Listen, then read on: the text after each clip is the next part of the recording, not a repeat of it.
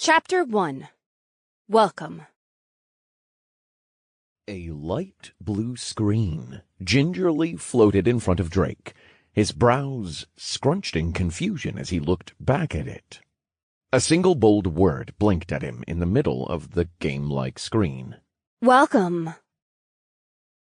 This isn't what I was watching.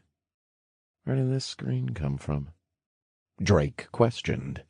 His gaze was again brought to the subtly bobbing screen. Paying closer attention, he saw a small blinking arrow at the bottom, prompting him to continue. Oh, man.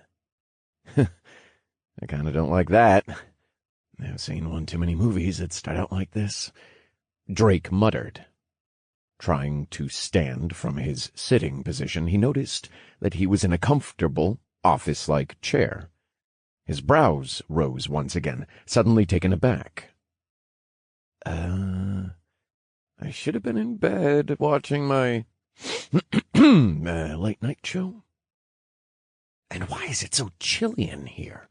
He thought, looking down at his exposed feet upon the cold tile floor. Oh, that isn't a good sign. Ignoring the screen only made it blink more aggressively in Drake's peripheral, but quite frankly, it wasn't the weirdest thing here. And that said a lot. Drake patted himself down. He would have thought it impossible, but it looked like he had somehow been moved out of his apartment and into this white, nondescript room. His gaze moved down his body, passing over his plain t-shirt, to stop with some embarrassment at his pants, or his lack thereof. Oh, shit, I'm pantsless, too! Hey! Whoever you are, oh, you didn't even have the decency to clothe me when you kidnapped me? He shouted at nothing in particular, hoping someone would hear him and provide some answers. The room didn't seem to have any doors to speak of, and no windows, which was another confusing thing to add to the list of rather confusing things. There was light, but no visible sources. Did one of my brothers put you up to this? I know my birthday's coming up soon, but this goes way beyond the normal prank. Hello? Drake continued to shout for a few minutes, eventually devolving into loud insults and indecencies thrown at the sarcastic-looking wall. He finally resorted to screaming at the top of his lungs until he ran out of energy and slid down against a wall to sit. After a few minutes of staring into space, a bell sounded in Drake's head, followed by a mechanical female voice. Welcome, new persons, to the integration of your world into fused world number 75,100,000,000,000,000,000. You will have 1 hour to go through the introduction before the initial tutorial commences. May you gain insight, power, and renown. And most importantly, survive. The cold announcement only added to the ominous and confusing knot forming in Drake's stomach. The bell and voice faded, and Drake's vision panned down from the ceiling, focusing on the screen again. A timer had been added to the upper right section. Time remaining until initiation, 59 minutes, 45 seconds. I've definitely seen this movie before, and I really don't want to see what happens when the timer runs out. He chuckled wearily as he reluctantly pressed the continue button. Chapter 2. A very shocking introduction. Welcome. A new and far more sardonic female voice said, startling Drake and causing him to sprawl on the ground. With the lack of doors, it shouldn't have been possible for someone to enter unnoticed. But the shock of a new voice brought Drake to his feet, assessing the person across from him. On the other side of a newly placed white table, He wondered where it had come from. Was a picturesque woman with shoulder-length black hair and sharp brown eyes staring back at him. Even sitting down, Drake could clearly see her defined body features under the business clothing. If anything, the tightly stretched clothes only made her curves more eye-catching. She reminded Drake of the K-pop stars who filmed promos for one of his favorite games. He let out a whispered, "Wow, you are smoking." An upward crease formed on the side of his mouth. The woman smiled in turn, casually getting to her feet. She was slightly shorter than Drake, maybe around 5'5". She casually sauntered over to his side of the table. No, I've definitely seen this movie before," Drake muttered, looking down at the extravagant woman in front of him. Unbeknownst to him, the woman had pulled out a small taser, but all Drake could see was her brilliant smile. Before he could understand what happened, he went stiff as a board, an intense current surging through his body. He fell back to the ground with an unceremonious thud. "What the fuck, lady?" he choked out while spasming. The woman never stopped smiling as she knelt down next to Drake, the taser still popping and crackling in her hand. I may be a system construct and only here for now to perform your introduction, but I'll be damned if you'll subject me to your low-tier game without pants, pervert! She spat, giving Drake another quick shock to the thigh. Drake yelped, pain shooting up the length of his leg like being struck by lightning. Oh, don't be such a baby. This thing only does 1 damage per hit. The stun is only inconvenient because you don't have any resistances yet. Now here's an extra freebie. Put them on so I don't have to look upon your disappointing lower half. She giggled condescendingly, dropping blue jeans on Drake's still spasming, drooling face. By the time Drake was able to gain control over his body, he was even more confused than before. According to the welcome screen, it had been a little over 10 minutes. What little time he had here wasted, all over a small compliment. Sure, I forgot that I was half naked, Drake thought. But it's not my fault I was brought here with no pants. I just went on autopilot since she's right in my strike zone. He sighed inwardly as he slipped into the jeans. He tried his best to ignore the blinking green bar in the top left of his vision, not wanting to acknowledge it. Thinking about it would be admitting to going even more crazy. Transported, half naked, to a small, nondescript room. A gorgeous hottie just spawns into it after I hear voices in my head. How was I supposed to know that this wasn't a lucid dream or coma? He yelled internally. Ugh, will you sit down already? You don't have all day, and I'd like to get started. We have a lot to go through. The woman said from her seat at the table. She had gone back to it at some point. Oh, I'm wasting time now, Drake shouted. Aren't you the one who just knocked me out for a harmless compliment? The woman raised a brow at his outburst, her hand rising from below the table. The taser sparked to life menacingly, lighting up the side of her face with a very electrifying crackle. You were half naked, if you don't remember. Want to go night-night again, brat? She stated flatly, making it even more terrifying. That's fair. No. I'm good, ma'am. Let's get started, shall we? He tried to be polite, silently sliding into his seat at the table. Good boy. Now hurry up and fill out the information on the screen, she prompted with the wave of the taser. Drake muttered. What was that? I didn't quite hear. The taser snapped to life again. Nothing. What? I just don't really understand the first line. He said nervously, looking down at the screen in front of him. Please enter your name or alias. Why would I need an alias? I'm assuming since I'm here you already know my name. This seems like a sign-up for some type of job or game. Oh, did I reincarnate maybe? Drake asked, rapid fire. With the taser out of sight, his enthusiasm began welling up. Ugh, so many questions, and we haven't even passed the first prompt. Can't you use that thing between your fleshy ears? The woman groaned with a flourish of her arms.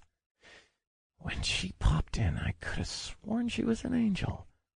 But what's with all this sadistic crap? She's a 10, but her personality is like a 1. I guess that's why they say, don't judge a book by its cover. Drake thought, staring at the woman as he awaited a proper answer. The woman's eyes narrowed in annoyance before she reluctantly answered. You're lucky I'm mandated to answer even the most mundane of questions, provided they're within a certain scope.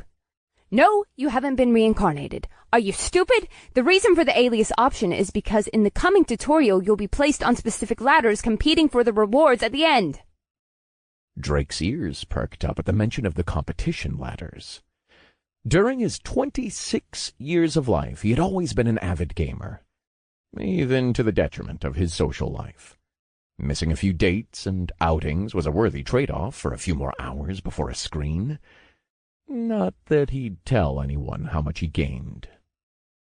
So, it's like a gamer tag for a game sign-up, he mused. You can think of it like that, she said, twirling the taser between her fingers. But this is no game. The system is made to promote the growth of mana vessels by any means. Mana vessels? Yeah. The simplest explanation I'm allowed to give you is that they, or more specifically you and the rest of your race, are containers for ambient mana, meant to contain infinite sums of it throughout the multiverse. You know about the Big Bang, right? She asked pointedly. Yeah, I went through school. She giggled. Could have fooled me. Drake scoffed, a scowl quickly forming on his face. Well, she continued. That didn't happen for no reason. The buildup of mana from the originators, or the first vessels, couldn't be held and went pop! She gestured, popping her lips. And now all that mana is continuing out into the multiverse all willy-nilly, doing whatever it likes, creating planets, destroying planets, creating and collapsing whole sectors of the universe. To contain the unstable mana, the surviving originators developed the system to gather and process it. Well, doesn't that just make 2 bombshells in the room, lady? I feel like you should apologize to all the people who worked so hard to come up with the Big Bang Theory. Nope. It isn't my fault they were uninformed, incompetent monkeys, she said flatly. Drake didn't miss his chance to voice some of the questions he had.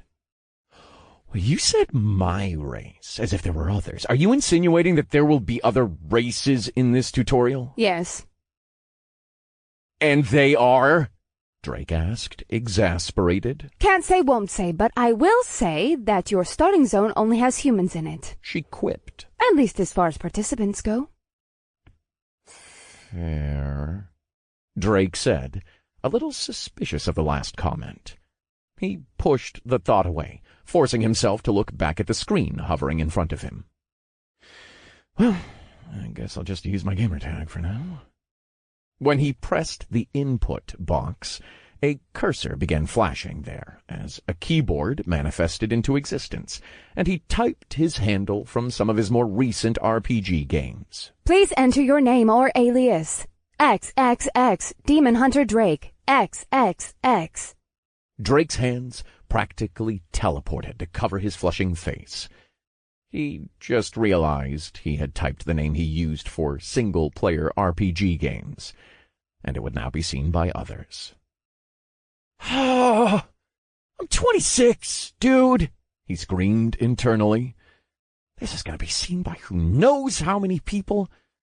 Oh, how embarrassing would it be to introduce yourself like this? Oh, hey, I'm XXX, Demon Hunter Drake, XXX.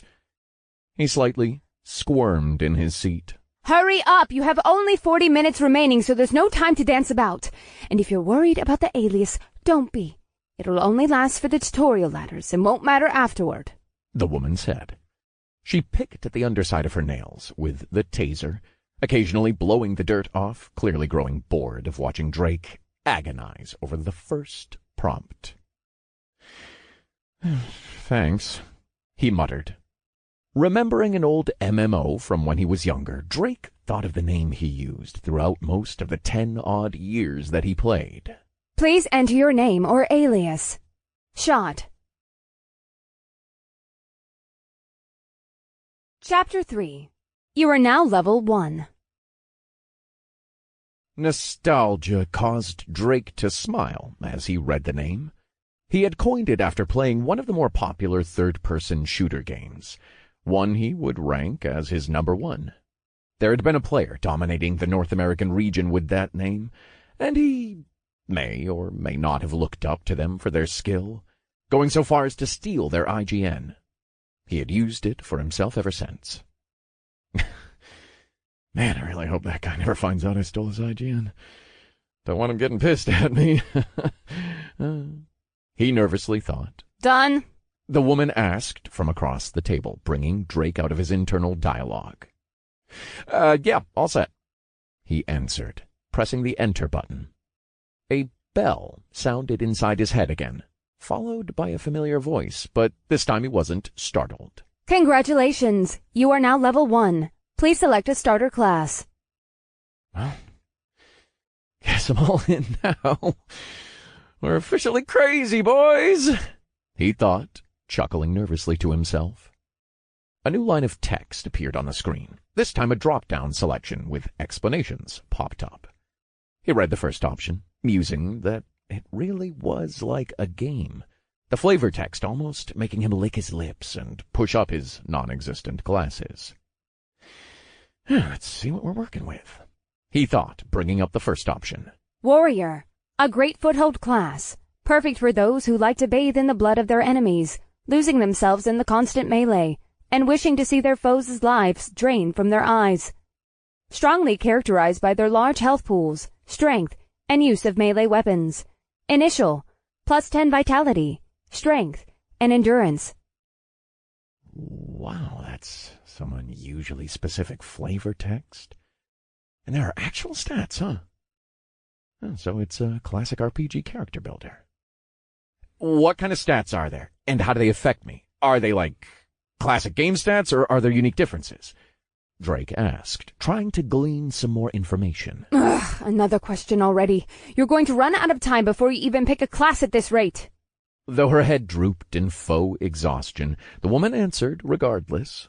They're what you would think of as typical statistics for games. Vitality affects your base health and health regeneration. Strength makes you physically stronger. Dexterity gives you more speed, faster reflexes, greater finesse, and the like. Intelligence increases base mana and makes your spells hit harder, and wisdom is mana regeneration.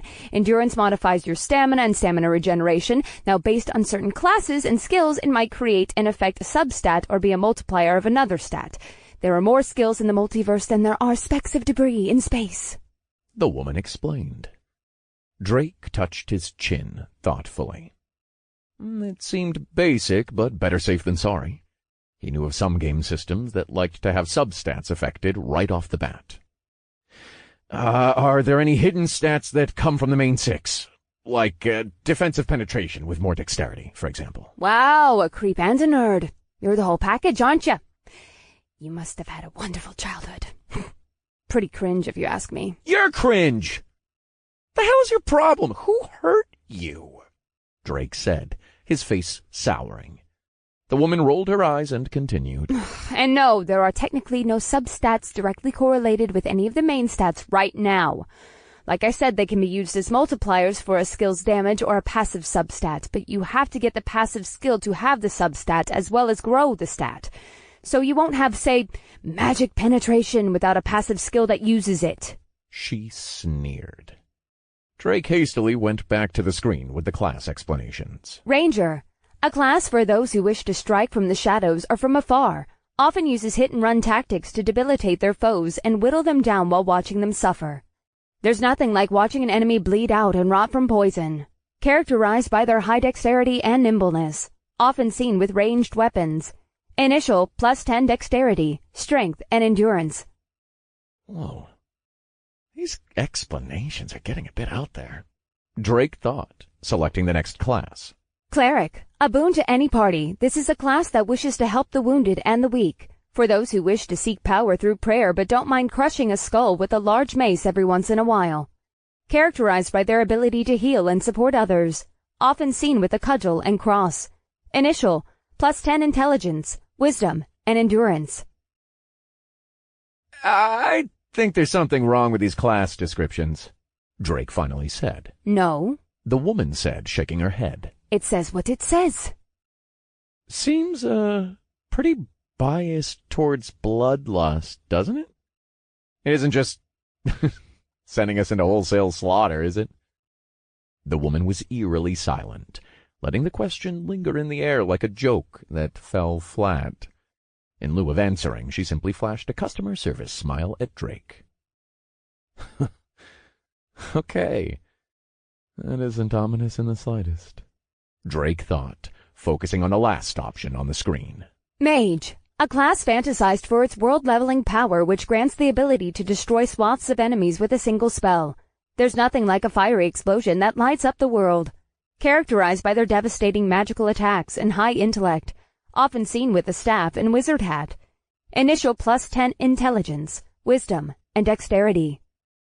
Drake's eyes widened. He had assumed there was magic, as the woman had mentioned, but he hadn't wanted to get ahead of himself. Now that he read about it, though, a bona fide mage class. Every game and anime with magic he had watched now flashed across his mind in a tornado of weeby excitement. He couldn't imagine selecting any other class. All caution was thrown to the wind. This was going to be his class. Nostalgia took him through his teen years, remembering the friends he had played with in past MMOs. Endless hours of grinding for gear, levels, money, and items, doing their best to organize people so they could challenge content first, all warmed his heart. He remembered when his guild leader created a custom class for a contest held by one game as a reward for reaching a designated level within a certain time limit. The basis of that class had been a mage, an incredibly versatile cross-class that only scaled into the late game, eventually garnering complaints about being broken. Again, a smirk crossed Drake's face. He was hoping there might be a possibility here as well. "I'm going with mage," he declared as he selected the class and pressed continue. Congratulations, you have selected Mage as your starting class. You are now a level 1 Mage. You have unlocked Mana Bolt. Bonus stats applied, +10 intelligence, wisdom, and dexterity. You've completed the introduction. Accept rewards. A sudden torrent of notifications flooded Drake's head as he completed the class selection, berating his inner ears with bells. Instinctively, he covered his ears to try to block out the noise. To no avail. I should have told you about the flood of notifications you would be getting. My bad, the woman said. Tilting her head back condescendingly, she sneered again at his pain. Why is it so loud?" Drake asked, gripping his ears as remnants of the ringing still haunted him. You get used to it, I'm sure. You can also mentally suppress the notifications and view them later. Would suck if that happened during a fight, so might want to do that. She snickered. "And how do I do that?" Drake questioned, raising his head and shaking it slightly in an attempt to clear the high-pitched ringing. You know those mute buttons on videos? Just think of it like that. It'll probably work. Drake did as the woman suggested and imagined clicking the button. "How do I know if it worked?" The rewards for the class change should still be there, since they haven't come out on the table. Go ahead and accept them mentally. The woman answered, not missing a beat. He brought up the notifications and saw one asking about the rewards. Mentally assenting to the notification, a wooden staff appeared on the table in front of him. Next to it was a black 20-sided die. Drake picked up the die between his fingers and rolled it around. "I've seen these. Isn't this for tabletops?" he wondered out loud. Among other things, it's for your class upgrade at level 10, and then second advancement at level 40. You should have gotten a class quest for it. And before you ask, I can't give you the class advancements, and no, it's not because I don't like you, she said, smirking. Jeez. Lady, aren't you just all rainbows and sunshine? And this is all they start you out with? No pointy hat? No robes? And what quest? New class quest. Reach Mage level 10. Reward. Class upgrade. Main class skill stone. Class specific skill stone. Oh, there it is. he thought, laughing wryly. For now, yes, she said flatly, ending the conversation. She visibly braced herself for his next questions. Drake put the die back on the table and picked up the wooden staff. It was made of smooth, dark wood and about the length of his arm. It could be used as a club, he supposed, but not a walking stick like Gandalf's. So what's with this staff? Can I fire magic out of it? Drake questioned, turning it back and forth in his hand, enjoying the feeling of the smooth, lacquered surface. Ooh, stop rubbing your wood in front of me, pervert, the woman admonished. And I can't say. Just use the system identification passive. Just look at the item like you want to know what it is. Really, really hard. Again, Drake did as suggested, and a new window popped, surprising him. This system really was very like a video game. Novice wooden staff. Common. A starter wooden staff made of what it looks like. Wood. 1 to 12 physical damage. 40 to 44 magic damage. Attack speed, normal. Cast speed, normal. Reading the flavor text, Drake chuckled. He was starting to enjoy the system's quips. He looked up from the staff in his hand to the woman, noticing that the screen was now counting down from 10. Well, looks like I'm out of here soon, so long as this isn't all just a coma, or a fever dream, I guess. You were slightly less than helpful, miss, but very degrading, which I might say isn't my kink, but no shaming here. You like what you like. Save spaces and all that. He said, standing up with staff in hand, leaning over with an outstretched hand. The woman stood up in a huff, a very familiar crackling sound at her side. Huh? Are you trying to kink shame me for a kink I don't even have? I'm a construct made to handle this introduction, molded to put you at ease for the transition to the tutorial, and you have the audacity to try and— Midway through her sentence, she saw that Drake was wearing a shit-eating grin as he extended his arm for a handshake. Ugh, whatever. She groaned, reaching out to meet his hand. Well, thanks for the banter, and I hope the tutorial isn't like those ones in manga and movies, Drake said. The woman smiled as she continued to shake Drake's hand. The counter fell to the final seconds. 5, 4, 3. She placed her other hand on top of his, her smile bigger than ever before, her eyes shrinking to points as her expression became sadistic. A primal aura exuded from her as she gazed deep into Drake's eyes. Oh, it'll be much worse, she said as her voice crackled and glitched in a cacophony of broken octaves. Chapter 4. Recruiter. The room flashed in an array of bright colors. The feeling of the woman's hand slowly disintegrating out of Drake's was unnerving. Drake sweated, chuckling nervously at her words. They echoed in the back of his mind like a shout in an empty hallway. He clenched and unclenched the now empty hand. Looking around, the room was nowhere in sight. The space he was in was lit by a multitude of colors, fully encompassing him and the floor. It faded away in a similar display of beautiful cascading light. But somehow, he was still able to stand upright. Drake assumed he was being transferred to the tutorial zone that the construct woman had mentioned.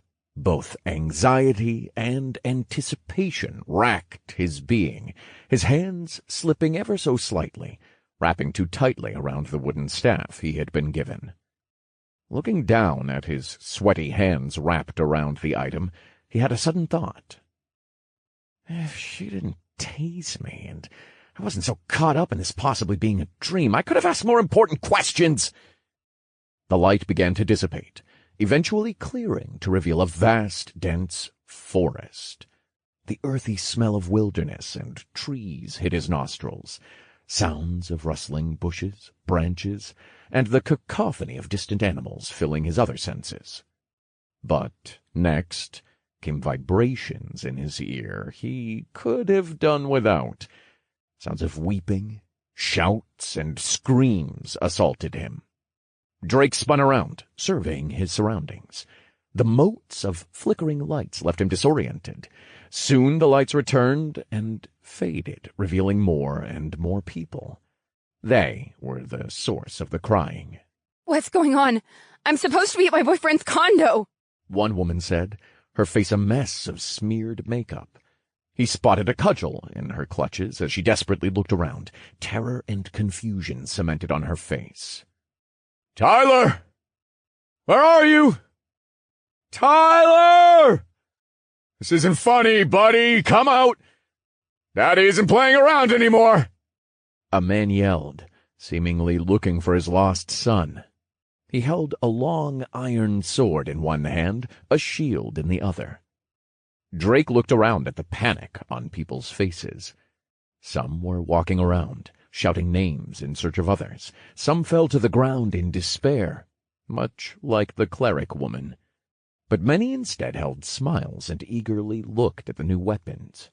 There were swords, bows, and quivers, daggers sheathed upon hips, the cudgels of healers, and even some people holding the same style of staff as Drake.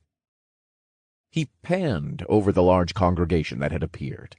The lights were flickering out, finally finishing the transportation. Towering over the crowd was a man who immediately drew the eye, his rough orange hair and husky build encouraging Drake to stay far, far away. Through the noise, Drake noticed that some of the people weren't speaking English. A few words within the hubbub were in Spanish, German, and even Korean. I guess it's true. The whole world got pulled into this. I'm just glad that there isn't someone speaking Tagalog. I'm already having flashbacks of my mother yelling and chasing me around with the chancla.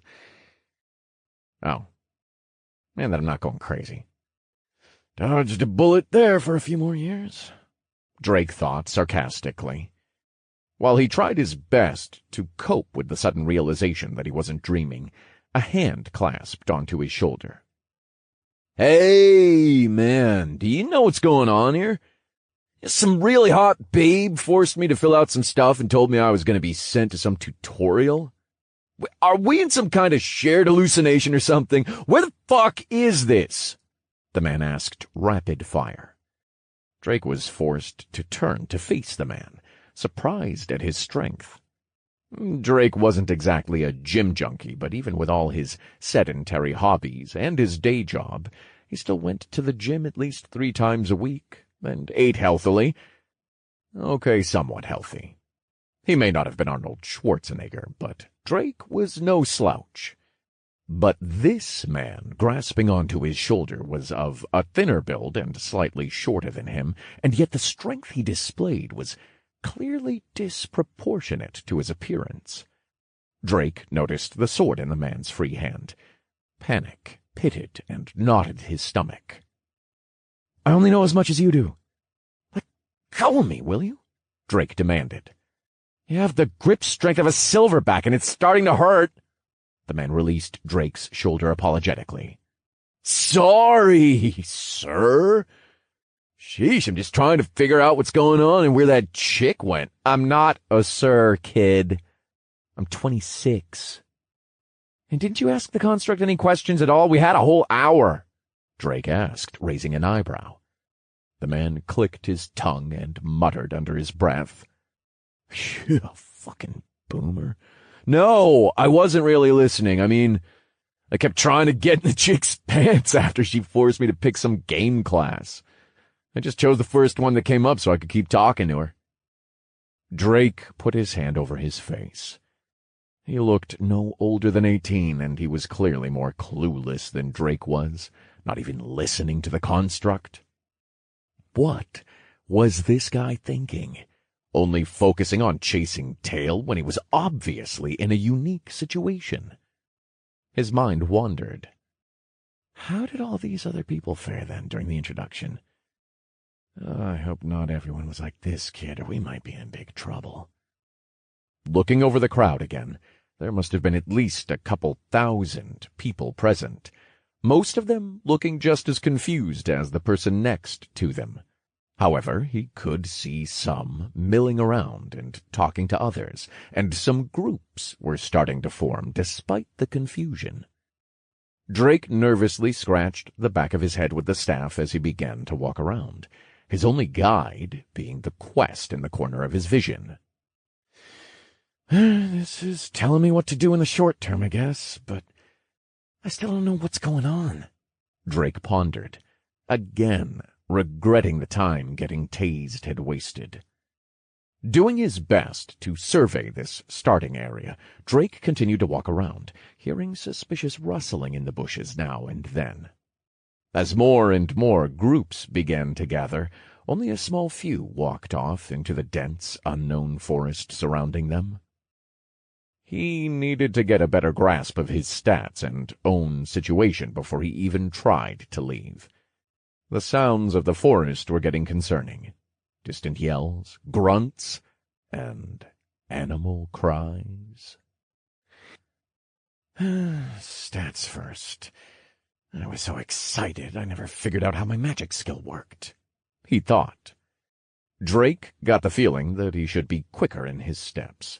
While he walked, he mentally went through all the game commands he knew. Character sheet. Stats. Status? There we go. A familiar blue window popped up in front of him. Drake Wallen. Race. Human. Tutorial alias. Shot.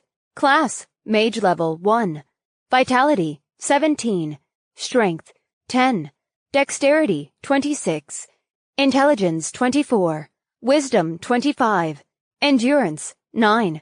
Skills. Mana Bolt. Drake looked over his stats for a moment. His mage stats were his highest, he assumed from the class bonus, meaning he was starting around 13 on average for his stats.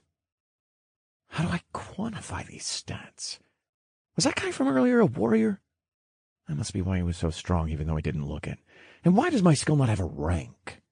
Drake wondered, but without warning another hand grabbed his shoulder. Drake faced the person who had stopped him. Inwardly, he was grumbling. He was getting tired of being touched. Hey there! I'm Chris. I'm forming a group so we can figure out what's going on and finish these quests together.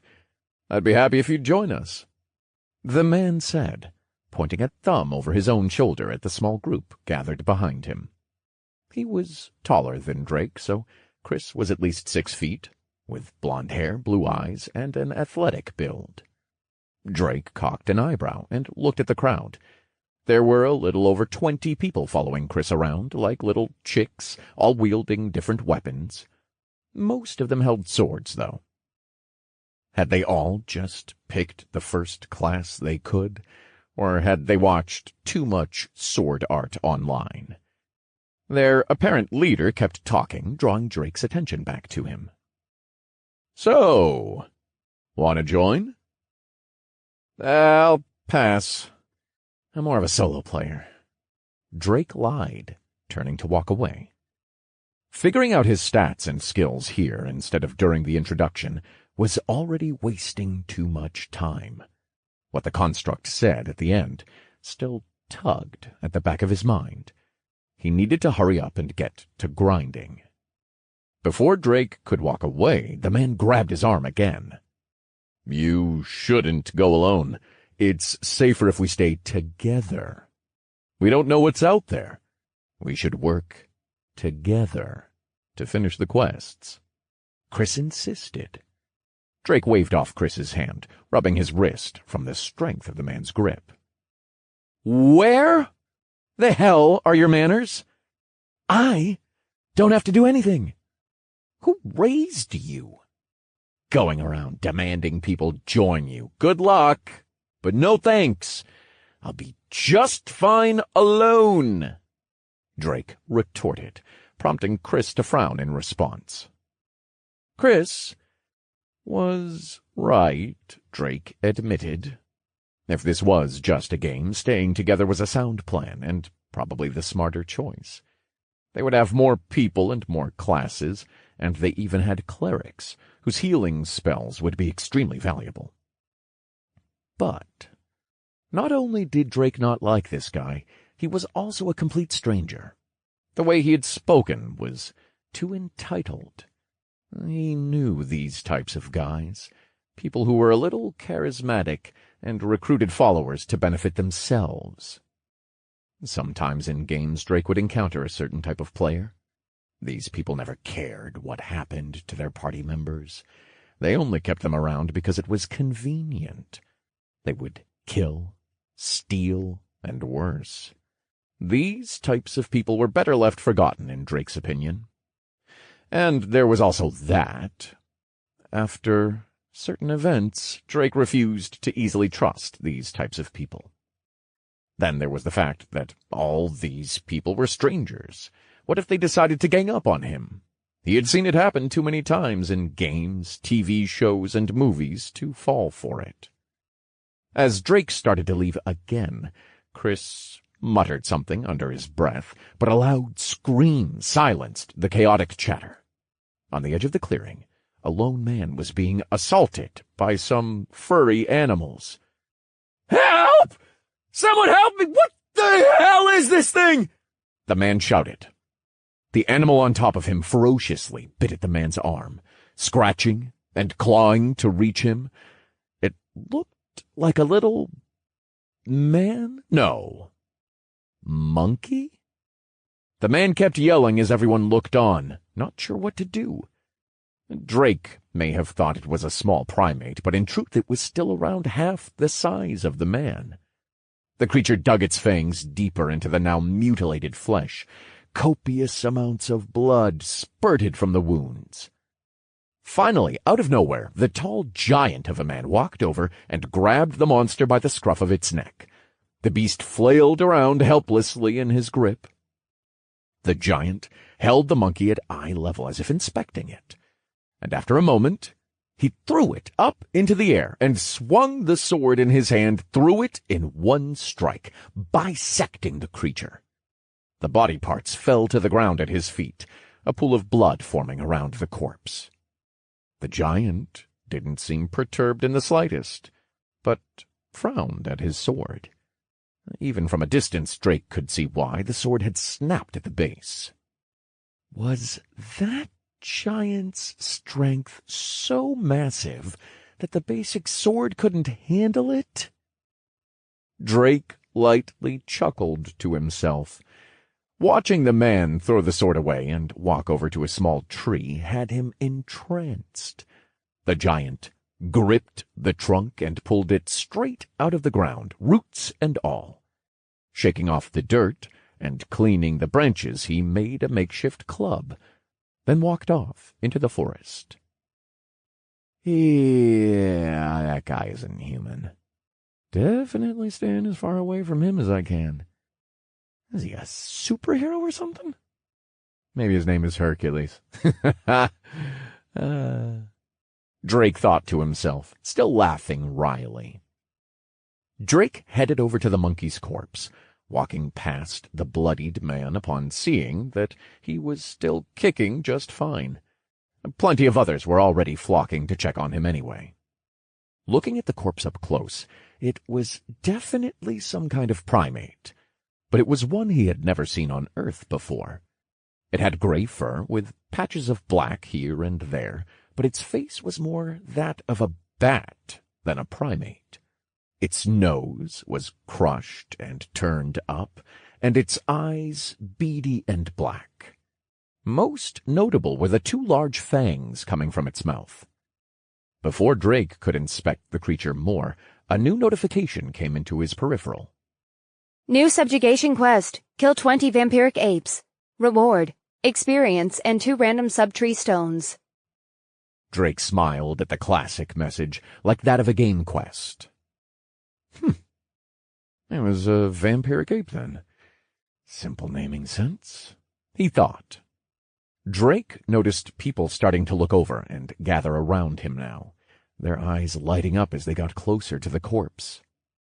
Oh, seeing the corpse was the trigger for the quest? Then I need to get going before all these things get hunted down. I don't want to fall behind. He ran off into the forest, away from the groups, guided by his eagerness. Danger was an afterthought when the siren song of being the first to complete the quest lured him. Suddenly a voice behind him yelled, "Hey, everyone, look at this weird ape! Looks like it triggers a quest! Why would someone just announce that? They could have had a head start.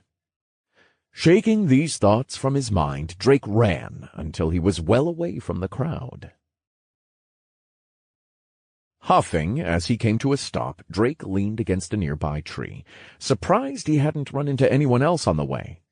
Not even any of the vampiric apes. Usually starter areas were dense with stuff to kill. Had that one ape just wandered off? A few moments after gathering his breath, Drake heard the rustling of leaves above his head. Looking up, he saw the figure of a vampiric ape drooling from its gaping mouth, a finger between its teeth, as if sizing up a tasty meal.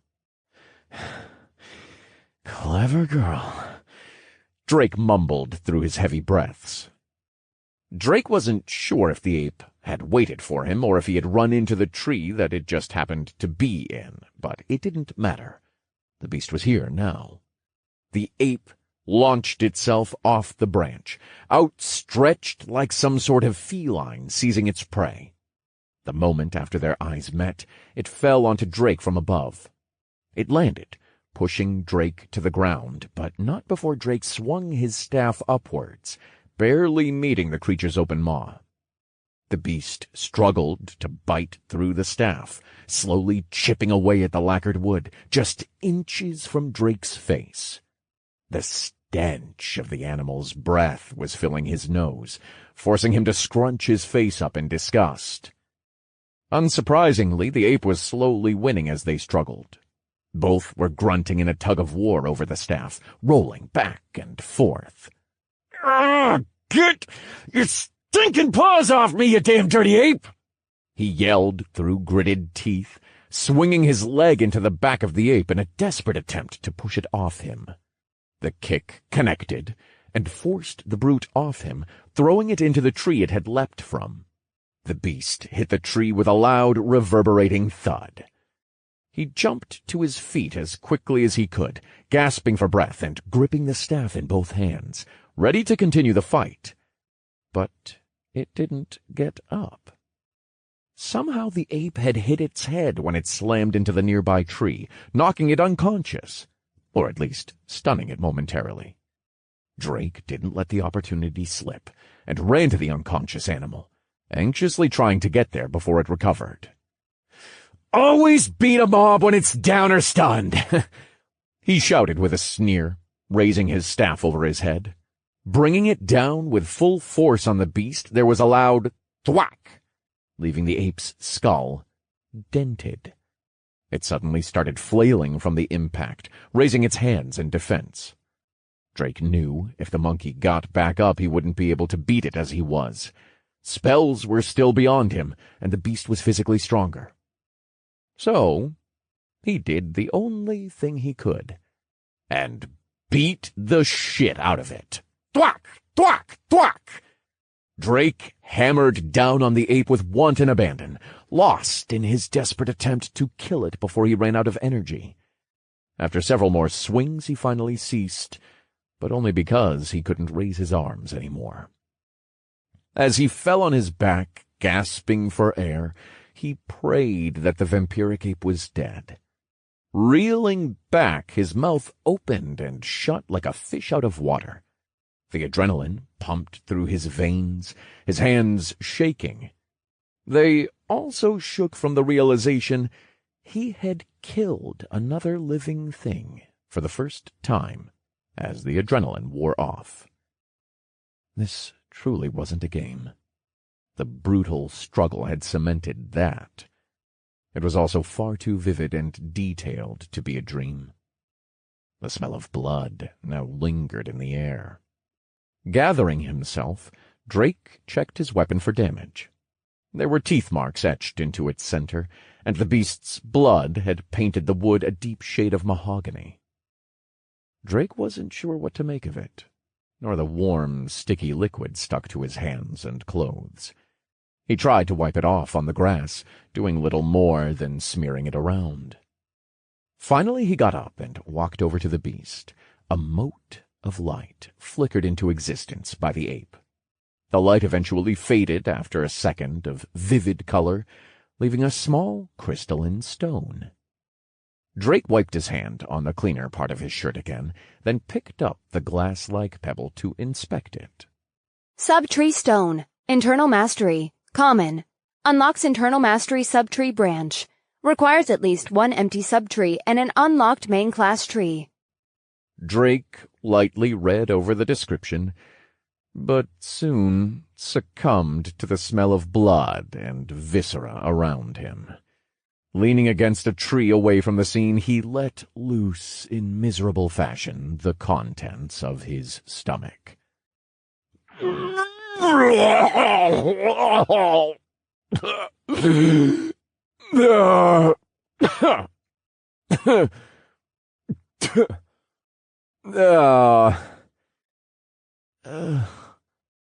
Why is it always carrots?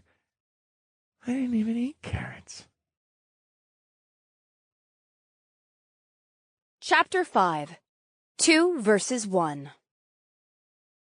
Drake wiped a glob of spit from his mouth, exhaustion clear in his eyes as he recovered from the nausea, eventually standing upright. He rolled the crystalline stone between his fingers, feeling the smoothness. Why did this appear after I killed the ape? Is it loot? Why did it happen only this time and not the other? Does that mean it's a random drop? Then what are these trees the description mentioned? One was a reward for the kill quest as well. Questions bounced inside Drake's head. He was filled with exasperation, and the stone only reminded him that he just didn't know enough and needed to check his notifications. Drake glanced to his peripheral to see new notifications blinking. Mentally, he opened them up one at a time. You have subjugated Vampiric Ape Level 1. Experience earned. 10 TP have been awarded. Subjugation Quest, 1 of 20 Vampiric Apes. Congratulations, you have reached Mage Level 2. 14 FP have been awarded. TPFP? He thought, looking over the notifications. TP, okay, that's obviously tutorial points. FP? Free Pepe? No. The system isn't that funny. Free points. Got it. Drake cleared the notifications, feeling a little more melancholy than he should have about the increase in level. His mouth still tasted of bile from earlier, and he was starting to feel hungry. It was still bright out, but nothing could serve as a clock. He hadn't had his phone or watch on him when he was swept away, so the only thing he would have to guess from was the sun's position. Looking up, it was bright and high in the sky, shooting down warm rays through the trees. If Drake had to guess, he would say it was probably afternoon, with the sun being directly above him. Some time ago, an online friend of his had pestered him to watch an anime about camping. Drake smiled fondly, thankful he'd gleaned some information from it that now came in handy, knowing just from the show that the sun rose in the east and set in the west, so he was pretty confident in his time assessment. But that was neither here nor there.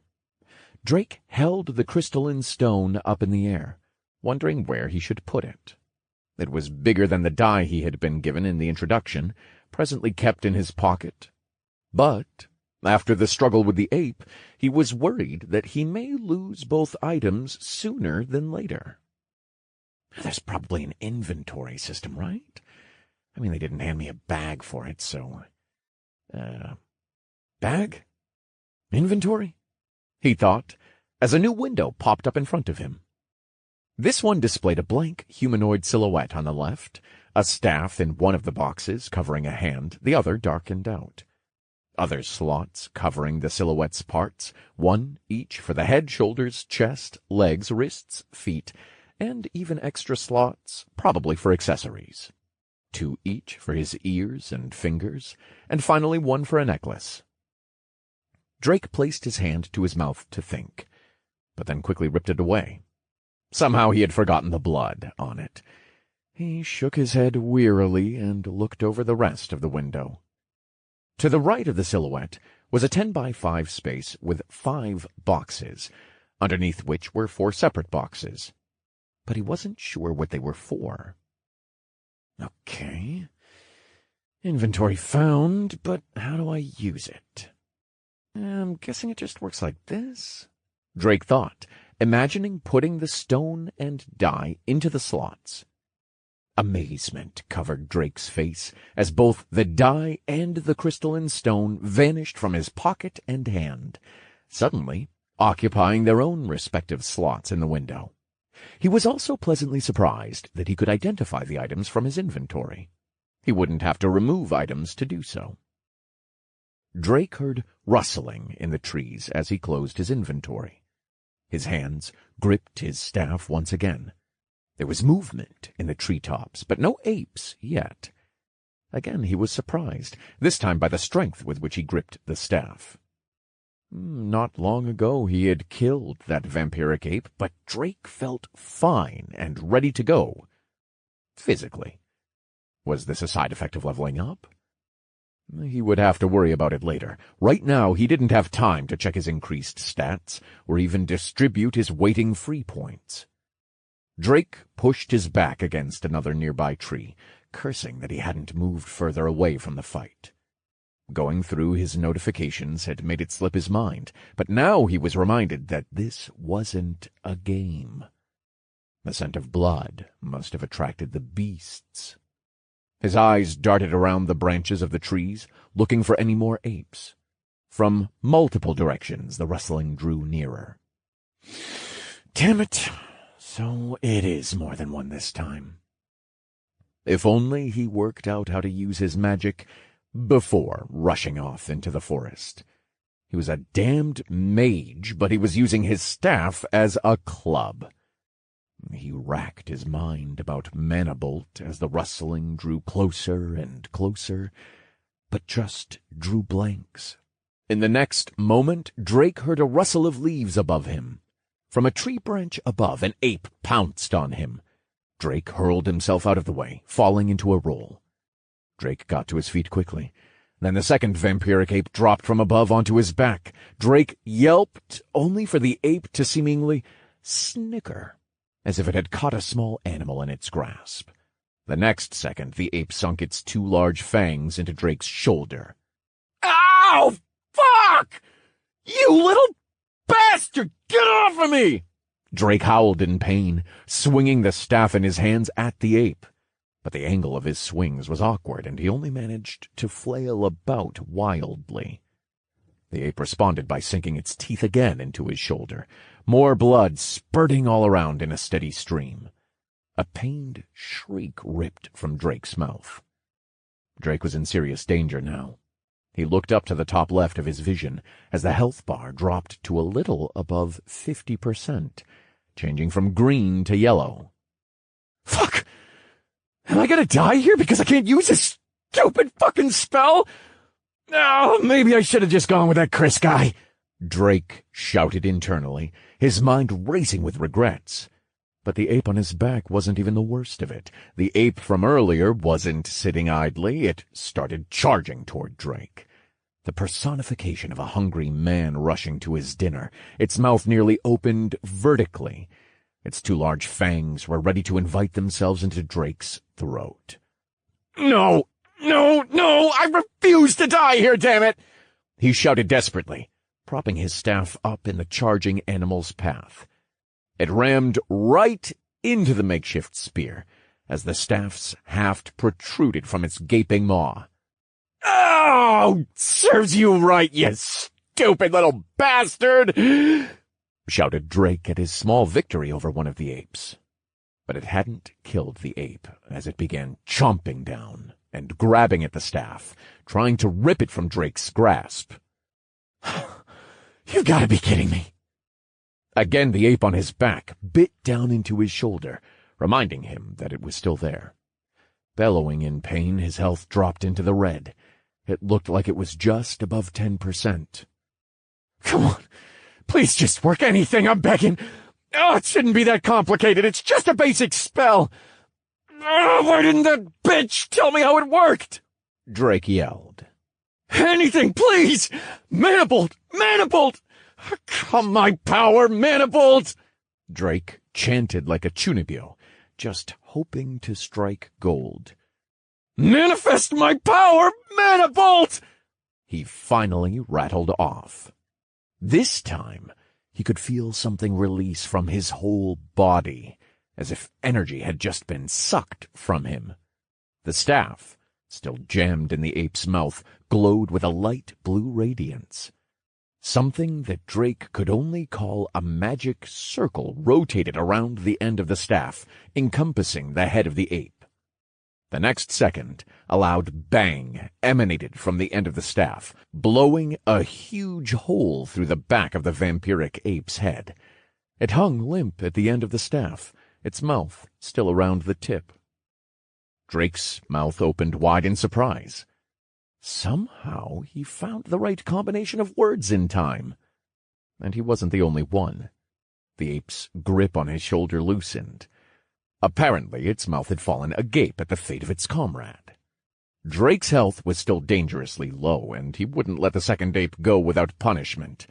He grabbed over his back, throwing the monster to the ground with a grunt. Pointing the end of his staff at the face of the surprised ape, it looked to its side at its limp companion with fright. Then it looked back at Drake, waving its hands as if to beg for its life. "Ha! Ooh, ooh, ee, ah, ooh, Monkey Man! Manifest my power! Mana Bolt!" Drake shouted as he smiled, only to grimace from the pain in his shoulder. The light and magic circle formed again around the staff's tip, temporarily illuminating the vampiric ape's confused bat-like face. Then a second later he shot the mana bolt right between the eyes of the ape, killing it instantly. Drake fell on his ass and chuckled, blowing the end of his staff like a smoking gun. But with health this low, he wasn't out of the woods yet, and he was still bleeding from his shoulder as he touched his hand to the bite. This was a pretty shitty situation, he thought. He needed to get away from here before more monsters showed up. Using the short staff as a crutch, he managed to get up to his feet, after which he was forced to slump over like an old man, as his staff was barely half his size. But there was nothing he could do about it. He looked down at the two apes in front of him, waiting momentarily. Two motes of light blinked into existence and winked out just as fast, leaving two small crystalline stones. Drake smiled as he scooped up the stones and placed them into his inventory. It's always nice to get loot after a fight. Chapter 6. Is it ha-ha funny or he-he funny? Drake weakly limped away from the scene of the fight, 2 items richer, and able to use his spell now. He looked up again at his health, still in the red and dropping as he bled out, and found what looked like a mana and stamina bar below it. Once the bleeding stopped, his health ceased falling as well. It was very close. Drake sighed in relief as it stopped at a mere 2%. Luckily, he hadn't blacked out from pain or blood loss. His mana bar looked like it was around 30%, and his stamina looked just as bad. He should use this reprieve to sort out his stats before the next ambush. His priorities right now were recovering and getting stronger. He quickly went to his stats through his notifications as he continued to limp forward, not able to rest for fear of more apes sniffing out the bloody mess that were his clothes and shoulder. You have subjugated Vampiric Ape Level 2. Experience earned. 15 TP have been awarded. You have subjugated Vampiric Ape Level 1. Experience earned. 10 TP have been awarded. Congratulations, you have reached Mage Level 3. 14 FP have been awarded. Subjugation Quest. 3 of 20 Vampiric Apes. Drake looked excitedly at the notifications. He had leveled up again. Looking at the necessary XP for Level 1 and Level 2, the amount needed seemed to double every level. He was also happy to find that his mana bolt was strong enough to one-shot a monster of his level. Looking back at his mana bar, he probably had one more mana bolt left in his reserves. That leveling up did not refill his health and other resources like in games was disappointing, further showing that this place may have game-like elements but wasn't a game. Finished with his notifications, he commanded his status to finally open. No shelter had been spotted yet, so he had no choice but to limp onwards. Drake Wallen. Race. Human. Tutorial alias. Shot. Class. Mage level 3. Vitality. 24. Strength. 12. Dexterity. 28. Intelligence. 42. Wisdom. 35. Endurance. 11. Free points. 28. Skills. Mana Bolt. Titles. First Blood. 2 versus 1. Living on the Edge. A new line of text showed his free points. It must have shown up now that he had leveled, and he now had 3 new titles. They hadn't been in the notifications. Why was that? For now, Drake pushed his question to the back of his mind, as he had more pressing troubles. He was dangerously close to kicking the good old bucket, and though it hurt him as a mage to do so, he had to put his free points into vitality. It was the clear choice, and he wanted to, live and all. It would be wise to only use as many free points as was necessary to get Drake out of danger to start. Presently, he could endure 2 bites from a low-level ape. He should use enough to endure that much. He placed 1 point into his vitality, observing his health for changes as he did. When the needle didn't move, he reluctantly put another point. The needle didn't seem to move at first, but after a second he saw it tick upward. "Oh, hell no! Are you serious?" He winced. He could only laugh sadly at how the stat worked. He looked at his health again, doing his best not to trip over anything while also listening for more apes. Again, the bar ticked upward ever so slightly. That confirmed that there was some sort of passive regeneration, but he wasn't sure if he received the regeneration in combat as well. It was something he would have to test later. He gazed at the bar longingly, as he concluded that when he put points into vitality, he would not receive the difference immediately, but only the increased regeneration, which seemed to be 1% every minute at his current stat of 26 vitality. Reluctantly, he had no choice but to dump all 26 points into vitality for the regeneration, shooting it up to 52 points, making it his highest overall stat. Oh, all the mages in the world are crying right now. A mage with more vitality than intelligence. He chuckled inwardly, admonishing his decision. His health ticked up more steadily now, looking as if it had increased to 3%. This made Drake spit on the ground in sorrow. He knew it was most likely because of his increased total health pool, but to see only a measly 3% every minute after dumping nearly 30 points was painful, to say the least. It would take him over 30 minutes to recover his health fully.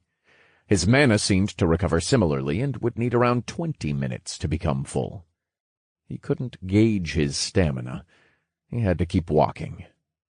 After 10 minutes of aimless roaming, Drake could finally hobble without his makeshift crutch. Looking over his stats quickly again, Drake noticed that some of them had gone up without any free points. Perhaps the mage class provided them a bonus with each level. This is good. It means I can get my health to a decent level so I don't die right away and can still hit a little harder each level, he thought. Mentally scrolling through his status again, he stopped at the titles portion, where 3 new titles sat. Before he tried to look at them closer, he checked to make sure there weren't any more apes in his immediate vicinity. When he heard no abrupt rustling of branches or bushes, he was satisfied and sat down to look at the titles and recover some of his stamina. Certainly he would need more, sooner rather than later. Hopefully he could identify his new titles the same way he checked his inventory. Focusing on the first title, he was elated to view flavor text. First Blood. Kill your first monster alone. +1 to all stats. Oh! Titles give stat points. That's only one, but if I get more, these could add up. Is there a cap on how many you can have? Drake pondered, going to the next title. 2 versus 1. Fight and defeat 2 enemies alone. +1 to all stats. Nice! Another one! Drake excitedly screamed inward. Now he looked at the last and final title he had gotten. Living on the Edge. Drop below 5% health and survive. +5 to vitality. Drake's face scrunched up at the last title.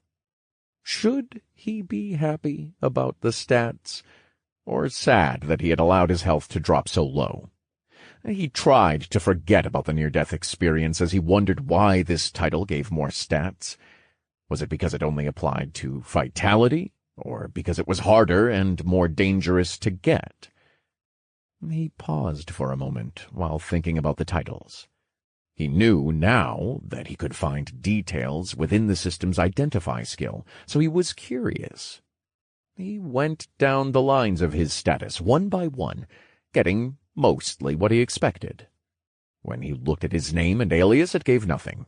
Surprisingly, his racial bonuses were apparently locked, but it offered no other information. Going from there, his class had just given him the same flavor text as the introduction. The various stats afforded the same, giving the construct's exact explanation. Finally, he reached his skill, the only line he hadn't identified yet. Mana Bolt. Mana Bolt can be cast by reciting Manifest My Power Mana Bolt. Cost. Small amount of mana. Cast time. Very short. Damage. 1-to-1 ratio based on intelligence. Drake silently stared at the text hovering in the window in front of him, the spell's incantation staring him right back in the face, unblinking and unmoving. And with a sudden scream, he roared into the air. "Is this a joke?" Chapter 7. Chris Springs, Bjorn Johnson. Chris walked behind the group he had expertly gathered, perusing his stats as they all ventured deeper into the forest. Chris Springs. Race. Human. Tutorial alias. Not available. Class. Warrior level 5. Vitality. 62. Strength. 94. Dexterity. 32. Intelligence. 26. Wisdom. 30. Endurance. 30. Free points. 0. Skills. Heavy strike. Titles. First Blood. Level-headed. Leader of sheep. Schemer. Murderer. Chris smiled to himself at what he saw. His group consisted of around 25 people. Well, it was closer to 20 now after some mishaps. There may have been a few accidents during fights, when people got too mouthy. Their last fight, which had raised Chris to level 5, had been void of casualties. Chris had been growing at a steady pace in this new world, all while safely protected. He would pretend to fight at the front with the other warriors, secretly dodging the vampiric apes, while the rest of the group did all the real fighting. But the final blow would be all his. It filled up his experience quite nicely. His stats had exploded with his fresh levels and newly obtained titles. He had more than enough strength to make sure anyone who noticed he wasn't fighting, or maybe got a little too strong, had a small little accident. And this was just the beginning. Chris, how are you feeling? Are you all right after that last fight? Asked a girl around the age of 20. Leaving the front of the group, she approached him. She was short, petite, gullible blonde, a classic college party girl he had seen again and again, and when he promised to protect her while first forming their group, she had taken a liking to him right away. She had even gone so far as to start recruiting people herself. And best of all, she was a cleric. "Oh, I'm all right. It wasn't as tough as the other ones. We must be pretty strong. How's everyone else doing, Megan?" he asked, immediately moving the conversation's focus off of himself. Well, some people had some scrapes and cuts from those nasty vampiric apes, but thanks to me, Julia, Jacqueline, and Mr. Park, it wasn't any problem. She chirped, hopping slightly on her toes. Chris looked over to the girl now walking beside him. The way she was able to integrate so well into this new environment surprised him after how distraught she was when he first found her. But he had to give her credit. If it wasn't for the morale boosts and healing she provided, they definitely wouldn't have made such progress. She was almost like a bubbly poster girl for their group.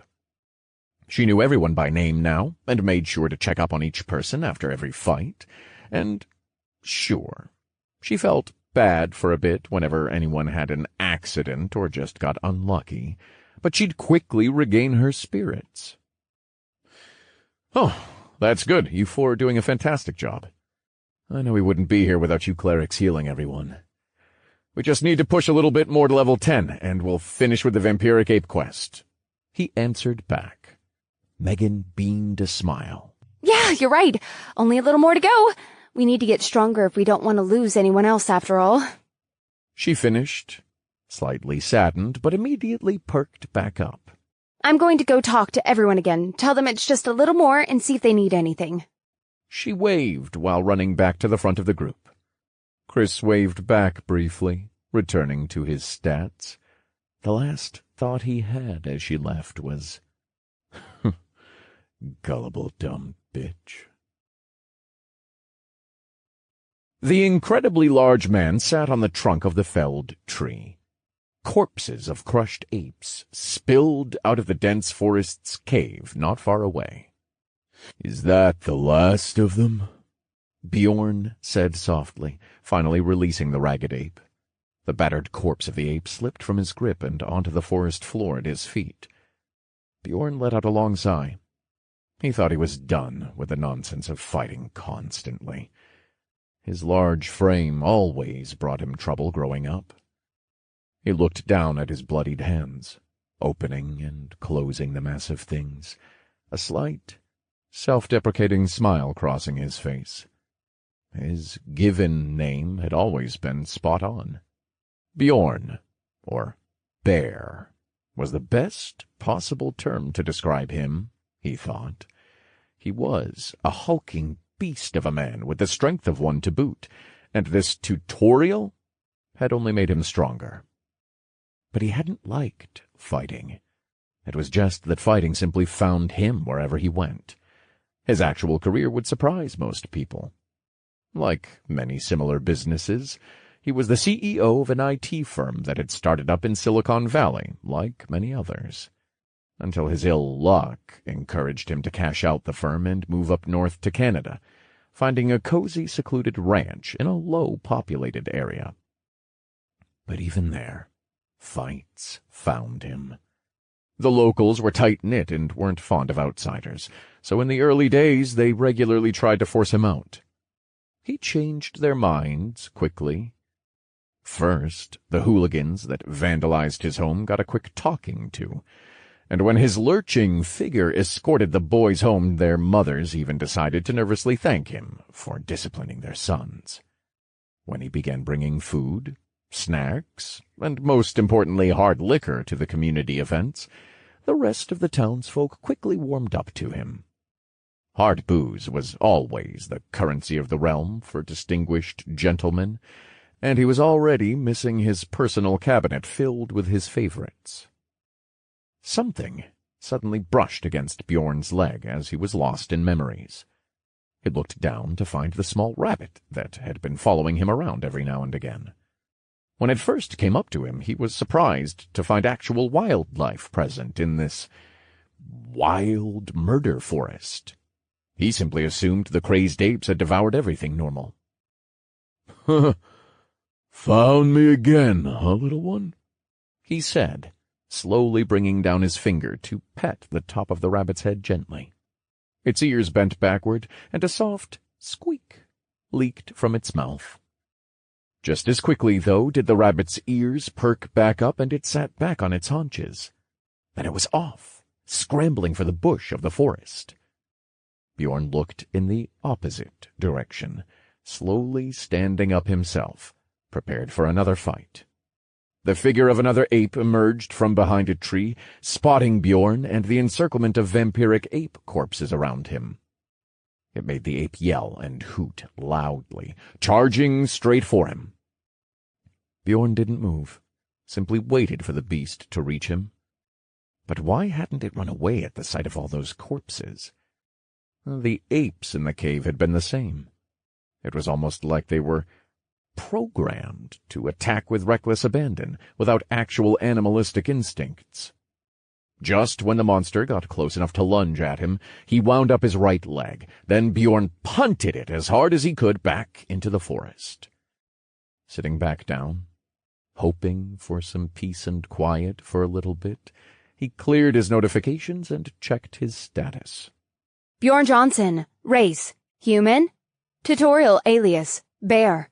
Class. Warrior level 9. Vitality 107. Strength 174. Dexterity 51.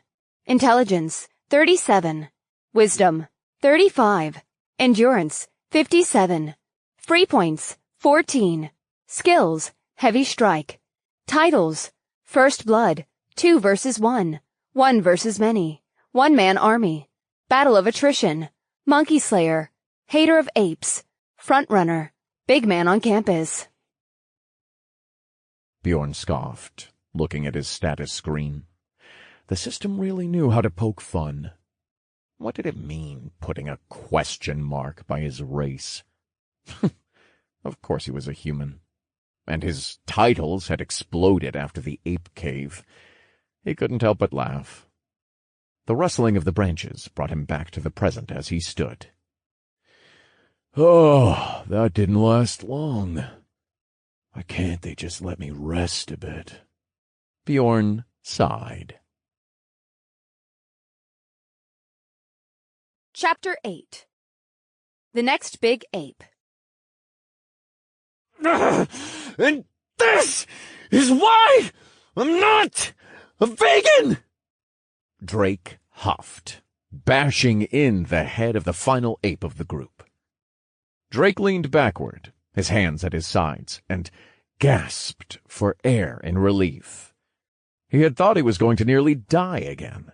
His health bar was a little over 50%, which wasn't awful after having to fight 5 apes at once, but his mana had run out mid-fight, forcing him to kill the last 2 with just the sheer power of, and with, his low-damage staff.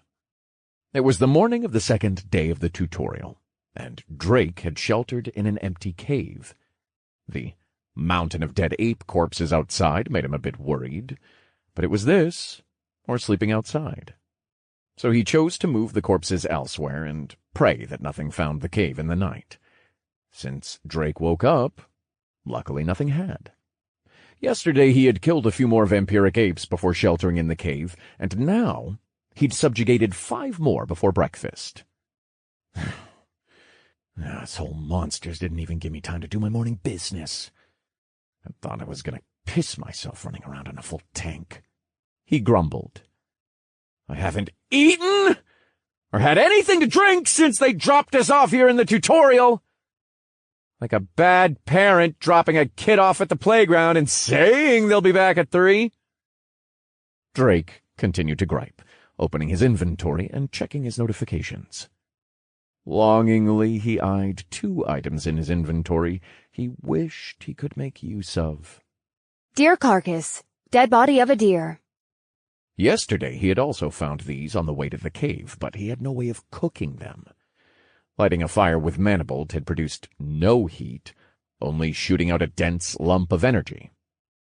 He had learned a couple of things over the last day, like items of the same type, being stackable. Looting more stones had taught him this. He even found other types called skill stones. He had picked up only 2 of those. Skill Stone, Warrior, Common. Unlocks 1 random skill from the Warrior tree. Requires 1 open skill slot and 1 unlocked Warrior-based main tree or sub-tree branch. Skill Stone, Body, Common. Unlocks 1 random skill from the Body tree. Requires 1 open skill slot. These skill stones seemed to be the only way to gain more skills, from what Drake could gather, but he had no way to use them yet. It was like the system was constantly dangling a teasing carrot in front of him, and it wasn't the only thing he wasn't able to use. After killing his 5th ape, a new line had appeared in his inventory beneath the slots. Tutorial points, 125. He had finally gained a line for his currency here, but had no idea how or where to spend it. Drake sighed as he went through his notifications and brought up his status. You have subjugated Vampiric Ape level 7. Experience earned. 45 TP have been awarded. You have subjugated Vampiric Ape level 7. Experience earned. 45 TP have been awarded. You have subjugated Vampiric Ape level 5. Experience earned. 35 TP have been awarded. You have subjugated Vampiric Ape level 5. Experience earned. 35 TP have been awarded. You have subjugated Vampiric Ape level 6. Experience earned. 40 TP have been awarded. Congratulations, you have reached Mage level 5. 14 FP have been awarded. Subjugation quest, 11 of 20 Vampiric Apes. Drake Wallen, race, human. Tutorial alias, shot. Class, Mage level 5. Vitality, 67. Strength, 13. Dexterity, 29. Intelligence, 59. Wisdom, 44. Endurance, 12. Free points, 14. Skills, Mana Bolt. Titles, First Blood, 2 versus 1. 1 versus many.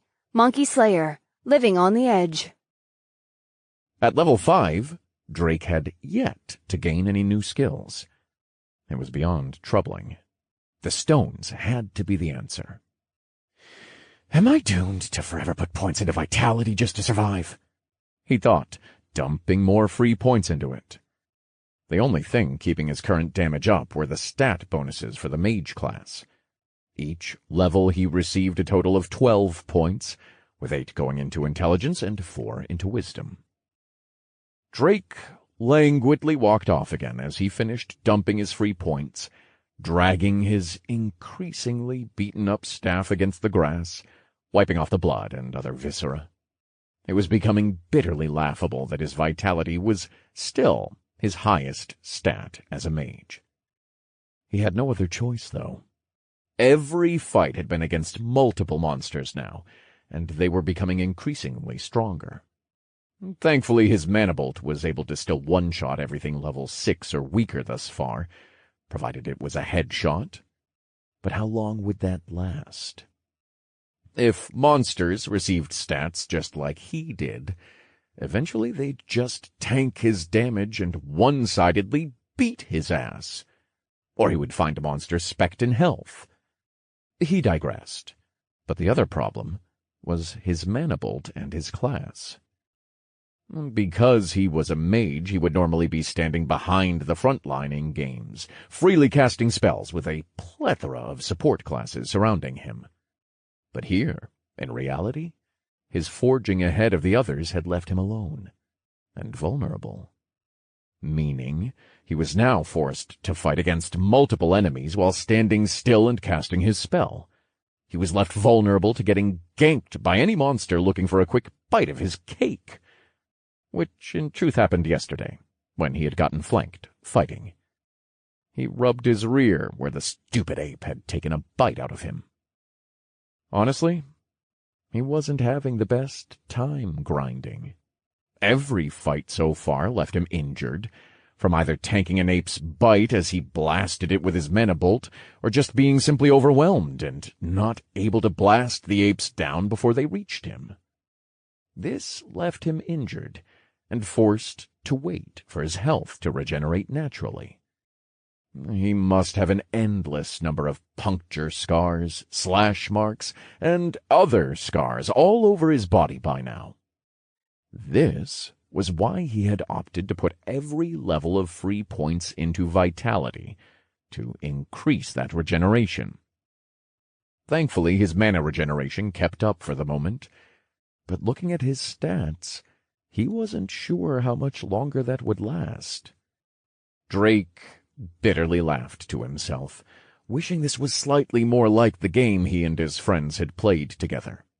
There were magical potions aplenty in that game, making it far more efficient and easier to level solo, as you didn't need the support classes until late game.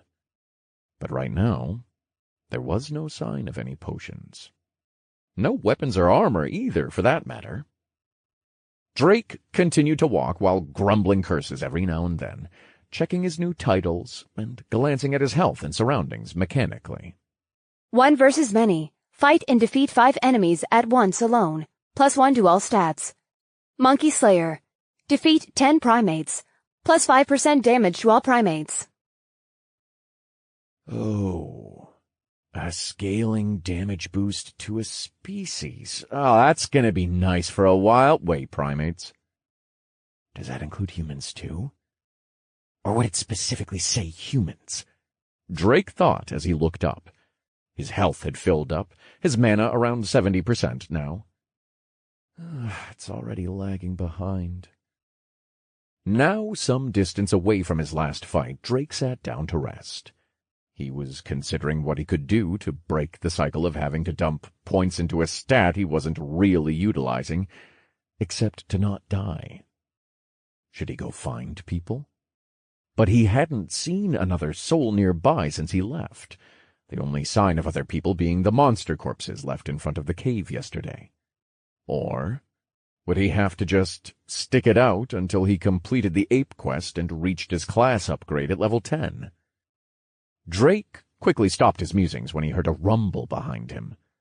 The sound was steadily getting closer, each thundering rumble increasing in volume and physically shaking his surroundings. Whatever was coming, it must have been rather large. Am I in Jurassic Park now? What is with this place? Drake stammered as the hulking figure casually emerged from behind a tree several feet away. Drake swore internally as he saw the jumbo-sized ape. It stood at least 8 feet high, having the same smushed, bat-like face as the smaller ones, but this one had a distinct difference, besides taking too many steroids. It was wearing armor, and holding a weapon. The jumbo ape was holding a large wooden club in its hand, a metallic helmet, far too small for it, resting on its head. A 17th-century-looking piece of armor was squeezed around its chest. Psh, what B-rated high school movie club wardrobe did you walk out of? Drake scoffed. No, apparently the large ape had heard him. It raised its arms in the air and howled, charging Drake on all fours. "Shit, manifest my power, Manibolt!" he quickly chanted. The bolt went flying out from the tip of his staff. In moments, the bolt struck home and blasted the ape right in the head, forcing it to stop in its tracks. The ape's helmet rolled on the ground, and its head snapped back from the impact. The monster patted its head, as if looking for the armor. It quickly found the helmet on the ground next to it, a small, smoldering dent in it. The ape locked eyes with Drake as it placed the helmet back atop its head, making sure it was safely fitted there. Its eyes thinned as it growled, looking at Drake like he had done the most insulting thing in the world. It swiftly howled again as it continued its charge right for Drake.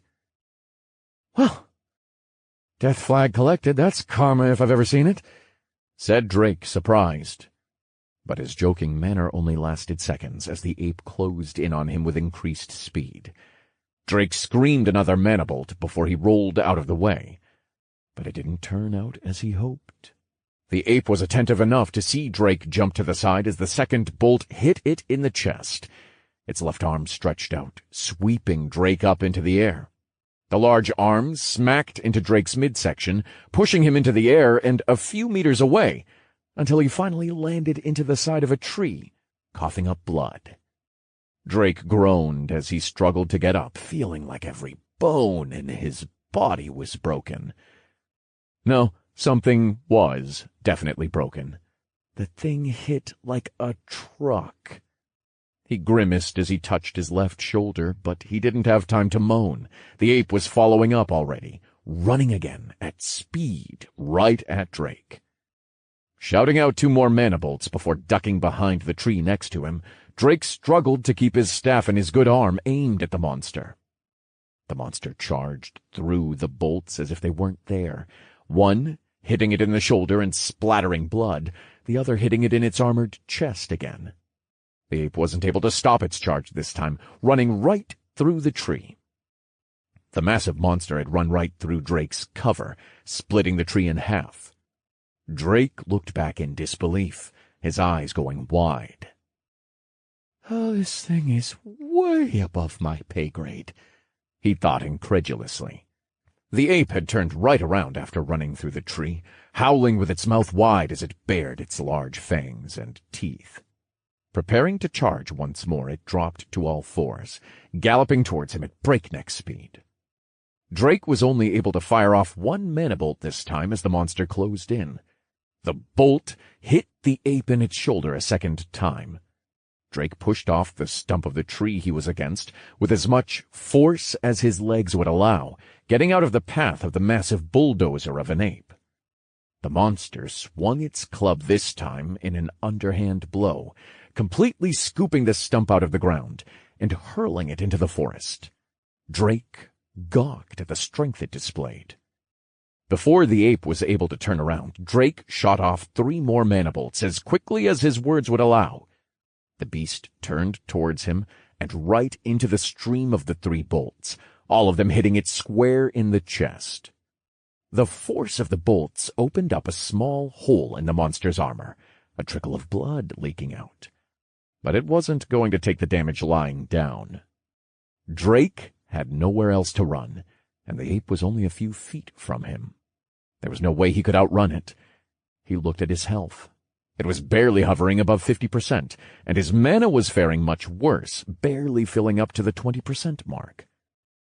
He looked at the hole in the ground where the tree had been as he gulped. Drake had no desire to get hit, but he steeled himself for what might happen. He only had enough mana for 3 or 4 more bolts, and that was only if he could chant them out in time. The ape touched the wound in its chest and grew furious, walking only a few steps and raising its club in the air, ready to strike down on Drake. But Drake wouldn't just sit there and be squashed. He managed to fire off a bolt as the monster walked forward, hitting it dead in the center of its chest where the others had landed. The ape bellowed in pain this time as it brought down its club on Drake, but he was already jumping away, just barely dodging the club as it passed him. He rolled and got to one knee on the ground, aiming his staff at the center of the monster's chest as it turned to strike him again. Drake finished the chant for the bolt, and it fired, point blank into the monster's chest, straight into its already grisly wound, a torrent of blood flying out from it. But the ape was not yet finished. Somehow it still had strength left as it hefted its club upwards, hitting Drake off the ground and into the air. He wouldn't be outdone. Drake had managed to survive the blow, the ape evidently on its last legs. Drake gritted his teeth, willing himself to stay conscious and aim at the beast, using the dredges of his mana for one last mana bolt. "Manifest my power, mana bolt!" he bellowed while flying towards the ground. The last thing in his vision was the cold, hard dirt, then darkness. Chapter 9. A Mile Behind. Drake's eyes fluttered open, his whole body in pain. Bloody crust on his eyes blurred his vision, and the brightness of what he hazily thought was the sun or a campfire. Definitely a fire, he thought as he heard the crackling of embers. He rubbed his eyes to clear the filth on them, trying to figure out what was going on. Once the dirt and dried blood was gone, he blinked wildly and tried to focus his vision. Suddenly, remembering he was fighting some steroid-using monkey, he shot up halfway from his prone position, his head darting back and forth. "Ape's dead, little guy. No need to worry." A rumbly voice like low thunder said. "Who are you calling little guy?" Drake began as he turned, but quickly shut up, seeing its source. Had the monkey had a friend? "Oh, never mind. You can call me whatever you want." "All right, big guy," the man scoffed. "Name's Bear. You can wash up at the river over there?" Bear told him, pointing a little past Drake. "The stuff from the warrior vampiric apes is right here." Bear rapped his finger against the armor at his feet, where a crystalline stone reflected the light. "But I'll be taking this as compensation for making sure you didn't die when I found you passed out back there," he finally said, picking up the wooden club the ape had been using. It still had some blood on it, most likely from Drake, making him shudder slightly. "Oh, yeah, that's fair. My life's worth a big stick, then, I guess," Drake said, fumbling over himself as he slowly stood up. "Would you rather I take everything? Not that I need it," Bear quipped. "No, we're square." "No, it's my bad. I joke when I shouldn't sometimes. What I meant to say is thank you," Drake said sheepishly, turning to go in the direction of the river. "No worries, man. Ain't that deep." Bear chuckled lightly, taking Drake off guard with his response. "Ain't that deep? Where are you from, dude? SoCal?" Drake asked, turning back to the fire, finally getting a good look at the man.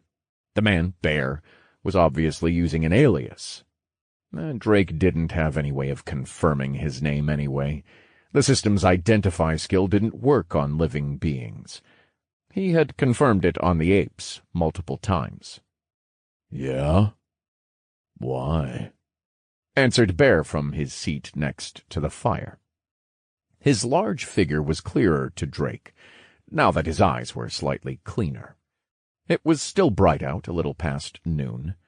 It looked like Bear's red hair was shining in the light, brighter from the fire. He had a strong-looking face, fiercer than what he saw the day before, and a rough, full beard covering it.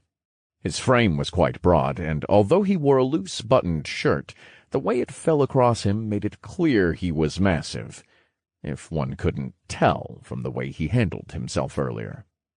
"No! I know a few people from California. You just come off as, a huge Paul Bunyan or Braveheart kind of guy," Drake said, laughing lightly. "Oh, I get that a lot. I'm actually Icelandic. Moved to the States when I was just a kid. The ironic thing is I ended up in Canada up in the woods, so yeah, I guess the Paul Bunyan fits now," scoffed Bear, waving Drake off to go to the river. Drake moved a small way off and found it, looking around now and then to scan for danger. When he felt safe enough, he knelt to the edge of the running water, splashing his face and cleaning off the rest of the caked-on blood, dirt, and grime. Soon, Drake's hands began to shake, the events of the previous day catching up to him as his body shook as well. He curled up, his arms wrapping his body, as he yelled and screamed silently into his arms. The fact he had almost been crushed and nearly died twice in the last 24 hours was just too much for him. He had never faced anything like this in his life, never been in the army, or had many confrontations. It was a completely foreign experience. Sure, he had been in the occasional street fight or scuffle at school, but a life-and-death battle was incomparable. The water on his face was indistinguishable from his tears as he sat there for a moment, shaken. I thought I was past this, he thought. The fear, depression, and anxiety from when he was fired from his job, kicked out without remorse or reason at the whim of someone who only saw him as a number on a sheet, a liability. The deep emotions he thought he had quelled years ago with the help of his friends began to surface, if only momentarily. Staring down at the muddled water, his frustration at the self-pity he felt was boiling over in lamenting rage. "Fuck!" Drake shouted finally, throwing both his hands into the water in frustration at his weakness. After a few moments he cupped them to drink, hoping to drown in the coolness quenching his thirst, coating his dry throat. This definitely wasn't what I pictured when I thought of the great mage I wanted to be. Finally get magic, and I can only cast one spell? And Monkey Man nearly trampled all over me? Something has to change. I have to change. Maybe I should ask him to help me. No, I have to do it myself. If I use someone else as a crutch, it'll be the same as before. Drake growled through clenched teeth, his fists balled just beneath the surface of the water until he relaxed, giving a solemn sigh and slowly standing up. Drake grimaced again from the muscle pain, looking at his health. It was full, but that didn't match how he felt. The system's health meter didn't account for a larger injury's lasting effects when it measured health, he guessed. Drake was still in one piece, but his body still ached where he had been struck by the tree and the ape's club. He made his way back to the fire, taking a seat in front of it to dry himself and his now cleaner clothes. Bear seemed to be looking over something through the system, as he only looked up briefly to nod at him when he approached. Drake did the same, curious about his own status. You have subjugated Warrior Vampiric Ape Level 7. Experience earned. 300 TP have been rewarded. Holy shit, no wonder it almost two-shot at me, he thought. Congratulations, you've reached Mage Level 6. 14 FP have been awarded. Drake frowned slightly at only gaining 1 level from the ape. It had nearly killed him, after all. He was also surprised to see that the kill didn't count towards the kill quest, adding a new one instead. New subjugation quest. Kill 10 warrior vampiric apes. Reward. Experience. 1 random skill stone. Drake brought his hand to his chin, looking at the notification. It looked like subjugation quests were triggered by encountering new species and monster types. He moved to his status and noticed a new title. Close call. Be on the edge of death twice, dropping below 5% health twice, and survive. Plus 10 to vitality. Drake Wallen. Race. Human. Tutorial alias. Shot. Class. Mage level 6. Vitality. 77. Strength. 13. Dexterity. 29. Intelligence. 67. Wisdom. 48. Endurance. 12. Free points. 28. Skills. Mana Bolt. Titles. First Blood. 2 versus 1. 1 versus many. Monkey Slayer. Living on the Edge. Close call. Before Drake could decide what to do with his free points, his stomach roared in hunger at him, reminding him that he hadn't eaten in 2 days. He looked at the fire and got an idea. Hey, Bear! Are you hungry? Drake suddenly asked the man across from him. Raising a brow and looking up from, presumably, his own status, Bear answered, Yeah, always. Drake pulled the deer carcass from his inventory. Do you have any idea how to prepare this? Drake asked, as he had no idea himself. He hadn't exactly been the outdoorsy type before the tutorial. "Yeah, I've done it a few times, no worries," Bear answered, picking the deer up by its hind legs one-handed. "Would, you be willing to prepare two, then? I'll give you one of them as thanks for helping me out earlier," Drake said, bringing out the second deer. "Yeah, no problem." Bear grinned as he took the other deer in his other hand and walked out of sight with them. What a monster. "Those things are easily 200 pounds each, and he's handling them like toys," Drake thought. While Bear was preparing the deer, Drake moved over to the pile of armor from the ape. First, he picked up the small stone next to them, inspecting it before plopping it into his inventory. Skill stone. Debuff. Uncommon. Unlocks one random skill from the debuff tree. Requires one open skill slot. Drake was pleasantly surprised at the stone's description. A debuff skill would be great. Well, if he could use it. Soon he heard footsteps coming from the woods and turned to see Bear carrying a skinned and skewered deer in each hand. "That was really fast," Drake said. "It doesn't take long if you know what you're doing, and with the strength I have, it goes really quickly," Bear answered, shrugging his shoulders.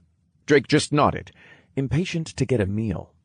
Bear was setting up a spit roast for the fire. Sitting back down on the fallen tree, he rotated it now and then, silently. Drake wasn't much for conversation at the moment either, staring at the deer, drooling in anticipation for his first meal in so long. The smell of cooked meat filled the area.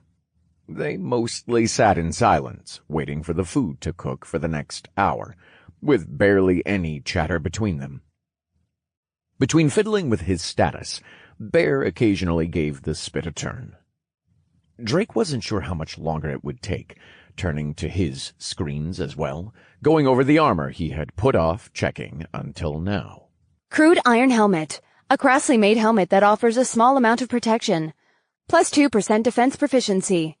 Crude iron cuirass. A crassly made armor that offers a small amount of protection. Plus 5% defense proficiency. Drake looked curiously at the armor, noting the previously unmentioned stats on them. He scrutinized the names of the pieces, trying to glean some more information if possible. Crude iron helmet. A non-graded piece of equipment. What is a non-graded item? Drake thought.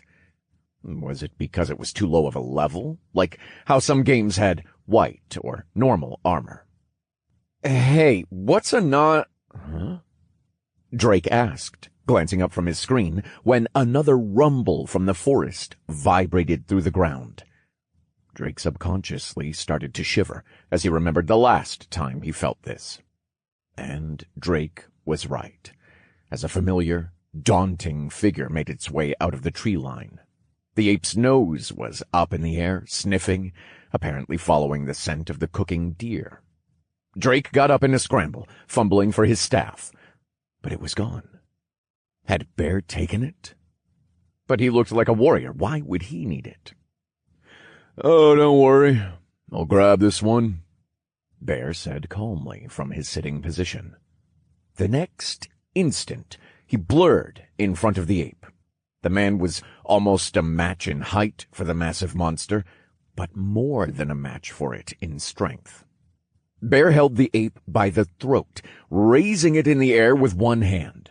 Its legs dangled off the ground as it scratched at his arm to no avail.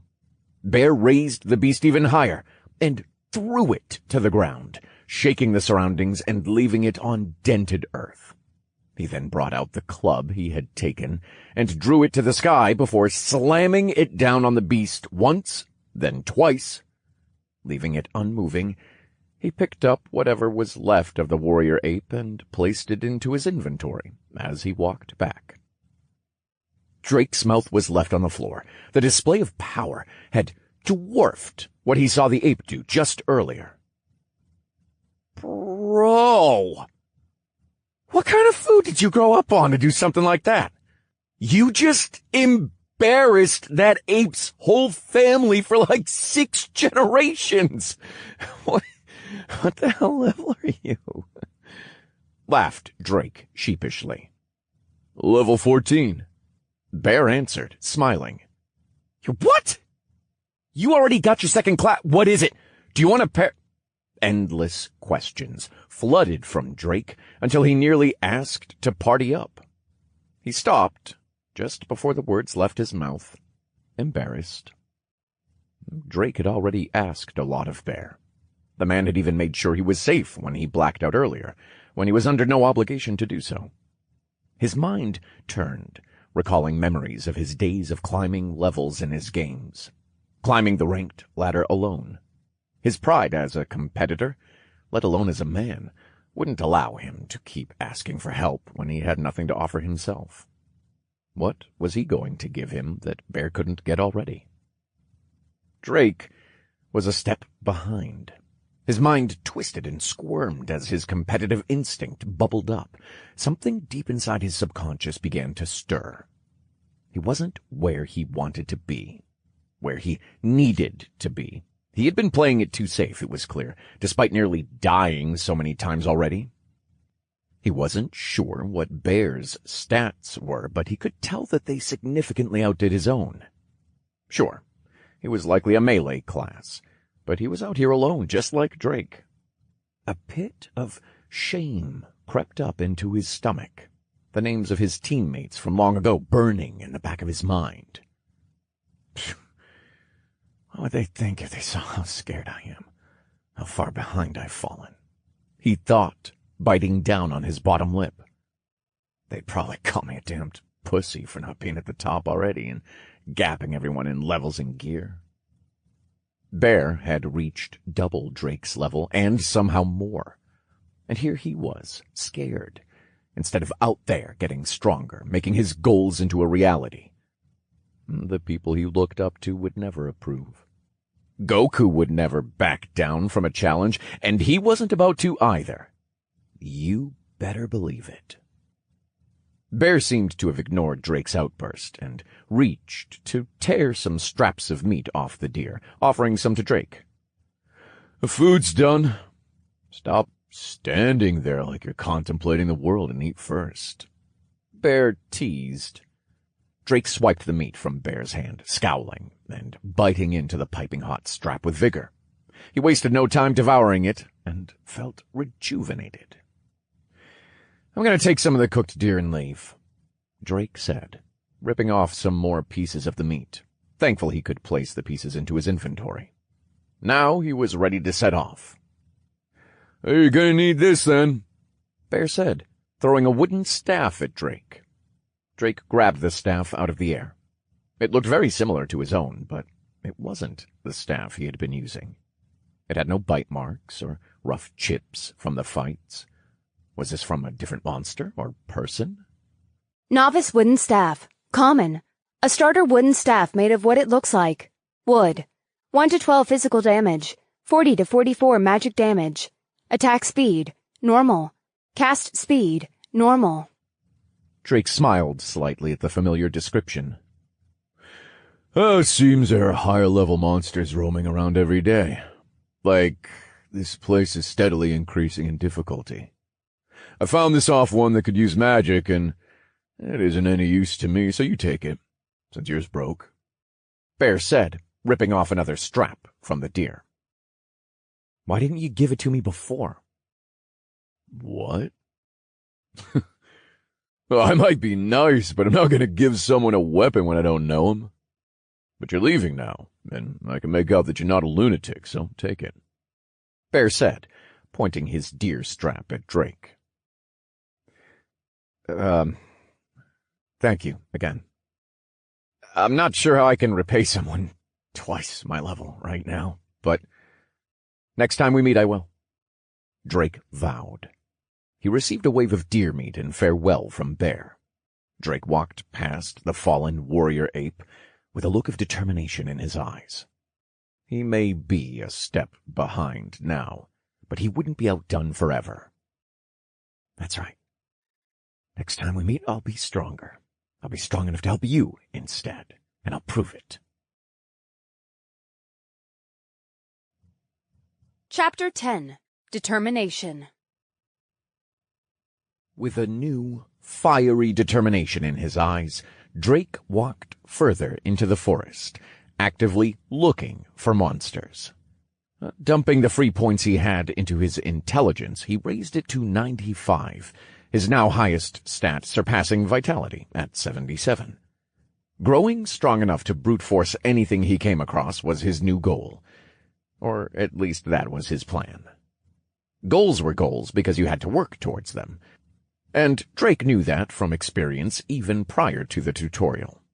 He had to put in the work to see the results. Seeing Bear destroy the warrior vampiric ape had ignited a desire to work harder and more desperately than before. After meeting the warrior vampiric ape, Drake had suspected he was falling behind, but Bear had confirmed it.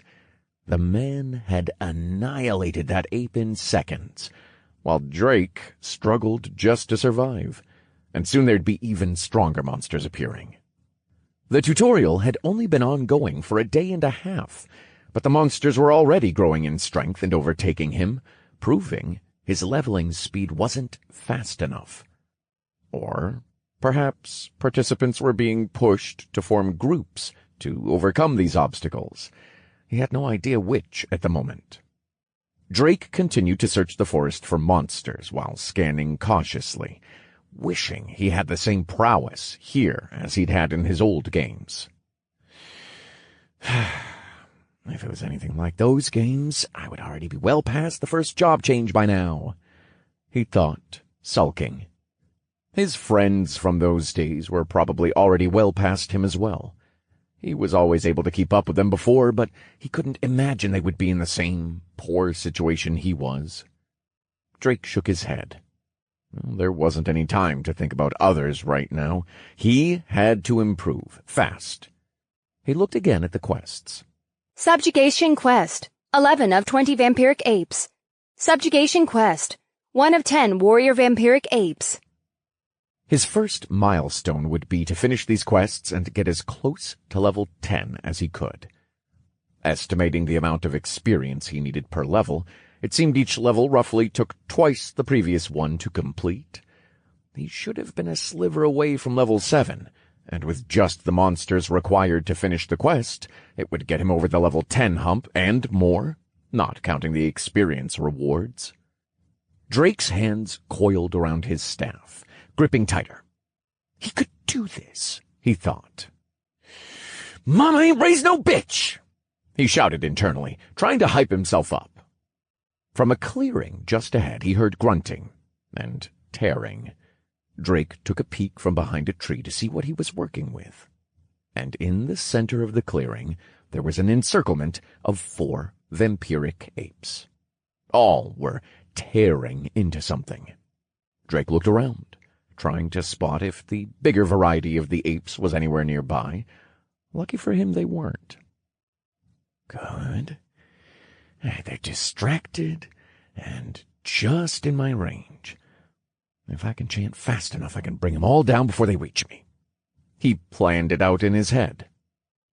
Slipping out from behind the tree, Drake cast his mana bolts in rapid succession, speaking as fast as an auctioneer in a heated bid. The spell fired 4 times, 1 for each ape. The bolts found their marks on only 2 of the apes. 1 bolt glanced off the arm, the last missing the one entirely. The distracted vampiric apes were surprised by the sudden attack. Aghast, they looked briefly at their fallen brethren, but quickly recovered. The unharmed ape charged for Drake. The other slowly followed behind, gripping at its arm but roaring just as furiously. Drake cursed and swiftly dropped to one knee to steady his aim, not wanting to miss the quickly closing apes again. He was able to fire off 2 more bolts before they reached him. His first shot was precise enough to hit the beelining first ape right in the head, killing it instantly.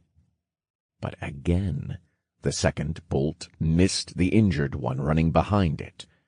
It jumped over the corpse of the fallen ape, running at Drake in a mad dash. Drake didn't have time to cast another spell, so he pulled back his staff in a swinging motion, and when the ape jumped at him, he ripped the staff through the air, clubbing the ape to the side. The ape was momentarily stunned by the blow, shaking its head on its side. It looked up. Drake now towered over it, his staff glowing from the light of his spell. Drake unceremoniously fired the mana bolt through the vampiric ape's head, its body slumping to the ground in a pool of its own blood. Drake exhaled loudly, looking over the carnage he had just produced. He waited a moment to see if any loot had spawned, and was disappointed to see that only 2 of the 4 left stones. He walked over to grab them, but stopped as he got close to the corpses. Drake was now close enough to see what the apes had been tearing at. The mangled body of a person lay on the ground in a pool of blood and viscera, their face still frozen in an expression of terror and pain. He could watch the face only long enough to witness the sunken, horrid features before he blinked. The face suddenly replaced with his own for a split second. Drake looked at the body with sympathy, but his mind slowly moved to other thoughts. That could have easily been him. So far, he'd survived only by the skin of his teeth by sheer dumb luck. Drake held back his nausea as best he could. This was the first dead human he had ever seen. He hadn't known this person, but he dug with the end of his staff into the ground. This person at least deserved this modicum of decency, not to be left to rot in the open. Drake was still slowly digging the hole when he heard a rumble come from outside the outcropping. He was already well acquainted with the approaching tremors, and hopped out of the makeshift hole, making a break for the opposite tree line. As he dived behind a tree, a warrior vampiric ape walked out from the brush with 2 vampiric apes in tow. The warrior casually approached the body, giving it a sniff, then picking it up. Drake shuddered in anger, his knuckles whitening as he gripped his staff. The warrior gave a wide, toothy grin at the body, the 2 vampiric apes jumping up and down in elation. The warrior then tossed it in front of the other apes, and they began to tear into the body like the apes from before. Something snapped inside Drake as he watched.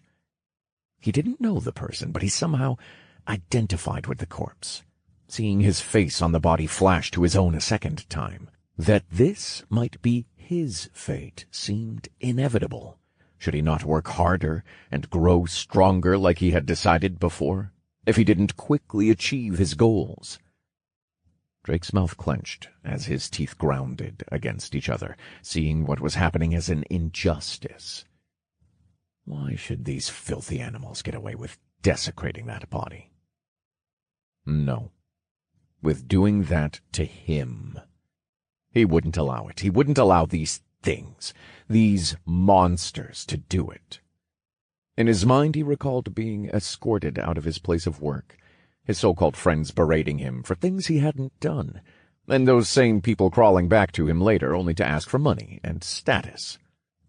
Drake began to breathe heavily, seething with fury.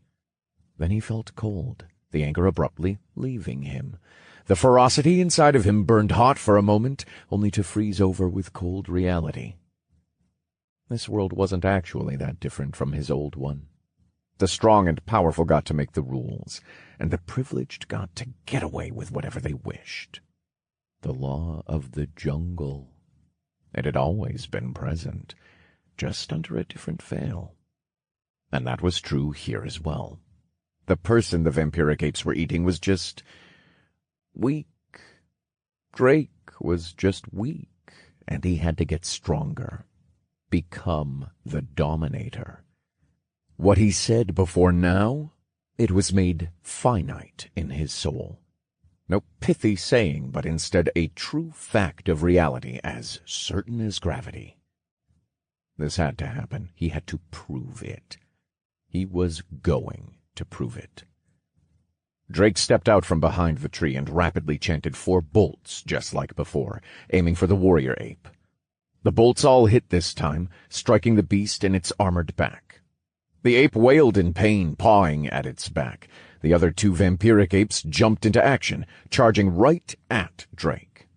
Drake dropped to one knee again and fired 2 precise mana bolts at the charging apes. Then he too charged forward. His lungs and legs screamed in contention at the strain.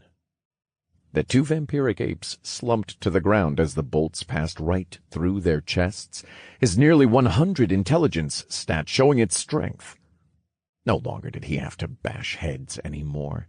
Now he could instantly kill the weaker monsters. Drake ran past the falling corpses on his way to the roaring warrior. It had recovered from the shock of the previous mana bolts' impacts, staring at Drake now with irate, animalistic fury. Its club rose high into the air, ready to be brought down on the charging Drake. He didn't back down. Instead, he lunged at the ape with all his speed, ignoring the gruesome club arcing to crush his head. But Drake wasn't aiming for the monster. He lunged for the opening below the massive ape, slipping right between its legs. Turning mid-jump to face the back of the warrior, Drake chanted his spell, shooting another bolt straight into the monster's back.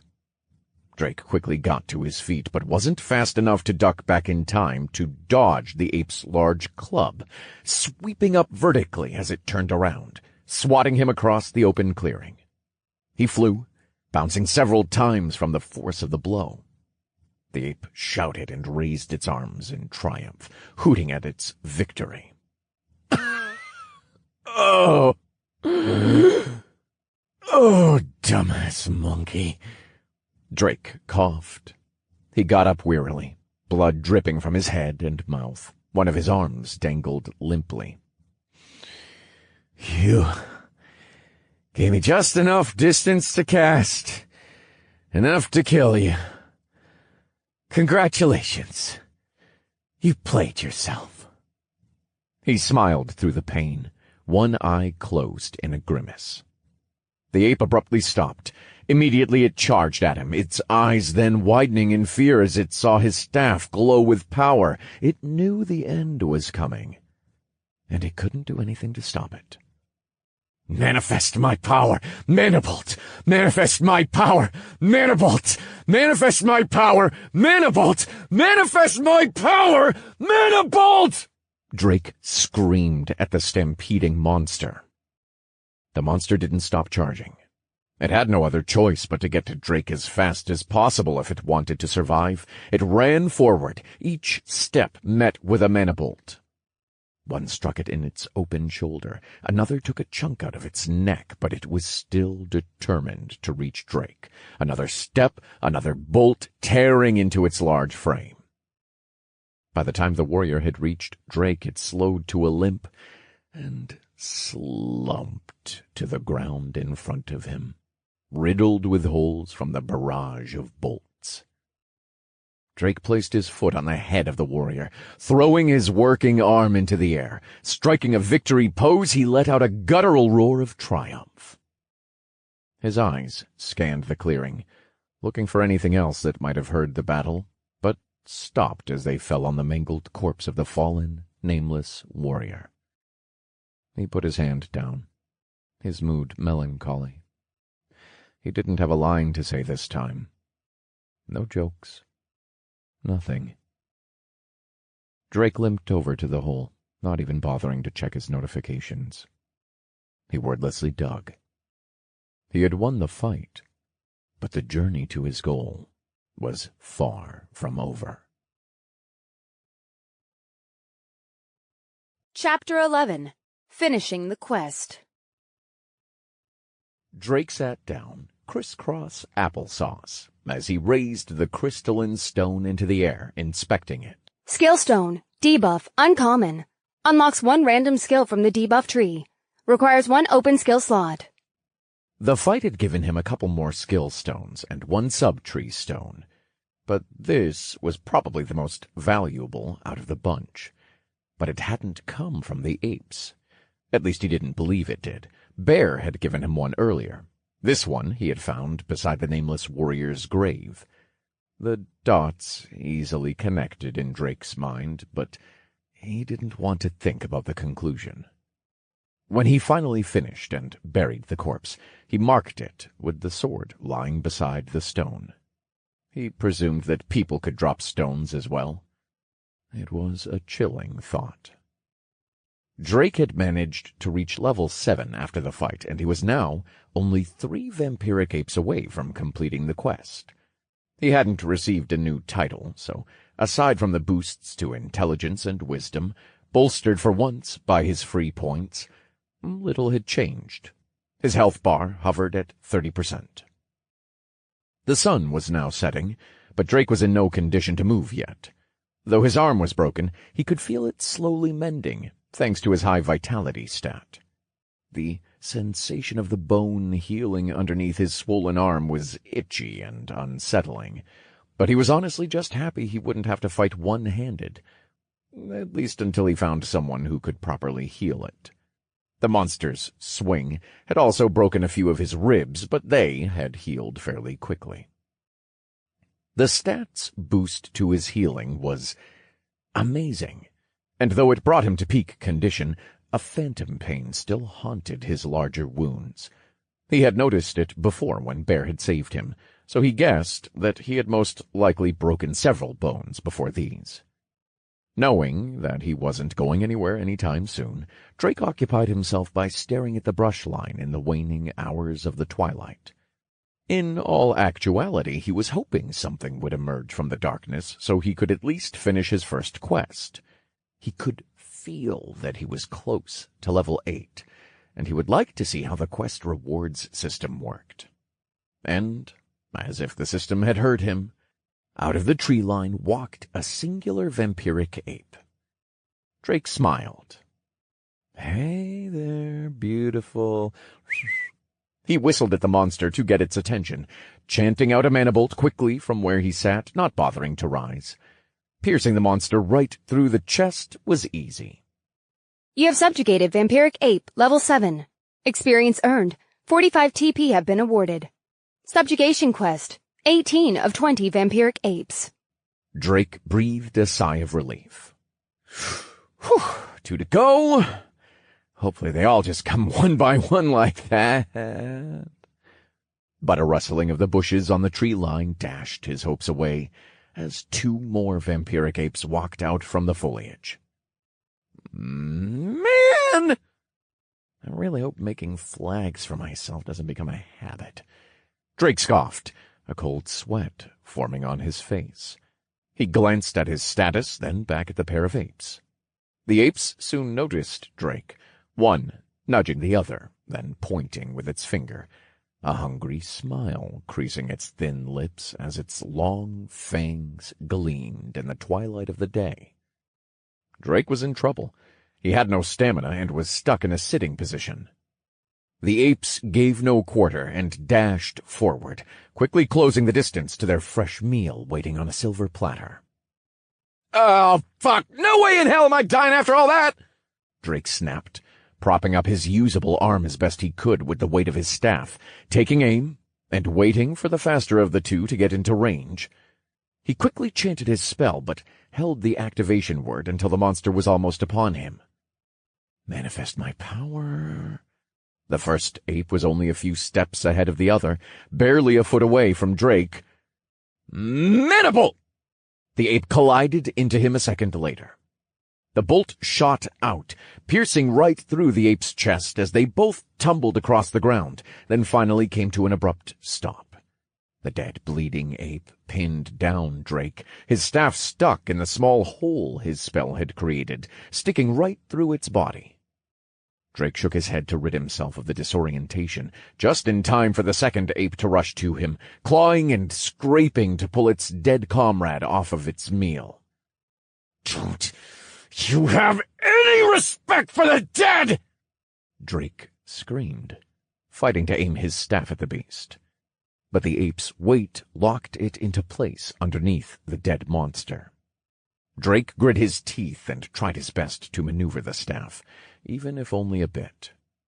Suddenly the staff gave way underneath the monster as the remaining ape raised the body slightly. Drake's staff smacked it on the side of the head. The ape gave an irate growl as it grabbed the staff in its hands, pulling it down enough to aim at its own chest for a moment. Drake grinned, noticing the movement, and took advantage as he chanted as fast as he could. "Manifest my power, Maniple!" he shouted. The staff glowed for only a second before the blast of mana shot forward, piercing the monster's chest just like it had the previous ape. It went slipping down lifelessly on the staff like a shish kebab on top of Drake. Drake let out an oof as the monster fell on top of him. Fucking filthy animals! Drake struggled to roll the dead monsters off of him.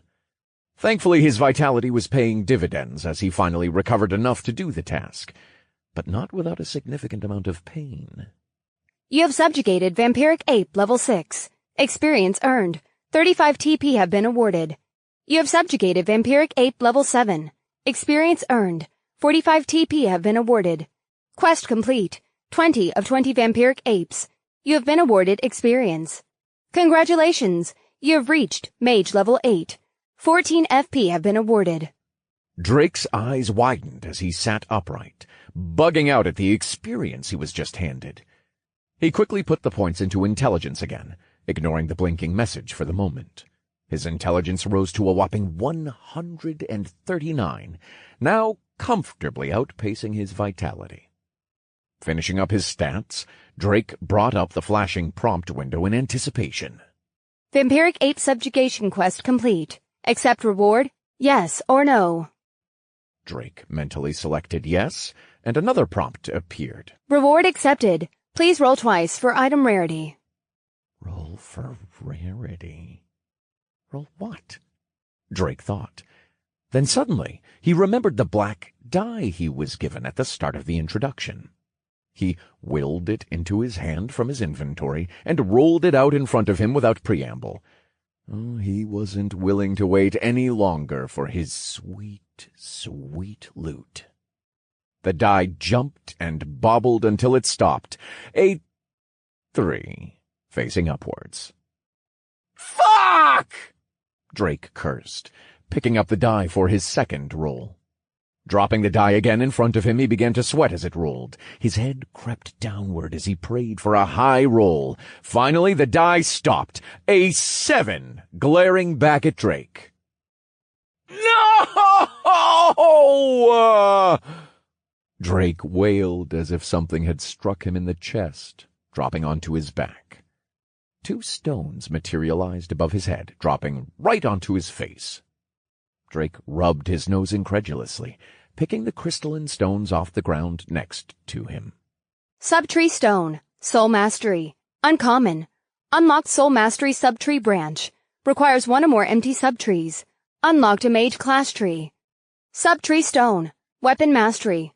Common. Unlocks Weapon Mastery Subtree Branch. Requires 1 or more empty subtrees. Unlocked Main Class Tree. He lay still for a moment while going over the descriptions. He was really starting to get impatient. When would he be able to use these stones and gain some other skills? Mana Bolt had done right by him, but he was ready for some new toys. Drake glanced at the top left of his vision, at his health. It was now hovering above 60%, which Drake thought was good enough for him to get going. It would be dark soon, and he needed to find a place to hole up. He put the stones and die into his inventory with the rest of his spoils. Cautiously, he tried rolling his previously broken arm. Unfortunately, a sharp pain shot up it as he did. It wasn't broken anymore, but it was still very tender, the swelling and blue coloration slowly going down. Drake grunted a bit, not entirely surprised by the pain. After all, he had nearly died. Again. And he was sure it wouldn't be the last time. He just had to get used to the pain, he thought. As I say, no pain, no gain. Looking to the grave marked with the sword, he placed his hand on the hilt. "Thank you for the lesson. Person I don't know. I'll be sure to live for the both of us," Drake said solemnly. Walking towards the tree line of the clearing, he looked over his shoulder one more time. "Goodbye, my weak old self. I hope to never see your stupid face again," Drake thought, returning to the sea of trees. Drake aimlessly walked through the forest for around an hour before a resounding thought shook him bone deep. "I'm so lost," he cried internally. Chapter 12. Testing some things. Drake woke with a start, his face slathered in drool and his neck aching from a poor sleeping position. He looked bleary-eyed at the sky, sporadic rays of light just barely penetrating the treetops. He blinked a few times to focus his eyes on the ruckus below him. That was because he had in fact decided to sleep up in a tree, clinging like a sloth to a branch all night. Below him were two vampiric apes screeching at him, one climbing up as the other shouted from below, as if cheering the other on. "This is no way to wake a lady," grumbled Drake, swinging himself to sit upright on the branch against the tree. He languidly pointed his staff at the climbing ape and chanted a mana bolt with a yawn, blowing the ape's head clean off. Drake recoiled in disgust as the body splattered to the ground on top of the other vampiric ape, pinning it to the ground for a short moment. "Ooh! That's over 100 or no joke. I haven't hit something in the head for a while, but I didn't think it had that strong of an impact. It's like I turned into Magic Gallagher. My mana bolts are just monstrous," Drake said as he winced, squeamish from the bloody pulp now all over the ground. Drake slid off the tree and deftly landed beside the remaining ape. It struggled even more to move its headless companion off itself as Drake suddenly appeared next to it. "Ahem. Next time, be more courteous when you wake a sleeping maiden?" Drake smiled at the monster jokingly, pointing his staff at the beast and firing another mana bolt. Drake quickly ran from the scene, wanting to get away from the blood and gore that he had created, but also to get an early start on the day. His new goals were in sight as he looked at the two remaining quests. Subjugation Quest. 2 of 10 warrior vampiric apes. Class Quest. Reach base class level 10 for advancement. Drake was aiming to complete these two quests today, and he needed to test some things that he had been curious about. When Drake cast his magic spell, he felt the mana leave him and focus within the staff. The way he perceived it was that the staff served as a conduit or amplifier. The idea was supported by his dedicated research into TV shows, anime, and manga, where the concept was common. What he wanted to test was if he actually needed the staff to cast his mana bolt. But first, he would need to find some monsters. He traversed the forest for a few minutes, searching, until he happened upon a warrior vampiric ape, 2 vampiric apes accompanying it. Did they not travel alone anymore? He would need to look into that later. The monsters were a few meters away from where Drake hid behind a tree. This section of the forest was especially dense, making it hard to line up the slow-roaming pack in his sights. He would have to play this fight differently.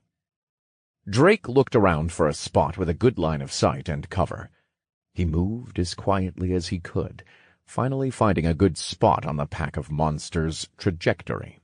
Then he waited. There were too many enemies at the moment, so Drake lined up his staff this time, doing his best to place it where he predicted the warrior would appear. Drake didn't want to play with death any more than necessary when a warrior was involved. Soon, just like he hoped, The warrior ape rounded the tree and entered his line of sight. Drake fired off 2 mana bolts, trained right at the ape's head. Quickly, he repositioned behind another tree, not waiting to see if the bolts landed. Once he settled in his new position, Drake looked back at the pack of monsters. They were now at the spot Drake had just been, looking around, confused. The warrior ape looked the most frantic, blood dripping from its closed eye on its now unarmored head. Drake smiled, satisfied. Both his bolts had hit their mark, and he was finally getting used to fighting, using the sea of trees to his advantage. Again, Drake trained his staff to aim at the large and confused warrior ape, firing off another 2 mana bolts at its head, and again Drake repositioned. When he ducked behind another tree and checked his previous position, he was pleasantly surprised to see only the vampiric apes, looking even more confused and frantic. In his notifications, Drake quickly found the kill confirmation for the warrior.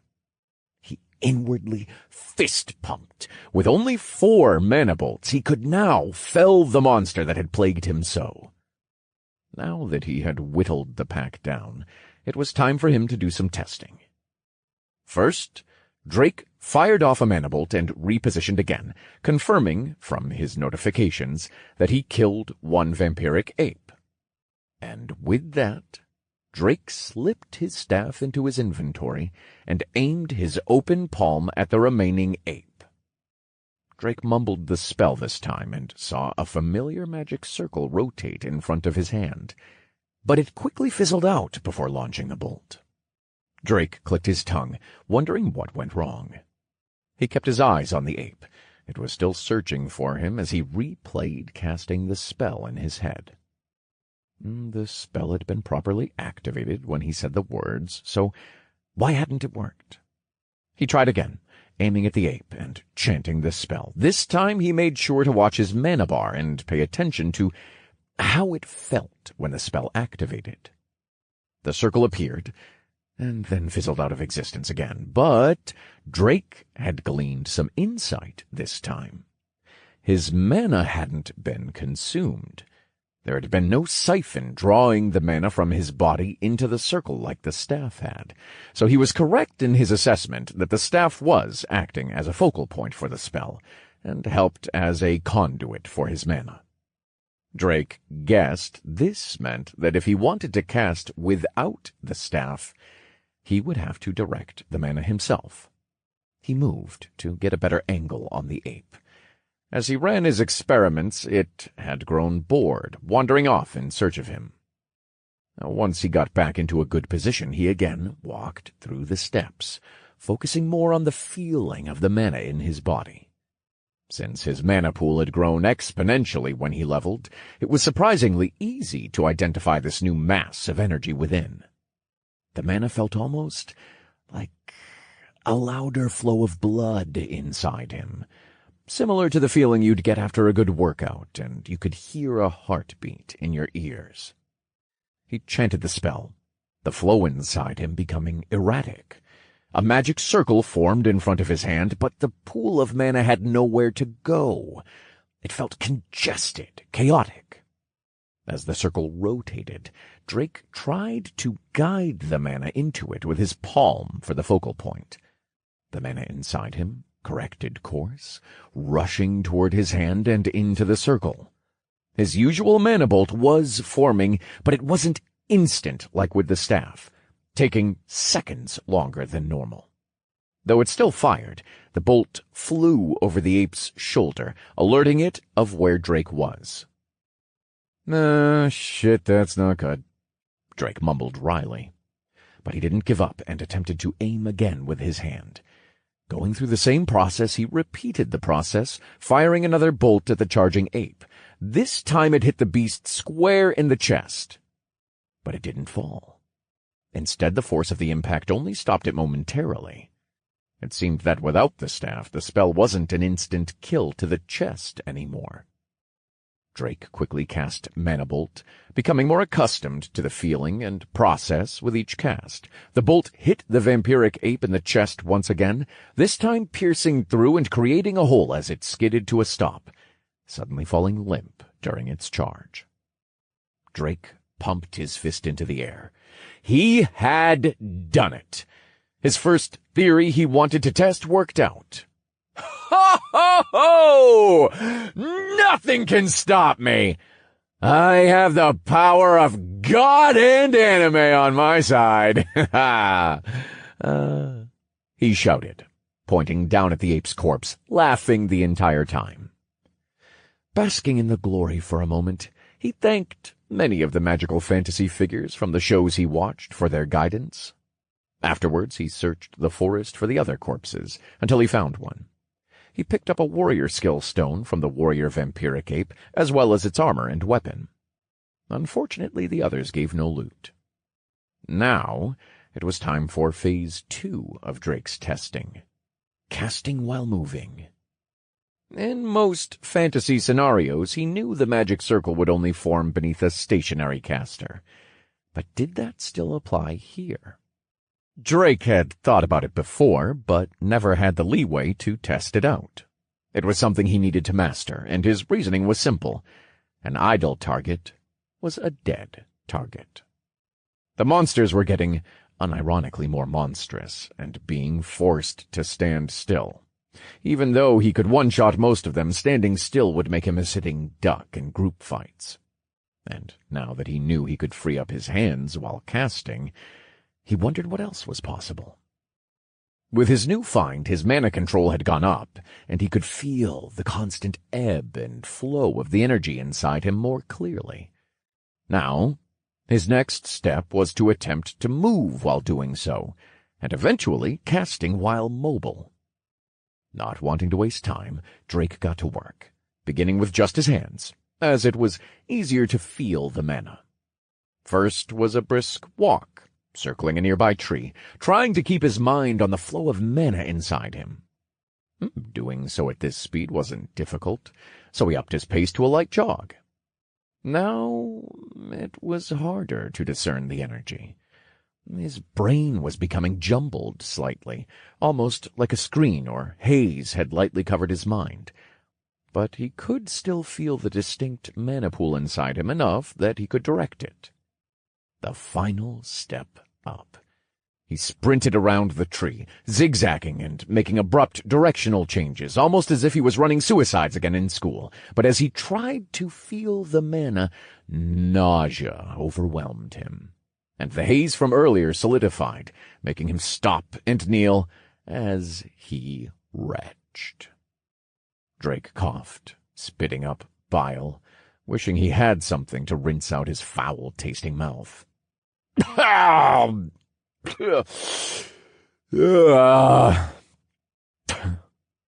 It's just vile. He groaned, standing shakily. I guess that's a non-starter for now. But I felt like I was nearly there. Maybe my stats just aren't there yet.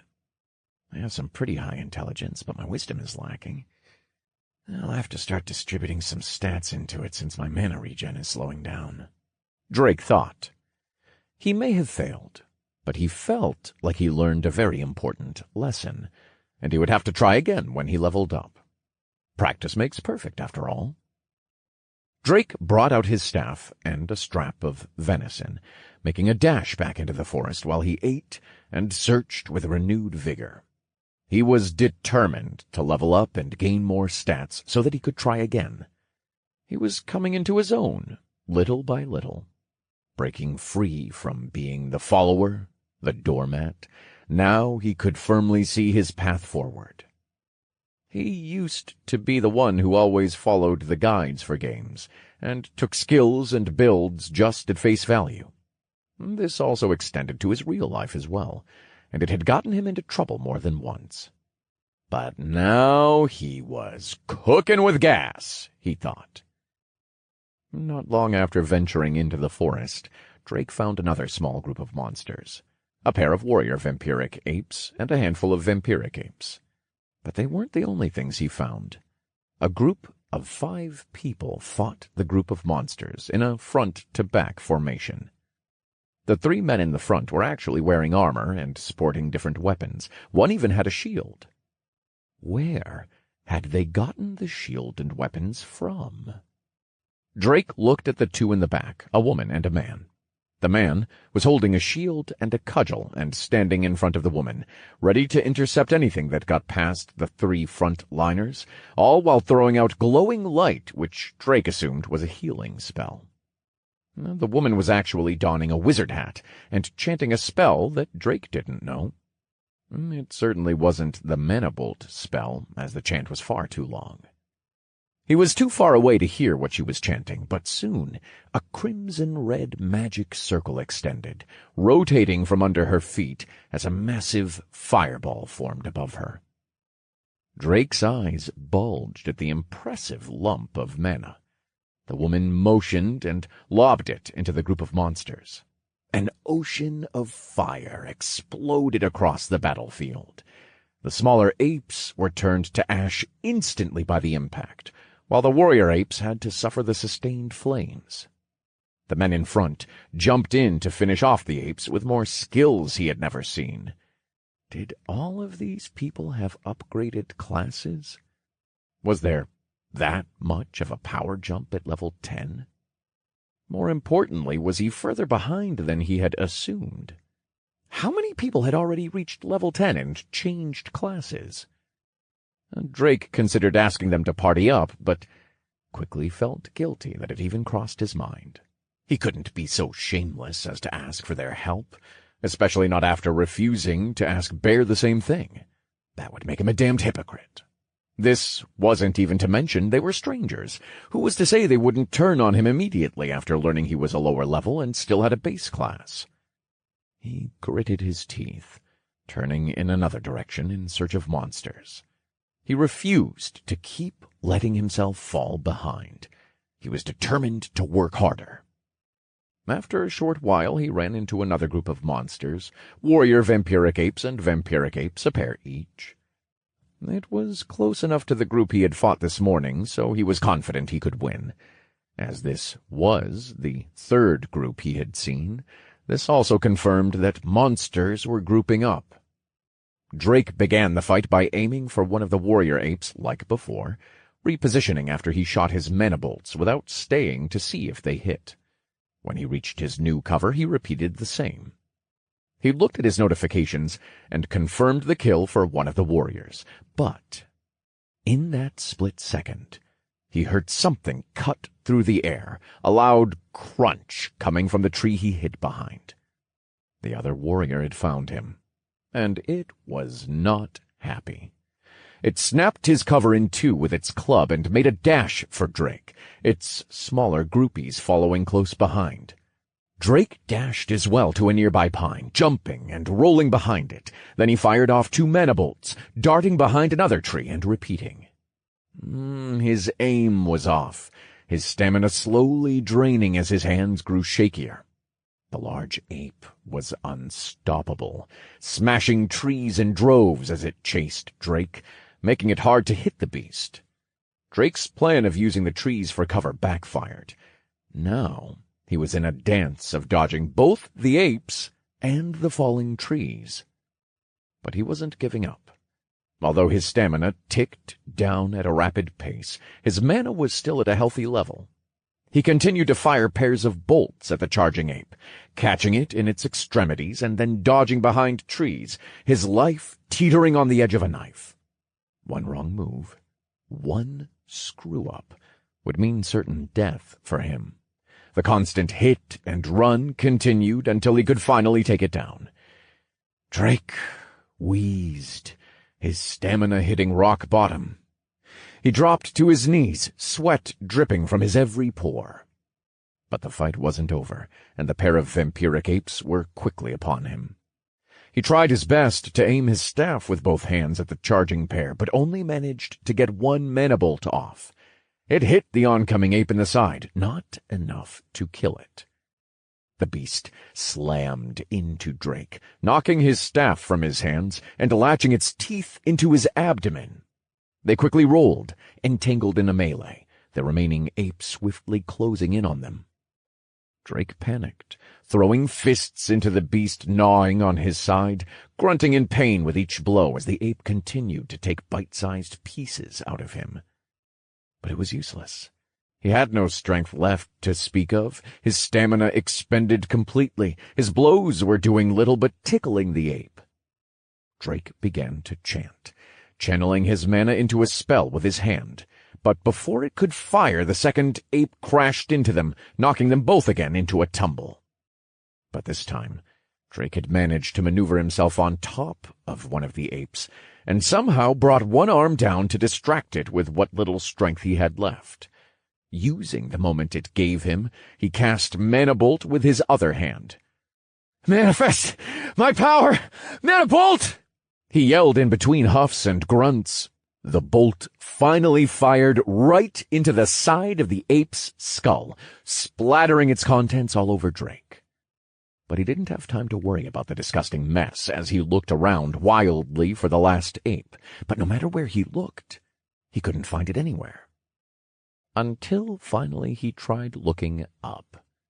And there the beast was. It had climbed to a branch and pounced at Drake, its hands clasped together like a thunderous falling hammer. Drake chanted as fast as he could, compelling his arms to aim at the falling monster through sheer force of will. 2 excruciating seconds later, the Mana Bolt fired, and they collided. Both laid flat on the ground, an entangled mess. After a moment, the ape's body stirred, and Drake pushed it off himself.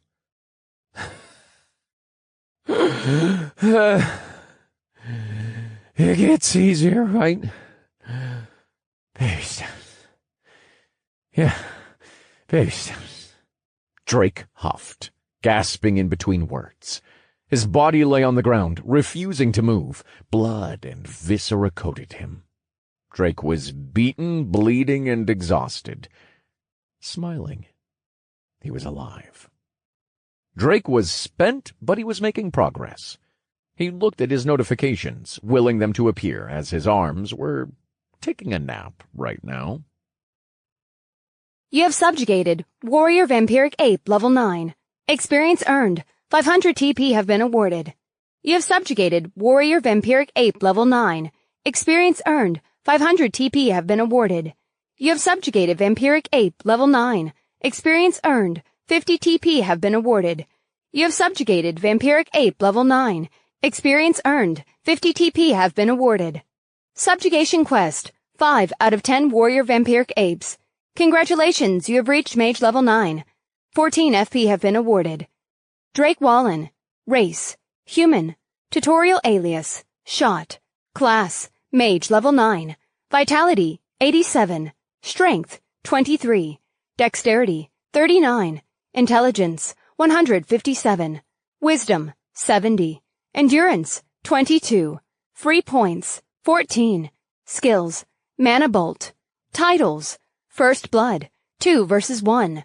1 versus many. Monkey Slayer. Living on the Edge.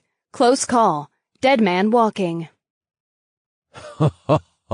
Oh, it feels good to level up. Drake laughed internally, but he had to object to the system calling him a dead man. He wasn't dead yet. But he couldn't complain about the stat bonuses it gave, as almost dying was quickly becoming a habit. He looked at his health at barely 5%, slowly ticking up. Dead Man Walking. Become a walking corpse, dropping below 5% health and surviving thrice. Plus 10 to all stats. Drake lay there for a while, his eyes closed as he impatiently waited for his status to recover, only opening them to look around when he heard a breeze, rustle of branches or bushes. After a few minutes, Drake was able to move his aching body, his stamina very slowly filling up as he walked around, picking up the loot from the apes one by one. While doing so, Drake also went over the notifications, again noticing a trend. The ape's minimal level was going up. He wasn't sure why this was happening, But even Bear had suspected as much, and now Drake was also inclined to think so.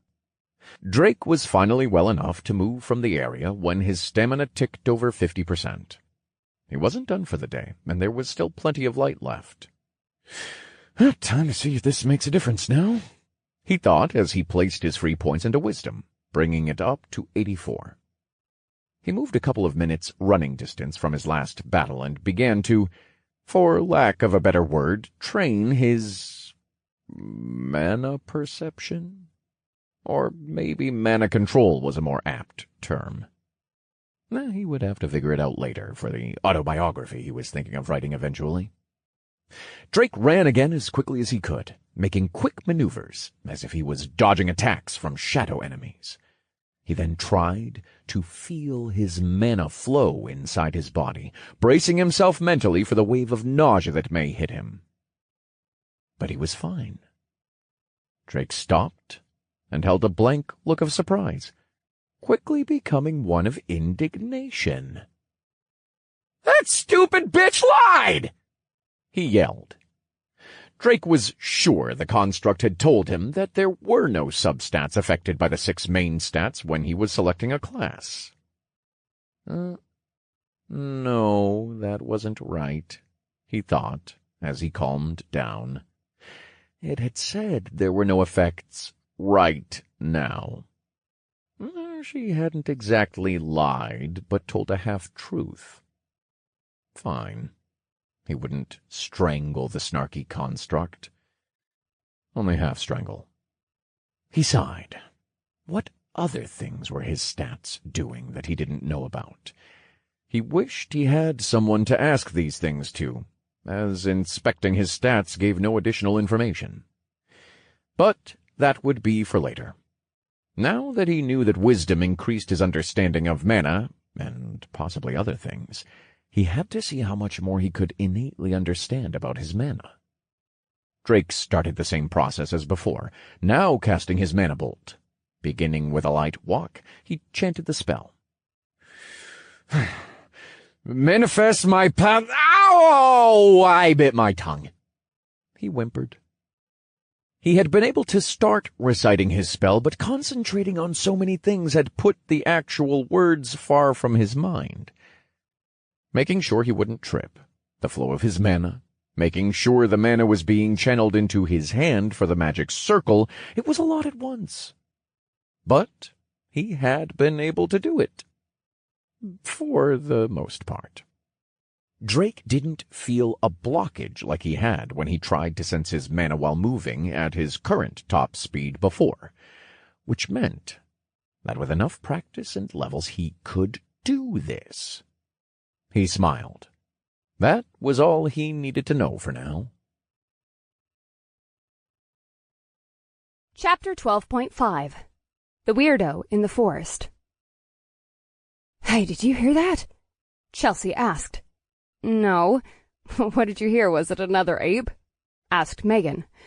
"No, it came from over there. It sounded like a person," Chelsea answered, pointing in the direction she heard the voice. They both moved quietly through the forest as quickly as they could toward the voice. Megan trusted Chelsea's perception, as she had upgraded into a ranger class with a skill that made it scale to her already high dexterity. After a few meters, Megan was able to hear the faint voice that Chelsea mentioned. My power. Damn it. Manifest my power. Manifest my power. The voice said, at first faint, but growing clearer as they got closer. They both poked out behind a tree to look at the voice's source. It was a man. He looked awful. He was covered head to toe in blood. Most of his clothes had holes and tears in them, and he had no weapon, running in a straight line while trying to cast the basic mage skill Mana Bolt. "Is he hurt?" wondered Megan. "We should see if he's all right," whispered Megan, about to step out from behind the sycamore tree. But Chelsea's hand stopped her. Megan turned to look at her, a look of entreatment having come over her face, almost begging Chelsea to let her just quickly check on the obviously deranged man. But Chelsea held a stern look, shaking her head. "That weirdo is dangerous. Let's get back to the group. She whispered back, and she began to drag Megan backwards as they walked. Megan looked over her shoulder at the man, feeling a pang of guilt that she wasn't able to help him. This new world was dangerous, and strangers were dangerous, she knew that, but she at least wanted to show some kindness where she could. They both arrived back at their group a few minutes later. A glowering Chris with crossed arms was waiting to greet them. "Where did you two go off to?" he asked, irritation obviously bubbling beneath his scowl. "Foraging and looking for wild game. The animals that aren't monsters are getting scarce," answered Chelsea. "And why? Did you not bring more people? You know what's out there, and what people will do if they find Megan. It's dangerous," Chris said, voice slowly raising to a shout as the rest of the group noticed the commotion. "Sorry, it was my fault. I wanted to gather some food for everyone and asked Chelsea, since she's quick and resourceful." Megan piped up, coming to her friend's defense. Chris sighed but turned his scowl back at Chelsea. "You should know better by now. Mr. Park has already been kidnapped. We don't need another mess like that," he chided. "Did you find anything at least?" "No, but we—" Chelsea started, but was interrupted by Megan. "Nope, sorry, we didn't find anything," Megan said, giving Chelsea another entreating look. "All right, then. We're packing up and going deeper into the forest. We need to get class upgrades for everyone else." Chris finally finished, turning towards the rest of the group and repeating his statement. Chelsea looked back at Megan as Chris left. "Why did you do that? We should have just told him about that bloody weirdo. You know how Chris can be, Chels. He would go and find him to remove the danger, and he would bring everyone," Megan said, thinking back on the fights that had broken out when their group had met others. When people had begun receiving their upgraded classes and specializing, Chris had gotten possessive toward the group, especially Megan. There was also what had happened the last time they met another group in the woods. Chris had gone to negotiate with them and returned in a mess of cuts, saying that they had tried to force him to give up the group's healers. After that, he adopted a policy of ensuring no danger got close to the group, especially people that might be dangerous. Megan was now an upgraded cleric class called an Acolyte of Light, and her skills allowed her to buff groups of allies, heal, and cleanse debuffs. This made her a target for groups needing a healer. It was the reason Mr. Park, another of the group's healers, had been snatched up and taken. He had been at the river with his cudgel out. The weapon had marked him as a healer, becoming his downfall. Now everyone kept their classes hidden as much as possible, keeping their weapons in their inventories until they needed them, along with any identifying armor, as long as it wasn't life-threatening not to wear. That may give them away. But despite that, Megan still looked into Chelsea's eyes with an expression of pleading. She still desired to do something kind and keep the secret of that man alone in the forest, not wanting to cause a manhunt. And after a few moments of their staring contest, Chelsea sighed and gave up, bringing Megan into a light hug. "Fine.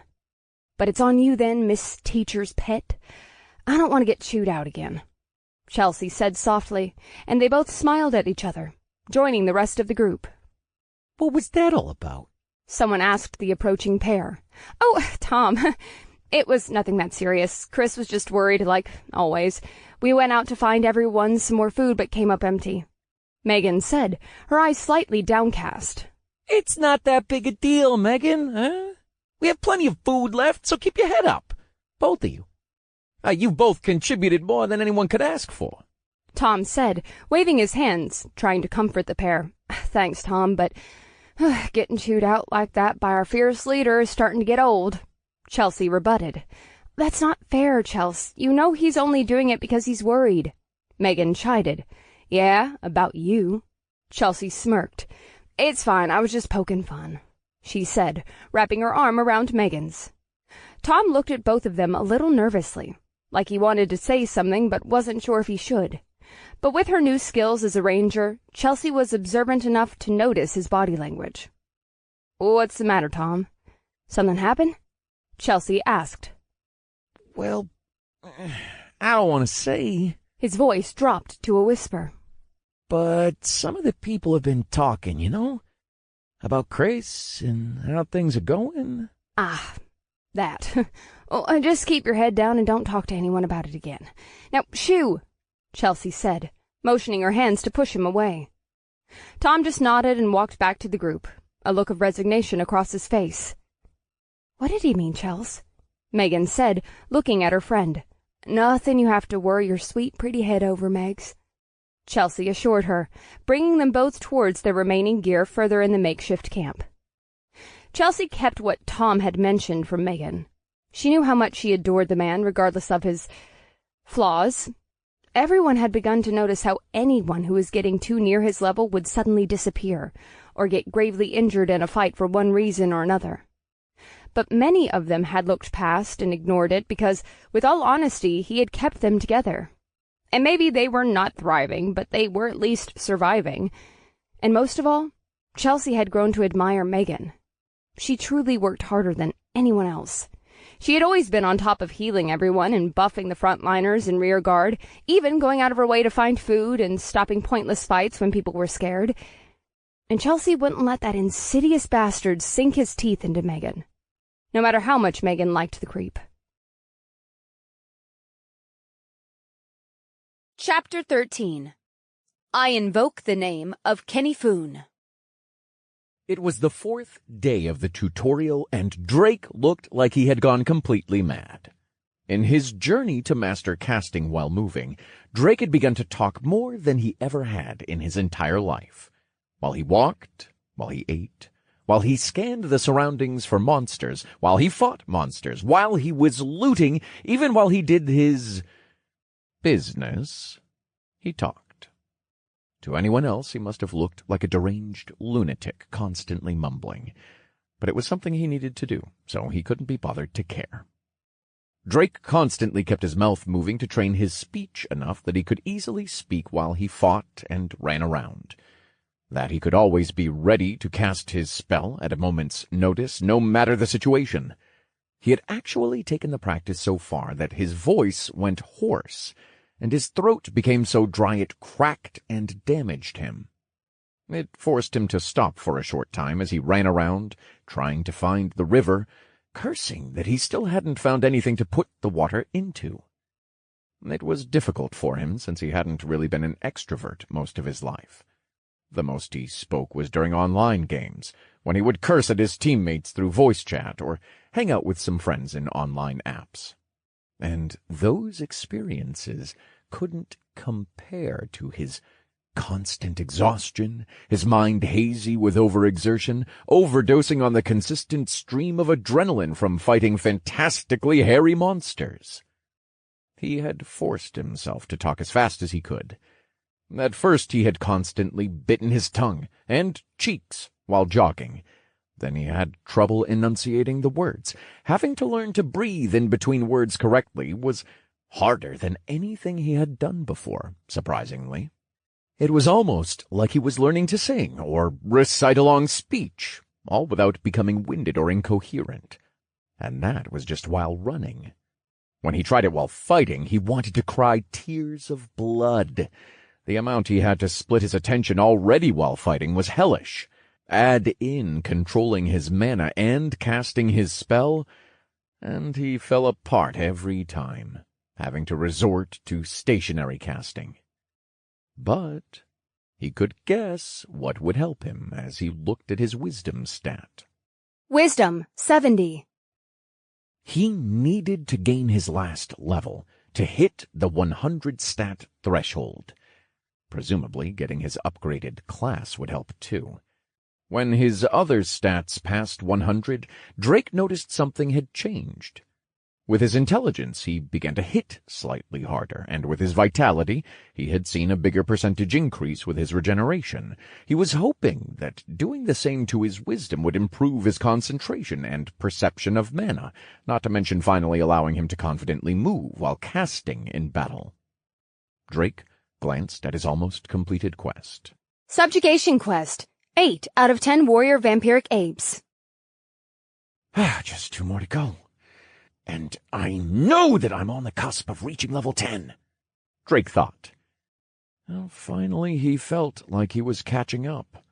He hoped that with his class upgrade, he would be able to finally hit his stride. Now, he just had to find the last 2 warriors. Drake had again slept in a tree during the night, but thankfully didn't have another rude awakening, allowing him to do his business in peace and clean up a little in the river. Stretching his cramped neck, he set out, ready to go find the last 2 monsters for his quest. He started traveling back into the forest, still practicing speaking as he ran. My name is Drake. I like to eat cake, but I wish I had stick. My lord, my body does ache. He rhymed, doing his best to keep his breath even while he ran at a steady pace. 2 more to go, and I'm gonna show. Even that one didn't make sense. The construct wasn't even a real person. She can't be promiscuous. Or can she? Hey-yo! He rambled, then shouted as he finally spotted a pair of warrior vampiric apes walking in tandem ahead. The apes, of course, heard him rambling and turned at the noise, a look of animalistic ferocity in their eyes.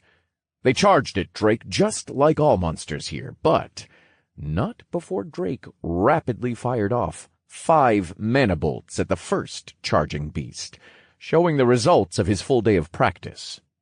The barrage of mana bolts pelted the ape, 2 finding their way to its head, stopping it dead in its tracks and forcing the second one to jump over the corpse. Drake sent another 3 mana bolts right at the flying warrior ape. It jumped, becoming an easy target, which Drake swiftly took down in quick succession. And that's a wrap, everyone. Thank you. Thank you. Wow. Now, these life and death struggles really do cut your learning curve. Drake cheered as he bowed to an imaginary audience for a standing ovation. As Drake jokingly held an Oscar and thanked countless people who may or may not have just been anime characters, he opened his notifications, already expecting what would be there. You have subjugated Warrior Vampiric Ape Level 8. Experience earned. 400 TP have been awarded. You have subjugated Warrior Vampiric Ape Level 9. Experience earned. 500 TP have been awarded. Quest complete. 10 out of 10 Warrior Vampiric Apes. You have been awarded experience. Congratulations, you have reached Mage Level 10. 14 FP have been awarded. Quest complete. Congratulations, you have reached Mage Level 11. 14 FP have been awarded. Congratulations, you have reached Mage Level 12. 14 FP have been awarded. Quest complete. Would you like to accept rewards? Drake pumped his arms up and down, happy he had finally reached his milestone. And thanks to the absurdly generous quest reward, he jumped right to level 12. The jubilation of seeing his hard work pay off rose like a flood inside him. The quest reward prompts hovered in front of him, and it was hard to decide which one to choose first. Drake kept going back and forth between the 2, really trying to work out which of them he really wanted to see the most. He was like a kid on Chrysler's Day trying to figure out which present to open first, as if it was the most momentous event in their lives. Finally, Drake decided he would accept the Warrior Ape quest reward first. With that, Drake walked away from the fight, mumbling to himself, as his training had quickly transformed constant talking into a habit. He picked the direction of the river, as he had met his goals for today and wanted to clean himself off before night fell. He stopped briefly once he was far enough away from the previous fight and sat down with a thump, accepting the prompt for the quest. Warrior Vampiric Ape Subjugation Quest complete. Would you like to accept rewards? Yes or no? Drake accepted the prompt, excited to see what would be in his gift from the big, fat system Santa. Reward accepted. Please roll for item rarity. He was prompted again to roll once he accepted, just like it had done with the Vampiric Ape quest. This again, huh? I guess because it's a random stone, so it's sticking with making it a type of gotcha. Is this going to be a thing forever? Nah, I'll just have to use my ultimate secret ability technique then, Drake shouted internally. Drake pulled out the black die from his inventory and warmed it in his hands. But before he threw it out, he changed his seating position. Sweeping his legs under himself so he was in a bowing pose, he dramatically heaved forward into an overdone bow, slamming his head into the ground hard enough to break the skin on his forehead. "Oh, gotcha, gods! Please bestow on this one the luck of the legendary Kenny Foonmeister. May this poor, unworthy soul be given but a shred of their RNG prowess and high roll," he shouted into the ground, his head still on the forest floor. Drake had no way to accurately tell time here, and since this was reality, he had no patch day to wait for lucky rolls. So he invoked his secret technique, his trump card, his RNG trap card. He asked for help from the singular luckiest son of a bitch he had ever met in the entirety of his online gaming career, Kenny Foonmeister. The man had hit top rolls in almost every game with some sort of RNG mechanic he had ever touched. Loot boxes, Wheels of Fortune, Russian roulette, you name it. Once, he had even joined a mobile game Drake was playing just to use the new player free rolls, only to hit triple SSR-rated meta-characters and then quit right after, just to spite Drake and prove he was an RNG god. If anything was going to work, this would, and Drake knew he would hit a nat 20 as he threw the die across. The die rolled and tumbled, finally coming to a stop. 17.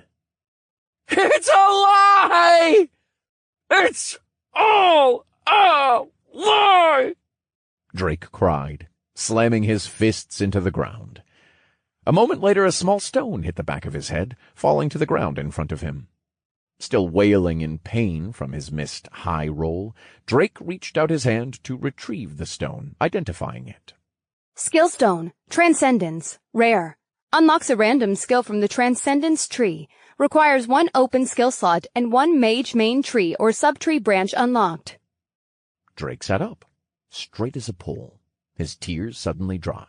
"Oh, it isn't a max roll, but it's our first rare skill," he said. "It's all right. We were just saving the big one for the grand finale," he shouted, looking at the final reward prompt. You have reached Mage Level 10. You may now upgrade your class. Quest complete. Would you like to accept rewards? Yes or no? Drake again mentally accepted. Another familiar prompt replaced the acceptance screen, but there was something different in the rollout of text. Please roll twice for item rarity. Primary roll for main class tree skill stone. Secondary roll for class-specific skill stone. Please roll thrice for class advancement selection. Once you have rolled, you will be presented with a list of classes based on each individual roll. Wow. So I have to roll a total of 5 times. That means I have some pretty good odds of getting a decent class and items then. Drake picked up the die to roll for the items. Dropping it to the ground from in his sitting position, it bounced and tumbled until it finally came to a stop. A 20, staring back at him. "Hell yeah!"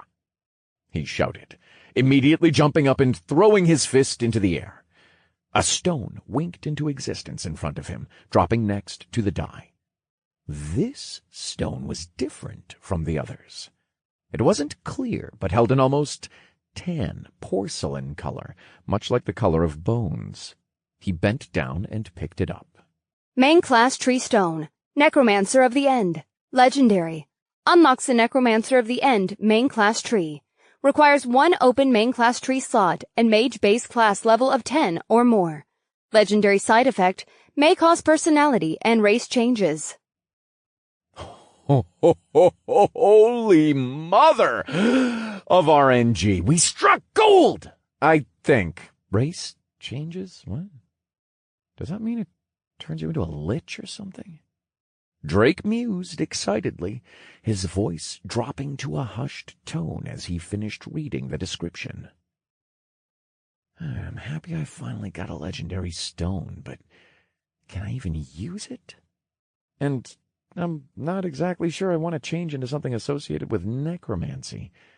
Pretty sure those would all be like undead things? Drake wondered, turning the stone over in his hand. After a few seconds of thinking it over, he decided to wait on the stone until after he was done rolling. No use in rushing it when he had more rolls still. Drake picked up the die again and tossed it to the ground with trepidation, still slightly shaking from the adrenaline from receiving a legendary. The die bounced and finally turned slowly, from 2 to 4, then 14, and finally came to a stop on 20. He coughed up blood, but quickly recovered when the stone materialized next to the die. His hand shakily moved to pick up both the stone and die. Skill stone, necromancy, legendary. Unlocks 1 random skill from the necromancy tree. Requires 1 open skill slot. Unlocked mage main tree or subtree branch. Drake was speechless. He had rolled 2 nat 20s in a row, netting him 2 legendary stones, making his choice obvious as to what to do with them. He began trying to, through trial and error, use the stone. Eventually he was able to trigger it by focusing on the stone and mentally willing it to be consumed. But a piercing headache struck when he did. A new notification popped up. Unable to consume main class tree stone. You are already on a main class quest within the tutorial. Well, isn't that just a bitch? Drake squinted, disappointed. He had finally gotten something really good from this godforsaken system, and he wasn't even allowed to use it. What a scam! An injustice to the highest degree! He fumed. After a few minutes of cursing into the air, as there was nowhere to direct his complaints to, he eventually calmed down and tried to look on the bright side. He still had 3 chances to score a good class upgrade. Pocketing the stones, he dropped the die with dead eyes, void of emotion. The die clattered on the ground, rolling around. A 13 then turned to 19. Drake's eyes filled back with life, but then it shifted with a twang, bouncing off the ground 15. Drake's eyes were now nervously shaking, sweat beginning to bead on his face, and it finally ceased moving. A 1 facing the sky. Drake's eyes turned to hazy glass spheres once again, as he mechanically lifted the die and dropped it again. He had to look on the bright side. He still had 2 chances to score a good class upgrade, he thought. The die again sang with the sound of it hitting the ground, dancing along the bare dirt, teasing Drake. 18, then turning to 15, and back to 18, finally rolling to a stop. Another 1 stared back at Drake. Drake moved like a broken doll for the die, a creaking almost audible when he shifted his body to pick the cursed thing up. Dropping it to the ground 1 final time, Drake looked ahead, not having the heart to look down at the result. He spotted a new notification in his vision and opened it up. You have rolled 1, 1, and 1. Generating class list. Chapter 14. Dual Class. Drake laughed, but it wasn't joyful. It wasn't happy, and it wasn't excited. It was a broken laugh that sounded almost like a sob.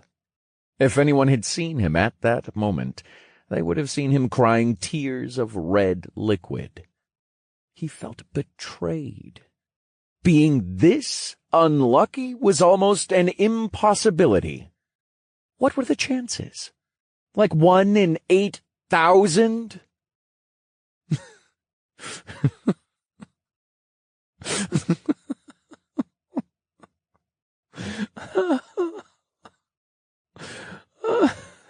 It's fine.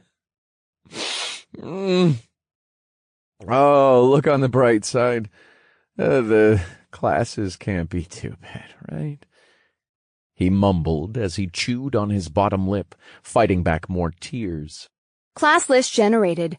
Please select one of the following classes: Warrior, Ranger, Cleric.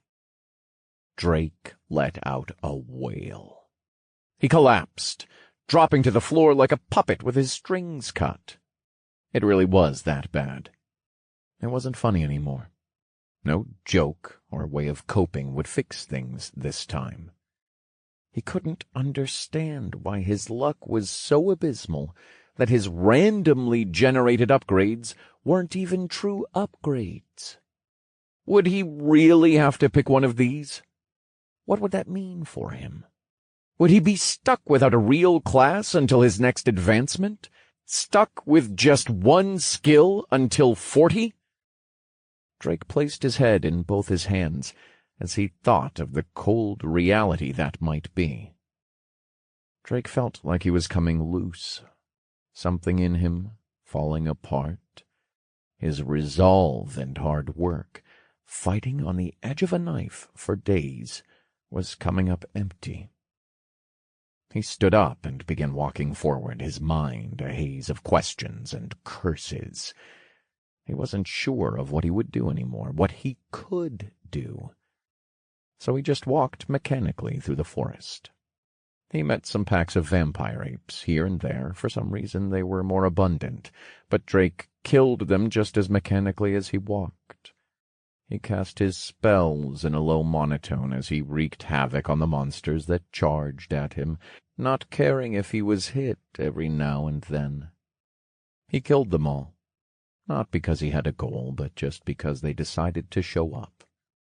He continued moving forward, ignoring the flashing notifications in his vision and his slowly draining health pool. Eventually he broke out of the forest onto an outcropping. A familiar sword stuck into a mound of dirt momentarily broke him out of his daze. Long enough for him to select the warrior class and mentally confirm it. You have selected class Warrior. If you confirm this class, you will lose all current experience and be reset to level 1. Are you sure you would like to choose Warrior? Yes or no? Drake fell to the ground with his hands on his knees and wept. The system had won. It had broken his will to continue. He had worked tirelessly for days, each day harder than the last, alone, all just to see it be taken away, just like that. Flashes of the last job he had worked flickered in his mind. He had been happy and content. He had gotten out of college and found a meaningful place of work at a tech firm as their graphic artist, making things they needed for advertisements. It wasn't bad. The pay was good, and the people were cordial with him. Then around Halloween he had been asked to go to a party by a work colleague. It was a semi-large gathering with around 50 people. Some were from the firm, and some friends of friends, the usual. He had met someone there while drinking. They had hit it off as they had similar interests. They both sat on the couch and talked each other's ears off about their favorite shows and what they were looking forward to being released. It got to a point that Drake had really come to like this girl, and he moved in to be more intimate, and they proceeded on the couch for a little. It had gotten late by that point, and Drake offered to take her home. When they had gotten back to her place, she had told him he wouldn't be getting lucky tonight, with a laugh, and told him to just text her later to make sure he had gotten home safe. He drove home in a good mood. At first he hadn't even really considered going to that party, but having met someone so cool there, now he was glad he did. The next morning he had gone to work the same as always and expected it to be another day. But it wasn't. He was called down to HR. They told him that he had sexually harassed someone but wouldn't say who, and that he would be terminated immediately as they did not tolerate such an offense. Drake tried to reason with them, and asked who exactly was accusing him, shocked that someone could even consider he would do such a thing, and that such a one-sided decision could even be possible. He was losing his job, his livelihood. It wasn't something that could be decided just like that, no questions asked. But they didn't listen. The decision had already been made. A man came into the room with his things, and he was told he would be escorted off the premises. He could only comply, nodding to their every word listlessly, as he was too shocked to do much else. His 2 full years of working hard for that company had been thrown into the trash, with no concern for his effort or well-being. What the system was doing felt just like that, putting his effort into the trash. No remorse, no concern, nothing. Drake felt cold, as if all the energy in his body suddenly left him. He languidly got to his feet and walked over to the grave, falling in a heap once there. Hey, it's me again. Looks like this is where the line ends for me.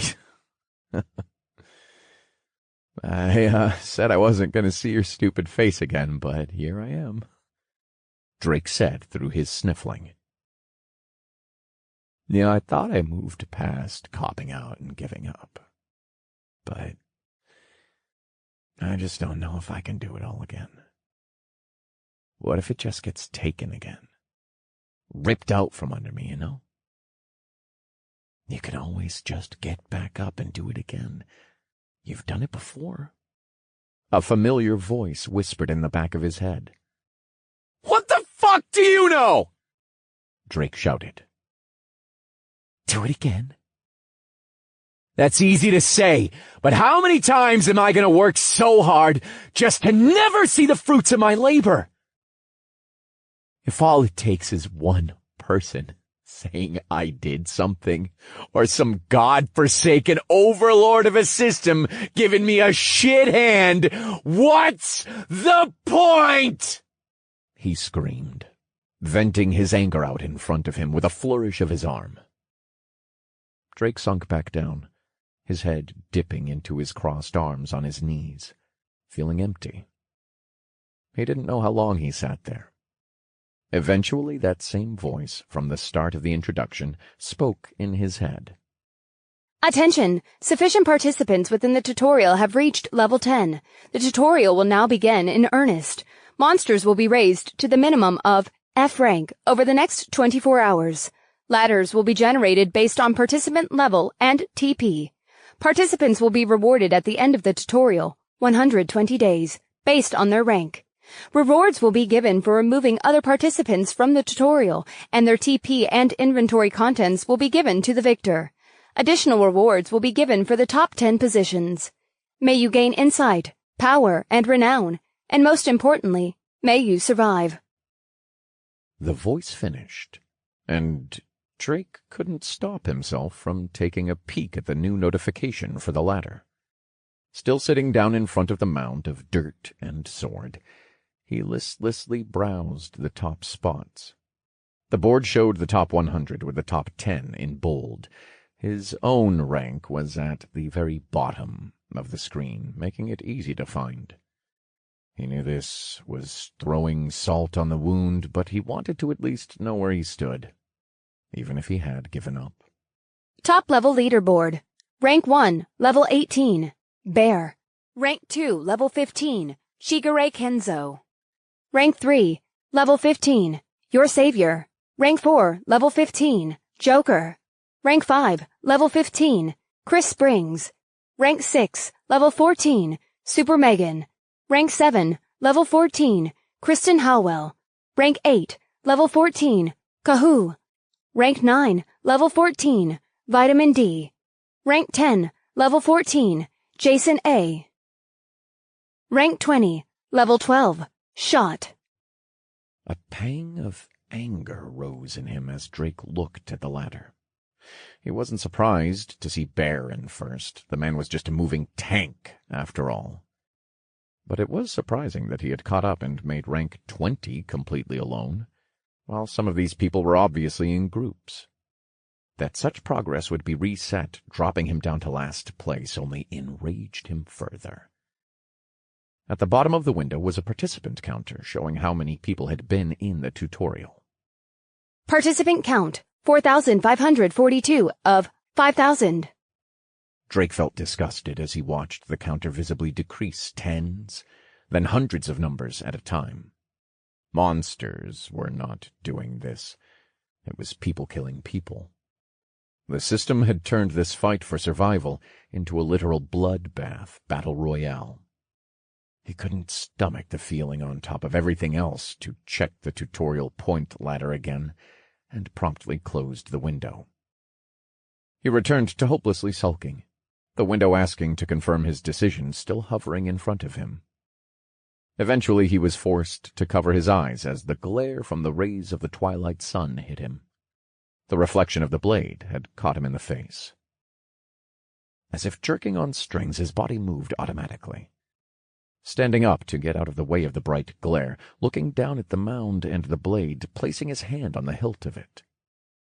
Slowly, images of his fight here meandered through his head, his upset at the injustice done to this unknown person. How he had fought so hard to establish his goal in his heart. This time, when he saw the images flash in his mind, he wasn't upset, or angry, or sad like he had been before. His struggles, the good and the bad, here and in the past, were a part of who he was, and the experiences that shaped him. What had been done to him could not be changed. He could only control how he reacted. He mentally and physically hit himself. He had lost his way. You can always try again. You're still breathing, the voice in the back of his head said. Drake wasn't all right. Nothing would make what happened to him in his past acceptable, but just like that person said, he was going to carry on, in spite of it. He might not be able to change the past, but he would be damned if he took it laying down for his future. He gripped the hilt of the sword tightly and pulled it from the ground. This new world wanted to keep him down, and he admitted it was beating his ass. But if nothing else, he was a sturdy son of a bitch. The road to the end wasn't a straight line. It had its ups and downs, and there was only up from here, he thought. He suddenly heard another voice in the back of his head, one from a friend that had been a father figure to him, even more than his own had. Bad shit happened to you. It sucks, and it isn't fair. Now get over it and move on. Let it be a lesson learned and nothing else. Stay focused and stay on that grind, the voice said. Drake smiled with renewed determination, affirming that he had been here before, but he was ready to get up and move on. This time he even mostly managed it on his own. Progress? A moment later he mentally hit confirm and started again. Fine.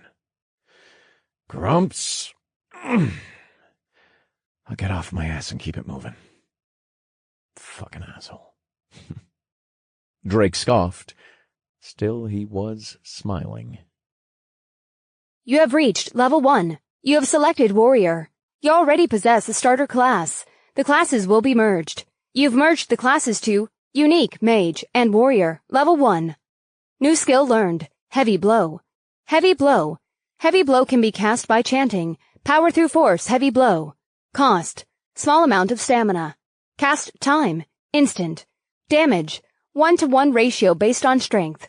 You have gained the title, dual class. Dual class. You've gone back to the start, but all is not lost. The trail is long and hard but rewarding. Plus 20 to all stats. Extensive increased requirement to experience for level gain. New class quest. Reach mage level 10. Reward. Class upgrade. Main class skill stone. Class specific skill stone. New class quest. Reach warrior level 10. Reward. Class upgrade. Main class skill stone. Class specific skill stone. Oh, this is just like that game.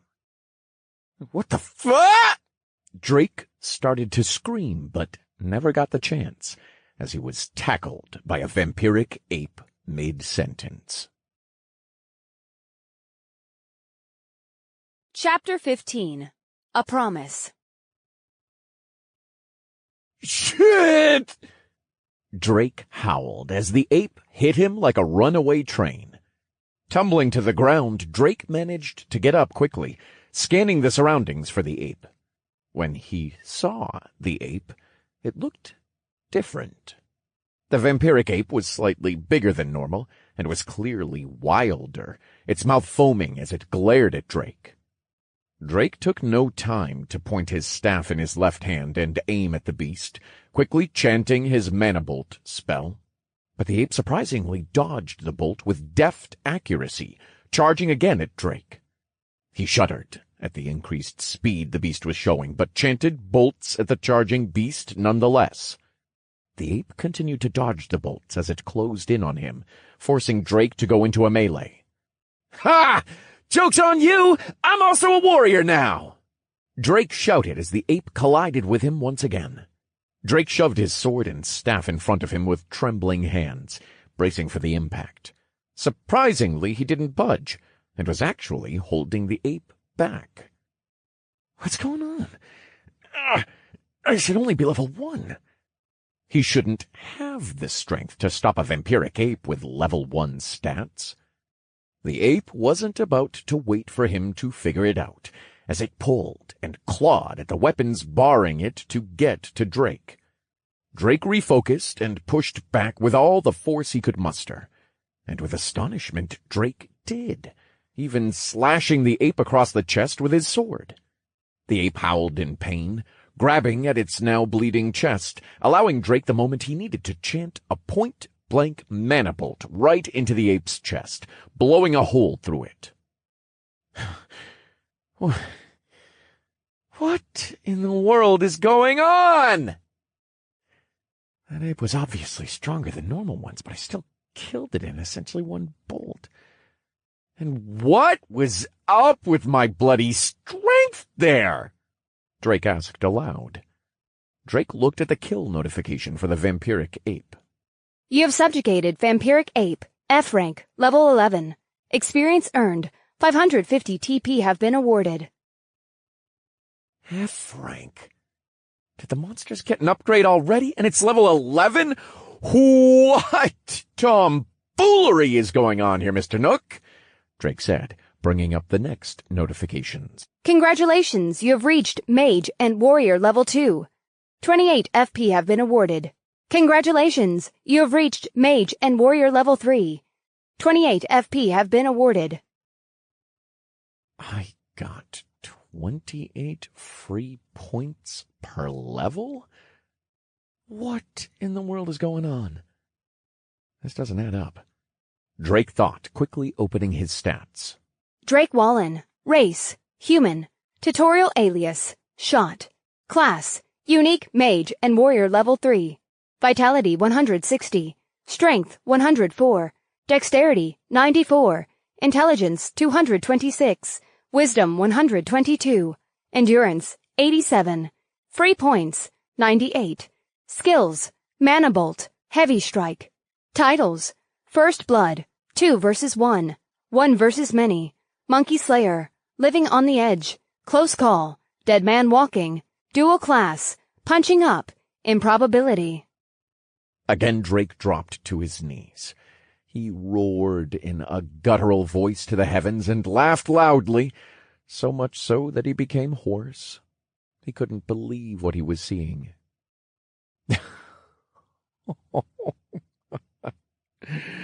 Does the system love me, or hate me? What kind of toxic relationship am I getting into? Drake thought as he viewed his stats. The stats from his 12 levels as a mage had remained, as had his free points. Drake could barely process what he was looking at, tightening his hands around his weapons until there was a crack, and then a sudden snap of wood. Oh, fuck! No. he hurriedly said, looking down at the remains of his wooden staff. No. Oh, don't worry, little buddy. I'll fix you right up. Good as new. He rambled, trying to put the pieces back together like a puzzle. Finally, he was getting it to a semblance of its former majesty. Then, cautiously, he raised it into the air and inspected it. Broken novice wooden staff. A staff made from wood, now broken into itty-bitty pieces. Damage, 0, because it's broken. Attack speed, 0. You could try throwing it at stuff, though. Casting speed, 0. Just use your hands, dummy. You know, I don't like being called out in this manner. I just went through a horrendously traumatic experience. Drake joked, his mood slightly lightening. Drake thought it truly was the end for him, or at least the beginning of a long climb back to normal, but it turned out to not be as bad as he'd thought.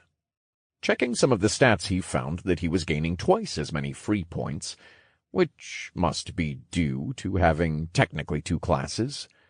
He must have also been gaining the warrior base stat bonus with each level as well, which would explain how his strength had jumped to a whopping 104. His other stats were no slouches either. He had broken past 200 intelligence, and his previously abysmal endurance and dexterity were now almost breaking through the 100 stat threshold. He could only attribute it to his 3 new titles. Dual class. You've gone back to the start, but it is not all lost. The trail is long and hard, but rewarding. Plus 20 to all stats. Extensive increased requirement to experience for level gain. Punching up. You have subjugated a being a full rank above your own. This is no small feat and normally impossible. Plus 30 to all stats. Improbability. You have subjugated a foe 10 levels above your own. Although the odds were stacked against you, you prevailed. Plus 5 to all stats. Drake gaped at the bonuses. These titles alone accounted for 55 points to all his stats. But the dual class title had a horrifying implication with its demerit. If he was required to gain more experience than normal, he would have to face double the number of mobs and danger at minimum to get the same return as anyone else. But with double the stat bonuses, he supposed it was fair. The amount of work he would have to do, though, would go up exponentially. Would there even be enough monsters here for him to kill to level up by the end? If this system keeps the trend it's shown so far, the stat gains will go up just as exponentially if there isn't a level cap. I could gain endless titles and could increase my stats thanks to basically being 10 levels higher than what my status window shows, Drake thought. Drake now felt much more optimistic. He was still bitter that he was forced to level again, but he had inadvertently gained a huge boon in terms of future value. It might be slow going, but he would be getting the stats of 2 levels for every 1 he obtained, and because of his stats carrying over, he was able to kill a monster 10 levels above him. It was a welcomed compensation. Finally done going over his new stats, and grieving for his lost comrade, for whom he would seek vengeance for in the coming battles. Those damn dirty apes. How dare they do that to Frank? He walked over to the stone dropped by the vampiric ape. Skill stone. Strength. Uncommon. Unlocks 1 random skill from the strength tree. Requires 1 open skill slot. Unlocked warrior class tree or sub-tree branch. This was something new, Drake thought curiously. He hadn't seen a skill stone like this from any of the previous apes. Was it because it had evolved to F rank? He would have to pay attention to his future drops. He looked at the fading sun over the horizon, then back at the newly acquired blade in his hand. Normally he'd be tired around now, but he wasn't. Was it his endurance? It had made an incredible jump along with his dexterity, and he still had free points to spend, now that he thought about it. but those would have to wait until he got used to his new physical stats. He wanted to make sure he was distributing the large sum in a practical way to match his new goals. And if he was being honest, after what he had just done to that ape, even before he gained his titles for killing it, he wasn't feeling in a rush to use them just yet. Drake wanted to go test out his new stats and new warrior skill immediately, but looking again at the waning sun, he would have to stop for now and find a place to rest and hole up for the night. He really hoped he would gain some source of lighting soon. Resting at night instead of hunting felt like a waste of time, especially since he wasn't tired. He turned to the mound of dirt, now marked by Frank the Broken Staff, and said, "Looks like I'm going again. Don't miss me too much.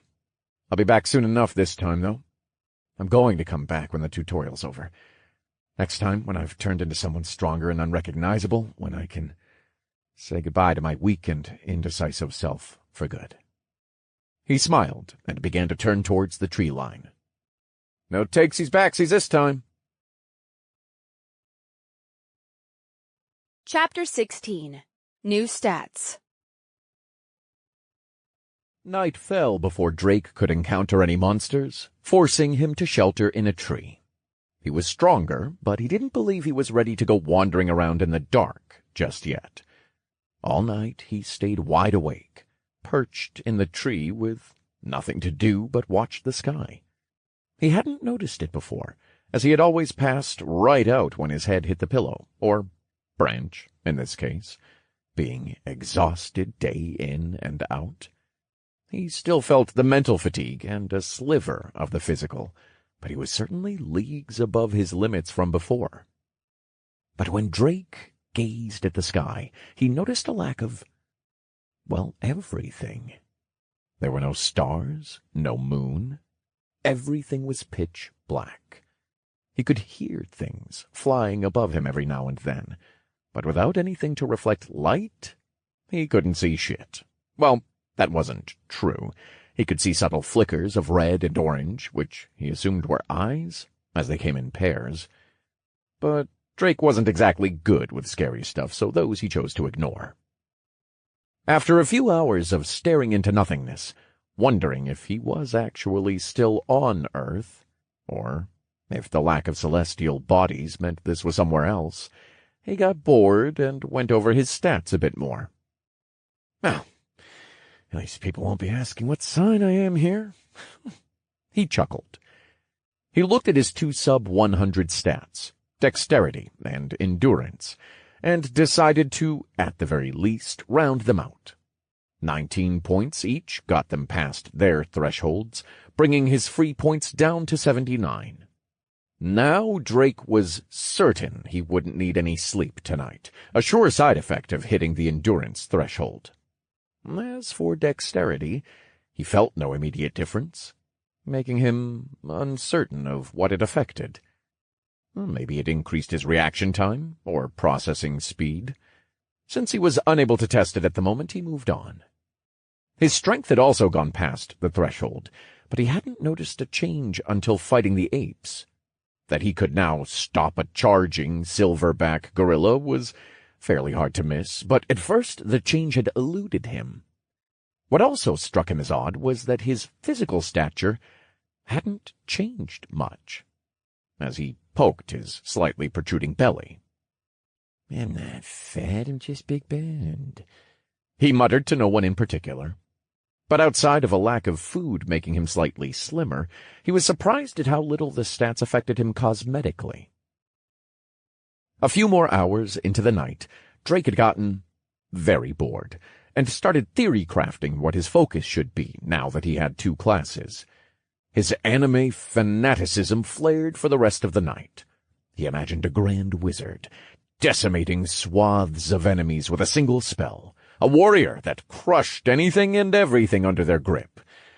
And, funny enough, he'd thought of a particular double-ponytailed schoolgirl wielding an overly large talking scythe, with a finishing move he wanted to try in particular. In his imagination, The possibilities were endless. He honestly couldn't decide, and that made his decision for him. He was now a cross-class, just like in the good old days of that game, which had some eerie similarities to this system.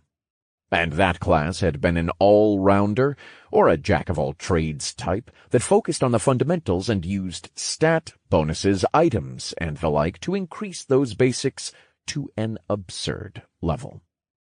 He wanted to feel that again, and he had an inkling that he would be able to. So his next goal was to make his class and stats into the perfect all-rounder. A final sweep of his status showed that he had gotten a new title. Rounded. You are well-rounded. Reach 100 in all stats. +1 to all stats. Am I a joke to you? Drake asked incredulously, looking up into the void. But he dismissed the system's jab, just happy for more stats and a new milestone. He just needed skills to work from now, and for that, he needed to hit level 10 again and reach his class upgrades as quickly as possible. Around 6 hours into the night, daylight was soon coming. Drake racked his brain, trying to think of things he needed and wanted to do during the coming days. After a few more minutes of ironing out his checklist, he suddenly remembered the other leaderboard for tutorial points. Willing the leaderboard open, he changed the window from the leveling board to the one for TP, not missing that while some of the names in the leveling board had changed and some had even just disappeared, Bear was still head and shoulders ahead of the pack. Going through the ladder, he had noticed that most of the standings were similar to the level ladder, which made sense, as everyone else most likely had the same experience threshold. They would all need to kill a similar number of monsters for experience, resulting in a similar TP reward. Drake looked at the bottom of the window and saw his rank and TP. Rank 27. Shot 10,700 TP. To see he had dropped a few places in the standing left him downtrodden, but he was also curious at the discrepancies he saw in some places. Rank 1. Bear 23,803 TP. Rank 2. Chris Springs 18,503 TP. They weren't the only ones a few spots above their level rankings. Perhaps some quests were starting to give TP as a reward, or these people were actively killing other participants and taking their TP.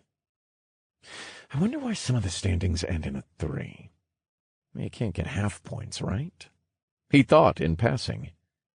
Drake had been an avid PvPer in many games. Even the one he had modeled his dual class after had been centered around it, revolving around 3 races fighting for supremacy of limited resources. But this was something else entirely. He couldn't understand why people would murder others for a spot on a leaderboard and rewards. He wasn't necessarily opposed to self-defense and protecting you and yours, but this was on an entirely different scale. But he conceded that perhaps he remained stuck in the old ways of his previous world's sensibilities. Maybe this was just the norm in this new cutthroat reality, fighting over resources, even if it meant crushing other humans underfoot. The subject gave him mixed feelings, and he just couldn't come up with a black-and-white answer. The break of dawn interrupted his internal turmoil. Drake sat, shielding his eyes with his hand as he squinted. He would plate his philosophizing for now. There was a long list of things to get through today. Drake dropped down from the tree with more ease than usual, landing softly on his feet, almost making no sound. Well, hell, isn't that kind of elf-like? Can I walk on snow now, too? He said aloud, a small crease spreading across his face. First I should get a handle on how these new inflated stats feel, he thought. Drake looked around for a tree a few meters from him. Yeah, that should be about right. He had singled out a tree that would have taken him around 30 seconds normally to sprint to. He got into a starting sprinter's stance and took off for the tree. The world around him blurred as he took long, swift strides, reaching his destination in less than 10 seconds. He just stared blankly at his starting location, amazed with himself. He had reduced his travel time by more than 70%, and he was still breathing evenly. Oh, I'm a goddamn superhero! He chortled.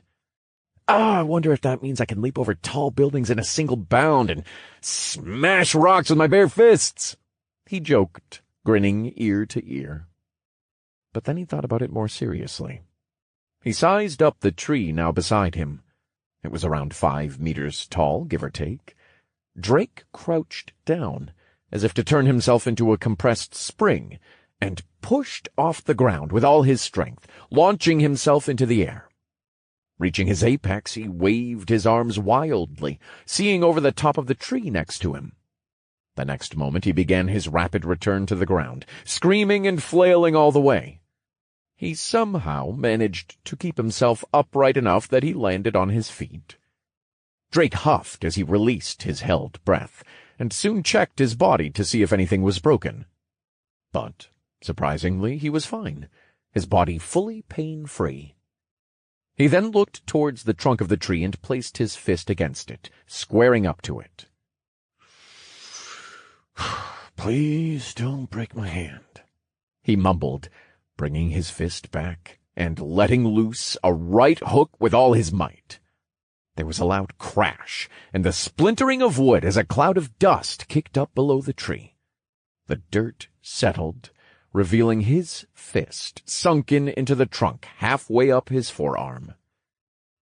Drake was a little disappointed that he hadn't felled the thing in one blow, like a scene from an anime, but was more than satisfied with the results. Oh, I'll have to come up with a super cool hero name now. Maybe turn an old insulting nickname into my moniker to take power away from it and show him above the bully that stuck me with it? Maybe. Drake smiled. Through some more tests, Drake got the gist of his capabilities, but there was a problem. I've never used a sword before yesterday. Well, in my backyard maybe, but we don't talk about those days. He coughed. I know that you slash them and stick them with the pointy end, but that's where my expertise ends. He tried some practice swings, but stopped soon after, thinking he looked silly. I guess I'll just have to learn through repetition and guessing. Nothing new there. This whole place has just been one big learning experience anyway. Deciding to put more time into learning how to properly swing a sword later, he moved on to the next thing he wanted to know. Could he cast while holding the sword? He certainly couldn't use poor Frank anymore. Novice iron sword. Common. A starter iron sword made from what looks like iron. 35 to 37 physical damage. 5 to 13 magic damage. Attack speed. Normal. Cast speed. Slightly slow.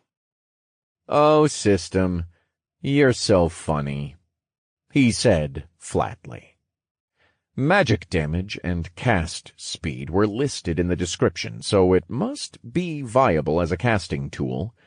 He pointed the tip of the sword towards the same unfortunate tree, reciting his spell. Manifest my power, Mana Bolt. A blue magic circle formed at the end of the blade, but the mana flowing into the weapon felt hobbled and rough, like he was squeezing it through a too tight straw. It took a total of 5 seconds to fully manifest the bolt, several seconds longer than it took with his bare hands. After shooting out of the blade tip normally, the bolt hit the tree and punched a fist-sized hole all the way through both it and the tree behind it. A nice damage. But that cast time, that's a problem, Drake confessed to himself. It was good that he now knew. As long as a weapon had the magic damage and cast stat, he could channel magic through it. But obviously some weapons were better suited to the task than others, and this one just wouldn't do. He ended up deciding to stick with casting through his free hand. The quicker cast time was ultimately more valuable than the sword's small damage increase. And now for the last and final test. Drake went off in a mad dash, circling the tree. Placing his hand in front of him, trained on the tree, he felt the mana inside him, then began to cast. Manifest my power! Mana Bolt! After the 2-second delay, a mana bolt flew from his hand, but missed the tree, flying past it and punching a fist-sized hole through another tree, burning a second hole halfway through the trunk of the one behind it. Drake shouted with glee and stopped as he curled his hands into fists. He was finally able to finish casting while running, and now he could run. Then he looked back at the tree he had failed to hit. We'll just ignore that I still can't aim, he thought sheepishly. All right, time to go find some monsties to hunt. No more slacking off, he yelled, pointing his sword in a random direction as he ran off at full speed. Then he quickly tripped over an extended tree root, falling flat on his face. Okay. Maybe not at full speed just yet, he said, raising his beet-red face from the dirt and spitting some out of his mouth. Chapter 17. That's a lot of monsters. Drake got up and patted off the dirt from his face, not bothering with his ripped and tattered clothes.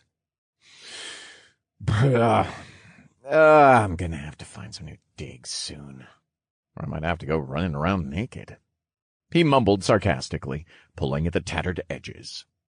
When he looked up, he saw a flash of gray pass through the trees. Drake immediately followed it, hoping it was a monster. With his new stats, he quickly caught up, and was met with an angry dog-faced monster, standing up to about as high as his chest, and garbed in old-fashioned leather equipment, clutching a pickaxe in its hands. It snarled at Drake, baring its dog-like teeth.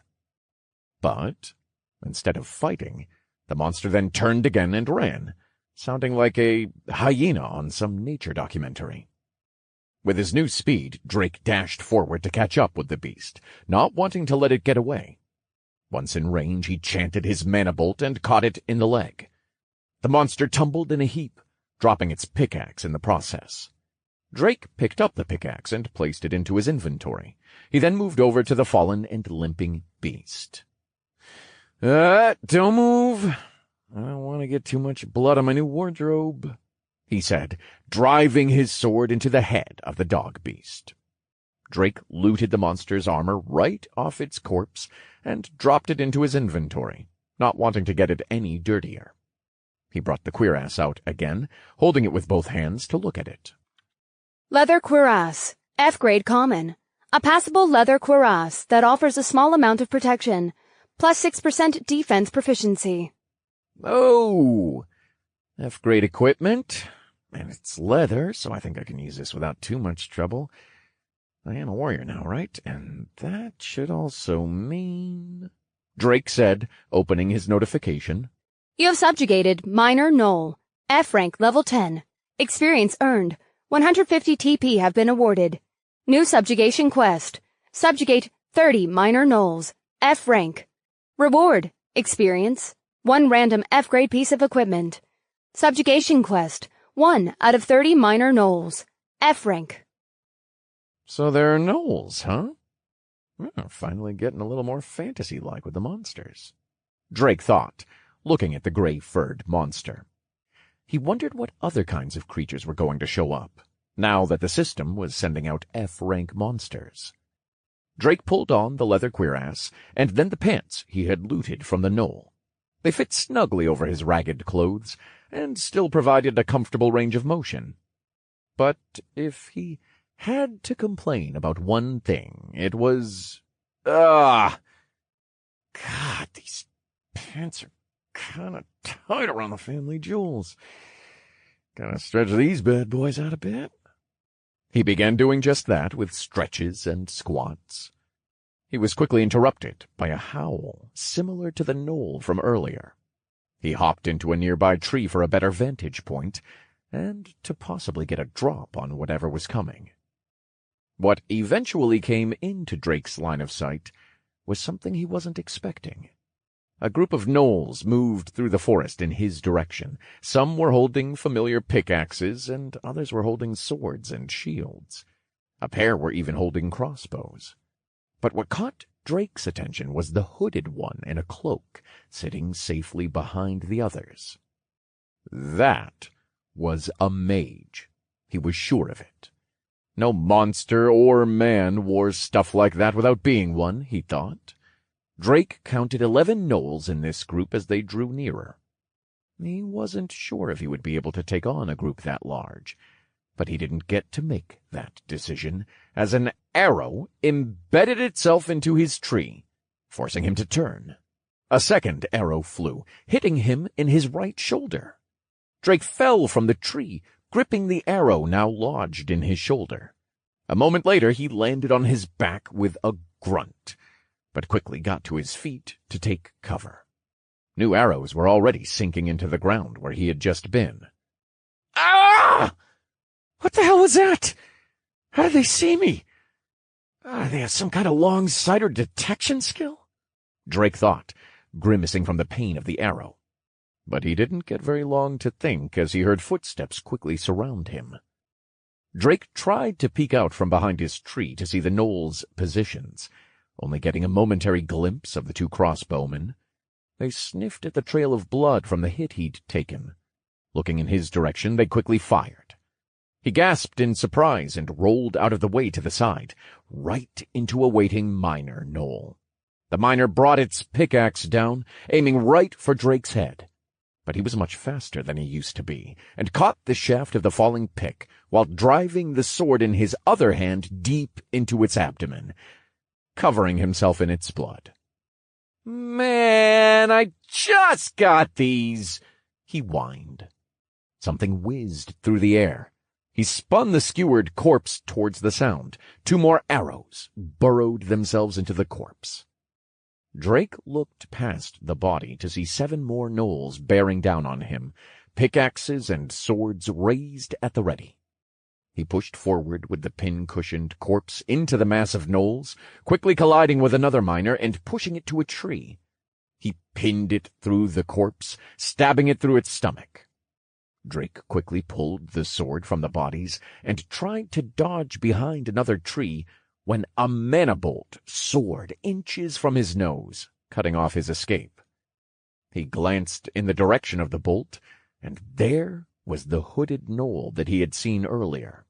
It raised its hands at him, and a bolt went flying from its hands again, directly at him. Drake's eyes widened at what he just saw. "It can cast without chanting or delay?" He yelled inwardly, dropping to the ground to dodge the bolt. He lunged again for the cover of a tree, barely evading a sword coming down on him from above. 6 more close fighters and 3 ranged. I have to take out the squishies in the back, then I can cut the... Ah, fuck! Ow, that stings! Drake screamed inwardly and grimaced, touching the arrow still stuck in his shoulder gingerly.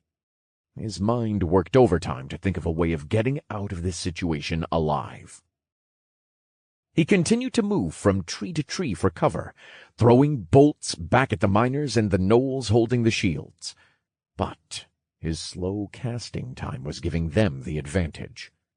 Every time his hands lit up with the colors of magic, the gnolls had time to dodge and duck behind the trees. But not all of them were fast enough. Drake sniped another miner that had been too slow. His pursuers were down to 8. The 3 remaining that still bore shields covered the last 2 miners as they charged forward towards Drake, slowly catching up. He fired 2 more bolts behind him, but the shields easily turned them away. Drake clicked his tongue at that. Those shields were a problem. If only he had a fire spell so he could just burn right through the things. The gnolls were catching up to him now that they knew his mana bolts couldn't penetrate their shields, forcing Drake to choose whether he was going to fight the 5-on-1 or the 2 crossbowmen and the mage that had been besieging him with arrows and mana bolts. Running didn't even cross his mind as an option. He still wasn't confident that he could win in a melee. He had just become a melee cross-class after all, but he wasn't about to back down here. So he resolved himself and gritted his teeth as he dashed madly at the crossbowman, his stance low to the ground. As he ran at a new breakneck speed, he chanted his spell. Halfway to the group of 3, he released it. More arrows flew, one landing in front of him, one clipping his cheek. He then zagged to his right, a mana bolt passing right over his shoulder. Drake moved as quickly as his new stats would allow, his mana bolt finally reaching one of the crossbowmen just as it was reloading its weapon. The remaining one barely managed to reload before Drake made it to them. Another mana bolt entered his vision, forcing him to jump the remaining distance. He leapt, flying toward the crossbowman mage pair, his sword raised over his head. "Power through force! Heavy blow!" he shouted through a grimace. Another crossbow bolt flew, clipping his leather cuirass in the side.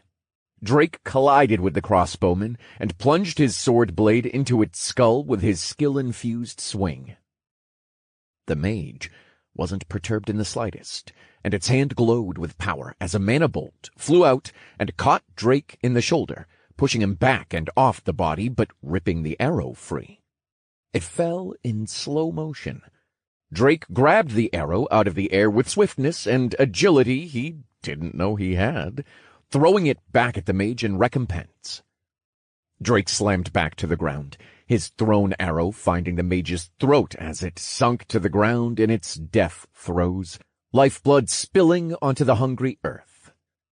He painfully gripped his shoulder for a moment, a sizable portion missing from it. He rose, seeing the remaining 2 miners and sword-and bardsmen rushing his way. He pelted them with his bolts to no avail. Unfortunately, he only hit the raised shields, dealing no damage. The group of 5 was getting uncomfortably close now. Drake pointed downward in front of the group as he chanted 3 bolts in succession, kicking up dirt in front of him. Drake jumped backwards and fumbled with the dead bowman's crossbow, plucking the arrow from the dead mage's throat and loading it. As the dust quickly dissipated, Drake kneeled and took aim at the small cloud. The next moment, a sword-and boarder pushed emerged, confused only long enough to take an arrow to the face. It fell backwards as the rest of the gnolls came stumbling out of the dissipating cloud of dust. Drake pounced, landing atop a sword-and boarder, and knocked them both to the ground. The gnoll managed to hold on to its weapons and struggled to strike Drake as he knelt atop it. Drake pulled at the monster's shield, pulling it away from its chest enough for him to slit the gnoll's neck, killing it in a spat of bloody gurgling. The 2 gnolls next to Drake didn't miss a beat and brought their weapons down on him in an attempt to skewer him, but Drake rolled backwards just in time to dodge the pickaxe and sword. They only jabbed into their comrade's corpse. The remaining 3 gnolls roared in anger, but Drake did the same as he charged the last gnoll holding a shield. "Power through force! Heavy blow!" he screamed, charging at the beast, his sword coming down on the monster's raised shield, but only sinking into the side of it. Stuck. Drake yanked and pulled at his stuck weapon, struggling against the gnoll. The 2 minor gnolls were hesitant to interfere, apparently afraid they may hit the other gnoll in the scuffle. Eventually, Drake managed to pull his sword away from the knoll, the shield ripping away with it. The extra weight threw him off balance, and he lost his grip on his weapon. It went flying over his shoulder. Desperately, Drake rammed his body into the monster and wrestled it to the ground, placing it in a chokehold on top of himself. He gazed wild-eyed at the other two gnolls to see if they would intervene, but they remained indecisive. Drake chanted his mana bolt, pressing his hand against the gnoll's head, never looking away from the eyes of the minor gnolls. The warrior gnoll flailed and bucked when it saw the magic circle appear next to its face, but was unable to break away from Drake's iron grip. After 2 seconds, the bolt manifested, taking the gnoll's head clean off.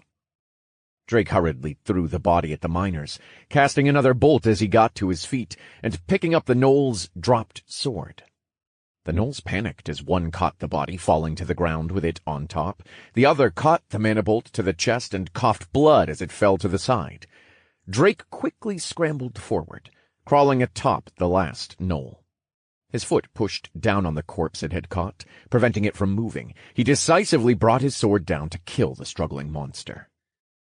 Drake fell to his knees, rolling onto his back in exhaustion, looking at his status bars. His health was just over 50%, while his mana was comfortably at 70%. His stamina was drained, sitting at 10%. I can't believe I made it through that, he panted. I swear, if another monster finds me right now, they can just have me. Please, just take me now, he guffawed. Drake managed to sit upright and look around. There was far too much blood on and around him. He only waited long enough to scoop up the equipment and stones that spawned in motes of light, then made a dash in the direction of the river. He wasn't able to move at top speed, but he made excellent headway as he looked through the plethora of notifications with a grin. You have subjugated Minor Gnoll, F rank, level 11. Experience earned. 150 TP have been awarded. You've subjugated Minor Gnoll, F rank, level 11. Experience earned. 150 TP have been awarded. Congratulations! You have reached Mage and Warrior level 4. 28 FP have been awarded. You have subjugated Minor Gnoll, F rank, level 10. Experience earned. 150 TP have been awarded. You have subjugated Ranger Gnoll, F rank, level 13. Experience earned. 350 TP have been awarded. New subjugation quest. Subjugate 20 Ranger Gnolls, F rank. Reward. Experience. 1 random F grade piece of equipment. You have subjugated Ranger Gnoll, F rank, level 13. Experience earned.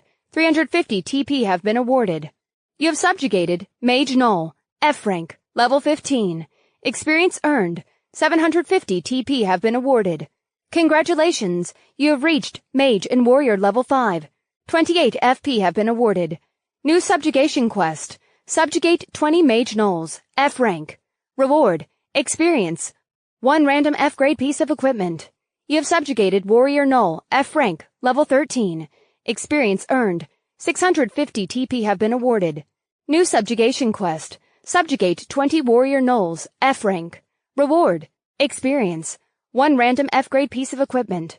You have subjugated Warrior Gnoll, F rank, level 13. Experience earned. 650 TP have been awarded. You have subjugated Warrior Gnoll, F rank, level 13. Experience earned. 650 TP have been awarded. You have subjugated Minor Gnoll, F rank, level 10. Experience earned. 150 TP have been awarded. Subjugation quest. 6 out of 30 Minor Gnolls, F rank. Subjugation quest. 2 out of 20 Ranger Gnolls, F rank. Subjugation quest. 1 out of 20 Mage Gnolls, F rank. Subjugation quest. 3 out of 20 Warrior Gnolls, F rank. Chapter 18. The Outpost. The notifications crowded Drake's vision, and he had to sweep them away. It was an amazing haul, and he hadn't even looked at his stat gains or the items yet. The knolls had been a treasure trove of experience and equipment for him. As he approached the river, Drake looked around for monsters. Finding none, he looked over at his now itching shoulder. Surprisingly, it was slowly but visibly healing, the small bits of fiber blown off now being replaced. It was welcomed that he was healing, but seeing the process was objectively grotesque. Finally arriving at the riverbed, Drake watched the pristine, flowing water. Drake sighed in relief, touching his shoulder again to see the progress. Seeing that it had stopped bleeding and a scar was forming, he jumped into the river and began scrubbing himself down. He drank some water to refresh himself, and then moved to the shoreline to dry off in the sun. Drake sat on a nearby rock and pulled up his status, ready to distribute his free stats, now that he'd gotten an idea of what he was lacking. Drake Wallen. Tutorial alias. Shot. Race. Human. Class. Unique Mage and Warrior Level 5. Vitality. 168. Strength. 121. Dexterity. 101. Intelligence. 243. Wisdom. 131. Endurance. 101. Free points. 127. Skills. Mana Bolt. Heavy Strike. Titles. First Blood. 2 versus 1. 1 versus many. Monkey Slayer. Living on the Edge. Close Call. Dead Man Walking. Dual Class. Punching Up. Improbability. Dog Hater. Rounded. Drake scoffed at his pooled free points. They were higher than some of his stats. He looked at the new title with displeasure. What? I'm not a dog hater. Those things are just dog-like. Drake shouted into the air. Dog Hater. Slay 10 harmless dog-like gnolls, plus 5% damage to gnolls. Drake sighed, completely worn out. He didn't want to waste any more time complaining. Looking back over his stats, he knew which he wanted to improve. His magic wasn't strong enough to pierce the gnolls' shields without a staff to amplify his damage, and he was only barely nimble enough to make it through those close combat fights. So, he decided to increase his intelligence and dexterity by a large margin. Then he evened out his strength and wisdom to keep his melee damage and mana regeneration. Drake Wallen. Tutorial alias. Shot. Race. Human. Class. Unique Mage and Warrior Level 5. Vitality. 168. Strength. 151. Dexterity. 151. Intelligence. 270. Wisdom. 151. Endurance. 101. Free points. 0. Skills. Mana Bolt. Heavy Strike. Titles. First Blood. 2 versus 1. 1 versus many. Monkey Slayer. Living on the Edge. Close Call. Dead Man Walking. Dual Class. Punching Up. Improbability. Dog Hater. Rounded. Nice. This is looking pretty good. And now I better look over the stones and equipment to see if there's anything I can use. He thought aloud. That was the largest pack yet, and I don't think that was just a coincidence. I want to go back and try to figure out what was going on there. Drake opened his inventory and checked the various items and stones he had managed to pick up this time. Skill Stone. Ranger. Uncommon. Unlocks 1 random skill from the Ranger tree. Requires 1 or more open skill slots and have an unlocked Ranger main tree or subtree branch. Drake had gotten only 2 of these, so he suspected they came from the crossbowmen. The word Ranger somewhat screamed Ranger-type class and would explain how they could track him from such a distance.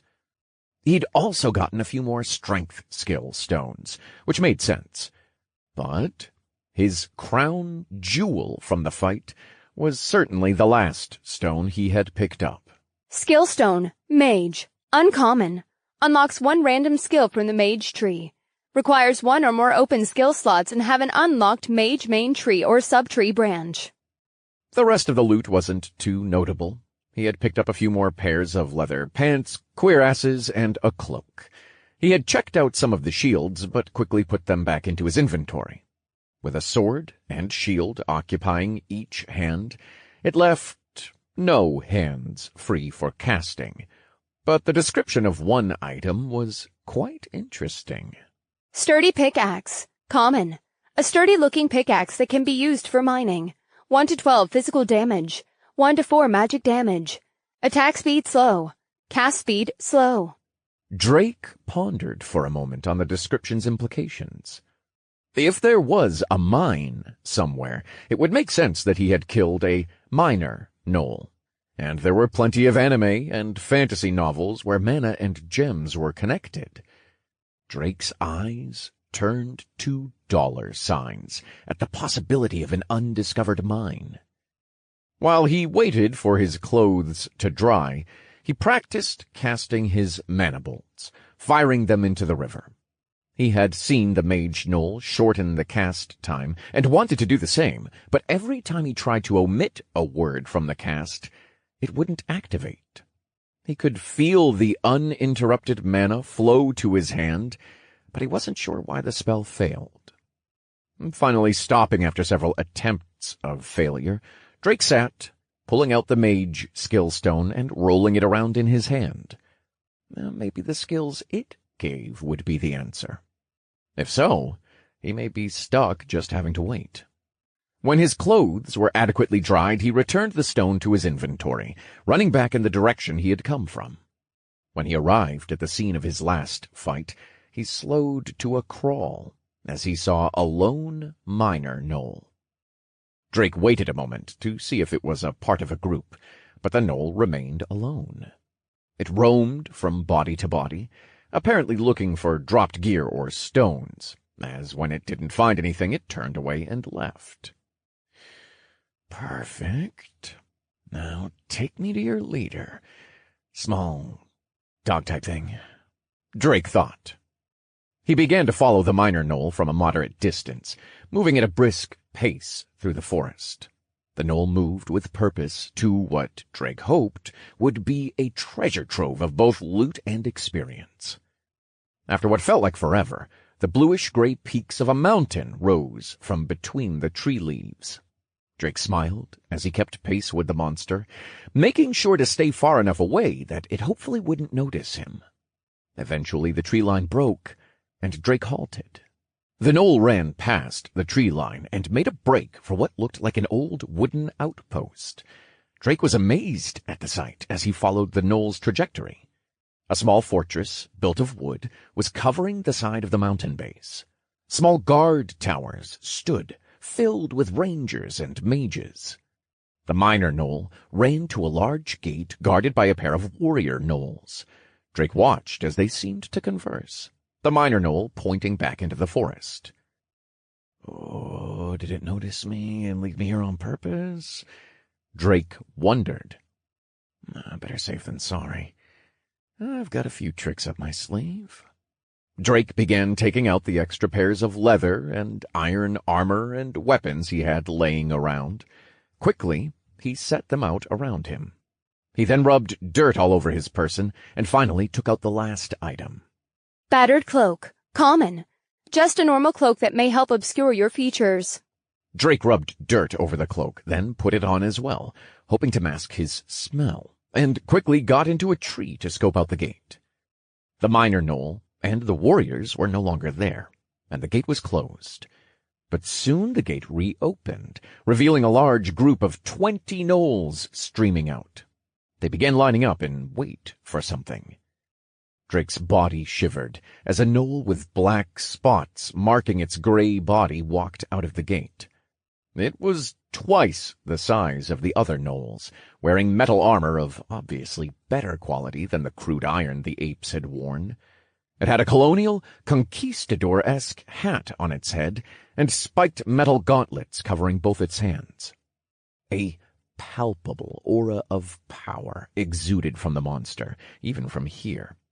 He looked on as the commander gnoll began barking and pointing at the others, then suddenly looked into the forest, meeting Drake's gaze. Drake shuddered again. He wasn't sure if the monster was actually looking at him, but still held the monster's gaze. After a few seconds, the gnoll's mouth creased back and showed its large white canines. It had seen him. It pointed again to the tree line this time, and the gnolls formed a straight line with the shield users in front, with the rangers and mages behind them. The commander gnoll brought up the rear. Drake smiled in nervous anticipation. Huh? Come and get me then, mutt. Chapter 19. The First Commander. Drake moved back to where he had set his trap and waited patiently for his quarry's arrival. He settled in a tree above 2 pairs of dummies set up in the bushes. They even had some of the extra swords and shields he wasn't using. Soon, Drake heard the rustle of branches and leaves, followed by rumbles and thumps, along with the slight shaking of trees. So far, so good. They haven't seemed to have noticed me this time. A good thing I cleaned the blood off and rubbed myself in dirt for good measure. I hope it stays that way, he thought, as the gnolls marched below him. Drake watched from above as they poked and prodded some of the dummies he had set up. Some of the dummies received a mana bolt and arrows, but Drake continued to wait. The one he wanted to ambush was the larger commander gnoll. Without the element of surprise, he wasn't sure he could take down the beast. It was the mystery factor in this fight, and needed to be dealt with as quickly as possible if he could. In moments, the commander gnoll passed underneath his tree as well, almost coming close enough to clip the bottom of Drake's branch. Drake started nervously sweating.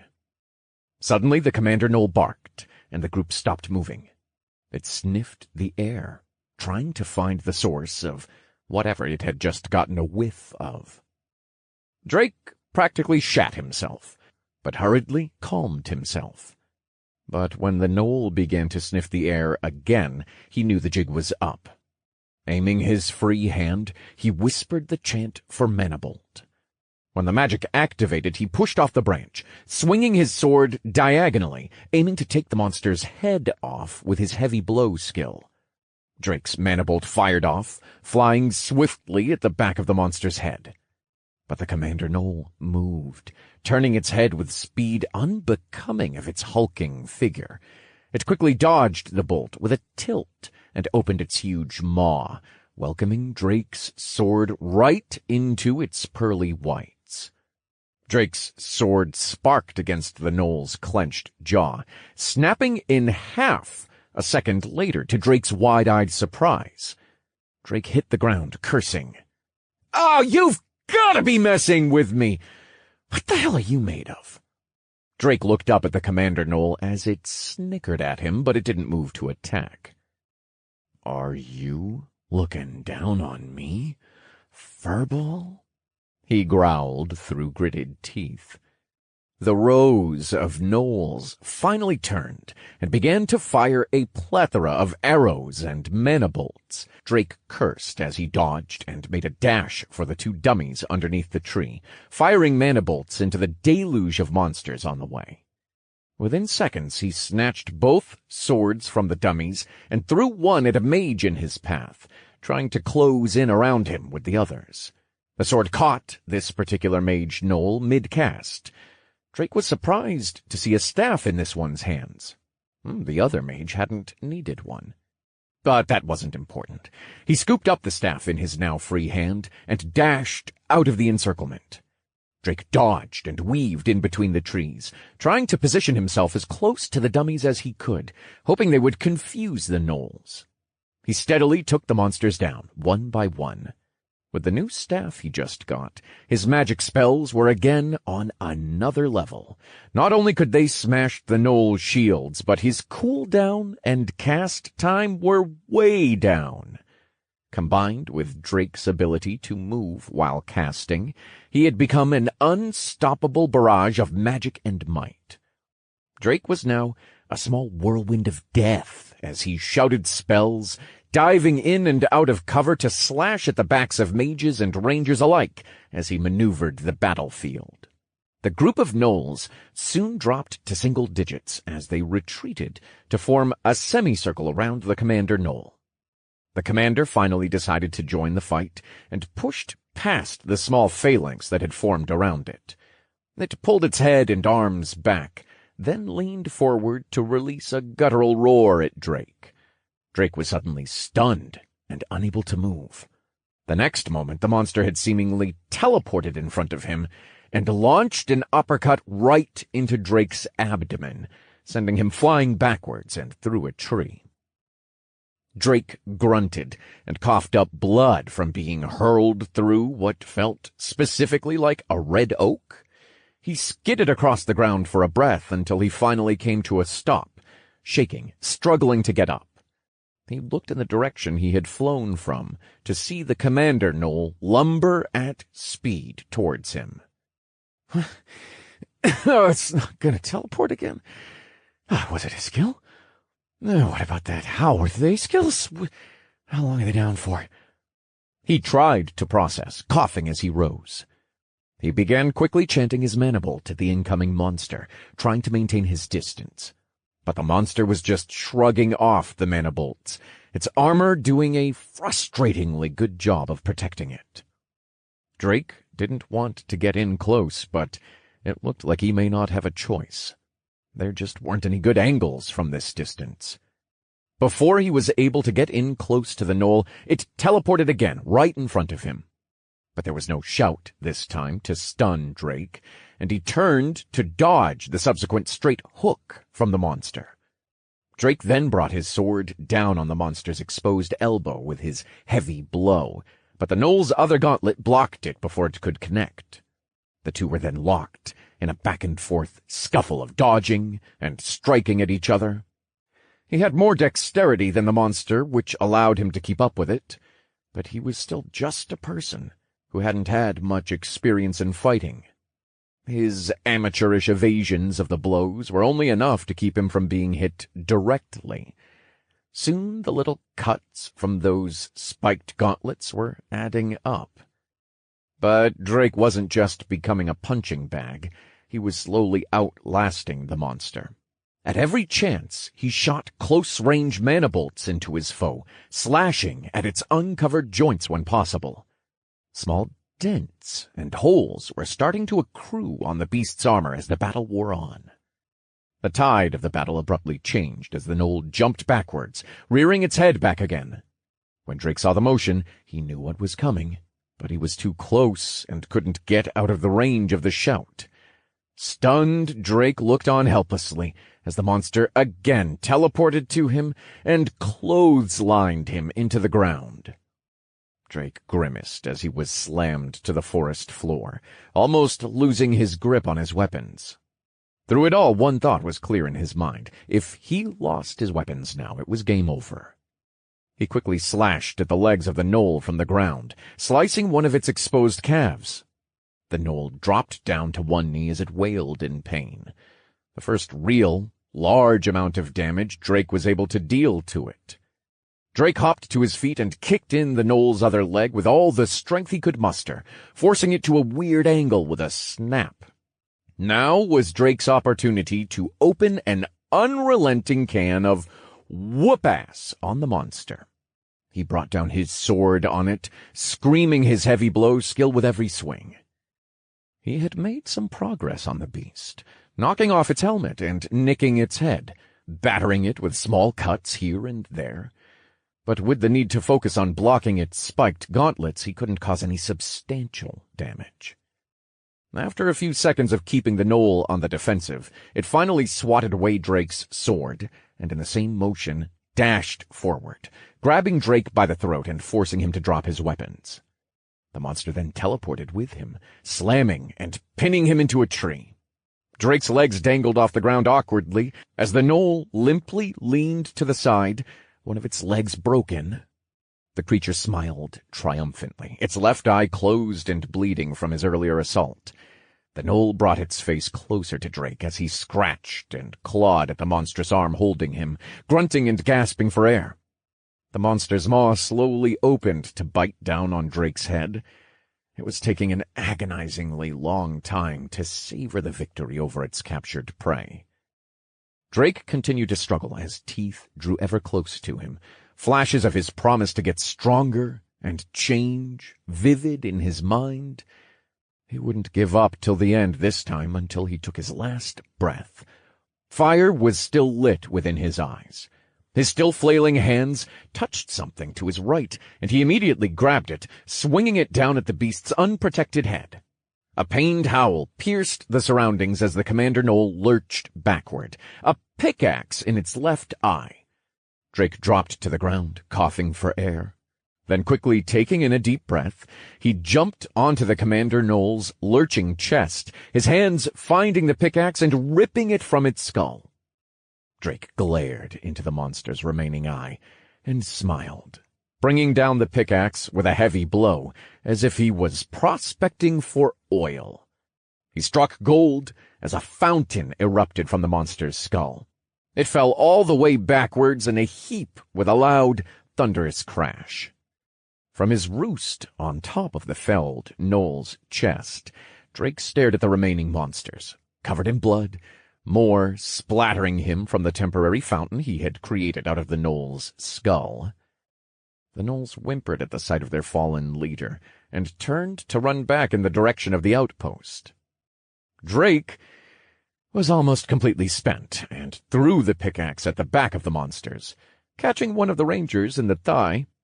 He surged forward with the last remaining dredges of his stamina and strength, catching the wounded ranger Knoll by the back of the head, and slamming it down into the ground with a crunch. The remaining Knolls didn't even stop to look back, and continued to run. Drake kept chase, but was unable to sprint anymore, forcing him to hobble to the end of the tree line, shooting mana bolts from his hand into the backs of the fleeing monsters. Stopping at the tree line, he fired at the escaping monsters until arrows began to pelt the tree he was leaning on. Drake spat a mouthful of blood in the direction of the outpost. "Bring more next time! I'll be here all day," he guffawed, smiling with a red-tinted grin. The motes of light around her finally dissipated, allowing her to blink her vision clear. After a few seconds, the sight of a lush forest spread out in front of her. All was quiet at first as she glanced between the surrounding greenery and people. Shouts and wails of confusion in several languages she couldn't understand or recognize quickly erupted. Someone suddenly grabbed her arm. "Claire, are you okay?" The voice asked. Her head snapped towards it. "Jared!" she shouted, nearly whimpering. "Where are we? The room, the man, he said so many confusing things." Jared had a difficult expression on his face. Clearly her brother wanted to say something, but remained silent. I know, don't worry, I'll take care of it. First, we need to find a safe place," he said firmly, his eyes darting around the area. A moment later, another scream rang out, different from the others. Not a shout of confusion or despair, but a real, guttural scream of pain and desperation. Both of their heads turned to it, their faces paling at what they saw. A man? No, an animal. An ape was digging into a still, living body.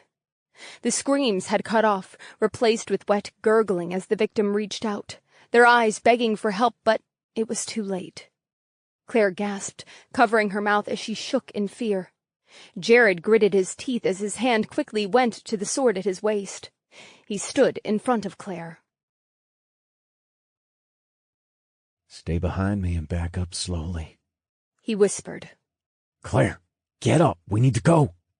But having seen the grotesque display, Claire's legs wouldn't listen.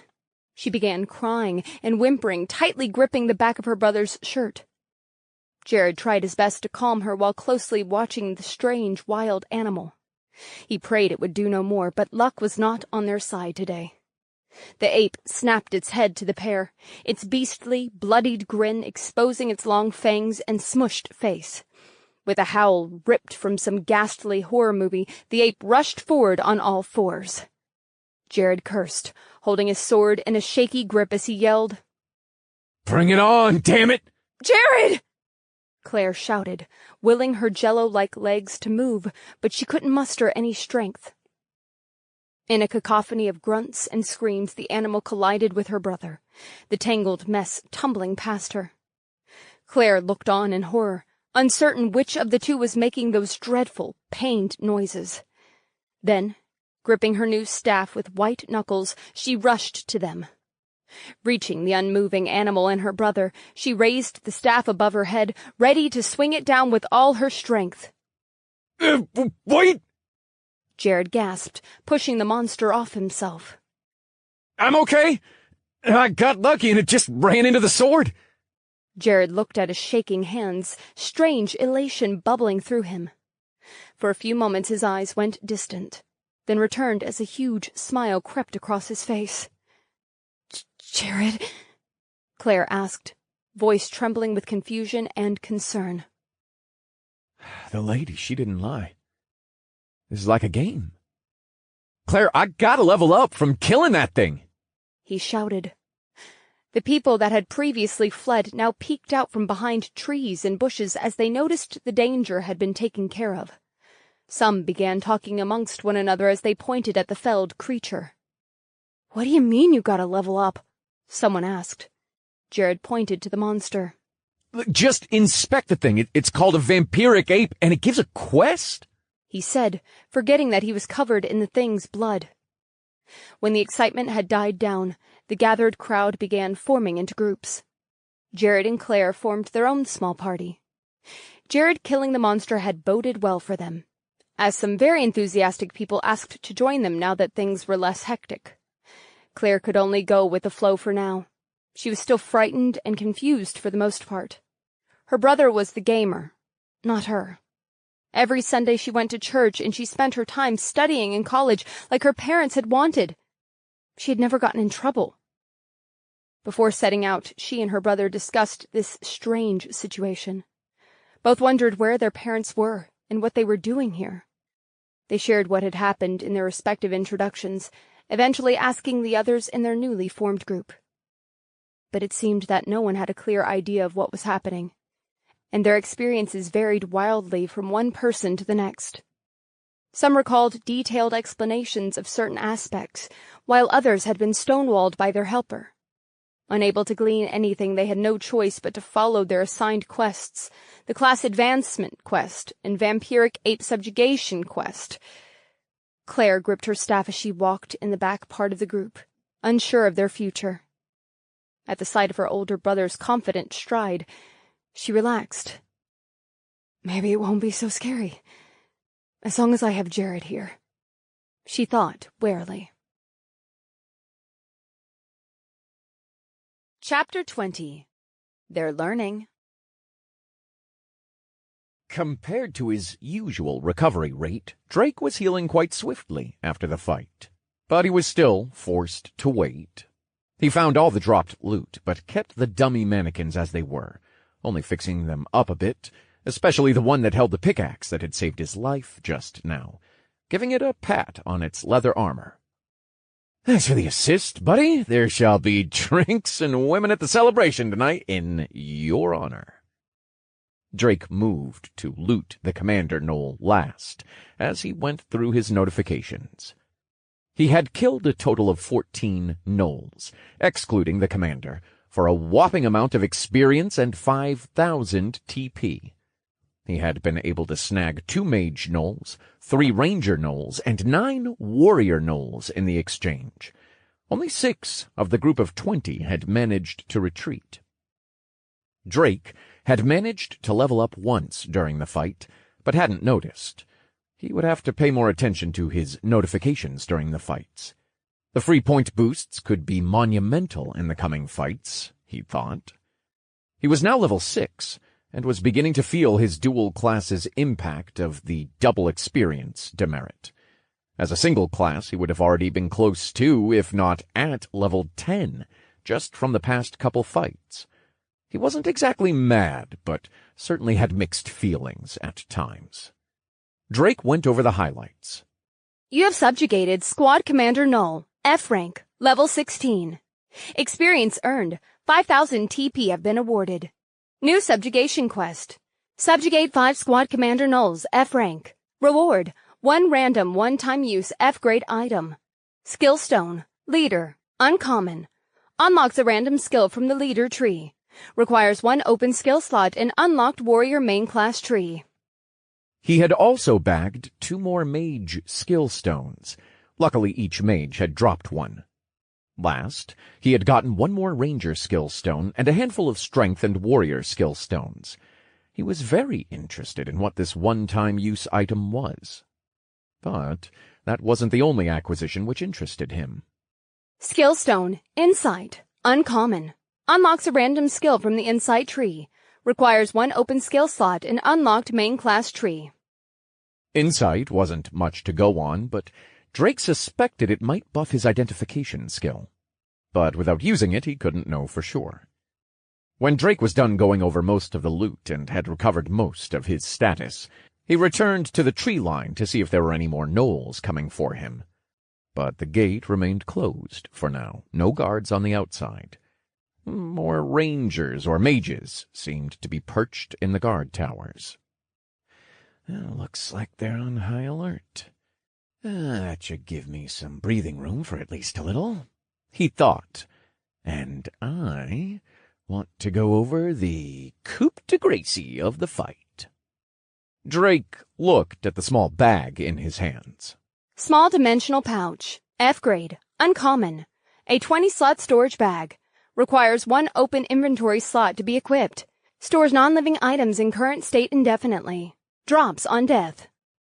Obeying the description, he placed it into his inventory, then willed it into one of the boxes at the bottom of the screen. It locked in place with a mental click, and suddenly 2 more rows of 10 appeared, along with 2 rows filled with items from the bag. As Drake scanned the contents of the new dimensional pouch, tears pricked at the corners of his eyes. Once he finished, his eyes had gone to full-blown waterfalls. There's water canteens. There's a tent. There's even a fucking bed! He roared into the air. These were items Drake had been desperately wanting the entire time he was here. And now, he had them. There were water canteens, food rations, uncooked meat, spices, and a large wooden tub, big enough to fit the large frame of the commander gnoll. There were even roasted nuts, and everyone loves nuts. There was also camping equipment, torches, flint, and steel. It was a dream come true for Drake. Soon, there will be no more nights sleeping in trees, he cried internally. After a few more minutes of crying from elation, he checked out his new equipment. Steel cuirass, F-grade, common. A finely made weapon that offers a small amount of protection, plus 10% defense proficiency. 102 to 110 physical damage reduction. 90 to 105 magic damage reduction. 1% chance to avoid a critical hit. Steel helm, F-grade, uncommon.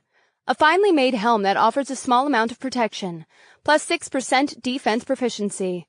52 to 60 physical damage reduction. 36 to 41 magic damage reduction.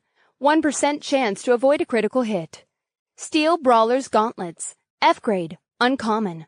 Finely made gauntlets that are perfect for bashing in your enemies' faces, and just as perfect for protecting your own. 94 to 110 physical damage. 88 to 96 magic damage. Attack speed, fast. Casting speed, normal. Ooh, more shiny stuff. Oh, some of these additional stats are really nice. And look at these gauntlets, Drake said, perking up like a schoolgirl at a Bieber concert as he crammed them onto his fists. The gauntlets themselves were slightly bigger than his hands. Clearly they were made for the Commander Gnoll. Drake frowned a bit as he wriggled his fingers in the gauntlets, feeling little gaps as he clasped and unclasped his hands. Well, if I just don't open my hands for now, it should be fine. But it's going to be a problem if I don't get something more fitted. All right, now for some quick tests. He cheered, raising a metal fist into the air. Drake had already made up his mind that he'd be switching to the gauntlets. The squad commander had been able to push Drake to his limits with his ferocity in their exchanges, and the coverings on the gauntlets made it hard for Drake to deal any sort of damage. The steel gauntlets fully covered his hands with small spikes on the knuckles. They also had a sheet covering all the way to a little past his elbow, but that was only because the gnoll was larger than him, so it made sense his arms had more reach. Drake pulled off his left gauntlet and picked up his sword, aiming it at a nearby tree. "Manifest my power! Mana bolt!" he chanted, the mana feeling hobbled going through the blade. A few seconds later it fired, smashing right through the first tree and stopping in the following one. Next, he exchanged his sword for his staff, doing the same thing. He aimed for a fresh tree and fired a mana bolt. This time the bolt flew instantly from the staff, smashing with ease through 2 trees, almost making it through a third. Drake nodded, noting the visible damage increase. Now it was time for the final test. He raised his gauntlet, palm up, and aimed for a fresh tree. As he chanted the spell, he felt a much larger pull from his body. There was a 2-second delay in the magic circle's formation, just like when he used his bare hands. But then a larger-than-normal bolt flew from the gauntlet into the tree. With a thunderous boom, the tree's trunk exploded in a symphony of splinters, the bolt continuing its rampage through several more trees until it cratered one last trunk. He blinked a few times at the sheer display of raw might. It felt like it required slightly more mana to activate, which a check of his mana bar confirmed. Compared to the other implements, it was easier than the sword, but harder and rougher than the staff. Rather, using the gauntlets felt somewhere between the two. When he finished his assessment, Drake rubbed his palms together in a menacing gesture. "Oh, yeah, I like that. Oh, I like that a lot." He laughed wickedly. The description stated the gauntlets had double the magic damage of the staff, but the results seemed so much greater. Though he had no way to confirm it, Drake suspected this was the difference in grades. With the gauntlets now allowing Drake to cast unimpeded, he started trying them out. First, he pointed a finger gun, like a certain famous spirit detective, hoping for more accuracy, but couldn't keep the magic circle to the end of his finger. He then tried to shoot the spell like he was holding a web slinger. He only succeeded in launching the spell upwards, almost comically. Finally, Drake tried to cast it while making a fist, and to his surprise, this one worked. He smiled. "Oh, more than like this, I think I'm in love. I shall call you Destroyer of Worlds, Lepurus, and I will love you, hold you, and bathe you in the blood of our enemies." "Yes, I will. Does that make you happy, Lepurus?" Drake said, mumbling as he rubbed the top of the gauntlets. Drake was rudely interrupted by the howl of a gnoll coming from the direction of the outpost. He looked up from his gauntlets with an annoyed frown. "What filthy mutt is interrupting my precious time with Lapu-Lapu?" Drake moved back to the tree line and hopped onto a nearby branch, his eyes focused on the distant outpost. What he saw was another set of 20 gnolls exiting the gate in groups of 5. This time, each group's makeup was 4 fighters and 1 mage each. They changed their makeup? Aren't these monsters a little too intelligent?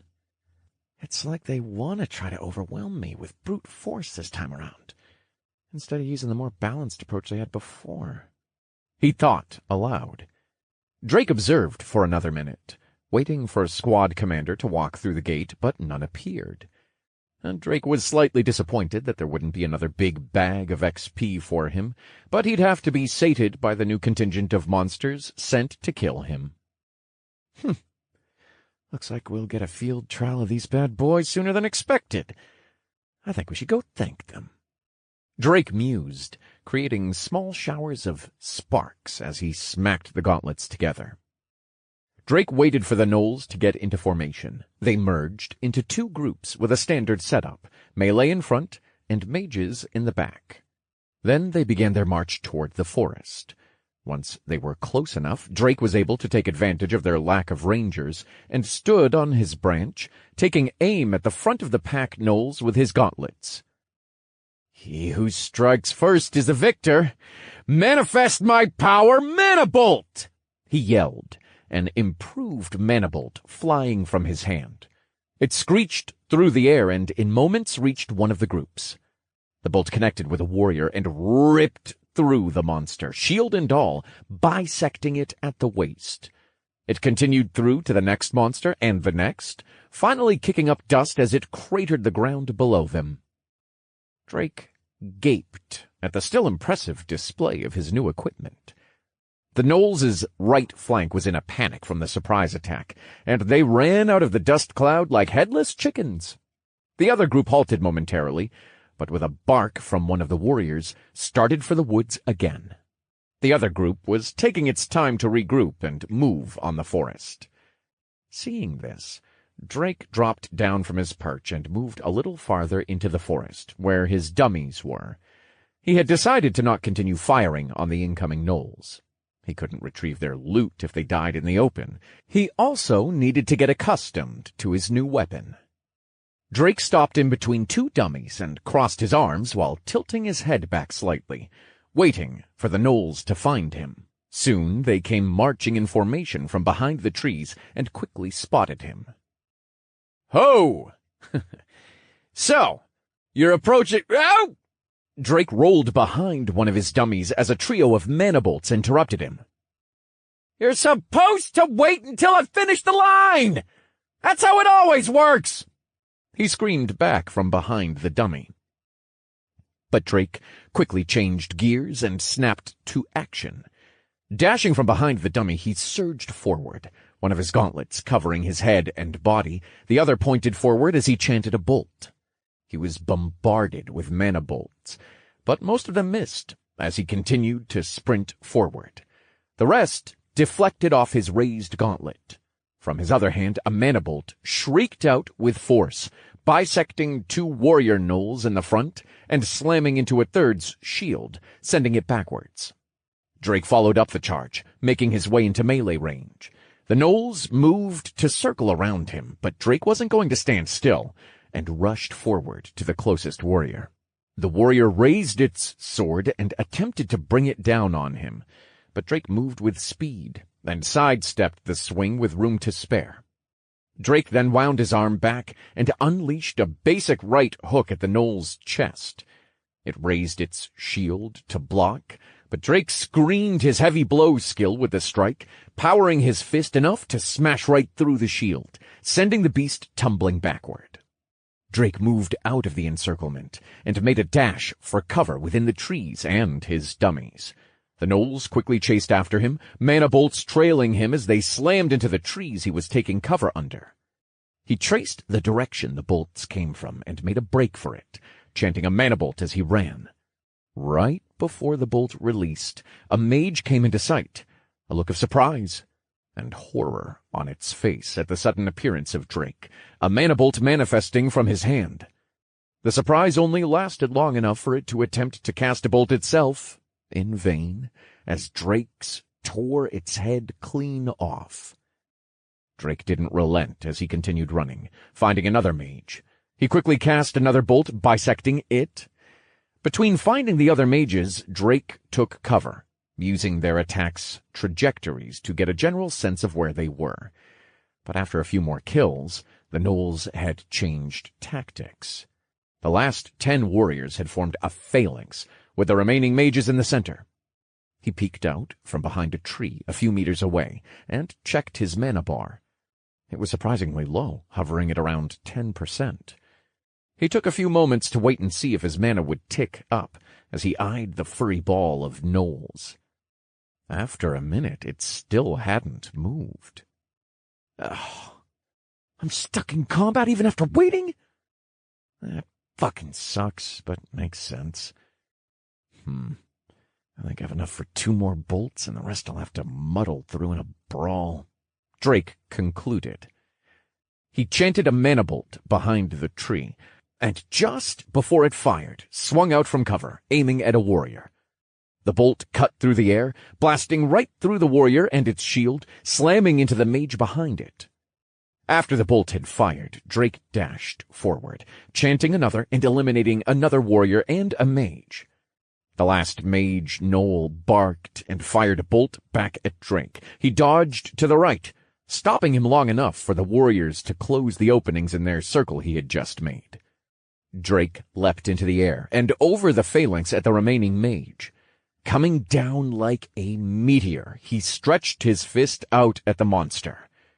"Power through force! Heavy blow!"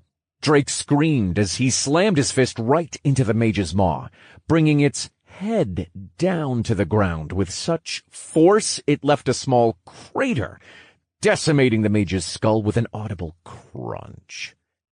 The encirclement of warriors all tried to bring down their blades on top of Drake's head, but he raised his gauntlets in a crossguard, blocking the iron blades.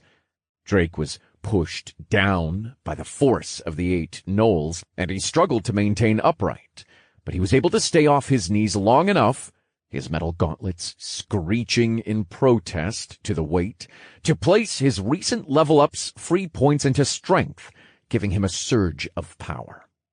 Drake's muscles bulged, and he roared, pushing back against the lump of iron blades above his head, throwing the warriors off balance. Drake followed up by throwing a strike into the gnoll in front of him, sending it flying a meter backwards. He then rushed another gnoll, deflecting its overhead swing with his arm, slamming a heavy blow-endowed fist into its chest with the other. Drake's hand went right through its leather armor and embedded itself in its chest cavity. Drake grunted in pain as 2 blades slashed at his back in retaliation. He pulled his fist from the gnoll's chest and swatted in a large arc as he jumped backwards. Drake fell to a knee, now breathing hard, the feeling of warm liquid slowly running down his back. The gnolls didn't give Drake a chance to recover as they charged him. He knew he wouldn't be able to dodge them all in his condition, and flew forward to meet them, singling out the gnoll in the middle. Grappling his arms around the monster, he pushed it past the others and down into the ground, his gauntlet quickly finding its head. The gnolls spun around, rushing again for Drake. When they were close enough, they swung down with their weapons. 2 of them were met with Drake's right gauntlet. Another found its way to embed itself into Drake's side. Drake mumbled a curse in pain as he threw an uppercut at the last gnoll, smashing his fist through the still swinging sword and crushing its jaw as it flew backwards. The 2 gnolls he had deflected pulled their weapons back to swing again, but before they could reach him, Drake held the sword in his side in place, pulling the struggling warrior to use as a meat shield. The gnolls' swords lodged into its defenseless back. Drake then threw the corpse at the last 2, toppling one and pinning it to the ground. The other fell as well, disoriented. Quickly, Drake brought his fist down on the disoriented gnoll's chest without remorse, his fist impaling the creature. Before the last gnoll could recover, Drake lifted the impaled monster with his fist and pinned the last to the ground with his foot under its deceased comrade. "And now I'm gonna beat a motherfucker with a motherfucker!"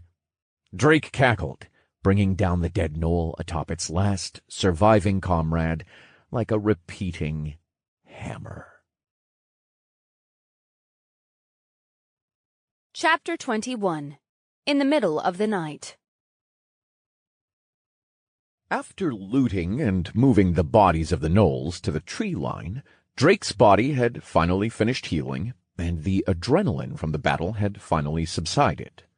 He checked first to see if there were any more gnolls approaching, and was relieved to see that there weren't. Now, that was a workout. I really need to get better, though. My speed and strength are there, but my technique is so awful it's leaving me open. Drake mused, raising his arm and touching the cut in his leather armor where the knoll had slashed him, the flesh underneath now healed and scarred. Drake looked up and saw the orange hue of the last hours of sunlight, and decided it was time to make some food and wash some of the blood off from the fight. He was both a mess and starving. He began taking out the supplies he needed: canteens of water, a pot, firewood, spices, some veggies, flint and steel, and, finally... Deer meat, F grade. Meat of a magically enhanced deer. Gains beneficial properties when cooked. Time to cook some good old food like the glory days! He cheered. Drake moved the firewood into a small pile for the fire, shaving off some of the logs for tinder and for a spit to hold the pot. After a bit of difficulty lighting the fire, he poured some water into the pot and placed the venison inside. While waiting for the water to boil and meat to cook, he took a swig of water to refresh himself, then poured the rest over his head. He gasped. "Ah, ha, ha, ha! Whew! I'm alive again!" He walked back to the fire, still wet, getting close so that he could dry off and watch the food. Taking a spoon from his inventory, he began skimming the scum off the top of the pot. Once the meat browned, he put some cut veggies into the pot, along with some dashes of salt, pepper, and something he couldn't identify, but which smelled nice. He then stirred the pot and left it to simmer. Running back to the tree line to check on the outpost, he was surprised to see more gnolls gathering. A lot more. But they weren't exiting the outpost, they were entering. 2 commander gnolls corralled the nearly endless stream of gnolls into the outpost, taking several moments to shepherd them all in. After that, torches were lit on the top of the guard towers. He assumed to prepare for the night. Guess they're holding up for the night. But those torches might help me out later. Drake smiled, a plan forming in his head. Drake moved back to his makeshift camp, feeling comfortable knowing that he would most likely be safe from the gnolls until tomorrow, based on what he had witnessed.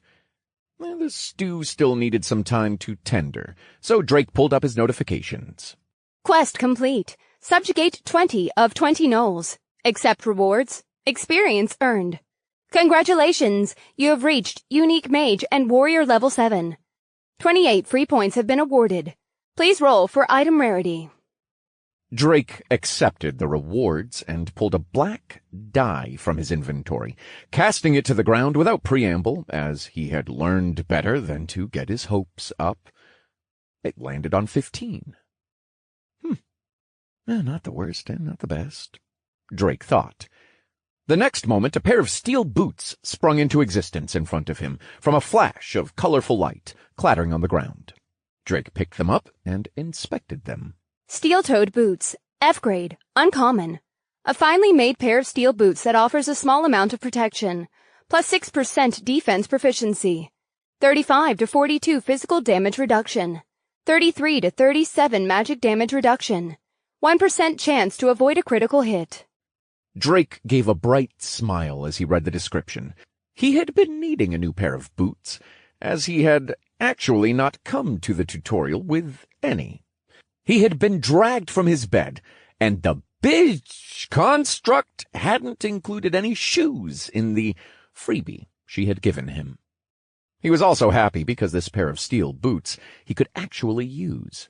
They were lighter than the cuirass he had picked up, so it wouldn't affect his movement, and it didn't block his vision like the helmets would. Drake slipped the boots on and was happy to feel the cushion inside as he fixed the straps around his legs. Drake then took a look at his other quests. 9 of 20 Ranger Gnolls, F-rank subjugated.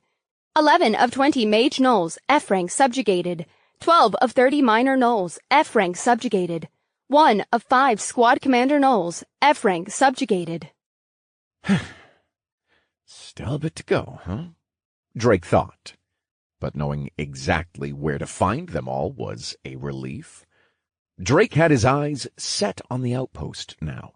He wanted it as a base, and to collect his sweet experience that was just waiting patiently inside. Moving on from his future plans for the outpost, he opened up the ladder. He had been avoiding it because of his level reset, but he had to stay informed on who was doing what. Information was king, after all. Top level leaderboard. Rank 1, level 21, Bear. Rank 2, level 18, Shigure Kenzo. Rank 3, level 18, Illuminated One. Rank 4, level 17, Flagrant. Rank 5, level 17, Chris Springs. Rank 6, level 17, Kahoo.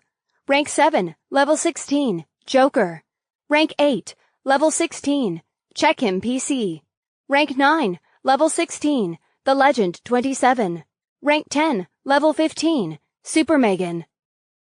Rank 2160, level 7, Shot. Drake bit his cheek in slight frustration as he looked at his placement, but he was happy that Bear had kept his lead, though it looked like not everything was smooth sailing, as their leveling speed seemed to have slowed down. If he found anyone, he would have to ask why. He then checked on the TP ladders. Tutorial points leaderboard. Rank 1, Bear. TP, 273,800. Rank 2, Chris Springs. TP, 188,550. Rank 3, Joker. TP, 173,650. Rank 4, Kahoo. TP, 170,250. Rank 5, Shigure Kenzo. TP, 150,700. Rank 6, Shot. TP, 97,600. Rank 7, The Enlightened One. TP, 95,300. Rank 8, Flagrant. TP, 90,500. Rank 9, Super Megan. TP, 86,900. Rank 10, Check Him PC. TP, 85,650. Well, that he had broken into the top 10 was surprising, but perhaps it wasn't really. His TP hadn't reset after all, and he was constantly in fights. Drake glanced over the remaining participant count, somewhat disheartened at the number. It had dropped all the way down to the mid-3000s, and looking at the levels compared to TP, he could tell why. A few participants were obviously hunting down others for the TP instead of monsters. Well, Drake didn't want to further upset his appetite and closed the ladder window. Finally done with checking things, he moved his attention to the bubbling pot, now exuding a heavenly smell, making his stomach do somersaults of hunger pain.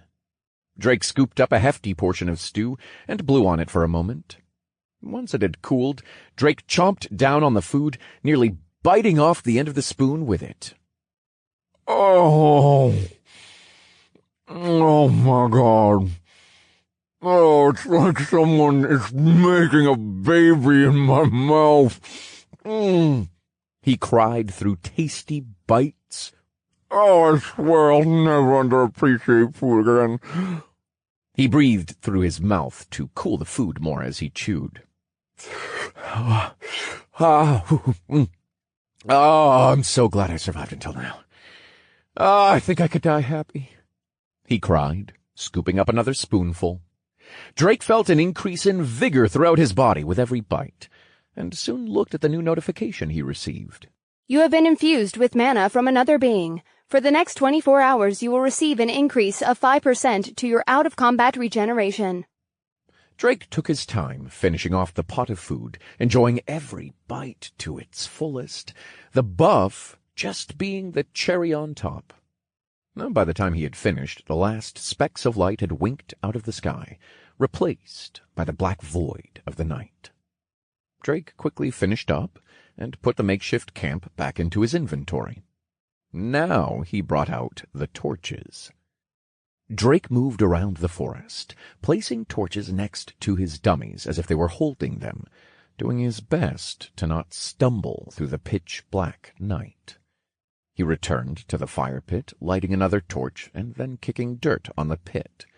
Drake then moved around, lighting up the torches he had placed earlier, placing his final one next to the pickaxe dummy he had decided to name Charles. Like a butler Charles, not a King Charles. "Hold this for me, will you, like a good chap?" Drake said to the dummy, then shook his head. I have to find some people. I'm starting to lose it, I think. But Drake pushed the thought to the back of his mind. He had a plan that he didn't want to lose any nighttime on. Drake maneuvered his way through the night until he saw motes of orange and yellow light through the trees. He was at the tree line, and the outpost was lit up like a beacon in the night with torches. Drake looked towards the guard towers, only to see one ranger in each. He pulled a crossbow and crossbow bolts from his inventory. Loading the bolts as quietly as he could, he then breathed deep, taking aim at the towers. Drake released his first bolt and saw a ranger fall from the tower with a yelp. The second tower's ranger looked confused, aiming its crossbow towards the forest, but clearly uncertain where the shooter was. The lack of moon and stars left Drake near invisible, and the only light source were the torches from the outpost. So he loaded and took aim again at the ranger, a bolt slamming into it, pushing it from the tower. The first stage of Drake's plan was now in motion.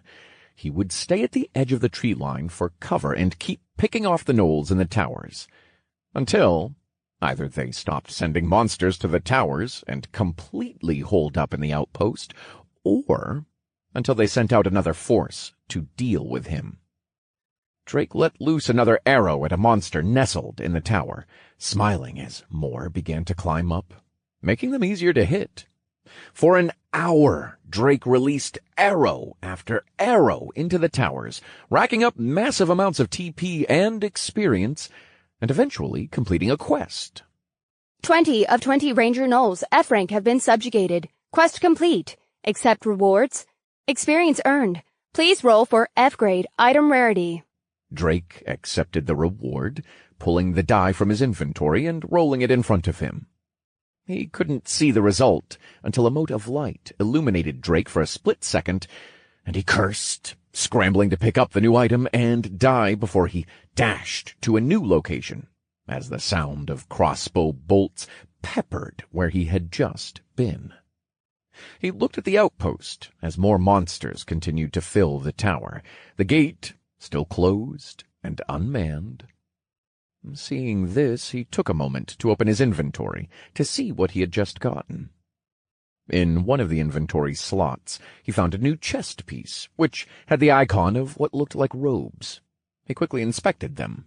Martial Artist Battle Garb, F grade, rare. Set piece 2 of 3.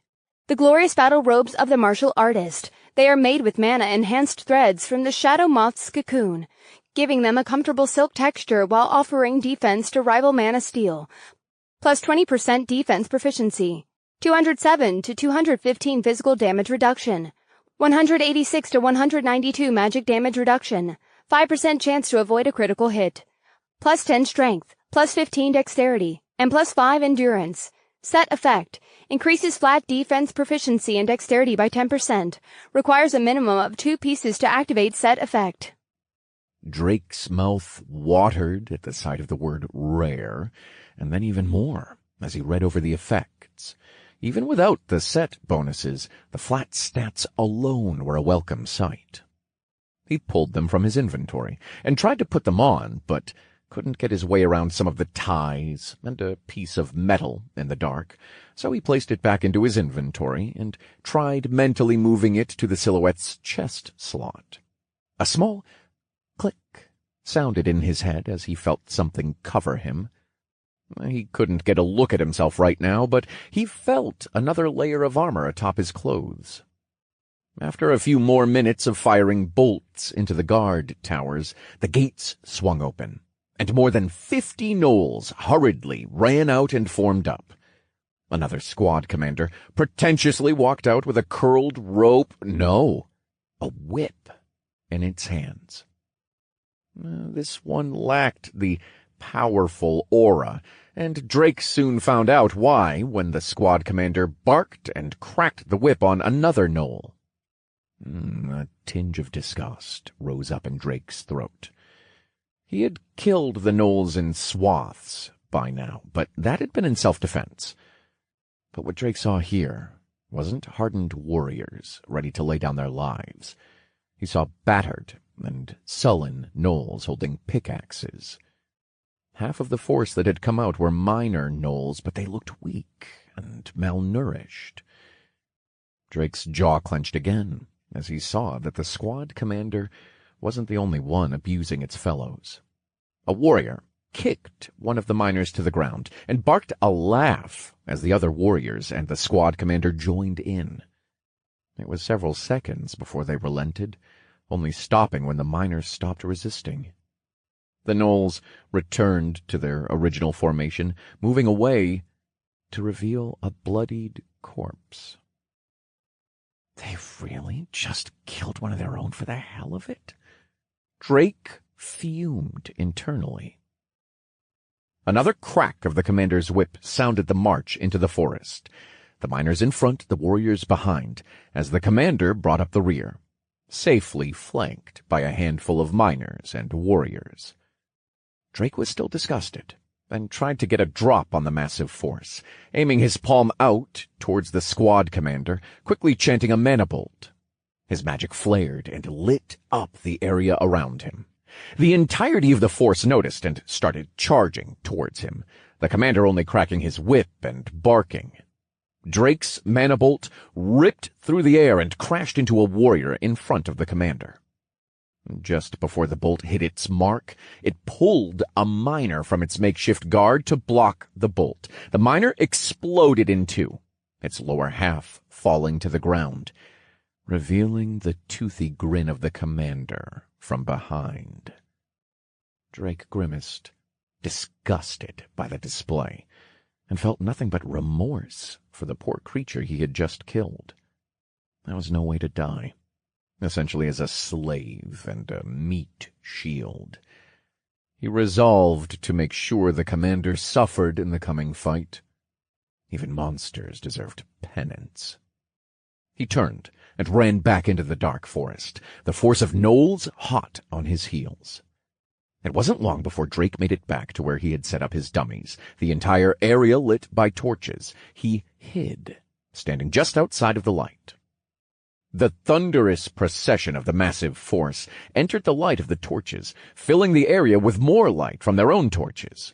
The commander stood at the center, making them perfect targets. Drake let loose on the inundated number of gnolls, shooting mana bolts as quickly as he could while moving in the darkness after each shot. Still feeling a pang of guilt from the earlier kill, he did his best to avoid hitting any miners. But he knew that, by the end, he would have to deal with them just the same. Despite his efforts, the warriors behind the miners pushed them into the way of the bolts, leading to more casualties among them. And once that began, the miners ran into the darkness willingly, trying to find Drake rather than wait to be used as a shield.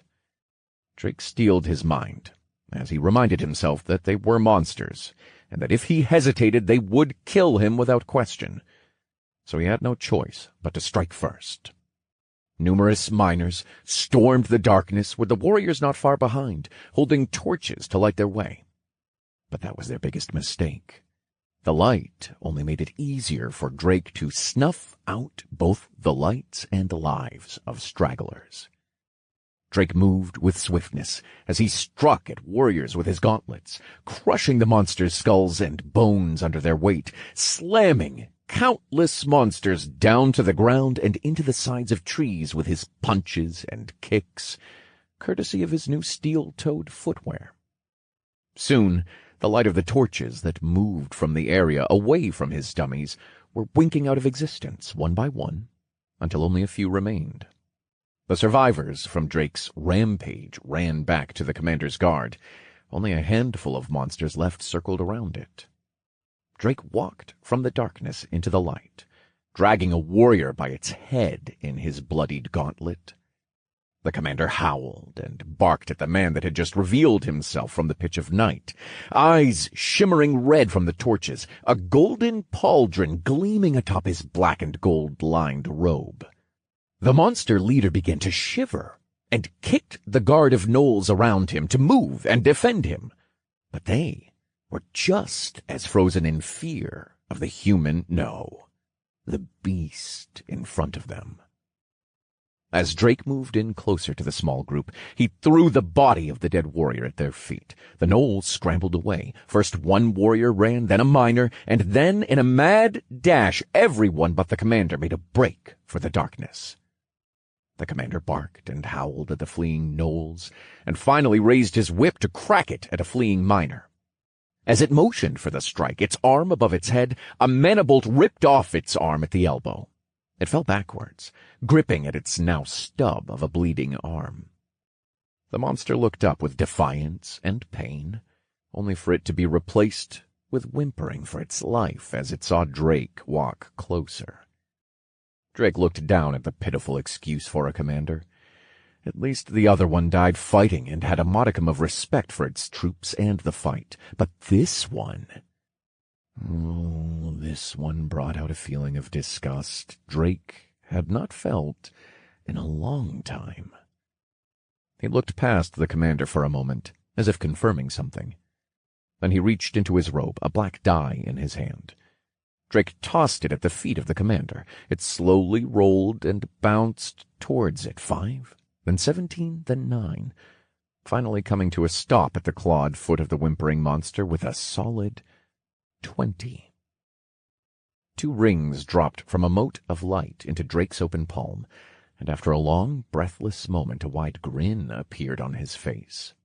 His gauntlets vanished from his arms, and he slipped the jet-black rings onto the middle fingers of both his hands.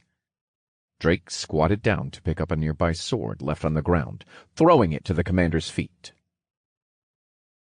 "Pick it up," came Drake's hushed command. The commander looked at Drake and then the sword, shaking its head back and forth, scrambling backwards as it still grasped at its now missing appendage. "I said, pick it up! You worthless, disgusting dog!" Drake said with a guttural roar. Suddenly black tattoos grew from the rings, completely covering his hands and painting his arms up to his shoulders in illustrations of jet-black fire. A faint blue glow started to form around his arms. The commander recoiled, then shakily grabbed the sword with its still usable arm. Drake smiled. "You're going to help me with a little practice session. We won't be getting any sleep tonight." He pounded his fists together as throngs of blue mana exploded like lightning from the impact. His eyes flashed an ethereal blue. The commander howled, lunging at him with desperation clear in its eyes. Chapter 22. Outpost B. A pitiful heap of fur lay crumpled on the ground, its back heaving with every labored breath it dragged into its battered and bloodied body. Sparse rays of sunlight shone through the treetops, illuminating the area. A singular ray landing across Drake's face, revealing his scowl. "Looks like your time's up. It's been educational," Drake said. The now bloodied commander looked up at Drake with one unswollen eye, burning with hate and fury. It opened its mouth to bark something, but Drake didn't care to indulge the sickening monster, and blew its head off with a mana bolt. He truly felt no remorse for someone who couldn't even respect their own soldiers. You have subjugated Squad Commander Null, level 17. Experience earned. 7,000 TP have been awarded. 2 of 5 Squad Commander Nulls subjugated. The level of the sad excuse for a monster astonished Drake. Despite outstripping the last commander, it was pitifully weaker. After the previous night's rampage, Drake had allowed the commander to live until morning, handing it swords to continue the fight. But the monster was not much better than Drake, and the practice was only minimally beneficial. He had used the beast to train his reflexes and awareness, doing his best to counter the monster's swings. He had even managed to sunder the iron sword with a sword break strike a few times, making him give the horrified beast another sword to continue. Drake's strength had become monstrous, but what helped the most was his new set bonus. The last roll for the completion of the minor quest had given him a new, amazing weapon. Martial Artist's Ring Tattoos, F-grade rare, set, piece 2 of 3. 400 to 422 physical damage, 350 to 378 magic damage, 1% increase to critical strikes, plus 10 strength, plus 15 dexterity, reduces consumption of mana for spells by 1%. Cast time, very fast. By constantly infusing mana into the rings, you may produce magic ink tattoos of the martial artist. Base 1% for activation of tattoos, with the increased infusion of mana increasing the durability and damage of the tattoos by 0.5% per every 1% of total mana infused. Set effect. Increases flat defense proficiency and dexterity by 10%. Requires a minimum of 2 pieces to activate set effect. Martial Artist Tattoos are a special tool used by initiates into the halls of the Furious Azurans. They are forged by skilled craftsmen so that the mana-infused ink may take shape for the fighter. By design, they are perfect for both ki, mana control, and manipulation. He smiled again at the amazing things he had gained over the night. The garb from the ranger's quest was also a welcomed boon, covering him in an elegant robe of black and gold. A black Montsuki kimono replaced his leather cuirass underneath the robe, reaching down to just above his ankles and tied at the waist by a golden obi, or cloth belt, and covering up his leather pants and part of his steel boots. Finally, placed on his right shoulder was a gold-plated pauldron that fit perfectly and was attached by a bright steel chain that crossed his chest and back. If Drake had to say, he looked pretty snazzy in his new outfit. And the magic tattoos added an angsty, emo-teen flair to the fit that, well, Drake was surprisingly okay with. Over the night, he had already tested out his new weapons in several ways. He had found out that the description on the rings were accurate, and while he had the weapons activated, they constantly burned a small amount of mana. While the consumption of the Mana Bolt spell could be reduced, the ring's consumption rate could not. He had also played around with the increased infusion of the rings. When he had put around 50% of his remaining mana, about 20% of his overall pool, he instantly noticed the density of the blue light around his arms grow. And, while fighting the monster, the tattoos were able to deflect its swings with no problem, even with the minimal amount of consumed mana. But with the increase, the sparks of flashing blue mana no longer merely deflected blades. Instead, they were stopped by a metaphorical rock and snapped in half. While he had continued to practice with the commander, Drake had allowed it to hit him a few times to test the defensibility of his new garb. And Drake would be lying if he said he hadn't flinched as he deliberately took a blow from the commander to his side. Well, fortunately, the blow was completely painless, as though he'd been merely tapped on the shoulder. It looked like Drake wouldn't have to worry about most of the small attacks for now, but he wasn't sure about any commander that wasn't, looking down at the headless commander, this thing. Regardless, Drake had made strides in ways that felt surreal to him after all that had happened. But he wasn't complaining. In fact, he was so excited he didn't even feel tired. Or was that a side effect of his increasing endurance? He digressed.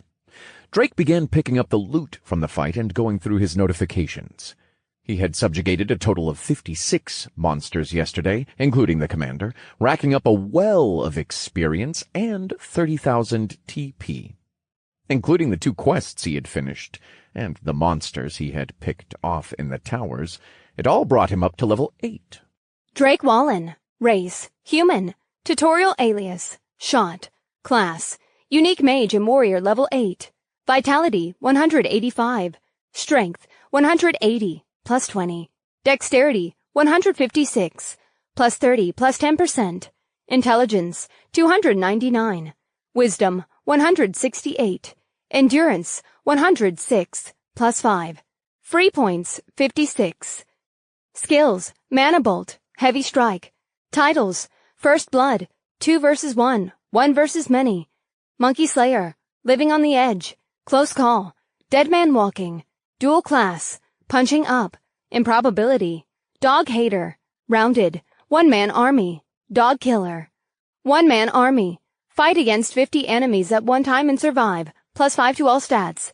Dog Killer, defeat more than 50 gnolls, plus 10% damage to gnolls. Drake's stats had once again exploded, and he was confident he could kill something around level 20 or higher with his new upgraded gear. He bent down finally to pick up the loot the squad commander had dropped, and smiled with glee when he noticed another small bag next to a stone. He had picked up another weapon mastery subtree stone and a storage pouch. Drake quickly equipped the extra pouch, now taking up 2 of his 4 bag slots, and became even more jubilant upon seeing it was filled with even more supplies for him to use, as well as some sinister-looking torture equipment, but Drake quickly threw those out and blasted them to pieces. It just wasn't his hobby to use those types of things. With the sun firmly in the sky, Drake was ready to start his plan of taking the outpost.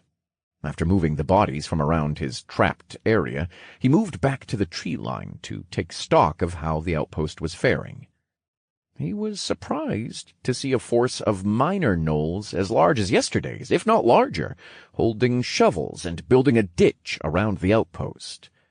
Warrior Gnoll moved around with spiked pieces of wood and laid them in the ditches, slowly forming a spiked wall. Are they doing that for me or someone else? Drake wondered aloud, scanning the rest of the area. After getting a good look at the outpost, he had been spotted several times, and rangers had fired arrows at him, with small companies of 10 going out to fight him, but the groups of gnolls stood no chance in taking him down without larger numbers or a competent squad commander. But in any event, Drake thanked them for the meal of experience. Upon observing the outpost for a few hours, he saw that the progress on the Gnoll's ditch was steady and would possibly take a couple days to complete. What he also observed was that besides the companies of gnolls they sent after him, there were also packs now entering and leaving from the gate, running out into the other side of the forest and returning to the outpost around half an hour later. Drake moved in the direction the groups left for, and found a small dirt road going through the forest. When a new group passed him, he followed them to another outpost, albeit much smaller.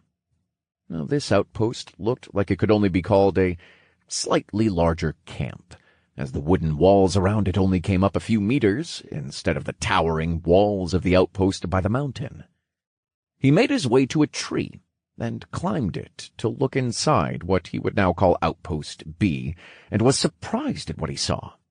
A large expanse of tents, fires, and hundreds of gnolls.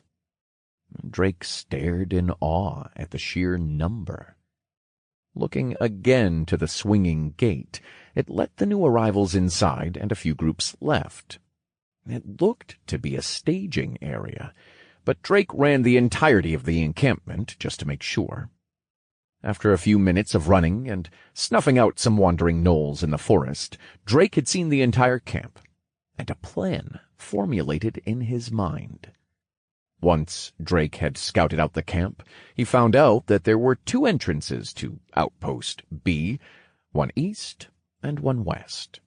He paid attention to how many groups came and left for an hour, finding that it was usually groups of 2 both ways, but sometimes an unexpected group would enter, looking wounded and with fewer members. Drake was glad to see only 2 groups, or 40 gnolls in total, leave every few hours. Now that he knew where they were going, and that squad commanders were not amongst those going to and fro, he had a unique opportunity to farm some experience and items. He licked his lips.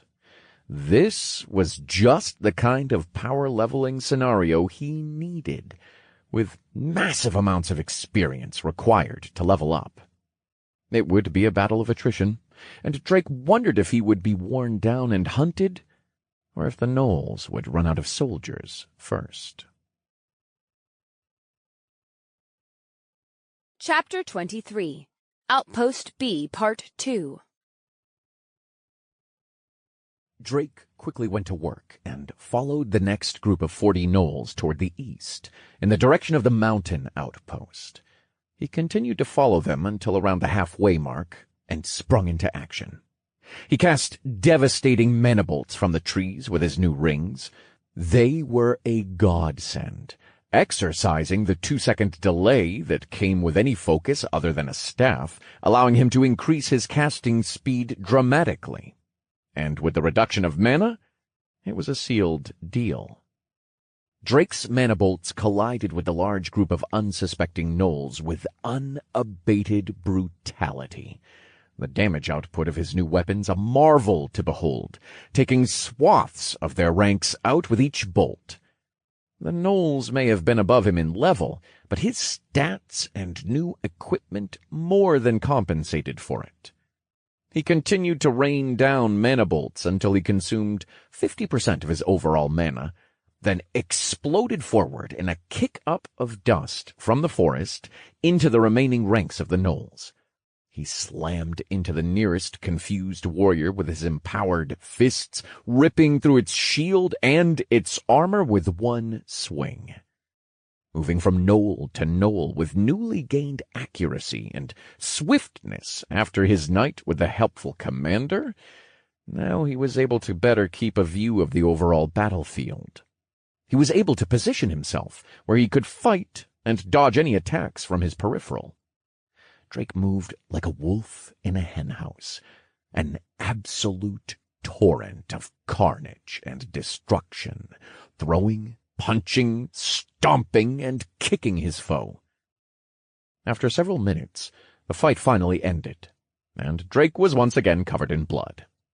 He looked around at the mess he had created with a slightly forlorn look in his eyes, but quickly removed it from his mind.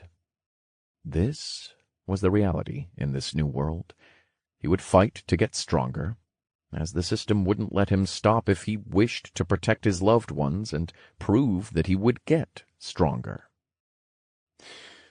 Well, outside the fact I just proved one of my titles correct and maybe turning into a true psychopath, I am definitely a whole-ass monster of a problem. He chuckled wryly. Drake picked up the spawning loot from the group and moved back to his position in the forest. After the last fight, he had finally finished one of his remaining 2 quests and wanted to quickly receive his reward. 20 of 20 mage gnolls, F rank subjugated. Quest complete. Accept rewards. Experience earned. Please roll for F grade item rarity. Drake quickly brought out his black die and gently tossed it on the ground with trepidation. He knew it was unlikely, but he hoped he could get the last piece for his set. Ideally, it would have similar stats, making him even stronger. But reality hurt, as the die landed on 10. A pair of black pants dropped out of a bead of light. Black silk pants. F grade. Uncommon. Simple pants made from mana-infused silk that offer a small amount of protection. Plus 5% defense proficiency. 26 to 30 physical damage reduction. 22 to 27 magic damage reduction. 1% critical hit damage reduction. Drake wasn't too disappointed to receive the silk pants, since he knew it was unlikely to always get rare and above equipment. But he was still a bit sour. He bit his cheek and replaced the leather pants he had been wearing with the black silk ones. With the constriction released, he felt far more liberated, in more ways than one. Then, pulling a canteen from his inventory, he began scrubbing himself down from the blood as he waited for the next group. This was Drake's life for the next 5 days.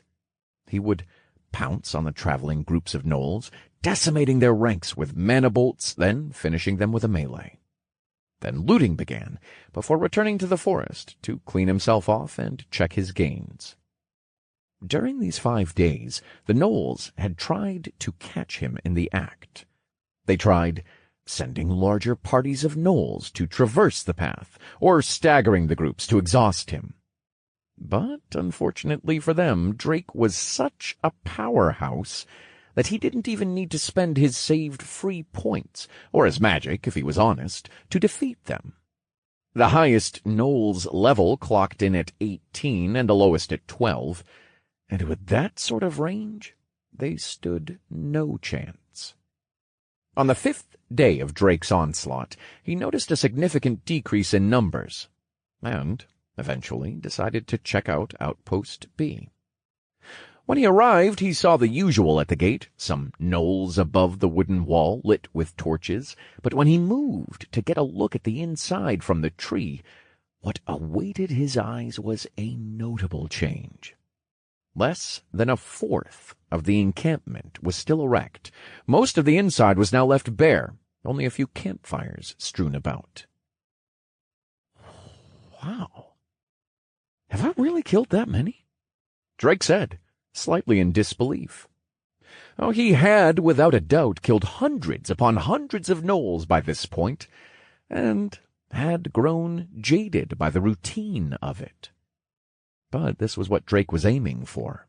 He had wanted to thin out their enormous numbers so that he could take this outpost B first, and use it to do the same for the mountain outpost.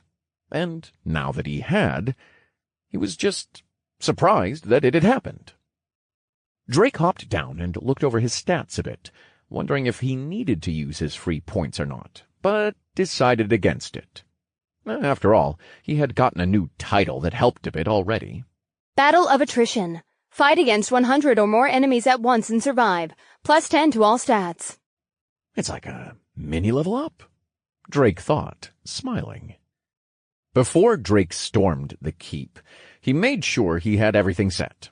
He drank some water, ate some more of the delish venison stew that he had become so fond of. That also happened to give some pretty good buffs, and did his business. He was finally all set to clear out the rest of the camp, and jumped the wall. Right into a group of gnolls coming down on their campfire where they were cooking some kind of food. Ugh! Oh. Sorry, chaps. Kitchen just closed, but I can offer some nice knuckle sandwiches. Ha ha ha! He laughed, kissing the back of his knuckle. The group barked and growled, alerting the rest of the camp as they drew their scattered weapons and charged in rage at Drake. He took no time in dispatching the small group, grabbing one gnoll and slamming it into another. He kicked another through the chest and sent another flying through the air with an uppercut. Soon the rest of the camp was on him, and he was back to the extended melee that he was so used to. Going from monster to monster, throwing punches and kicks that bisected multiple monsters, chanting mana bolts as he went, he killed groups of the gnolls to a calamitous degree. Until he heard a thunderous howl that sounded above the clash, and the gnolls stopped their assault on Drake, making an opening for a much larger squad commander gnoll to come through. The commander wore similar attire to the first commander gnoll Drake had faced, but had green gemmed accessories decorating its ears and hands, one in each. It was also holding glistening scimitars in each of its hands. The commander roared and surged forward, wasting no time in getting close. Drake was surprised at the monster's speed. Even compared with the first, this one was leagues faster. He put more mana into his rings and braced for the monster's swing with a crossguard. But when the monster reached him, it disappeared. Another one with a movement skill? Drake exclaimed internally. The monster reappeared behind him with a hyena-like snicker as it tried to bring down its scimitars on Drake's head. But he had already turned and raised a black-tattooed, mana-clad arm to meet the strike, sparks of blue mana igniting from the collision. The commander's eyes widened for a moment in surprise, but quickly retaliated with speed and ferocity, unleashing a flood of blows on Drake. With the speed at which the Commander Knoll attacked, Drake was barely able to keep up. He blocked and dodged as best he could.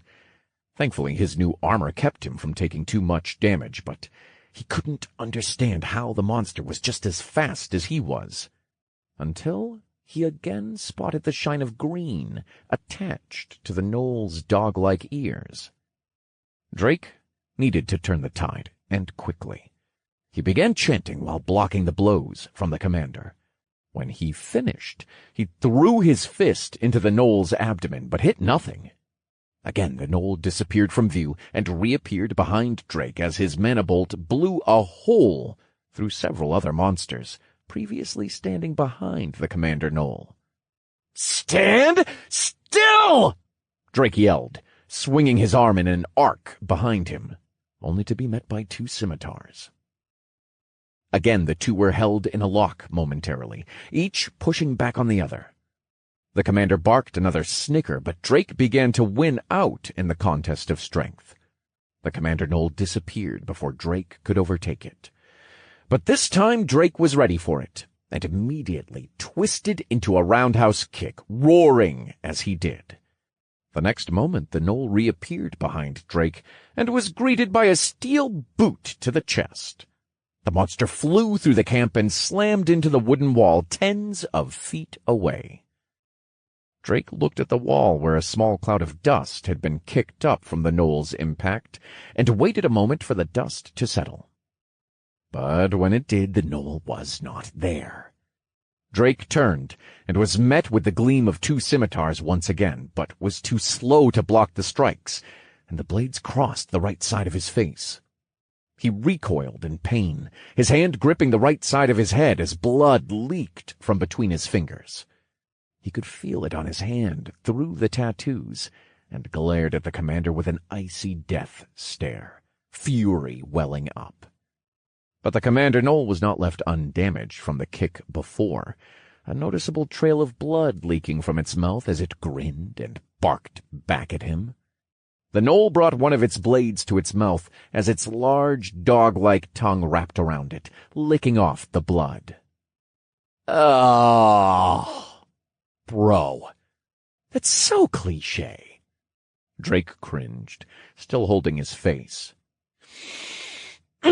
"Just for that," he said, bringing his right hand in front of him, seeing the fresh red liquid on it from his wound.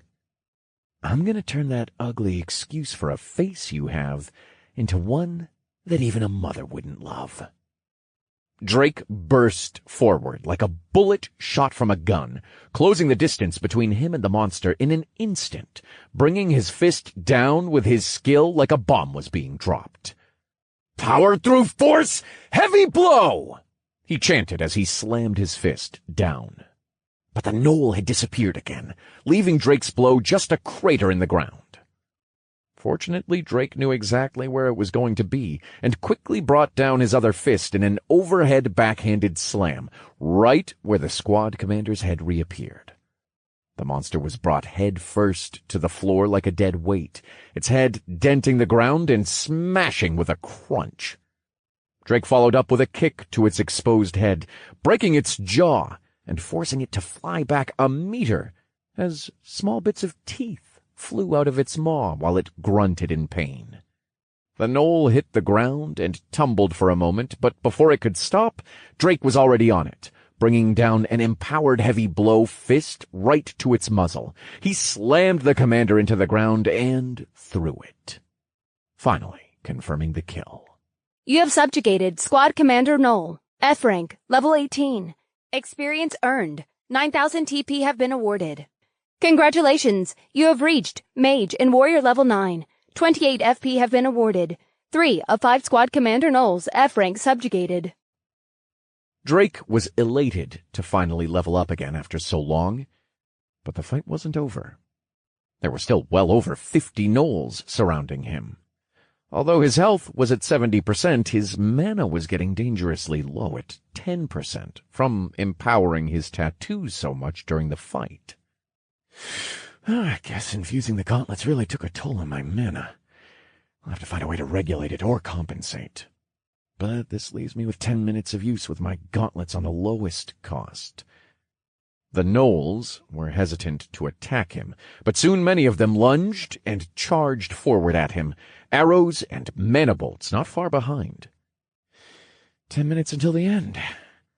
Looks like it's the final countdown! Drake chuckled to himself.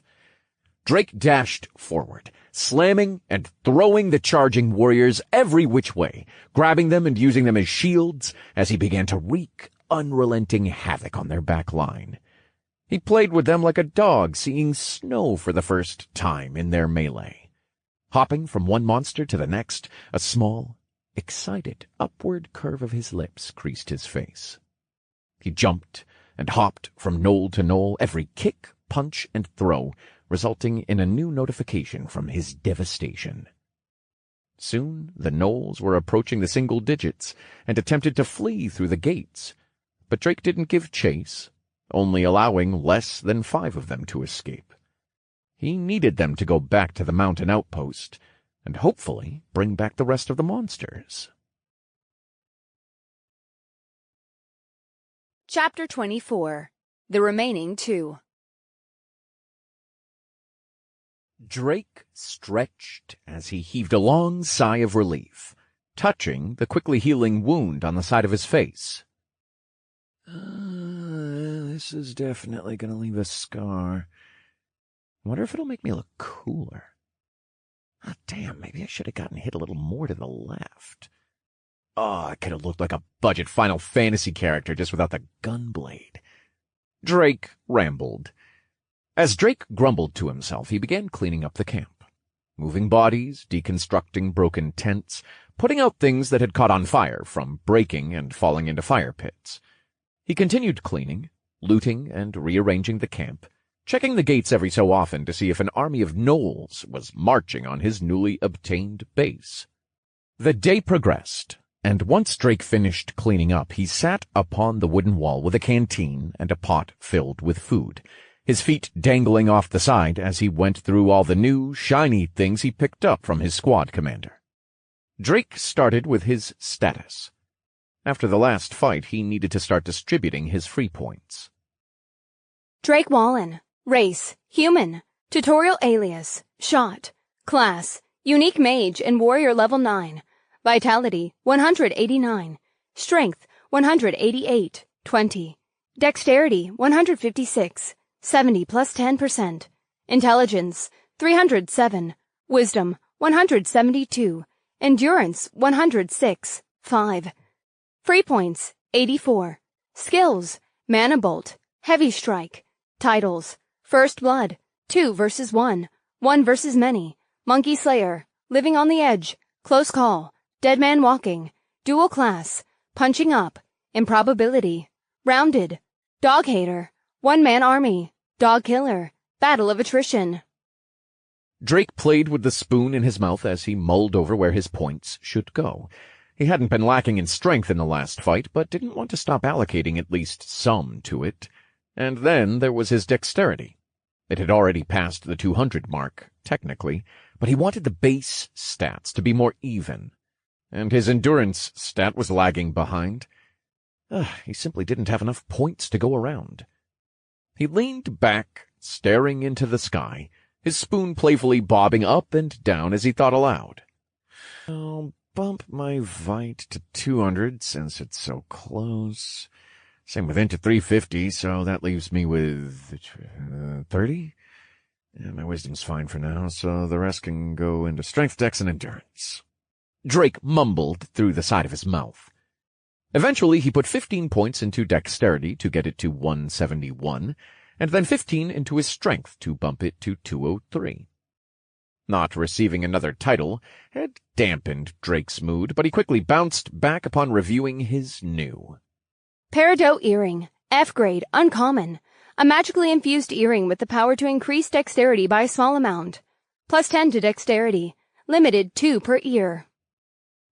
Drake scoffed a bit at the description. 10 to a stat was small? And aside from the 2 he'd gotten from the commander, he'd found 2 similar rings. Peridot Ring, F grade, uncommon. A magically infused ring with the power to increase dexterity by a small amount. +10 to dexterity. Limited 2 per hand. Drake had already slipped on the rings, which, when filling all his slots, gave him an extra 40 dexterity that his status reflected beside the stat. It was a nice, small boost, if he said so himself. He had also looted a massive amount of skill stones and sub-tree stones from the past couple battles, and they were quickly taking up a good section of his inventory. Thankfully, he had gotten another pouch from the squad commander, Noel. There were also the 2 scimitars as well, but they weren't very impressive, and only uncommon grade with no stats. But the greatest haul of the day were the things he found while cleaning up the commander's tent. Tyrant's Fire Oil, F grade, uncommon. An extremely flammable liquid from the abdomen of the tyrant ant. It can be used raw or as an ingredient for more elaborate explosives. Drake kept the fist-sized flasks of the stuff inside his inventory, worried they might somehow catch fire. Earlier, Drake had only been seconds away from the stockpile igniting when a tent had abruptly caught fire. Luckily, he had been inside looting as it happened and saw the reddish liquid, honestly thinking it was alcohol. Imagining the pile catching fire when he'd been so close by made him shudder. Shaking away his thoughts, he looked into the distance again, waiting for a sign of more gnolls. But, for the rest of the day, none had come. Drake was honestly okay with it, as he had been going non-stop for the past 5 or so days without much rest.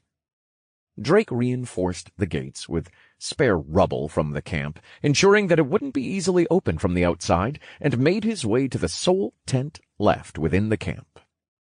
Going through the draped entrance, Drake walked onto a red carpet, leading to 4 glorious beds, all pushed together to make a magnificent super bed. I must be more tired than I thought. I could swear I heard a heavenly choir, Drake said, as he stared off into the distance past the group of beds, a single tear rolling down his newly scarred cheek. That night, Drake slept like a glorious king returning from the victory of war. And by that, he passed out right as his head hit the pillow, snoring and sprawled out, still in his martial artist's garb, a small pool of drool slowly forming below his head. The next morning, Drake groaned awake as he was woken by the sound of loud thumping. He rose from the beds, touching the back of his neck. "Oh, God! Who splashed water on me when I was sleeping?"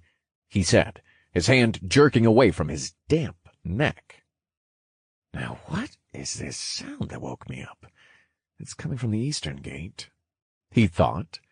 He sprinted towards the gate, arriving right as the thumping morphed into loud crashes. Small amounts of dust kicked up from the rubble blocking the entrance.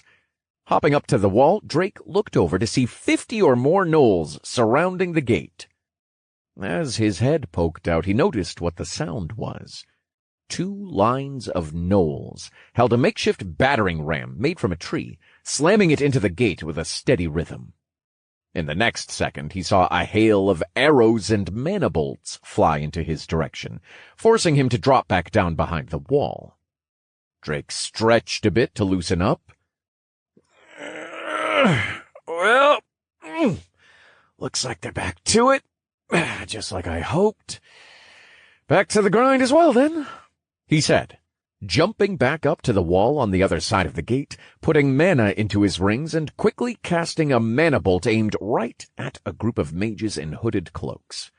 The crack of his mana bolt hitting them sounded like the starting bell of the fight. He dropped down and broke into a sprint as soon as he hit the ground, aiming right for the gnolls holding the 2-meter-long ram. He dispatched the quickly panicking gnolls around it in record time. Once the crashing ram had been silenced, he turned his attention to the rest of the gnolls.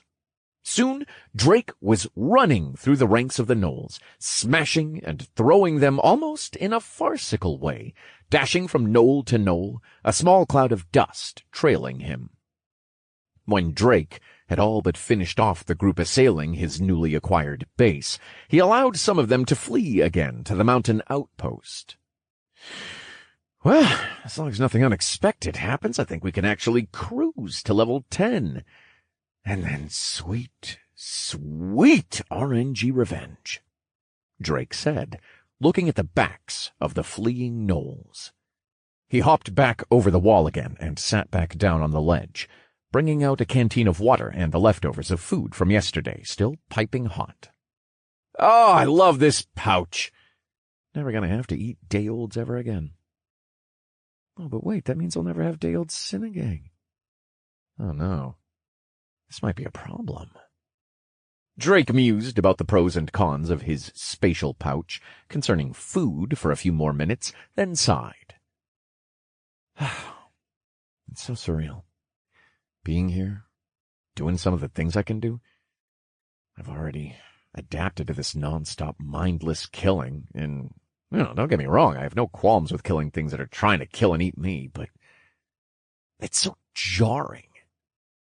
I hope Mom and everyone are doing all right. Drake began to ramble, thoughts swirling in his mind.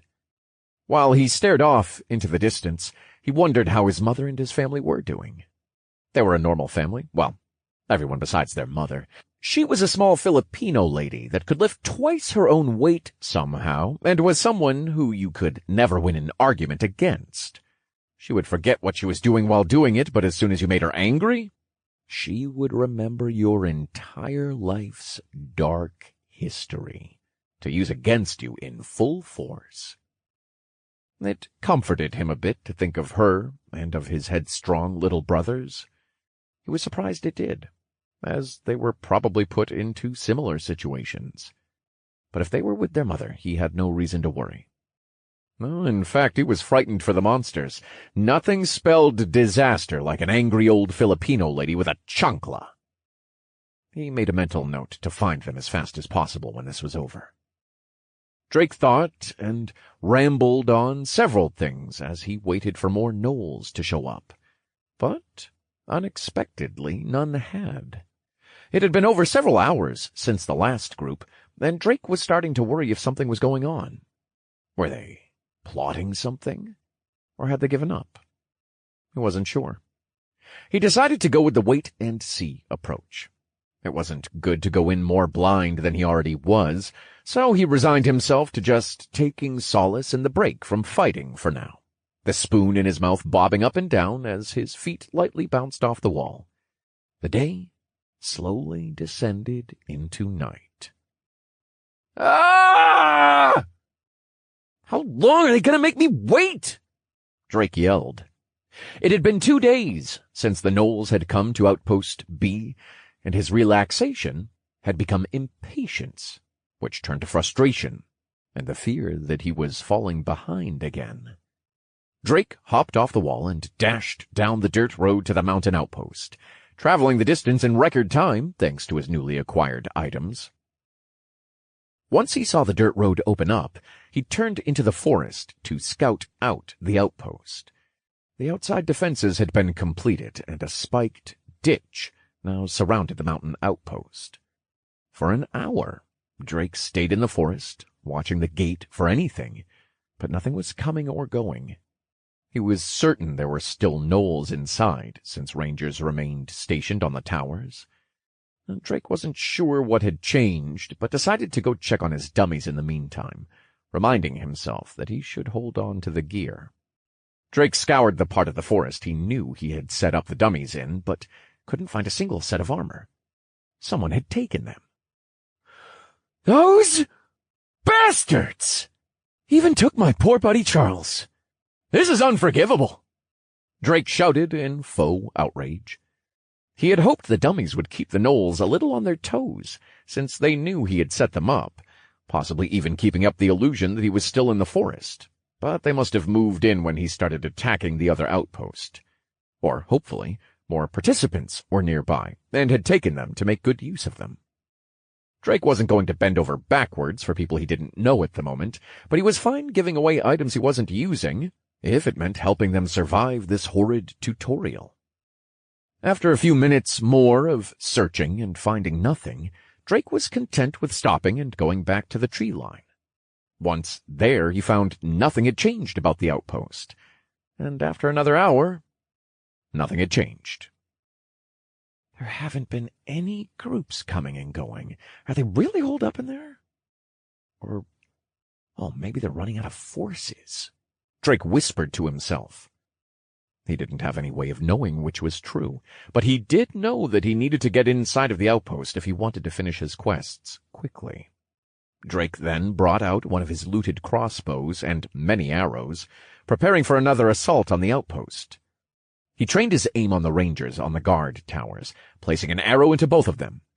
What surprised Drake was that after he had felled the lookouts, they weren't replaced.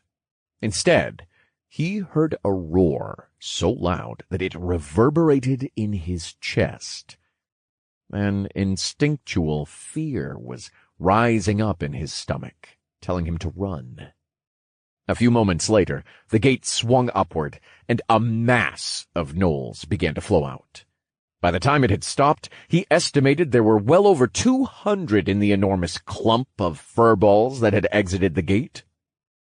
Following them was not one, but 2 squad commander gnolls, each very different from the 3 he had faced previously. The leftmost member of the pair was sporting a cowboyish-like hat and leather armor. On its waist were 2 oddly made pistols that reminded him of a wasteland aesthetic. Completing the gunman feel, it raised the tip of its hat with its thumb. The second commander gnoll on the right was far more stoic-looking, wearing a chainmail-like cuirass that was more akin to linked scales than multiple ringlets. Its shoulders were adorned with armor not unlike the pauldron Drake had on, with chained pants of similar fashion. Dwarfing its form was the massive halberd it held at its side. Great. Are the monsters going to start asking me if I feel lucky, or that I leave a bad taste in their mouth? Drake scoffed, looking over the commander gnolls, which he decided to name Spear Guy and Cowboy. Jokes aside, Drake was still wary. Not of the 2 commander gnolls, as with his current stats he was sure that he could still win the fight regardless of numbers. No, he still felt the fear in the pit of his stomach, but it was coming from inside the outpost, behind the large wooden walls. Drake didn't enjoy feeling like this after more than a week of grueling fights for his life. But even with the uneasy feeling, he couldn't deny the meal in front of him. They were the last 2 commanders he needed for his quest, and with how much experience the squad commanders gave, Drake could only imagine the amount he would receive from the quest reward. After some deliberation, he decided it was within his means to fight the massive monsters outside the gate. He opened his inventory to put the crossbow and arrows away, then eyed the stack of Tyrant's fire oil. Drake could defeat the horde without the use of the items, but with the unknown behind the wall, he wanted to use as little of his mana and stamina as possible. But there was a problem. The problem is I can't take things out of my inventory when in combat. I can place things inside, but the only thing I'm able to bring out is the black dye, Drake said, slightly frustrated. He assumed the reason he could only bring out the dye was that it was most likely recognized as a system item, so the combat restriction didn't apply to it. He had confirmed as much from his fight with the second commander gnoll when he was able to bring it out, but nothing else. This became a problem now that Drake wanted to use some of the consumables he had picked up. He brought out the items he was planning on using, a few flasks, and a pair of flint and steel.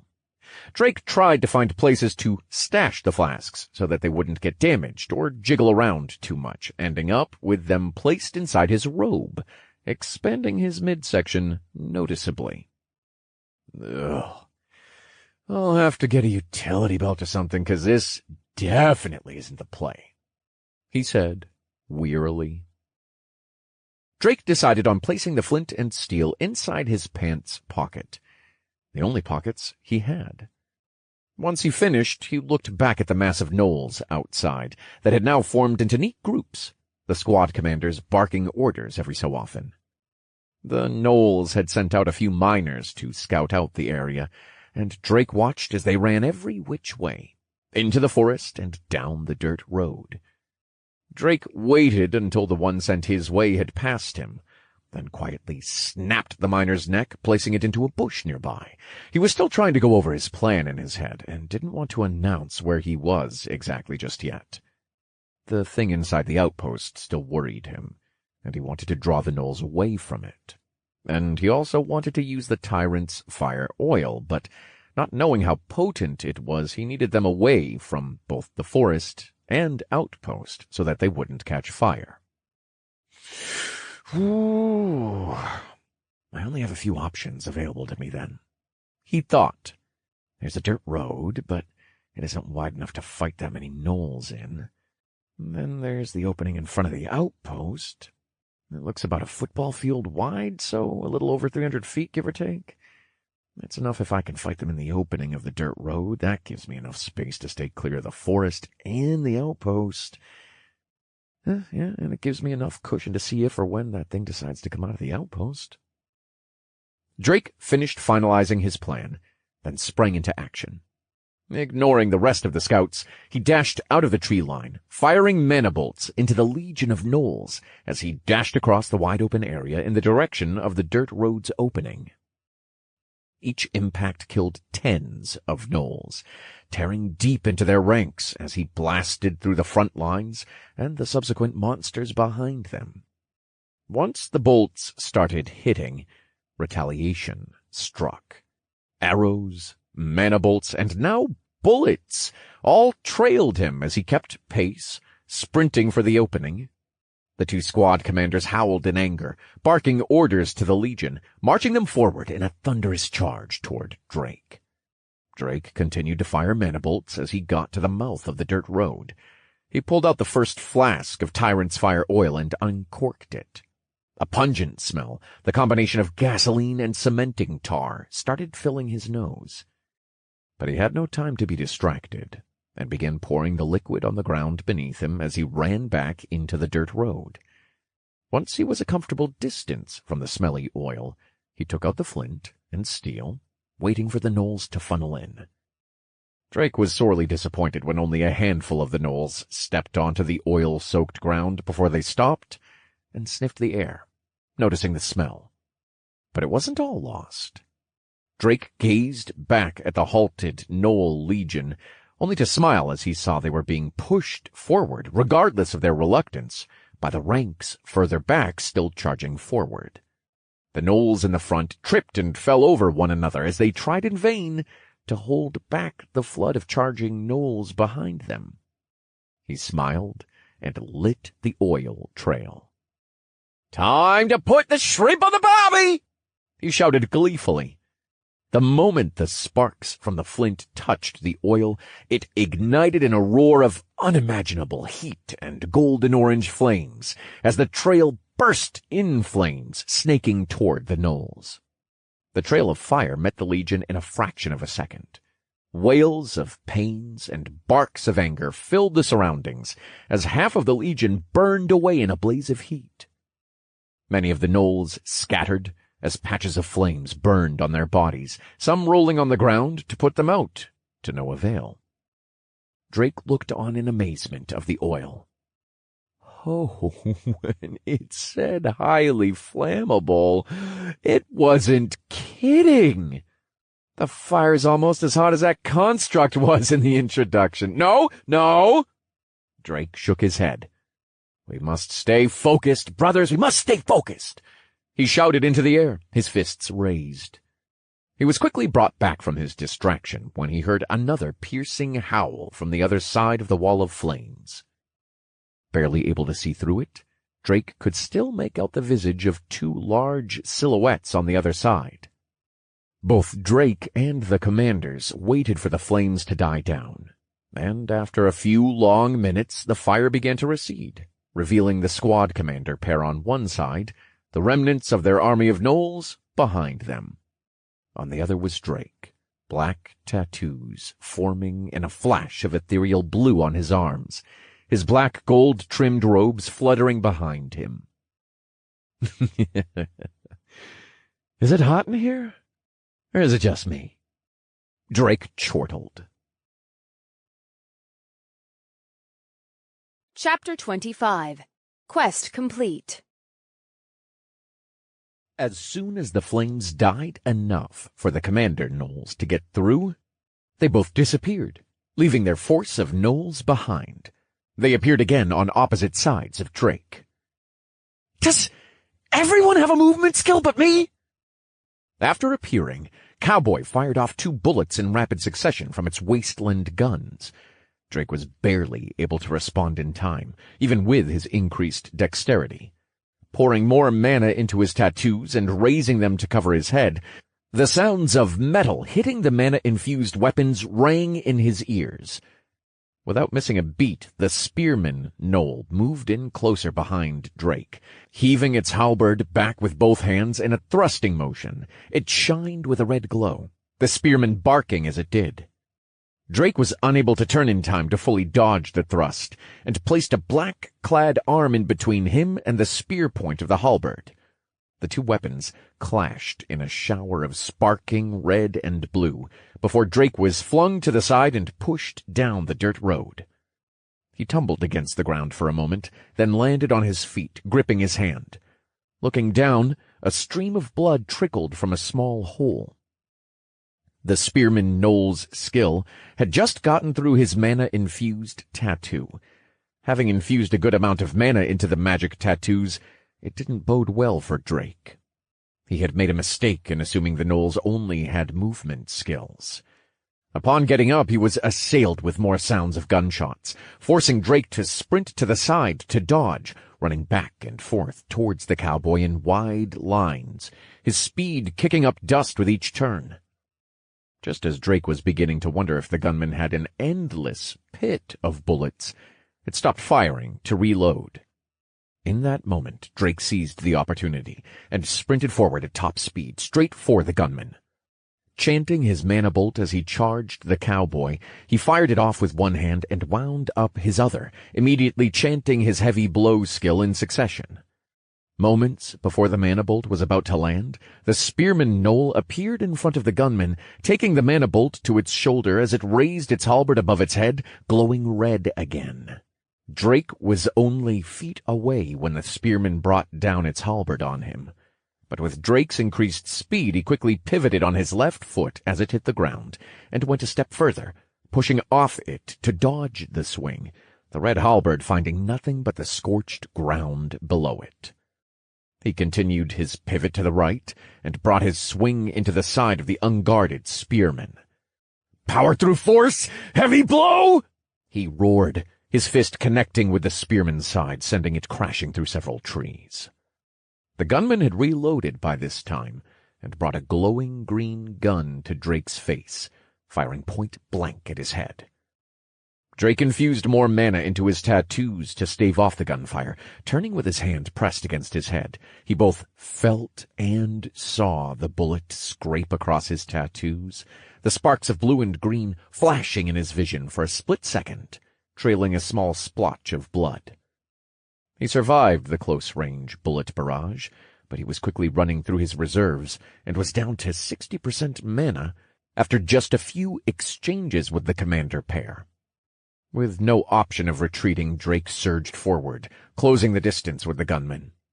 Chanting, he used his heavy blow skill with one arm and kept the other raised to keep him from taking a shot to one of his vitals. Drake took hits to his slightly exposed shoulder and body, but thanks to his rare quality gear, the bullets only left shallow scrapes. In a single breath, Drake was close enough to hit the gunman, his heavy blow chant complete. He threw his fist forward with all his might, only to be stopped by the flat edge of a red-hued halberd. Drake cursed as he looked from the halberd over to the spearman Noel, its face dirtied as blood ran from the corner of its grinning maw. He looked back at the gunman, a smile creeping up its face, half hidden by the head of the halberd as it disappeared. Drake quickly took hold of the shaft of the halberd and roared as he spun it around, spearman in tow. As it crested his shoulder, reflected in the blade, he saw the cowboy holding its pistol up to his head, again glinting green. But Drake's split-second decision saved his life, as he was barely able to raise his shoulder with his swing of the halberd, slamming the spearman Noel into the cowboy right as it barked. The gunshot went off, the bullet ricocheting off his pauldron and cutting his right eyebrow. The gunman and spearman collided with force, attesting to Drake's strength, as they flew back into the bulk of the remaining legion of gnolls, still scrambling to escape the fire. The two forces collided as the squad commander pair was pushed deep within the gnolls' ranks. Drake didn't wait for a repeat of before, and sprinted forward as quickly as he could, chanting a mana-bolt. He arrived at the spearman and gunman pair, fumbling over each other to get up, only to spot Drake as he moved in front of them so quickly it looked as if he used a skill himself. But they couldn't get up quick enough, as Drake leapt forward, feet first, catching the spearman in the chest with his steel boots and sending them both flying a few meters until they collided with the ground. Drake ended up standing atop the unconscious spearman. Drake finished his mana-bolt spell in the same moment and fired a watermelon-sized hole into its chest. You have subjugated Squad Commander Noel, F rank, level 19. Experience earned. 9,500 TP have been awarded. He couldn't relax yet as he looked back to where the gunman had been, only to see it disappear again. Drake turned around with his guard up in anticipation for the gunman, but nothing came. He blinked and looked around for the remaining Commander Noel, but saw nothing, until he heard a gunshot and turned. For a split second he glimpsed the green glowing pistol peeking out from behind a tree. Then pain shot up his left arm. Drake winced and tumbled backward from the force of the impact, but quickly got to his feet and rushed to the gunman's hiding place. But when he arrived, the gnoll was nowhere to be found. Damn it! It's using the trees for cover. Drake hissed. Another sound of a bullet firing, and Drake ducked behind the tree, a bullet hole appearing in the trunk of the tree right next to his head. Drake looked wide-eyed at the smoking hole, surprised it could penetrate the large trunk. But it didn't take long for Drake to compose himself and start running through the forest, doing his best to keep moving and use the trees to at least obscure himself. Upon touching his right eyebrow, he discovered the bleeding had stopped, but not before his eye was crusted shut with blood. The gunshot on his leg had been hastily bandaged with fabric from his pants to stem the bleeding, but blood was still seeping through, albeit far more slowly. Gunshots forced Drake back behind the trees, a game of cat and mouse ensuing. Each bullet barely missed Drake or hit just accurately enough to cut through his armor. He desperately needed to end this game soon. There was no telling when the other gnolls and the mystery monster would decide to show up. Then an idea popped into Drake's head. It was a gamble, but Drake was willing to give it a shot. He quickly took off his martial artist's garb, losing its stats and breaking the set bonus. He placed them on a bush where they were partially obscured. Then he dashed out from behind the bush as a gunshot rang out, kicking up a bead of dirt behind him. He stopped once he was a little bit away from his garb and waited, peeking his head out and doing his best to listen. A moment later a gunshot rang out, and Drake saw the flash of a barrel. Then it disappeared, and a gnoll materialized in front of Drake. Drake smiled at the gunman as it looked at him in sheer terror. "Hide-and-seek is over, mutt! Power through force! Heavy blow!" He howled, almost laughing as he brought his skill-infused fist right into the side of the gunman's head, hooking it down into the floor of the forest. You have subjugated Squad Commander Null, F rank level 19. Experience earned. 9,500 TP have been awarded. Quest complete. 5 of 5 Squad Commander Nulls subjugated. Accept rewards. Drake huffed from exhaustion, bent over in a crouching position over the now crushed monster, even as he looked at the new notifications, but quickly put them on hold. While he took a moment to breathe, he spotted some familiar green glints on the monster's corpse. It had 4 of the same accessories as the one from Outpost B. Did that mean the other one may have them as well? Drake quickly scooped up the accessories and the stone and void pouch that appeared next to the body. After he ran to grab his garb, noting a new small hole in its back, he ran back out of the forest. He was greeted by the remnants of the Gnoll Legion about to bear down on him. Drake looked over his status. He was at 60% health and 20% mana and stamina. He needed to clear out the remaining gnolls so he could recover unnoticed. But before that, he wanted to check on something.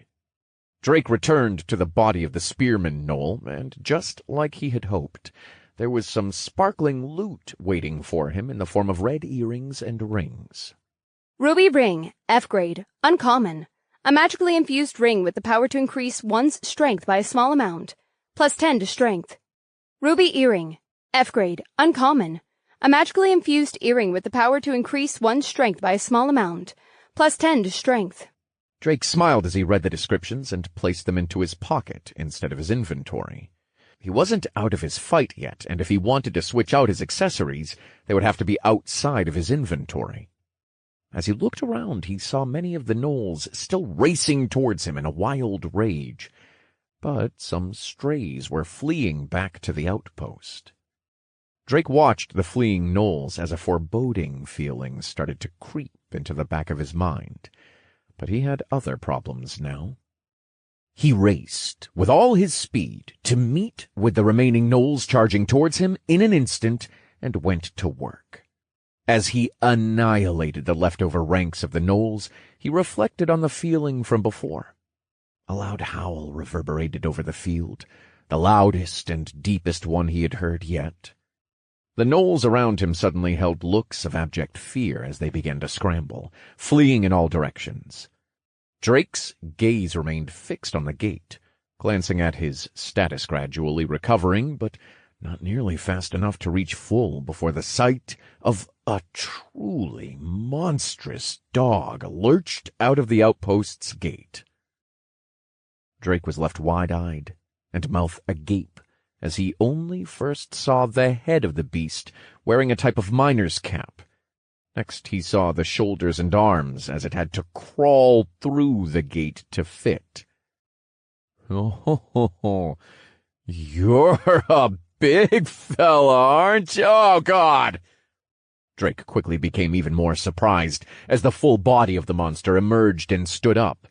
It almost came up to the outpost's walls, nearly reaching 15 feet high. Dirt stained its large blue overalls. In its hands was a pickaxe to end all pickaxes. On its side, attached to its belt, an unlit lantern. It looked down at the fleeing gnolls and picked them up effortlessly. It growled in disappointment as it hurled some into the forest, crossing the distance of a football field. Others it stomped and crushed, killing a majority of the remaining gnolls that had tried to flee into the outpost. Then the beast glowered down at him, and Drake began to shake with a grin.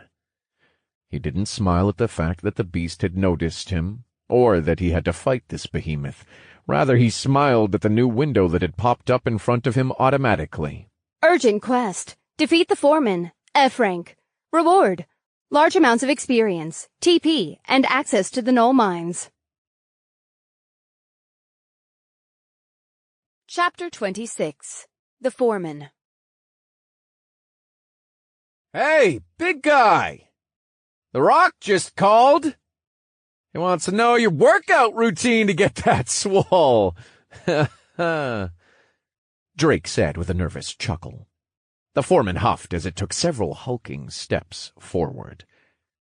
Only for a moment did Drake look on in awe at the knoll's massive size, before quickly looking at his status. He took out 2 more flasks of fire oil, stuffing them inside his garb as he slipped an unlit torch through his obi. He looked at his status, still slowly ticking upwards. It had reached 80% for his health, and a little above 50% for his mana and stamina. It was going to be a hard fight, even if the big lug was a pushover, Drake thought. He stared, standing his ground, as the foreman continued to casually walk forward, its enormous pickaxe resting on its shoulder. The ground quaked under its weight with every step, bodies and dirt visibly shaking. Drake wanted to wait until he absolutely had to engage the foreman to give his status ample time to recover. After a few seconds, the foreman had made its way over to Drake, looming over him with a grin. The monster cackled like a hyena as it threw its head back and pointed down with one furred hand, its belly undulating as it did. Drake raised a brow, his face flushing slightly with indignance. Oh? You think you're tough for an oversized prairie dog plushie? Well, I have news for you. Toucan Sam says don't bother showing up to work on Monday. Said he needed someone meaner and scarier. Drake sneered as he looked up, displaying a particular digit on his raised hand. The foreman quickly stopped laughing and looked down over its slightly protruding belly with a screw face, as if it had understood the insult. The beast raised its pickaxe, the wind kicking up when it pulled the massive tool back. Oh, shit. Guy can't take a joke, Drake said sardonically. Drake took it as a cue and exploded forward toward the beast's legs, quickly beating the large figure out in speed. Oh, this must be what it felt like for that chick under that elephant while carrying the halfling in that one fight, he mused as he closed in on the monster's right leg. Drake wound up his right arm with his skill, ready to put all his force into the blow. Power through force, heavy blow! He roared, putting more mana into the tattoos for extra oomph.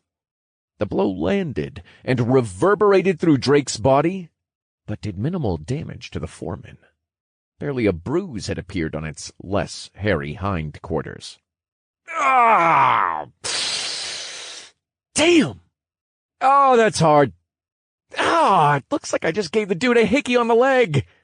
Drake grunted with a wave of his right hand. The foreman barked out a reverberating howl, kicking its leg forward to get Drake out from under it.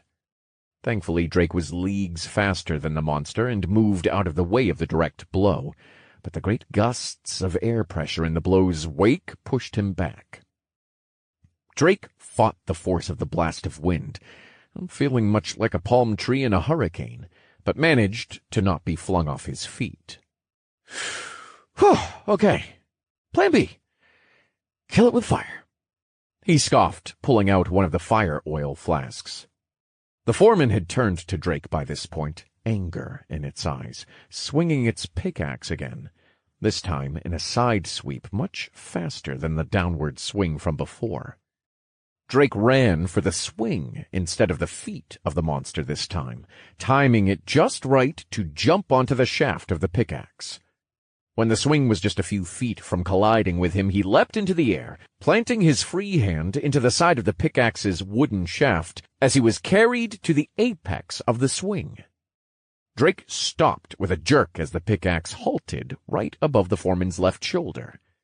He took a moment to stabilize himself on the pickaxe after the ride to the top, then made a mad dash for the monster's head, jumping off the shaft and onto its shoulder. For several moments, Drake was suspended in mid-air.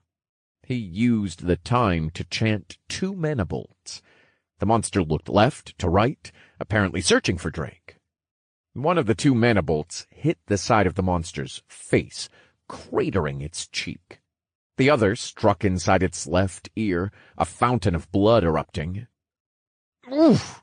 I really used the force to thread the needle right there, Drake thought inwardly as he smiled. But Drake wasn't finished, and the foreman certainly wasn't either. The foreman's left hand rose to swat Drake from its shoulder, but Drake was already close enough to its face that he jumped from its shoulder, a tyrant's fire oil flask in hand. He threw the flask with all his might into the side of the foreman's massive head, splashing its left eye and face with the flask as it continued to wail in pain from its ruptured ear. Drake dropped down off the shoulder from his leap, the Gnoll's hand passing over him. But the wind from the passing hand pulled him up and propelled him into a chaotic, spinning free-fall. He pulled out the second tyrant's fire oil from under his garb and spread his arms and legs out in an attempt to stabilize himself mid-air. He managed to get his bearings well enough that the blur of shapes focused sharply, giving him enough time to uncork the flask and throw trails of oil all over the monster on his way down. A breath later, Drake hit the ground with a crash, the ground indented beneath him. He looked up at the still flailing gnoll as it gripped its head with both hands, shrieking and howling almost like it had become a banshee. The sound's rising pitch split Drake's temples in a migraine. Drake had to cover his ears as he sprinted away from the beast in search of any remaining flames from the previous battle.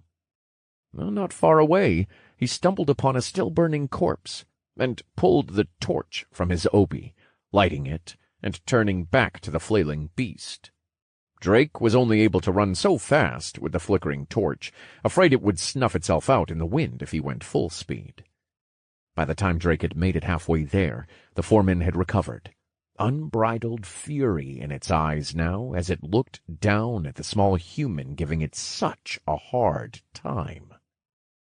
It reared back its enormous right leg, ready to punt Drake like a ball for a field goal kick.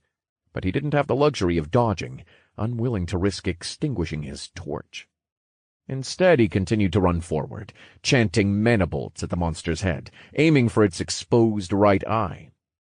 The foreman's leg gained momentum as it swung forward, but Drake was unrelenting with his spells as they crashed into the foreman's face like a torrential downpour, bombarding it to no end. Right as the foreman's leg passed its other foot, one of Drake's mana bolts struck gold. The monster shuddered backwards in pain, falling on its ass, its kick now missing by a large margin. Drake fist pumped inwardly as he continued toward the now reeling giant. Dust clouds rose as it rolled back and forth, its hands covering its right eye. Drake maneuvered himself onto the gnoll's chest. He grinned as mischievously as the boy from Home Alone as he lightly tossed the torch in the air. Then he hurriedly jumped off the beast as it ignited in a blaze of golden-orange flames. Another scream was added to the cacophony of wails. Drake looked on, satisfied with his inevitable victory. Suddenly the fire began to recede and formed a vortex centered into the foreman's lantern situated on the side of its belt. The foreman staggered back to its feet as it grabbed the lantern with its left hand. Drake gawked at the fine control the beast displayed over the fire, pulling every lick of flame into the lantern. The monster returned to its feet alive, but not without damage. The gnoll's fur was singed all over its body, the left side of its face a hideous charred mess from the whole flask that had been poured there. Its left eye was beet red, and its lid was charred off. Its right eye was swollen shut, blood dripping from it. The foreman looked down with a single blazing red eye at Drake, inflamed with rage. Damn. So it has a second stage, huh? Drake mumbled hesitantly. The gnoll raised the lantern in front of itself and pointed it in Drake's direction. A low rumble escaped its maw as the fire within the lantern blazed to life. The licks and whips of fire surged out like tentacles looking for prey to seize. Drake burst into action as well, sprinting to dodge the lashes of the fire as they rained down in an ardent barrage of red and orange. But that wasn't the only thing Drake had to worry about. Beyond the flames, the foreman lifted its pickaxe with its other arm, ready to strike with another horizontal swing. Drake dashed toward the mouth of the dirt road, firing mana bolts behind him to strike the monster in the head again. But his accuracy was nothing if not a travesty. The mana bolts merely weakly peppered the foreman. Drake glanced over his shoulder to see the swing coming from his side. He wouldn't be able to dodge this one completely. He decided to make a last-ditch effort and stopped. He fully turned and fired 2 mana bolts for the monster's eye. The bolts fired consecutively after each respective chant, just as the pickaxe was about to collide with Drake. He pushed backwards with all his strength to dodge a direct blow, dumping the remainder of his mana into the tattoos to hopefully stave off the damage. The pickaxe was just close enough to clip the edge of his arms as he held them in front of himself. The pickaxe and mana-infused tattoos screeched as they ground across one another, a cascade of blue mana sparking from the onslaught. After a few grueling moments, Drake heard something akin to the shattering of glass as his tattoos winked out of existence. His mana had emptied out. The pickaxe passed him just then, and he was flung into a pile of gnoll corpses with a deafening crash. But not before he saw his last 2 mana bolts crashing into the foreman's lantern raised in defense, shattering it. Drake grunted in pain and struggled to get up, a small cloud of dust around him. He looked around at the pile of gnolls that he had auspiciously landed in. But Drake was out of options. His mana had bottomed out, and without it, his only weapon was out of commission. He scrambled to look for any leftover weapons near the bodies of the gnolls, but unfortunately there were only cracked and battered swords, shields, and crossbows. Then, through the dust, he spotted a pristine gleam of steel. He bolted to the object, seeing what it was, looking up through the dissipating cloud of dust once he had it in his hands. The foreman was there, looking at its now broken lantern with renewed anger in its bloodshot eye. Noticing Drake, it motioned to bring down its pickaxe on him once more. Drake furiously searched his pockets for the earrings and rings he had looted earlier. Placing his martial artist's tattoo rings and his peridot jewelry into his inventory, he switched them out for their ruby counterparts, spiking his strength past 300. In his hands, Drake tightly gripped the spearman Noel's halberd. The foreman's swing was now in motion, coming down on Drake like a world-ending meteor from the heavens. But he only surged forward at his highest possible speed, getting a running start as he heaved back the halberd, ready to throw it like a javelin. "Resign yourself and receive my blow! Power through force! Heavy blow!" he roared as he threw the halberd with all his might. And a ruby-red streak of incandescent light streamed across the field. It shrieked past the oncoming pickaxe, right into the foreman's widening eye and out the other end of its skull. But the motion of the swing from the foreman was already past the summit, and bore down on Drake. It slammed into the ground behind him with an earth-shattering roar, as the air pressure from the aftermath ripped him completely from the ground and into the air. Drake was chaotically hurled through the air and into the forest, crashing through branches and trees, finally landing in the treetop of one that had been sturdy enough not to break. Somehow Drake had survived, a bleeding grin painted across his face as he looked at the notification that he had just opened. You have subjugated the foreman, F-rank level 21. Experience earned. 10,000 TP have been awarded. Urgent quest complete. You have defeated the foreman. Accept rewards, yes or no. You have been awarded experience in 25,000 TP. You now have access to the Gnoll Mines. Congratulations, you have reached Mage and Warrior level 10. 28 FP have been awarded. Fuck yeah!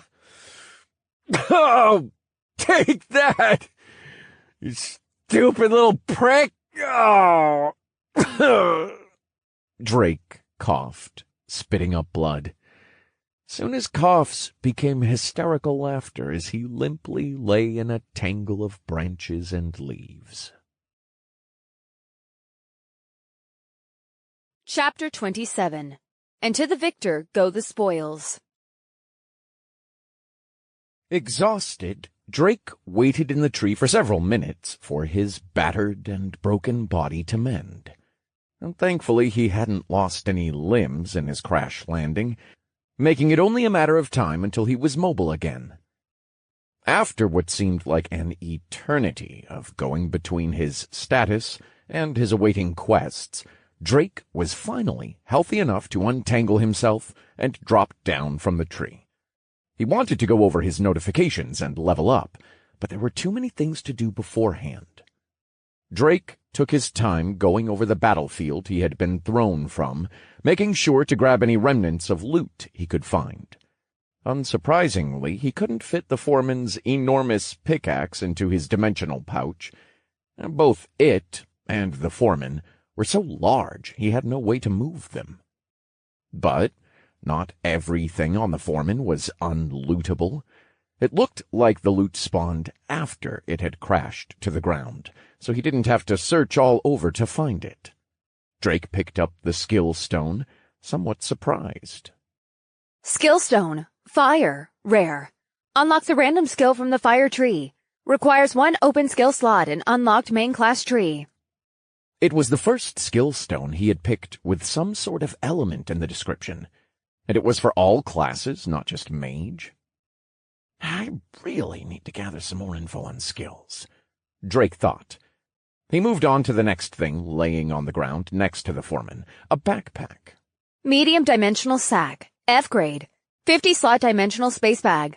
Requires 1 open inventory slot to be equipped. Stores non-living items in current state indefinitely. Drops on death.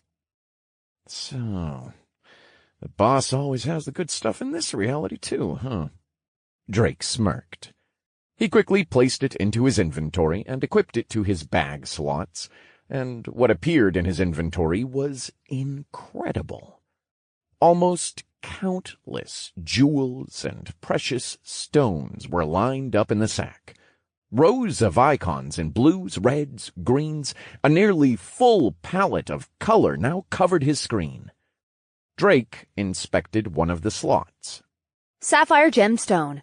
F grade. Uncommon. A magically infused gemstone that can be used in crafting to create accessories that increase intelligence by a small amount. Drake's eyes began to sparkle. This was just what he needed for his all-round build. The description basically told him everything. This was confirmation that crafting was available and that it could buff his stats. If he could find a way to learn how to make jewelry, he could create some much-needed boosts, giving him explosive jumps in strength. His options in fights would open up, allowing him to cover some of his blind spots. Drake was about to scream in happiness, but remembered that there was still so much to go over. He checked if there were any more gnolls in the area, but it looked like the foreman had either killed or scared off the remaining ones. He began to make his way to the outpost, slipping on his martial artist ring tattoos and exchanging his strength accessories for his dexterity ones. When he finally reached the gate, Drake was amazed at what he saw. It was really more of a fortress than an outpost, and completely dwarfed Outpost B. The outpost covered a large portion of the mountainside, even stretching a fair distance from the side of it. If Drake had to guess, it could have held thousands of individuals here at any given time. There were still fires lit throughout the outpost, as well as tents still erect. Drake looked around, but saw no movement outside of the wind rustling things here and there. He cautiously entered and looked back at the wall, seeing the wooden staircase spiral up to the guard towers where so many gnolls had met their ends. Drake then eyed the pulley that held the gate up and made his way to it. Turning the mechanism so that the gate swung shut, he turned back to the outpost, satisfied and excited to see what goodies were left for him. Drake swept through the whole camp, going from tent to tent, deconstructing one after another. Now he scoured the encampment both for loot and any hiding monsters. What he found in each tent varied, but it was obvious which ones were for the regular gnolls and which were for the squad commanders, or supply tents.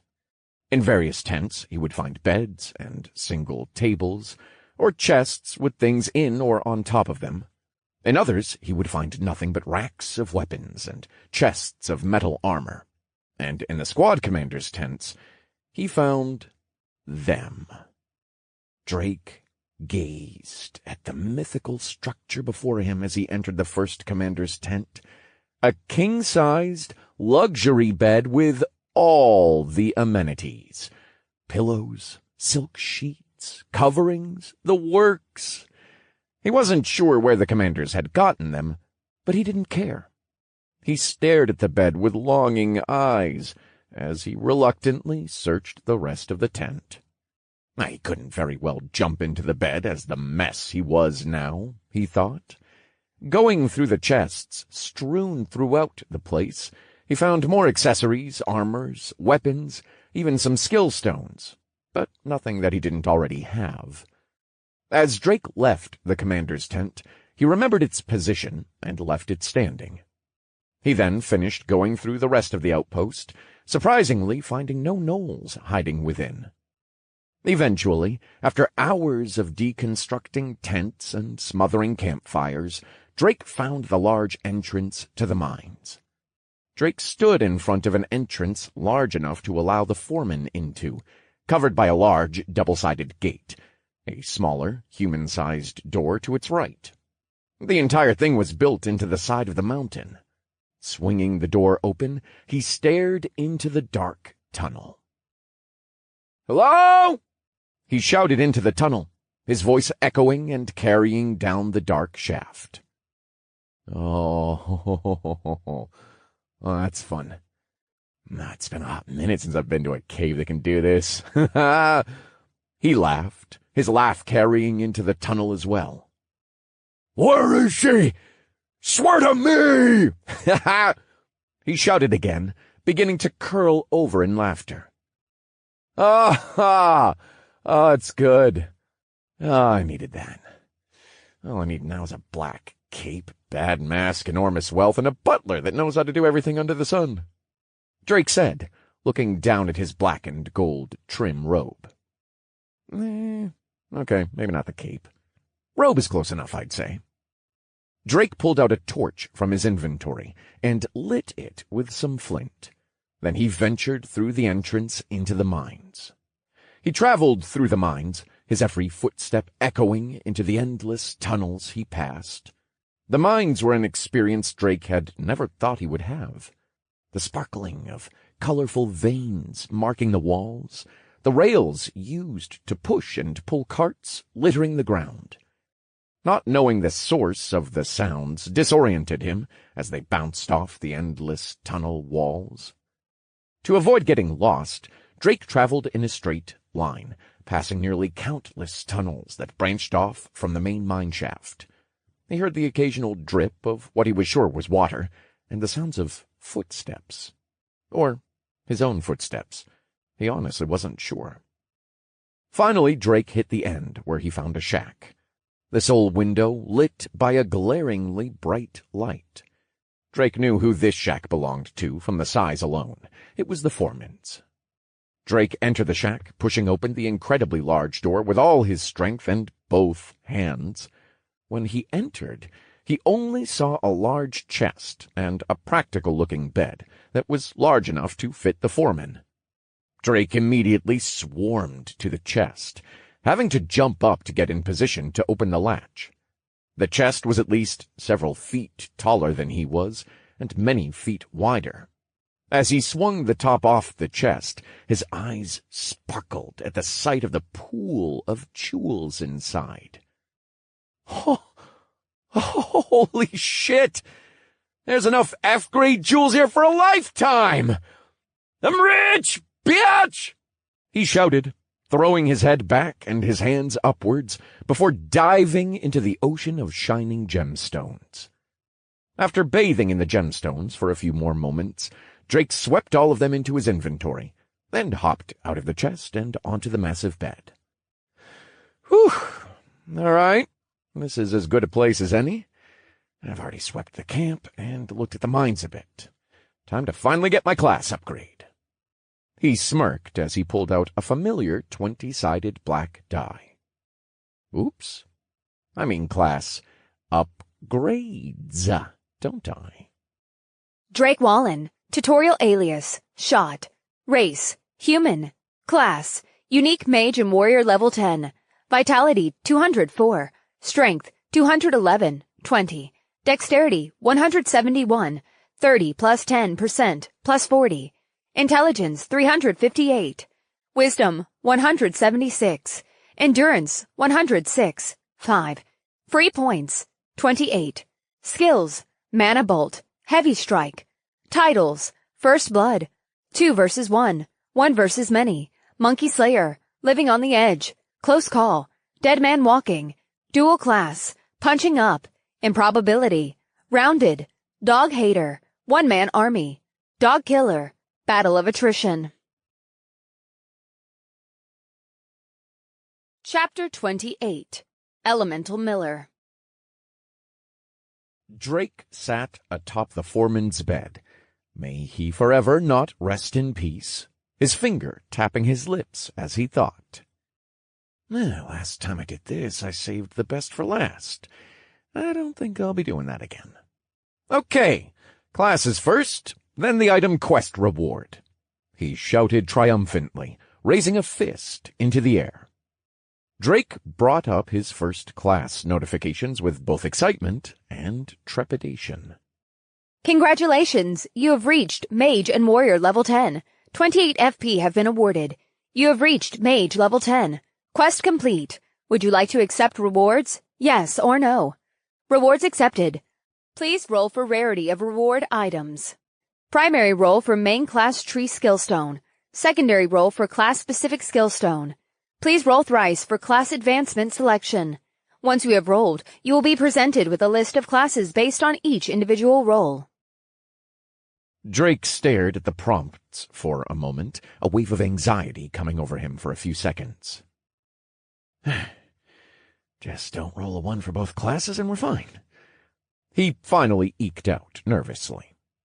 Drake played with the black die in his hands for a few more moments, praying the RNG gods wouldn't screw him over again. Then he tossed the black die across the bed. The die skidded across the bedsheet, barely turning before it came to an abrupt stop from its disco slide. An 8 was facing upwards. He gazed at the result, just breathing. Okay. Maybe I should do this on a harder surface. I could probably try to game the system with my dex where it is and force a 20 if I throw right, but I don't want to think about what might happen if the system doesn't like it. Drake mumbled as he scooped up the die and dropped to the wooden floor of the shack. A moment later, a mote of light dropped a stone in front of him, bouncing on the floor. Drake bent down to pick up the stone and inspect it quickly. Main class tree stone. Force Magician, uncommon. Unlocks the Force Magician main class tree. Requires 1 open main class tree slot and a mage class of level 10 or more. Oh, that's a cool-sounding class. And it's only uncommon? If it's like last time, that means the next stone will be specifically for this class, right? Drake said. Well, no use in mulling over this part too much. Hup! Drake cast the die once again, not bothering to let his mind dwell upon the details just yet. The die bounced off the hardwood floor several times, delivering a 5, a 17, then finally tumbling a few centimeters away from him and stopping on 14. A brief pause later, another mote of light flashed, and a stone thudded on the floor. Drake quickly bent over to get a look at it. Skill stone, depth, rare. Unlocks a random skill from the depth tree. Requires 1 open skill slot in unlocked mage main class tree or subtree. Drake looked at the description again, a light dawning on him. He quickly brought out the other skill stone from his first class quest. Skill stone, necromancy. Legendary. Unlocks a random skill from the necromancy tree. Requires 1 open skill slot, an unlocked mage main class tree or subtree. Reading the requirements, he realized something. It just says mage main class. So that's the specific class I'm rolling for? Does that mean I could use these technically without having to use the main class stones I rolled? Drake said aloud. It was an interesting prospect for his remaining class quest reward, but ultimately it would be left up to fate whether he rolled something useful or not. Drake picked up the die again, nervously gripping it in his hands as the moment of truth was now upon him. He breathed deep and steeled himself. If the worst outcome came to pass, he would have to just get back up and do it again, as many times as it took until he succeeded. Bracing himself, he let the first roll for his class selection fall from his hands. The die fell to the floor in slow motion, taking long, muted moments to finally hit the floor. Bouncing, it showed a 17, then a 4, 13. Finally, it rolled to a stop. 18. Drake breathed a sigh of relief as he saw the number. He was saved from having to go back to level 1 through sheer dumb luck, and felt a weight lift off his shoulders as he grabbed the die once more. He quickly rolled the 2 remaining rolls, a 13 and a 15. Nothing great and nothing awful. You have rolled 18, 13, and 15, generating class list. Drake waited for the list to show up before him on the screen with nervous tension. Taut enough, he felt himself slowly tearing apart. But he didn't have to wait long before the screen flashed again. Epic, Apprentice of the Sun Mage. Uncommon, Heretic Mage. Rare, Elementalist. Drake yelled with glee. Hell yeah! An epic class! And this naming sense, so cool! He didn't even wait 1 second to begin looking through his options. Epic, Apprentice of the Sun Mage. A class dedicated to the study of the mighty Sun Mage. Apprentices specialize in the use of fire magic in all of its facets in an attempt to hold the power of the very sun in their hands. Any mage would be honored to be indoctrinated into the ways of fire magic by the Sun Mage, the pinnacle of anything within the fire school of magic. Be warned, anyone who chooses this path will be unable to wield any other forms of elemental magic. Initial, +20 to intelligence and wisdom. Increased free points gain of 25 from 14. Well, that is kinda awesome sounding, but I'm not sure about not using other forms of magic. But 25 free points from just 1 class, and a +20 to 2 stats just from the upgrade? Drake contemplated. Still, he should go over the other 2 classes before he made a rash decision. Uncommon, Heretic Mage. A class dedicated to the research and use of unconventional magic. The heretical mage specializes in the use of various ingredients to cast a variety of sacrificial type magic. Any young mage who chooses the path of the heretic is looked down upon by the other schools of magic, as they work with materials and ingredients disapproved of. Be warned, those who choose this path will be unable to wield any form of conventional elemental magic. Initial +10 to intelligence and vitality. Increased free points gain of 16 from 14. Yikes. Not sure I would want this class at all. Not being able to use anything but sacrificial type magic sounds like pigeonholing myself. And again, that's the opposite of what I'm trying to go for right now. Even if specialization is usually more powerful, I would have to go with the Sun God class over this one. I just don't know enough about heretic magic to confidently go with it. Drake thought, nodding to himself for his great insight and rational decision-making, and in no way rationalizing an excuse to pick the epic class over this one. Drake looked at the final class from the selection. Rare, Elementalist. A class that wields the ability to use all 4 of the major elements. Many mages look down upon the Elementalist, as they specialize in various forms of magic and are only able to wield the most basic of spells. They are also unusually weak, as they are unable to learn enough specialized skills to supplement their power. Initial, +15 intelligence and wisdom. Increased free point gain of 20 from 14. This class piqued Drake's interest and sounded very much like what he wanted as an all-rounder. Being able to use all the elements would increase his versatility, which had essentially been his biggest specialty so far. The stat bonuses aren't bad for Elementalist. But the Sun Mage obviously sounds like it wins out in power and overall stat gains. He considered aloud. Heretic Mage is definitely out, so I have to decide between these two.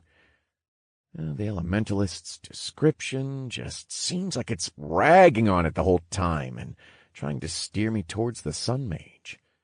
But I really don't like the fact that I would be following in someone else's footsteps. But the power to summon a massive fire-like spirit bomb?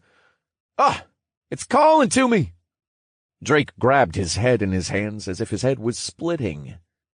But a versatile mage that can use 4 elements and adapt to a multitude of situations? It has to be that, right? It has to be. Now, there's just too many possibilities to ignore with this class. I'll only regret not getting an epic class just a little. Drake moved to select the Elementalist class, his eyes tearing up each time he glanced at the epic class. Only a little! He screamed as he finally selected the Elementalist, and a new prompt was placed in front of him. You have selected Elementalist. Confirm? Yes! Stop making me second-guess myself, damn it! Drake shouted internally. Congratulations! Your mage class has been upgraded to Elementalist. Detection of a secondary class. Your class upgrade has been postponed until you have confirmed your selection. Drake twitched with a bit of surprise, as he had totally forgotten that he had another class to select. He had been so caught up with this choice it had completely slipped his mind. He flipped through his notifications and found the second class quest. You have reached Warrior Level 10. Quest complete. Would you like to accept rewards? Rewards accepted. Please roll for rarity of reward items. Primary roll for main class tree skill stone. Secondary roll for class-specific skill stone. Please roll thrice for class advancement selection. Once you have rolled, you will be presented with a list of classes based on each individual roll. Oh, shit. Here we go again, thought Drake, picking up the die from the floor. All of Drake's hesitation and anxiety had already been eaten up by his first go-round, and he threw the die rapid-fire to get his classes. Tossing it to the ground for the main class tree stone, the die skipped and tumbled off the floor, eventually situating itself. A 15 was showing. The stone shone into existence from the bead of light and thudded on the floor a moment later, Drake bending down to pick it up and inspect it. Main class tree stone. Shield Miller. Rare. Unlocks the Shield Miller main class tree. Requires 1 open main class tree slot. Warrior class level of 10 or more. No. A tank class. Well, that's a no-go. Too much trauma from games. Always getting blamed for bad pulls and everything going wrong, even when it wasn't my fault. Yeah. Hard pass. Drake chuckled wearily at the class name. He quickly pocketed the stone and rolled again. The die slipped from his hand, bounced against the floor, and rolled to a stop, this time stopping at 17. Drake fist-pumped as he leaned over to grab the stone and die that had rolled on the floor. His luck was on a roll today. Skill stone. Guardian. Epic. Unlocks a random skill from the Guardian tree. Requires 1 open skill slot and unlocked warrior main class tree or subtree. Drake's eyes bulged slightly when he saw that it was an epic skill stone. His luck really was doing well today. He would have to really consider using this one, just because it was epic, even though it sounded like it belonged to a tank-type class. How could anyone pass on an epic rarity skill? Drake again placed the stone into his inventory for later, looking at the die in his hand for a moment. It was again the moment of truth. Just what type of class would he get? He didn't want to psych himself up, and quickly dropped the die to the ground for his class generation. But on this roll his luck had run out as it slowly bounced and tumbled, revealing a 2 as it finally ceased to sway back and forth. Well, can't always strike gold, right? He consoled himself, a nervous lump starting to form in the pit of his stomach. Drake quickly picked the die up and tossed it again to the floor, not wanting to let the moment linger for too long. As the die skidded across the floorboards, he felt himself begin to sweat with apprehension. It bounced further than he wanted it to, as he had put a bit too much power into the cast. Drake swiftly ran to look at the result with a breath of relief. A 17. He gave a silent prayer of gratitude to his god, Kenny Foon. Drake, for the second to last time, cast his die to the floor, making sure not to throw it with too much strength this time. The die bounced in place. 2, then 16. Finally, it hit a crack in the floor and veered off underneath the bed out of view. Drake cursed as he practically leapt to the die, concerned about the roll, only to see it had again landed on 17. You have rolled 2, 17, and 17. Generating class list. Drake steadied himself from falling down as he read the notification. At last he had reached this point. His hard work had actually paid off, and he had met one of his goals. Now he just had to pick a second class, and he'd be on his way to getting through this hellish tutorial. He looked at the generated class list. Common, Farmer. Rare, Bloodbane Berserker. Rare, Shield Miller. Oh, there's a familiar face. And 2 rares to boot. But maybe the farmer class has some sort of hidden power. Drake thought, jovially. Common, Farmer. The Farmer is an essential non-combat class that gains experience from tending to fields in arable land. They are typically looked down upon, but are a vital backbone of the infrastructure for any great nation. Be warned, those who choose this path will lose all combat skills and gain a predetermined skill set made for agriculture. Initial, +5 to strength, vitality, and stamina. Decreased free points gain of 10 from 14. Wow. That's actually fairly down to earth. I was honestly expecting it to be a hidden cheat class, like a "through farming I have become the strongest" type thing. Yeah. Drake needled. He coughed, as if to excuse himself to all the farmers in the world that had worked hard, only to be put into these tutorials. He then looked at the next, more relevant class that he would decide from. Rare, Bloodbane Berserker. A class that specializes in melee weaponry to cut bloody paths through their enemies with cutthroat precision. The Bloodbane Berserker is a single-minded fighting specialist that makes use of blood skills to increase their fighting potential to a frightening degree. This is an archetypal fighter class that is seen through the multiverse as a hallmark of frontline fighters. As the core of any elite fighting force, they are both feared and respected. Initial +15 to strength and dexterity. Increased free points gain of 20 from 14. Now that sounds like actual fire. I can see myself as this class already with how I fight, Drake mused, thinking of all the fights where he had basically bludgeoned monsters with his bare hands. But there was still the last class. Rare, Shield Miller. A tank class that specializes in creating space and protecting allies. This class uses its body and massive defensive buffs to push a path forward for itself and allies through the battlefield. The Shield Miller is a misnomer in that it does not technically use a shield. The Shield Miller is a metaphorical wall that stops all aggression in its tracks. They use their bodies to not only defend but plow through their enemies. Initial +15 to vitality and strength. Increased free points gain of 20 from 14. Oh, I like that. Ho, I have totally misjudged you, Shield Miller. I'll admit that I really want to take the Berserker class, but the fact that I have an epic skill stone for this class is really making me biased, Drake said, conceding. But the name Shield Miller just doesn't really hit for me. And again, it does look like it gains defensive buffs. Oh, and a boatload of vitality from the description.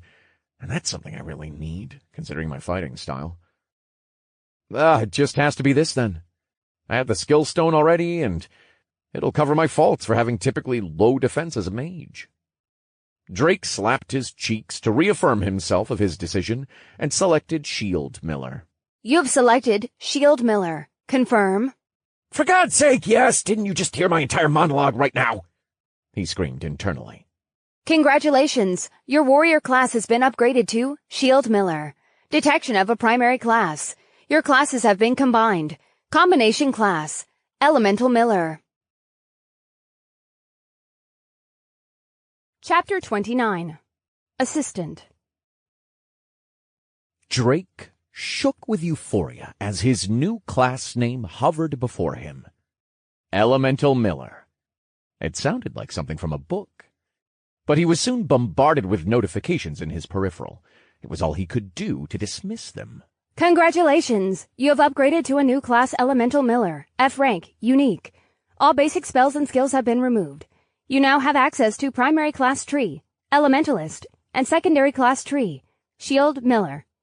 You have unlocked sub-tree slots, 4 empty sub-tree class slots available. You have gained access to the Elementalist, F rank, main class skill tree. You have unlocked 5 empty skill stone slots for Elementalist, F rank. You have learned how to wield the 4 major elements from your Elementalist class. You have gained passive stats and effects from your class, Elementalist, F rank. You have gained access to the Shield Miller, F rank main class skill tree. You have unlocked 5 empty skill stone slots for Shield Miller, F rank. You have learned basic fighting forms and weapon mastery from your class, Shield Miller. You have gained passive stats and effects from your class, Shield Miller, F rank. You have gained insight into Elementalist, F rank. Proficiency 1 has increased to Proficiency 2. You now have a better understanding of how to wield mana and the 4 elements. Drake's head felt like it was splitting as the notifications flooded in. Knowledge he felt he shouldn't have had was suddenly there, filling in the gaps of his scattered experience. He knelt to the floor with his head in his hands as the torrent of information flooded into his mind, threatening to turn his head to mush. Only after several minutes did the painful experience finally subside. Drake laid face up on the shack's wooden floor, a small bead of blood running down from his nose. I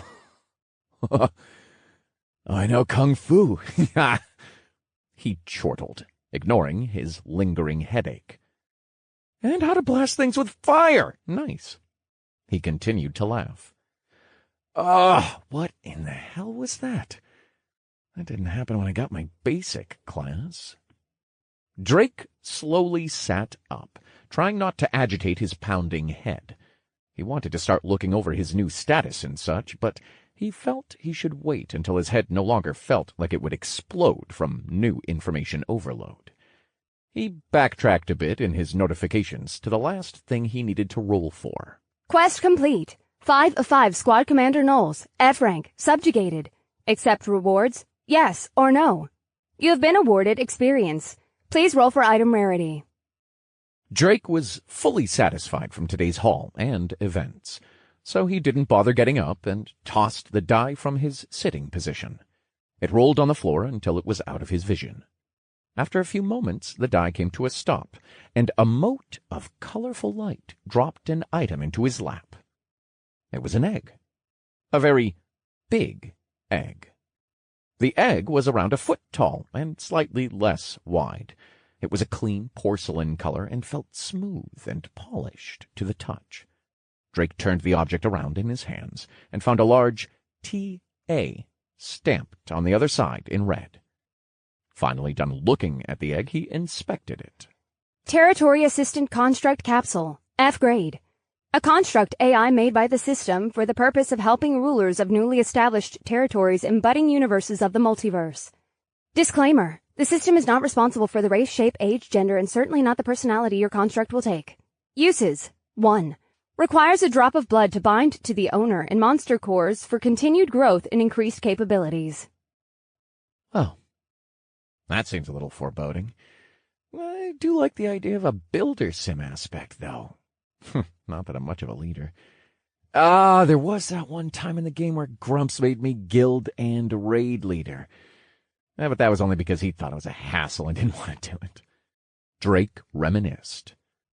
I haven't exactly been a fan of the system constructs so far, but everyone deserves a second chance, right? Drake hesitantly looked at the egg for a moment, wondering if just using it was the best decision. But it was an F-grade item, and an assistant did sound like something that could help him right now. He resolved himself and did what he had always seen when someone wanted to summon something. He bit his thumb and smeared it on the egg. Ow! Man! It's way harder to do than the ninjas make it look. The blood on the egg only sat there for a moment, then seemed to be absorbed into the shell. The shell of the egg rippled, the color turning in a wave from porcelain to a dark shade of red. Trembling slightly, Drake set it on the floor in front of him and got to his feet, backing up slowly. A few more moments later, the egg stopped shaking and began to glow a radiant gold from its center as the shell cracked and fragmented, sending out beams of light. All at once, a large crack split the top of the egg from one end to the other, and the glow disappeared. Drake, unsure of what was going on, moved to the egg. Looking down at it, he waited to see what had happened. Is it defective? He muttered with suspicion. Suddenly the egg's top burst open with a pop as something flew out into the air in front of Drake. Out of reflex, Drake snatched the object. Drake grew even more curious as he noticed the feeling of the thing in his hands. It was wiggling and was fluffy. He brought the thing to his face and was astonished as he got a better look at the thing. No. Little person.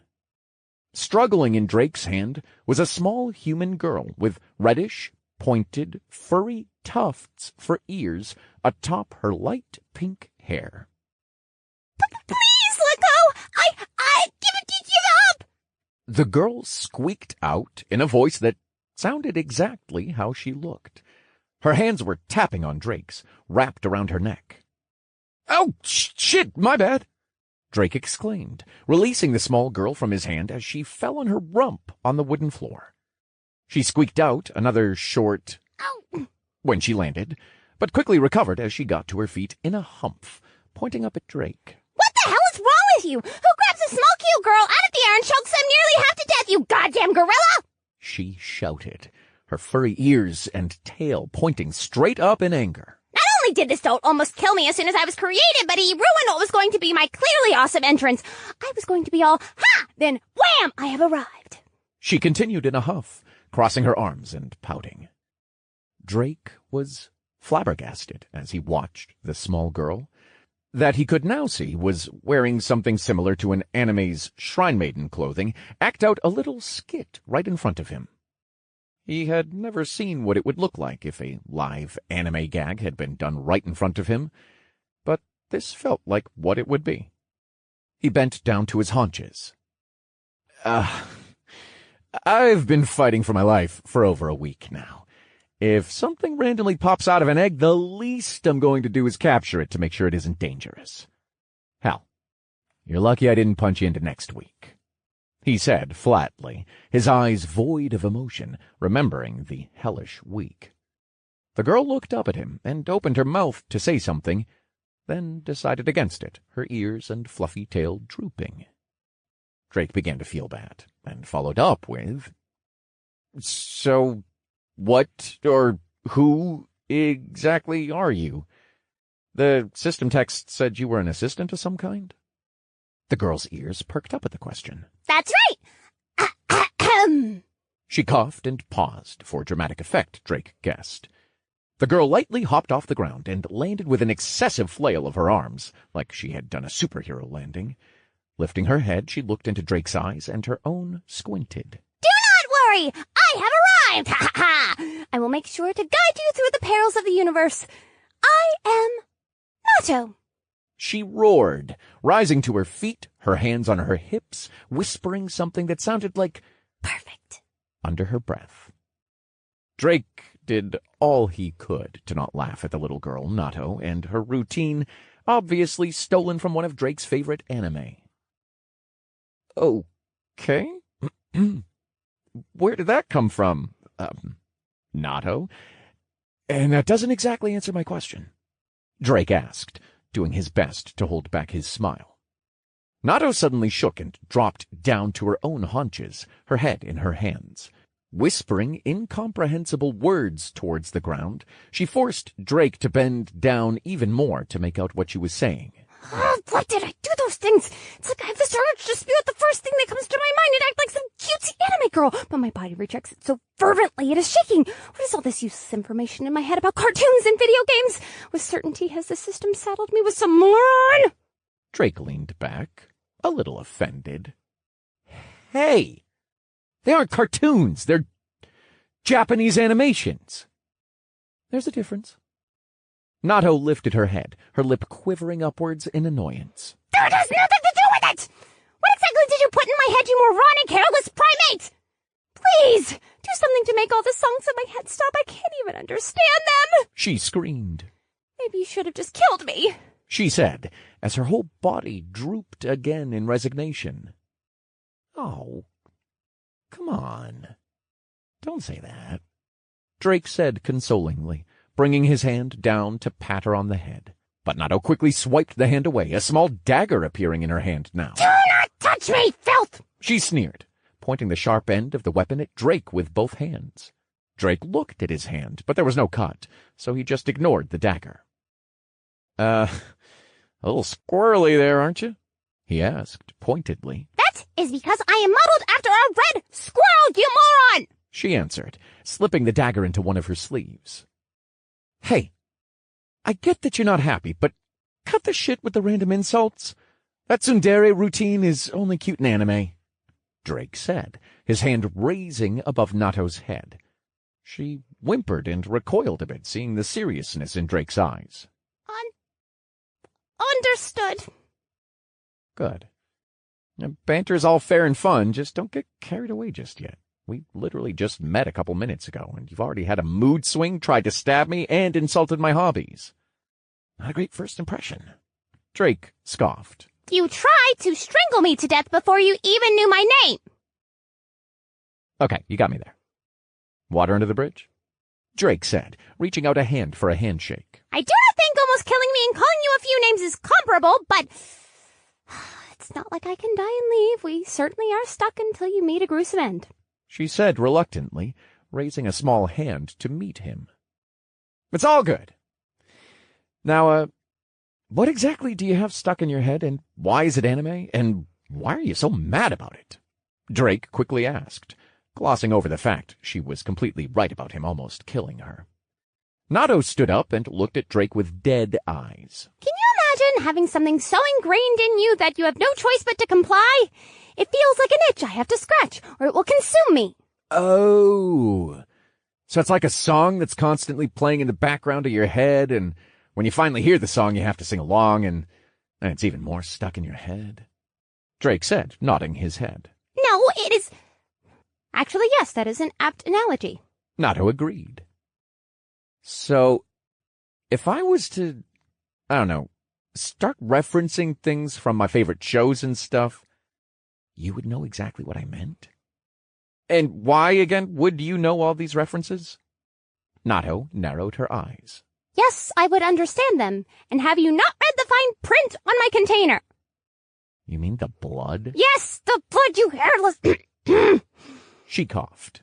Yes, the blood. Did you think it was just to bind myself to you? Drake just stared at her, brows raised. Silence was his affirmation. Nato sighed briefly and continued. While the blood was mainly used to form a blood binding between myself and you, it was also to construct a basis for myself, giving me some personality, even if some, if not most of it, is unwanted. She pouted, but nevertheless continued. While also giving me some insight into you as a being. Truly innumerable races exist in the multiverse, each with certain predetermined traits, so it is my job as a territory assistant to subsume some of those traits to better mesh with my new owner and help guide them to flourish, while staying in line with their cultural norms, how they think, feel, and idealize. Is this to your understanding so far? She finished while walking towards the egg's remains and putting it away into what Drake assumed was a personal inventory. Yeah, I'm following. So I'm guessing you have some of my memories, then? Does that mean you know most of what's going on? Certainly, she said haughtily. I unfortunately do not have a perfect recollection of your entire time here, but I do understand bits and pieces. And I can also do this, she said, jumping onto Drake's shoulder. Drake looked on at the small girl as she crossed from his shoulder over to his head. Remain still. This will be the first time I will be penetrating anyone after all, she said with a grin. What do you mean?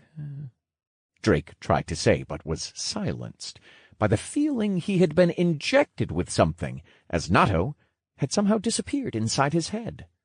It was almost the same feeling as first getting water in one's ear after jumping into a pool or bath. Can you hear me? Said Nato, a faint voice inside his head. Oh, I don't like that. What did you do? This isn't an invasion of the body snatchers type deal, is it?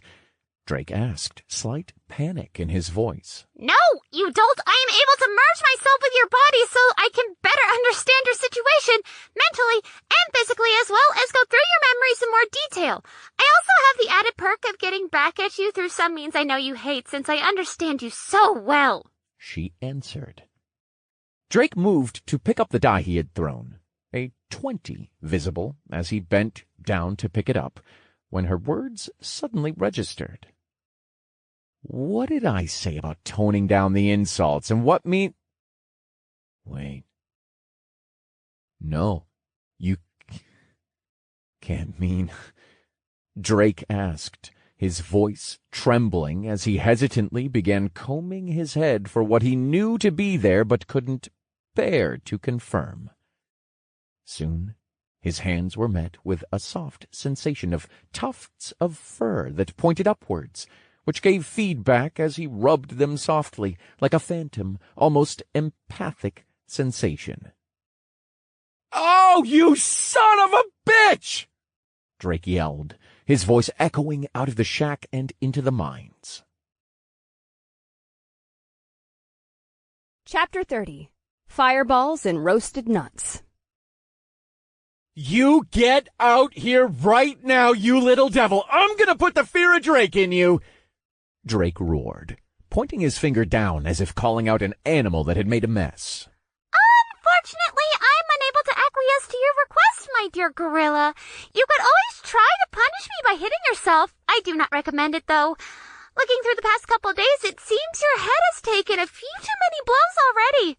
So many that I'm beginning to worry for you. She teased, a sharp giggle filling Drake's ears. Drake scowled. Oh, don't you dare use that reference against me. We aren't on a ship, I'm not in a corset, and this isn't a negotiation. Get out of my head, damn it! He demanded. As I said, I cannot. Although it is fun teasing you, I do have to peruse your memory and take stock of our situation. You have just made a class change, no? And you are a— Oh, that is interesting. You decided to go with the dual-class combination, quite rare for a newly indoctrinated planet. Even more so, one still in the tutorial, where such things are determined by random chance, said Nato. Drake could practically hear her smiling. What do you mean rare? People actually choose this obnoxious bad luck of their own accord? Hush! I will explain it later. It will take me a few minutes to make a proper skill plan and go over your memories, so just go over your stats or something for a minute, like a good mana vessel. What? Whatever. You're lucky I can't just pull you out of my head like Dumbledore pulling memories from his mind. Damn parasite. Drake grumbled. There was just a mental nod from Nato as she went silent to do whatever she was doing inside Drake's head. He shrugged, but this allowed him to go over his newly acquired stats and skill trees. He had been waiting for his headache to go away, and after his back and forth with the little snippy construct, his head felt much better. He pulled up his newly adjusted status screen, seeing some new categories and texts. Drake Wallen. Tutorial alias. Shot. Race. Human. Class. Unique Elemental Miller level 10.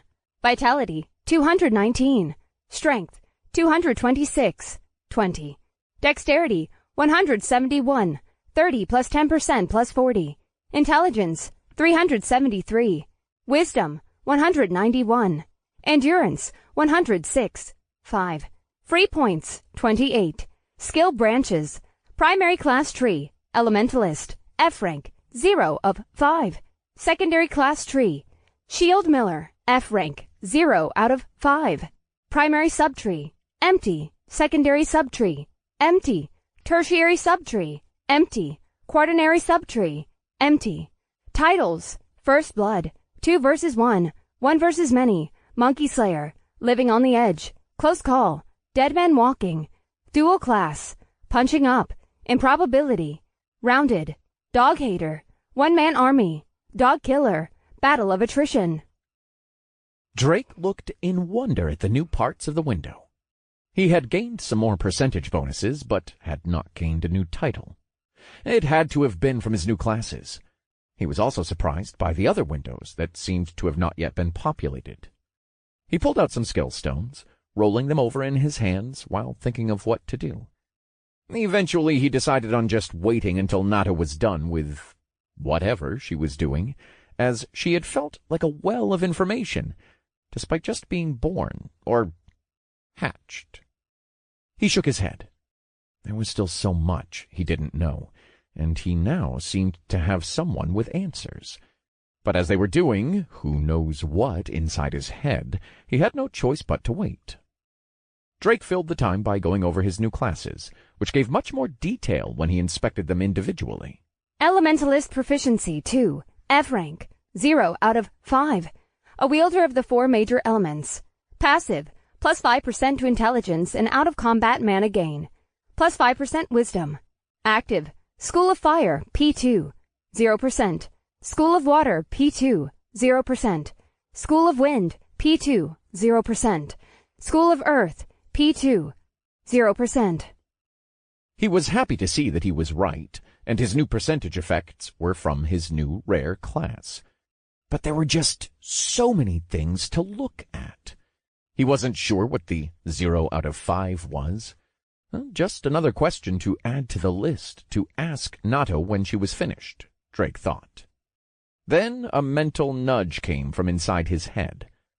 Out of instinct, Drake looked around, wondering if someone, or had something, bumped him, even though he knew it was Nato. Could she hear him? If that was true, he would have to find a way to separate his thoughts from her. Just another task on his long, long grocery list. He began looking more in-depth at his skills from the main tree. School of Fire Proficiency 2. 0%. The active ability set to control the magic School of Fire. Your proficiency over fire is still early at this juncture, giving you only the basics of spells. Fireball. The fire of my heart. Take form and sear my enemy's fireball. Basic single target spell. Deals fire damage and a 4 to 1 of intelligence. Small mana cost. Fire Cloud. The fire of my heart. Disperse and set flame to the world. Fire Cloud. Basic area of effect spell. Deals fire damage and a 2 to 1 of intelligence. Moderate mana cost. Now, that's a lot to take in. And do the spells have to be so long? Memorizing these is going to feel like I'm back in school. But I guess that's just how it has to be. It's called hard work for a reason. Drake sighed. Wanting to test out his new spells, he quickly recovered. Drake closed his eyes, raised his arm, and concentrated to remember the words. The fire of my heart, take form and sear my enemies. Fireball. Drake's eyes opened as he felt the familiar pull of mana from his body as it flowed into the red-lit magic circle in front of him. From a spark in his hand, a fireball the size of his head bloomed to life. Surprisingly, the ball did not move and only hovered above Drake's hand. Even more surprising was that he could feel the heat from the ball of flames, but it did not hurt or burn. Even so, he could tell it was very hot. Magic was a wonderful and wondrous thing, he thought, earning him another mental nudge. "What am I supposed to do with this?" Drake said, gazing at the hovering ball of fire. Suddenly, he remembered he was inside a wooden shack. He quickly kicked open the shack's door and exited, looking around to find a place to throw the bubbly sphere of intense flames. Unable to decide, Drake just threw the fireball into the end of the tunnel, pitching it like a baseball. It left his hand, sparks trailing behind it as it soared through the air. A second later it collided with the wall in a torrent of sparks and a small explosion of ensuing fire. Wow! Now that is what I imagine when I think magic! A slight breeze from the explosion blew his hair back. Feeling the slight heat on his face, he smiled ear to ear at the aftermath of light and fire. What in the world are you doing out there? A voice suddenly asked from inside Drake's head. Oh, you don't know when you're inside my noggin. It goes without saying I know what is going on. I'm asking, what are you doing? I said look at your stats, not go blow up half the mines. Relax. I'm just fulfilling one of the things every adolescent boy dreams about. Drake grinned. Ugh! Can you be any more of a typical little boy trapped in an adult's body? Hey, I resent that. I totally agree with it, but I would like to state my displeasure in you pointing it out. Also, I like it when things go boom. It brings me copious amounts of dopamine. Drake said, giving another toothy grin. Drake could feel Nato shake her head in some weird way. Are you finally done in there? I have a metric fuck-ton of questions to ask. I am, for the most part, done. But I would also like to go over some things. Sure, just come on out. I would like to also go over some things civilly. Fine. Just get out here. There was some hesitation before Nato answered. Really? Yes. Just hurry up. You promise not to hit me? Oh, my lord. Yes. What are you, 5? What do you want me to do, pinky promise? I was born literally minutes ago, and certainly a pinky promise will suffice. Drake placed a hand over his face, trying to wipe away the exhaustion from it. I pinky promise not to hit you. Satisfied? A moment later, Drake felt a pull from his head, much like the pull of mana leaving his body, as a small girl materialized on his shoulder. The next moment, Drake brought his hand up to flick her square in the forehead, leaving a small red mark. Nato quickly covered it with both her hands, tears forming in her eyes. You promised! She shouted. I promised not to hit you. I never said I wouldn't flick your forehead gently. Nato removed her hands, eyes still teary. A small bump was forming in the center of her forehead, almost protruding enough to be called a horn. You call this gentle? She said, pointing at the lump. Drake just chuckled at the still-forming red lump on her head, walking back into the shack with the pouting, huffy Nato on his shoulder. Once inside, Drake hopped onto the foreman's bed so that he could sit down on something mildly comfortable. Nato had calmed down and dropped from his shoulder to the bed, rubbing her forehead at the now receding bump. I can still feel it. She pouted. You'll be fine. Oh, you're a brute! A gorilla! A filthy weeb! You're technically part me, remember? Absorbing my blood and all, so that makes you part me, which makes you part weeb. She froze, eyes becoming devoid of emotion as she fell on her hands. Right. I am. Drake laughed again. It was becoming more and more fun to tease the small construct. Oh, well, what did you want to say before I start bombarding you with questions? Drake finally asked, almost laughing himself to tears. Nato slightly recovered and held out a hand. Monster cores. Gimme. She said flatly. Don't have those, Drake said, shaking his head. What do you mean you do not have any? I watched your memories. You have killed hundreds of F-rank monsters, Brutally, I might add. There's certainly no way you have not acquired any. I've never had anything but skill stones dropped from monsters. Nato's face paled, and it was now her turn to wipe at her face, trying to remove the exasperation. Of course they do not drop. You have to cut it out of the monsters. They are called a core for a reason. They are inside their bodies. Duh! Drake brought his hand up, his finger primed to deliver another flick, but Nato quickly recoiled, protecting her forehead with both hands. No one told me that, so I don't have any. There's plenty of bodies outside. We can get them later. What do you need them for? A small rumble came from Nato. Her face flushed a bit. I am hungry, and I need them to grow. I am still not F grade, so I can only offer very limited assistance and information. Basic skills suggestions, race information, bits about the tutorial. Oh. It'll be a bit till we get outside, so you have enough information available to get me started on my skills right now? Nato nodded, but looked down to rub her belly. It was rumbling slightly louder this time. Good. Then you'll just have to wait. In the meantime, Drake looked through his inventory. Here. Drake pulled out a bag of roasted nuts, still slightly steaming hot, from his inventory. She was, after all, modeled after a red squirrel. Nato's eyes sparkled. Her hands immediately formed in a begging motion for the steaming food. Drake took a single nut from the bag and placed it into her hand, and because of her size, it was nearly half the width of her head.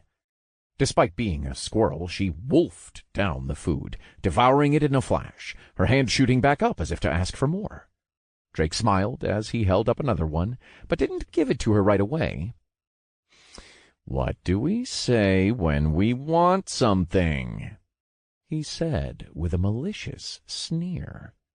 Her eyes thinned to small slits as she turned her head away. I will not demean myself to the level of begging for a mere morsel of such insignificant value, she said. But her still shimmying hands and fingers told another story as they moved closer to Drake. Drake couldn't hold back a deep belly laugh as he dropped the piece into her hands and placed the bag next to her. "Oh, man, that's good sauce," Drake managed to say through gasps of air as he laughed. Chapter 31. Becoming F-Rank. After several minutes of rolling around on the bed and laughing, Drake finally calmed down, eventually sitting up and wiping away the tears with a finger.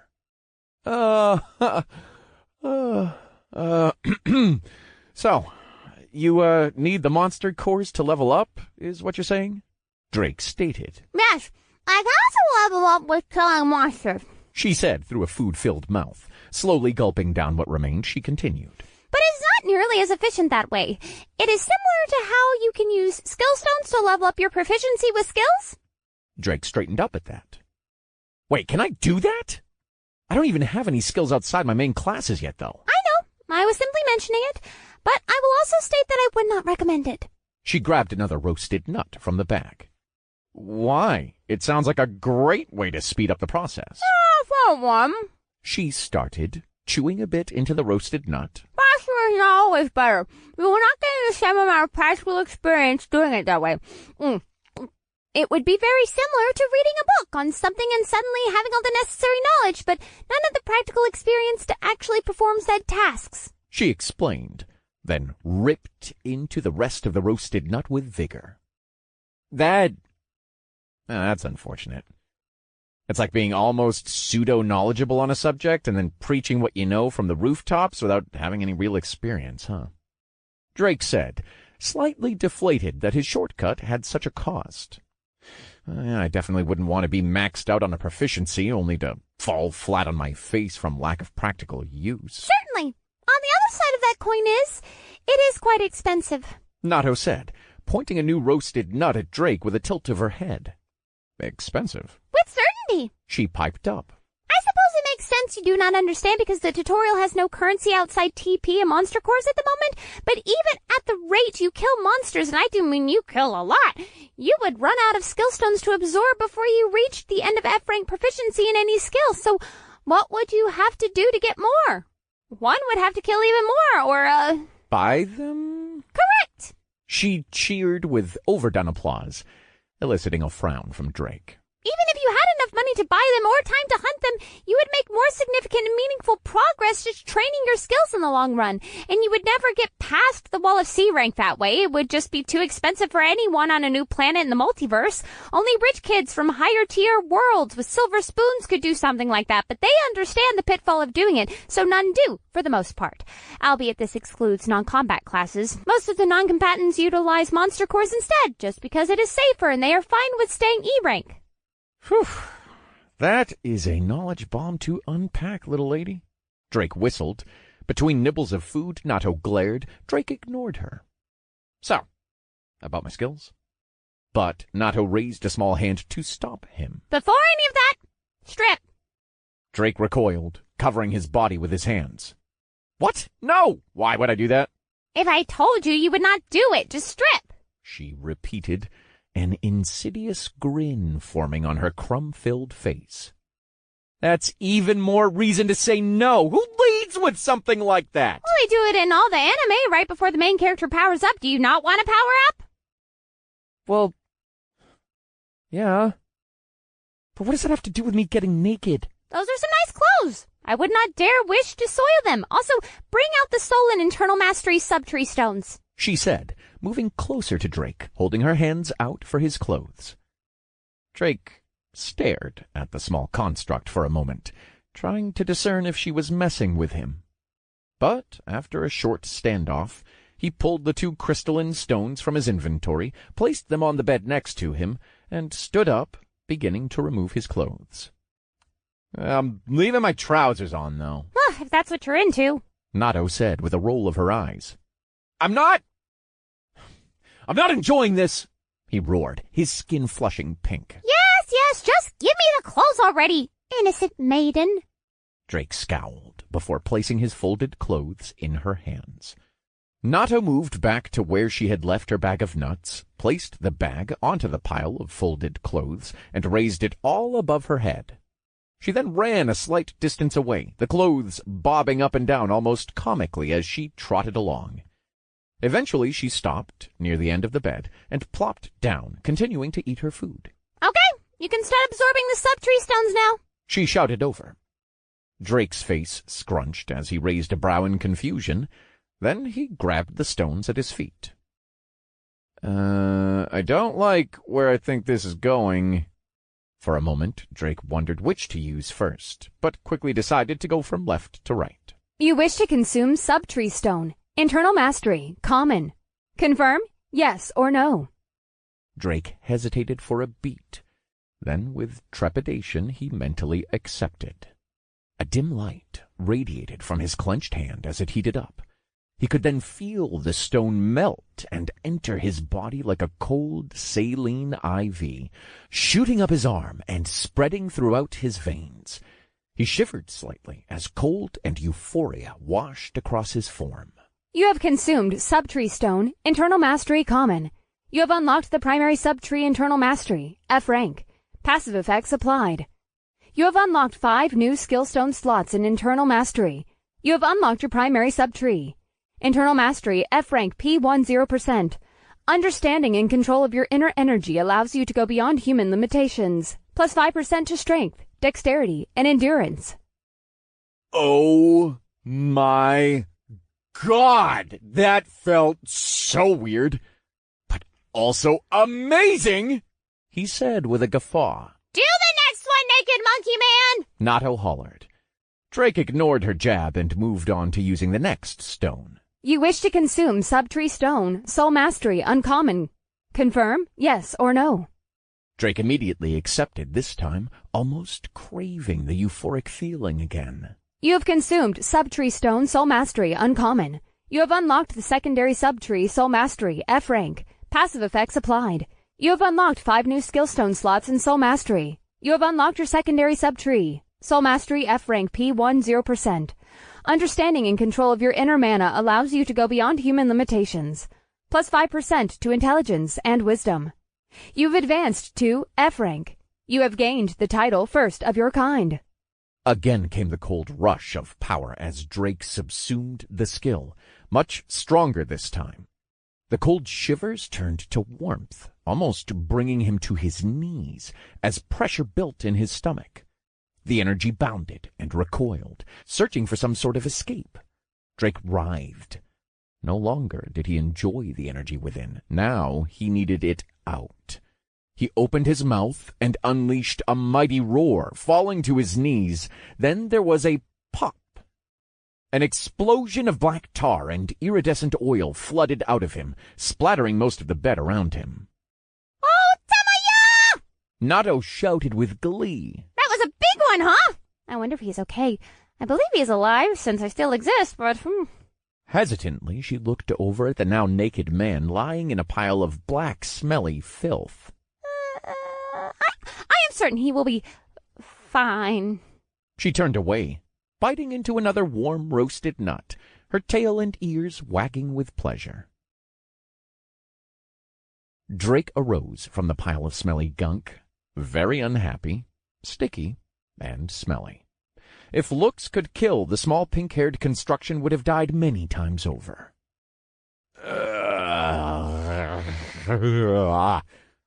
Is this what it feels like to be on the casting couch? Drake said with disdain. Drake quickly summoned as many canteens as he could and set to work. For 30 minutes he rubbed and scraped, nearly scrubbing off skin. Even then he felt unclean. Drake's bath only ended due to his limited water supply, and because of the glances Nato kept stealing, unnerving him. What? Why do you keep looking over here? Drake finally asked. Oh, you know. Drake looked down and understood what she was saying. Not only was he now naked, his boxer shorts nowhere to be seen, but he had also lost all of his flab.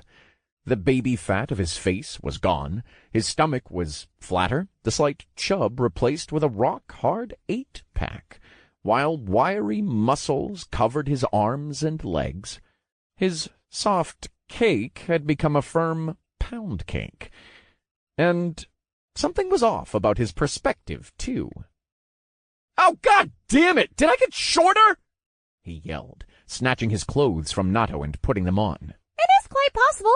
When you go through your first rank up, you expel quite a lot of material your body doesn't need. The small stuff at first, fat, broken bones, blemishes, birthmarks, and some height. Apparently, if you deem it unnecessary. Why would it consider my height unnecessary? I was just barely inside the 6-foot-long club. Now I'm definitely getting my membership card revoked. Rank ups change your body to the most combat-efficient version of yourself based on your class, or, in your case, classes and skills. So you subconsciously decided to make yourself more slim, nimble, and, well, shorter. Nato giggled, covering her mouth with a new roasted nut. Oh, I hope you get fat eating those. In fact, you are getting fat, Miss Chipmunk Cheeks. Nato immediately froze, dropping her roasted nut. She patted down her midsection with some embarrassment. I am not. I am a construct in the first place. I can't get fat. I'm a red squirrel. You take that back. If you can dish it, you have to be able to take it, Tiny, Drake said with a smile, finally fully clothed and away from the mess that was Ground Zero. Drake picked Nato up and placed her on his shoulder as he rolled up the bed's linens, moving them off the mattress. He sat back down and placed Nato in front of him, roasted nut bag and all. Okay, now that is over, you have some questions to answer. The first construct I met in the introduction was less than helpful, so I'm pretty much in the dark about everything. As I have said, I only have limited access at the moment, thanks to still being below F grade or no grade currently. So most of my assistance will be in regards to skills for the moment. But I am generous, she announced, sticking up her nose slightly. So I will allow you to ask away. Ignoring her haughty attitude, Drake began. Then where are we, for starters? The tutorial zone. She answered back flatly, earning her a flick to the forehead. She rubbed the impact of the flick incredulously, staring back at Drake. But it's true! The tutorial zone is a space created by the supervising race sponsor and isn't anywhere in particular. Lead with that next time, you little nutaholic. Right, then what is a supervising race? And why would they sponsor a tutorial? Nato humphed, but answered nonetheless. Supervising races are superior or veteran races that provide for newly formed universes tutorials. And the reason they do so is to contact the forerunners and prodigies of the new worlds before they are technically supposed to be able to. What do you mean by technically? You would find this out later, but it is something you could have learned if you just asked the right questions in the introduction. Every new universe is set to contain 2 livable planets intended to either be synergistic or antagonistic toward one another. And once I obtain F grade, I can share more on that. But once the 120-day tutorial period comes to a close and the new universe is established, the system puts a protective veil on the universe, barring anyone from finding the baby universe for 10 years, or until they become C-rank universe, whichever comes first. Wow. That's a long time. Does reaching C rank really take that long? And every tutorial is 120 days then? Give or take. Every tutorial of a new universe is about that length. That is why you are incentivized to gain levels quickly through quests and item rewards. But everyone is released from the tutorial spaces at the same time to make it fair. If you complete yours faster, you are just given better rewards, titles, etc. And no, reaching C rank usually takes longer. Just look at your own growth. It becomes harder as levels increase. So too does it become exponentially harder to grow. Your new planet will be the same way, but the planet is going to rank up through global quests and milestones, defeating world beasts and super hard things like that. She said, finally feeling comfortable enough to grab another roasted nut out of the bag next to her. Interesting, Drake said in a hushed tone, bringing his hand to his mouth to think. Then he brought out another bag of piping hot roasted nuts. Now tell me about skills. Nato's eyes locked onto the bag of food, staring so intensely they could have become little stars as she nodded her head up and down furiously. Anything for the sacred food of my people, she said, entranced.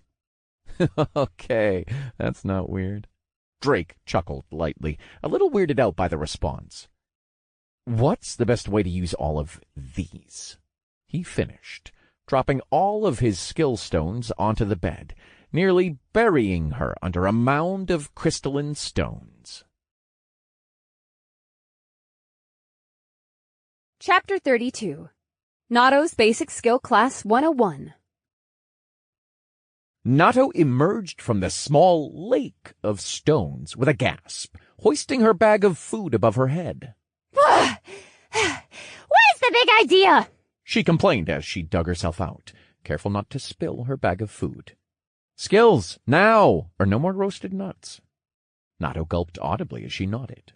Okay. From what I saw, you are trying to go for an all-round magic fighting build. Yeah, that's about right. I want to model it after one of my favorite games, with powerful magic and physical attacks supported by passive buffs and items. Think I can do that? Nato looked at the pile of stones and stashed her bag of food up one of her sleeves. It vanished, like food into a certain pink puffball's mouth. Let's see what we have to work with. From your memories, you have a few rare stones. Will you grab them? Also, you haven't added any sub-trees to your second class, so pull out any sub-tree stones you have as well, she said, walking up to the pile. Drake shrugged and returned the entire pile to his inventory, then withdrew the stones she asked. The rest went in a pile again on the bed, right on top of the small construct. Ah! She screamed as the tidal wave of stones fell on her. After a moment, she poked her head out again, gasping for air and staring daggers at Drake. You are doing that on purpose, are you not? Of course not, he said with a grin, holding the stones she asked for in front of her. I would never be so petty.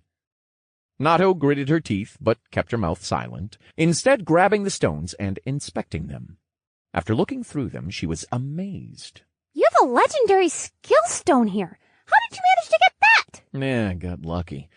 I also have a legendary main class tree stone, although I couldn't use it. Is it also a necromancy stone? She asked warily. Yeah, Why, is that bad? He said, looking down at her, slightly confused. Very bad. Every legendary skill stone in the multiverse is regulated by their respective primordial or high races. Some are even part of the races that were originators of the multiverse, although those found could be counted on one hand. And the necromancy path is only used by one race, the High Liches. The primordial undead make sure to snatch up these stones because they are in a way a part of their race, as the stone will change you into a High Lich. Every legendary stone, including some epic and rare stones, can and will change your race, personality, or bodily features. There are even some items that hold curses or remnants of past users that will do the same. Nato said with worry. If you are lucky, they will not be the sponsors of this tutorial. And from what I have seen from your fights, there have been no undead, so I think it is likely they are not. But if you are super unlucky and they are... I'm boned. So what do I do? I would say throw them away and let them be someone else's problem. But a rampaging necromancer in any baby universe is a recipe for bad sauce. So, I would keep it in your inventory and never show it to anyone. There should not be any skills that can steal from your pouches or see inside your inventory just yet at F rank, but there are powerful identifying and mana sensing skills obtainable that could detect magic coming from the stone. Magic from the stone? It just looks like a shiny stone to me. He said, grabbing the stone from her hand. That is because you don't have a proper identifying and aura control skill just yet.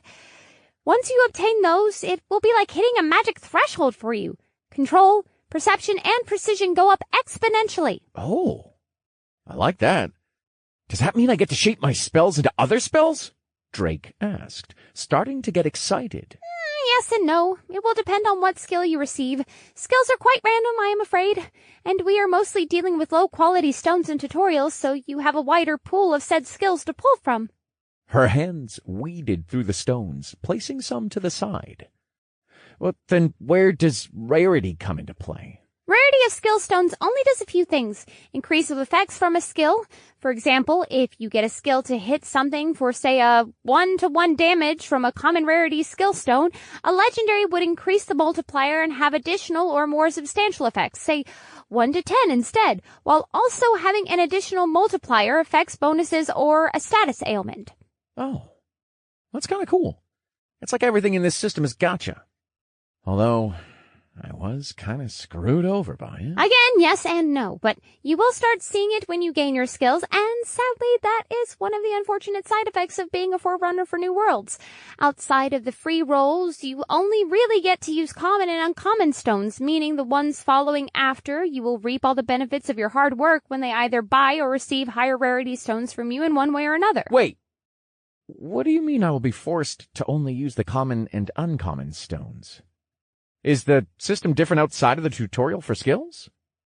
Nato paused, then tapped her finger to her chin thoughtfully. Oh, I cannot divulge too much, but yes, the system for obtaining and consuming skills outside of the tutorial will differ from here.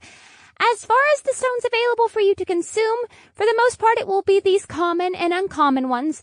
The system forces the early indoctrinators of new universes to go through extreme hardship to forge proper mana vessels, which unfortunately means you and everyone else here will have to scrape the bottom of the barrel for skills, items, and resources outside of quest rewards. I think we have everything we can use for now, and sadly it is not a lot. Thankfully, you have some unusual rare stones that will knock out some of your vital skills. But first, here, she said, holding up a skill stone. Subtree Stone. Weapon Mastery. Common. Unlocks Weapon Mastery Subtree Branch. Requires 1 or more empty subtrees and unlocked the main class tree. For my Shield Miller class? Indeed, this subtree is common, but it will synergize very nicely with what you would like to do. I guarantee it. Nato said proudly, thumping her hand against her chest. Drake looked suspiciously for a moment at the stone, then the construct. I'm not going to blow up again, am I? No. At least I would not think so, since we are going to have you hold off on the last quaternary subtree for now. Regardless, she said, a weary grin tugging at the side of her mouth.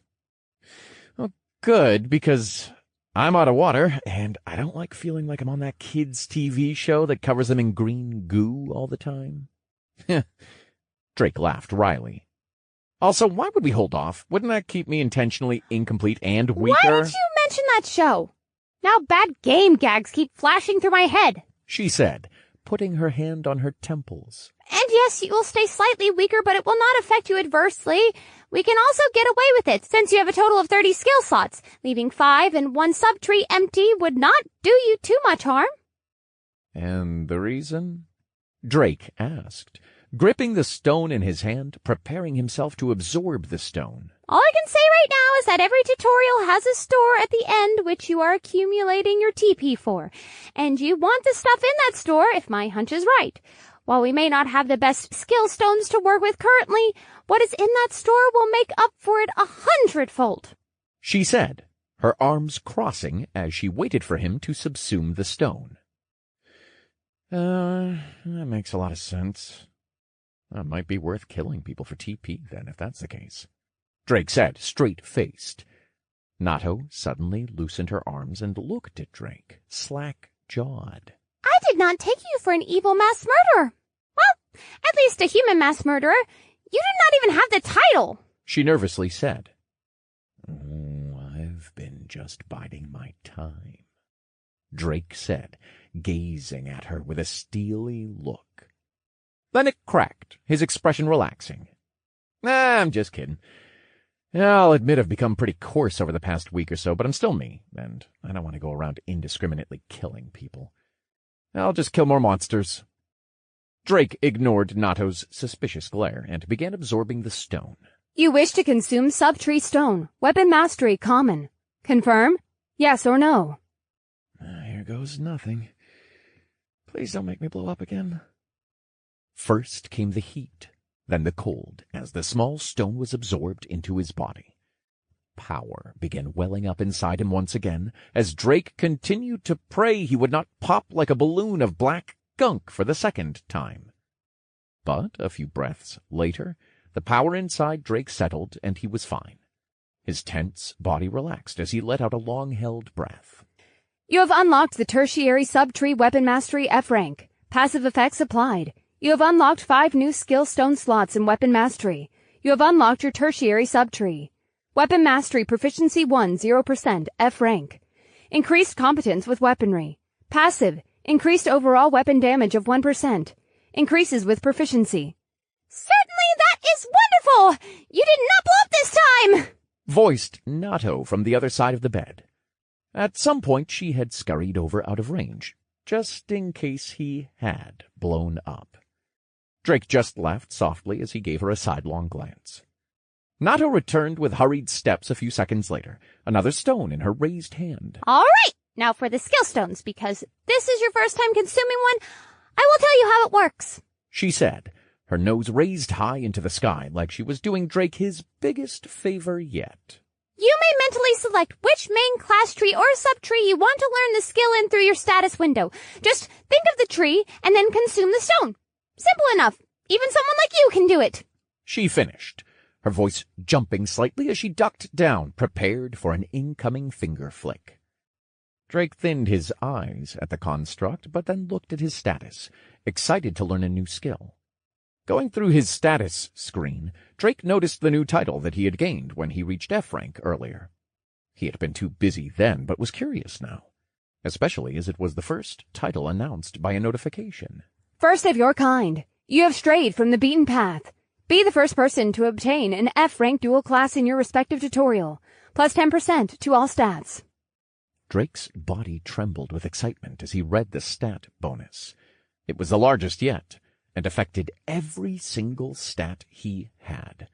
And he was the first to get it. Never before had he come first in something so significant. Sure, he had won some things here and there, but this was something that people were fighting life and death in. Drake allowed himself to feel a smidgen of pride as he read the description again, a smile slowly creasing his face. Gross! What are you smiling at like that? Nato jabbed, recoiling slightly in faux disgust. Drake looked down at the small construct and snatched the stone from her hand. Just give me that. You know the first thing I'm washing out when I find soap is going to be your mouth. Who raised you? Where did you get this attitude from? You! she sneered, bringing out her bag of food and pulling a roasted nut from it. Drake just looked slack-jawed at the small girl for a moment, unable to come up with a witty reply. Instead, he looked at the skill stone he now had in his hand. Skill Stone, Guardian, Epic. Unlocks a random skill from the Guardian tree. Requires 1 open skill slot. Have an unlocked warrior main class or subtree branch. And, what am I hoping to get with this? It's my only epic skill stone, so I feel like it should be pretty powerful, right? I am hoping that it will give you one of the core abilities you need. Skills are random, like I've mentioned, but as you learn more skills, they will begin to fill your needs in certain ways. That is why we are only going to do the skills in a certain order, as to do our best filling in the gaps. Nato said, plopping down at Drake's feet, continuing to eat her food. Okay, but what skill? I could use a lot of things right now. Movement, passive abilities, better regeneration, defensive skills. A movement skill or an analyst skill should be your priority at the moment. Passive skills will come later once you have filled out a few active skills. She answered, continuing after taking another bite of the roasted nut. But what do you mean, defensive skills? Have you not looked at your Shield Miller description yet? Drake started hesitantly, but quickly closed his mouth and looked at his other class. Shield Miller Proficiency 1, F rank, 0 out of 2. A battle-tested frontliner. Passive, plus 5% to vitality, endurance, and out-of-combat stamina regeneration. Active, Bulwark P1, 0%. Unbreakable P1, 0%. Bulwark Proficiency 1, F rank, 0%. An active ability to summon a temporary shield around yourself scaled off your vitality. The Shield Miller is the shield that takes on and advances through any adversity.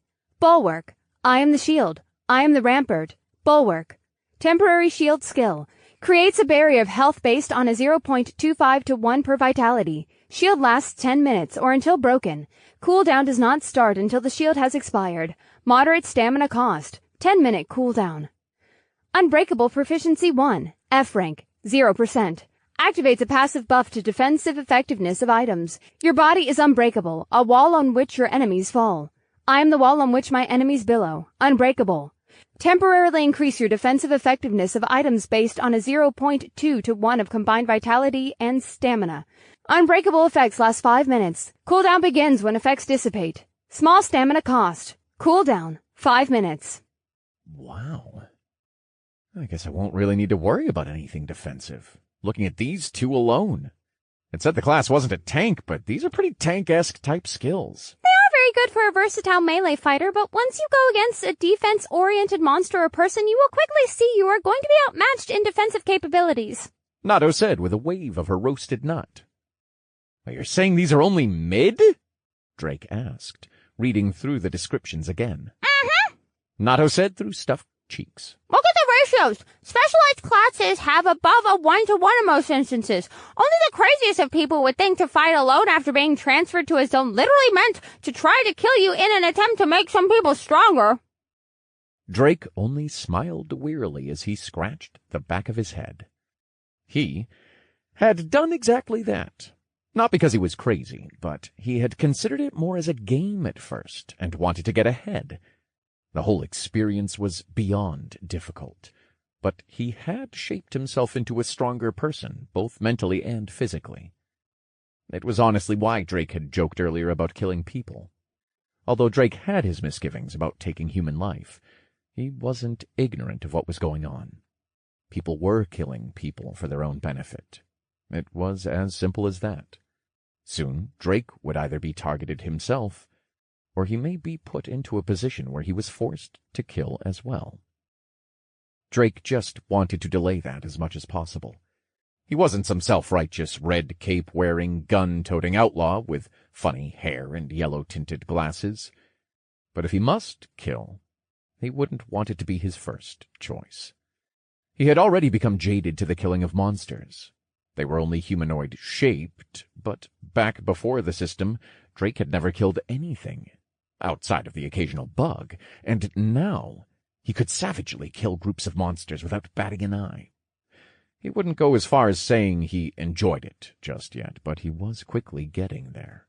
The adrenaline and euphoria of leveling up and conquering insurmountable odds was electrifying in a way. Another crunch as Natto bit into a roasted nut brought Drake back to the present. Now she was just looking up at him with a facial expression that just screamed, Are you going to get on with it? Drake coughed uncomfortably and tried to pretend he hadn't seen her expression. You wish to consume Skillstone, Guardian Epic. Confirm, yes or no? Drake breathed out, preparing himself for the coming influx of power, and mentally confirmed it. Another steely pinch of cold pierced his hand, more potent than before. The feeling lingered for a small eternity, as if ice were slowly being fed into his body. Then a hot flare exploded, encompassing his whole body and filling him with a warm radiance that emanated from his hand, almost like a pulse of sunlight flowing through his veins. After a moment, a faint green glow seeped from his hand. He unclenched them and saw the stone finally dissipate and sink into his skin. Then the power hit him. You have consumed Skillstone Guardian Epic. You have unlocked Skill Guardian's Reprieve, F rank. The power unleashed from within the epic skill stone was nothing like he had felt before. The level ups, the increases in stats, nothing even came close to the hurricane swirling within him, refusing to be quelled. Drake began to breathe more heavily, his gasps growing increasingly ragged with each inhalation. He looked over to the pile of skill stones and began grabbing them, fervently subsuming each one. A distant voice screamed at him to stop, but he ignored it and the piling notifications as he went from one stone to the next. You wish to consume Skillstone, Leader, Uncommon. Confirm. You have learned Aura of Command, F rank. You wish to consume Skillstone, Strength, Uncommon. Confirm. You have learned Martial Blow, F rank. You wish to consume Skillstone, Warrior, Common. Confirm. You have learned Warrior Stamina, F rank. Drake burned through the stones. He was on a high like he had never felt before, an instantly made addict. Every hit felt better than the last. He reached for the next stone he saw, but was stopped as a knife pinned his hand to the bed. Without thinking, Drake pulled his hand away, grabbing what had stabbed him in his other as he rose. Stop, you fucking psycho! Natto grunted out through Drake's grip. Drake immediately dropped the small construct, shivering at what he had nearly done. He recoiled in shock as he realized he had almost just killed her, while going after the stones like some sort of drug, like a mindless beast. I'm sorry. I don't know what happened. Are you all right? Drake asked, kneeling down to check on the small construct. Oh, do not touch me! She shouted hoarsely as she waved at him. Have you no self-control? You nearly ruined your entire skill progression by getting high off the skill game power trip, you mindless gorilla! She yelled, still coughing. Drake couldn't say anything and looked down at the ground with fear of what he could have done. Natto looked back at him and composed herself. It is not all bad. She sighed. I knew it might happen. That is why I ordered those stones like that. I'm just relieved that I stopped you before you pulled from somewhere else. That she hadn't warned him beforehand left Drake slightly annoyed, but he couldn't complain. Within an hour, he'd almost killed her twice. No, I need to apologize. I could have killed you. Again, he said, and did the only thing he could think of.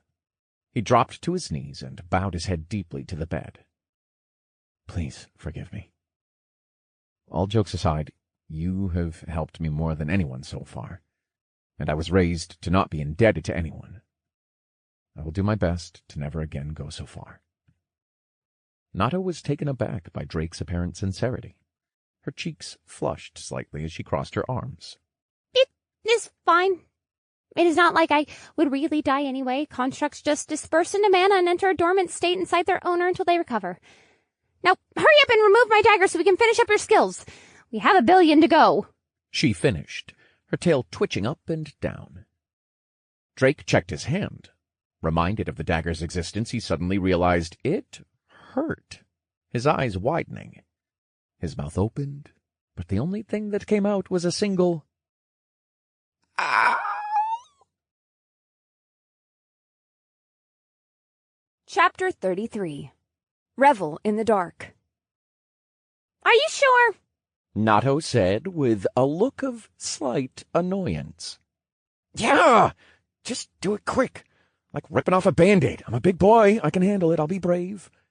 Drake said, pointedly not looking at his hand, still pinned by the dagger Nato had stuck there to prevent a drunken murder spree.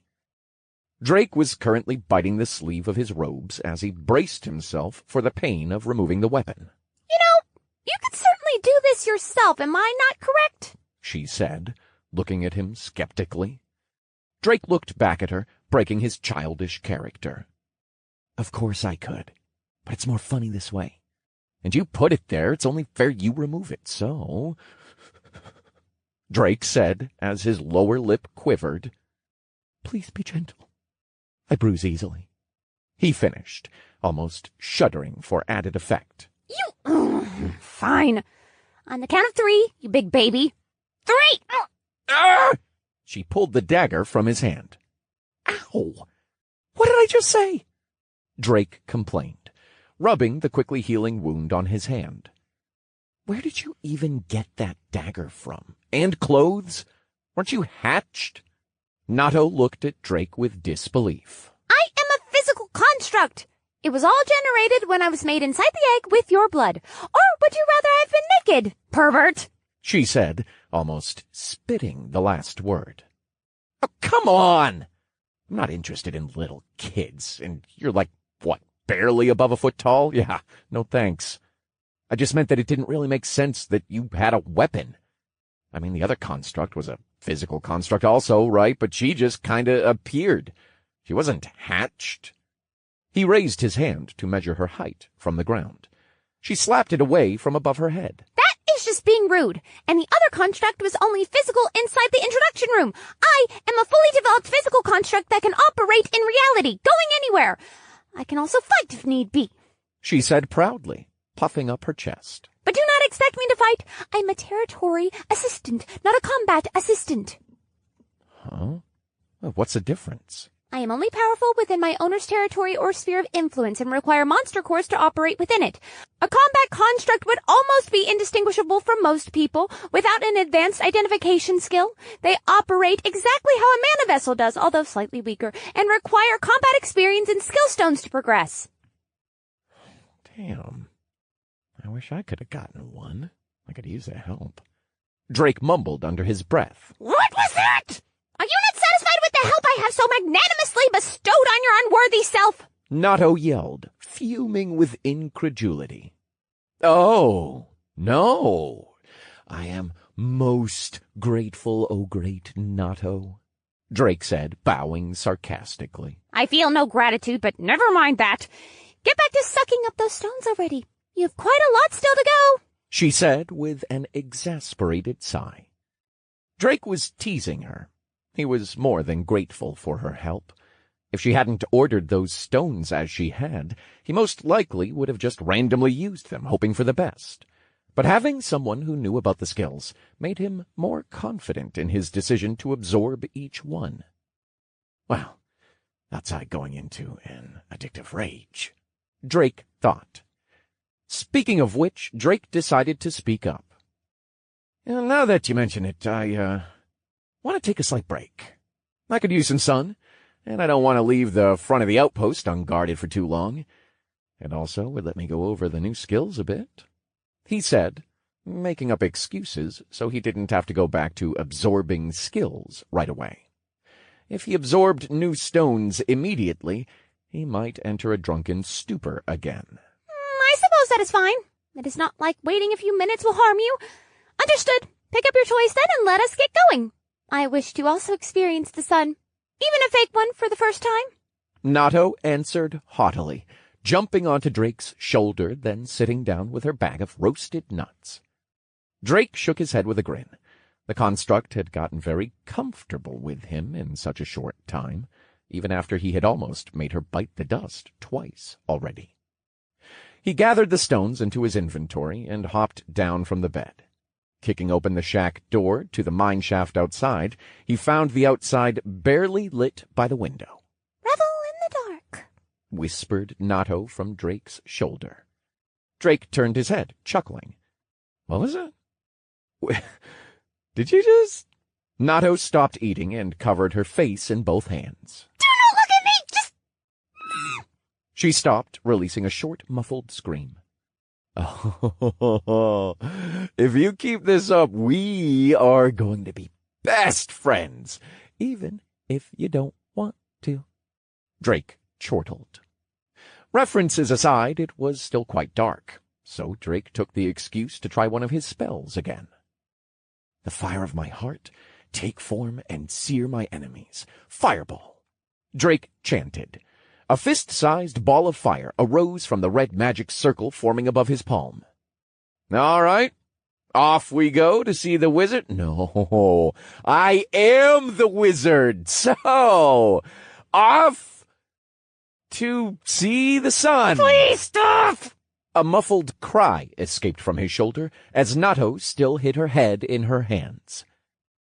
Revel in the dark, Drake said, imitating her voice. Suddenly, the bright glint of steel entered Drake's peripheral. I will end you! Nato shouted, her face red with embarrassment, a dagger hovering just centimeters from Drake's face. You can't kill me. You would die with me, he said with a smile, not bothering to turn. I can still hurt you! You could. Or you can just learn to live in the cringe. Become one with the cringe. We are cringe, but we are free, Drake said in an almost sage-like tone. I hate it here. Nato whimpered, slumping down onto Drake's shoulder, sadly nibbling on a roasted nut to console herself. You'll be fine. I'll make some fresh venison stew when we get out, so stop crying. You're getting my shoulder wet. Nato didn't speak for some time, but that didn't stop her from making dramatic sniffling sounds while nibbling at her food, making sure to rub her eyes whenever Drake looked over.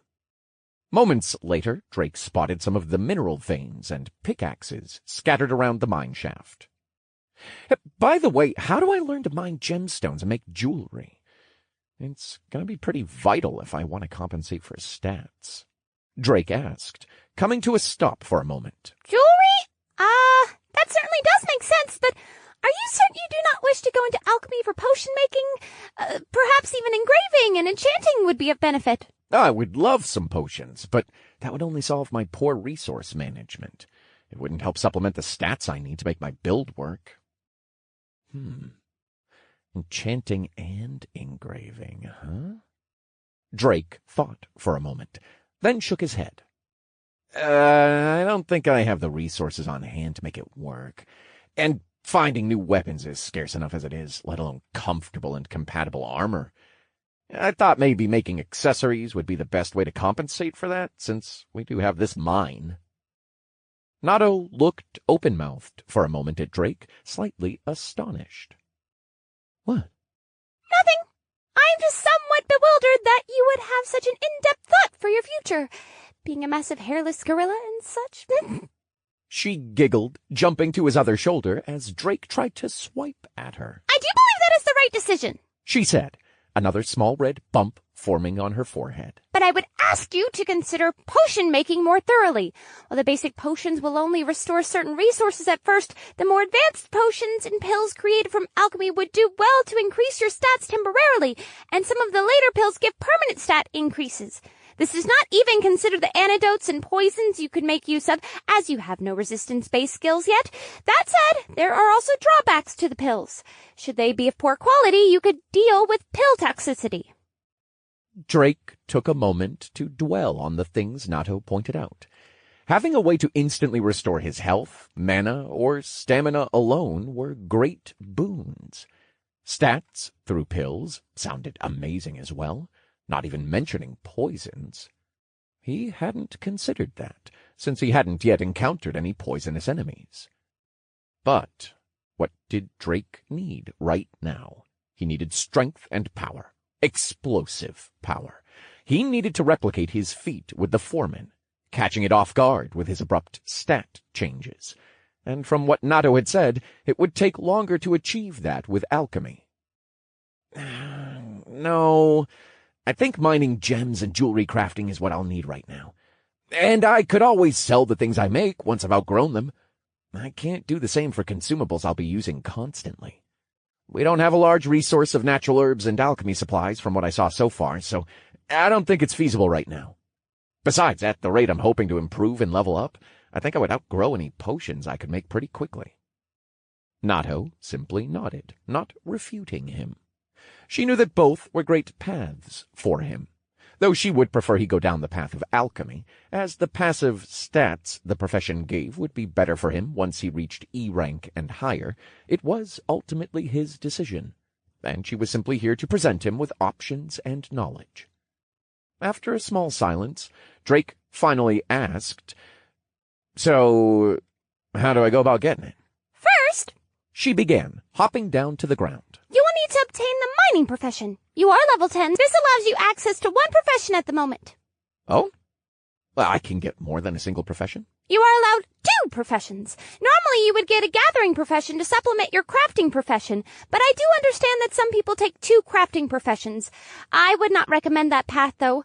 Only those born with a silver spoon could afford something of that vein. Normally you will also need a manual or a master to teach you a crafting profession, but you obviously lack that luxury, so it must be done through trial and error. The only way around this is to take what is commonly known as a non-combat class when you upgrade your class. They are given a predetermined selection of skills and gain stats, levels, and titles around and based on honing their selected craft. Can't I just find a manual somewhere? You could, but outside of a quest reward, it is highly unlikely to find one, let alone in a language you understand.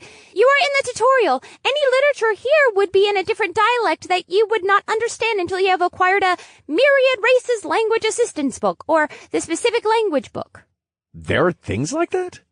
And does non-combat really mean non-combat, or is it just a label because they don't gain experience through killing monsters? Certainly. The introduction should have covered this. I am not sure how you offended the construct so profoundly that it would actively withhold information, but I suppose a congratulations is in order for a feat of such stupidity. She giggled, clapping her hands. And I am sure you meant to ask if non-combat classes are able to fight. Yes, technically they are able to fight. There is nothing barring them from engaging with monsters. However, their stats do not translate to combat efficiency like yours do. You do have a high intelligence stat, allowing you more mana, stronger spells, and to a degree, higher spell critical chance and damage. For non-combat classes, a higher intelligence will translate to higher mana, but only to grant them more use of their profession's skills to help with their work. For some, like enchanters, engravers, or runesmiths, it will improve their ability to inundate mana into their tools and products, increasing the quality of their creations.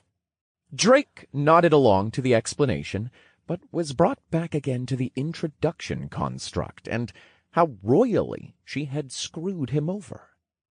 Oh, that bitch of a construct. I say one wise-ass thing, and it's like Black Hawk Down all of a sudden. You constructs could really use some lightening up. Maybe you should watch your mouth then in the future. Have you ever thought of that?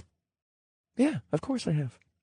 But it's kind of my coping mechanism, and I'd like to think I'm a funny guy, Drake said with a wry grin. You are not funny. In my very brief time within this world, you have done nothing but bring pain and anxiety, and I am certain this will not change. And you just don't appreciate my comical genius, Little Miss Revel in the Dark. Drake sneered. Drake jogged toward the exit of the cave as the dagger-wielding Nato hounded him, screaming, Sleep with one eye open, you gorilla! I will take your penance in blood! I said come back here, damn it!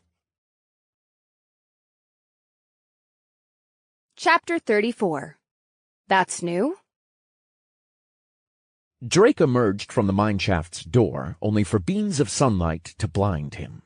He shielded his eyes with one hand and cradled the resting Nato in the other.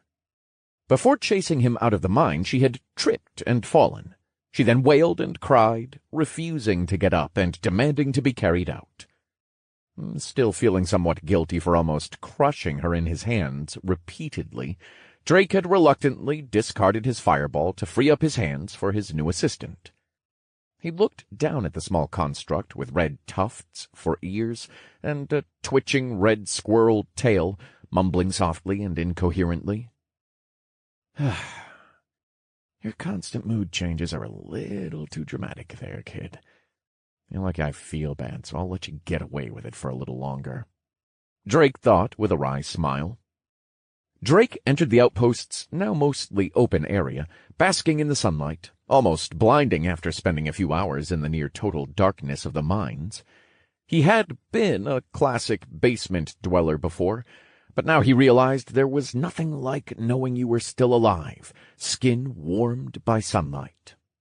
He stretched his unoccupied arm up and heaved a grunt in relief as he crossed to the only standing tent in the outpost. Drake entered and gently placed the still mumbling Nato onto the bed.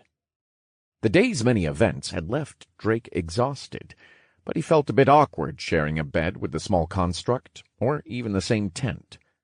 He was comfortable talking to the little girl, but they had only known each other for a few hours, and taking the liberty of sharing a room may be a bit weird. After Drake made sure she was settled, he moved outside of the tent and into the sun. He brought out one of the beds, placing it down in the open. Drake wanted to just bathe in the sun for an afternoon nap. He first checked the gate by jumping up to the guard towers with ease, ensuring that the only things in sight were the dead bodies of the gnolls and the aftermath of his fight with the massive foreman. I really need to go clean that up soon. It can't be sanitary. I need the cores now. Also, whatever.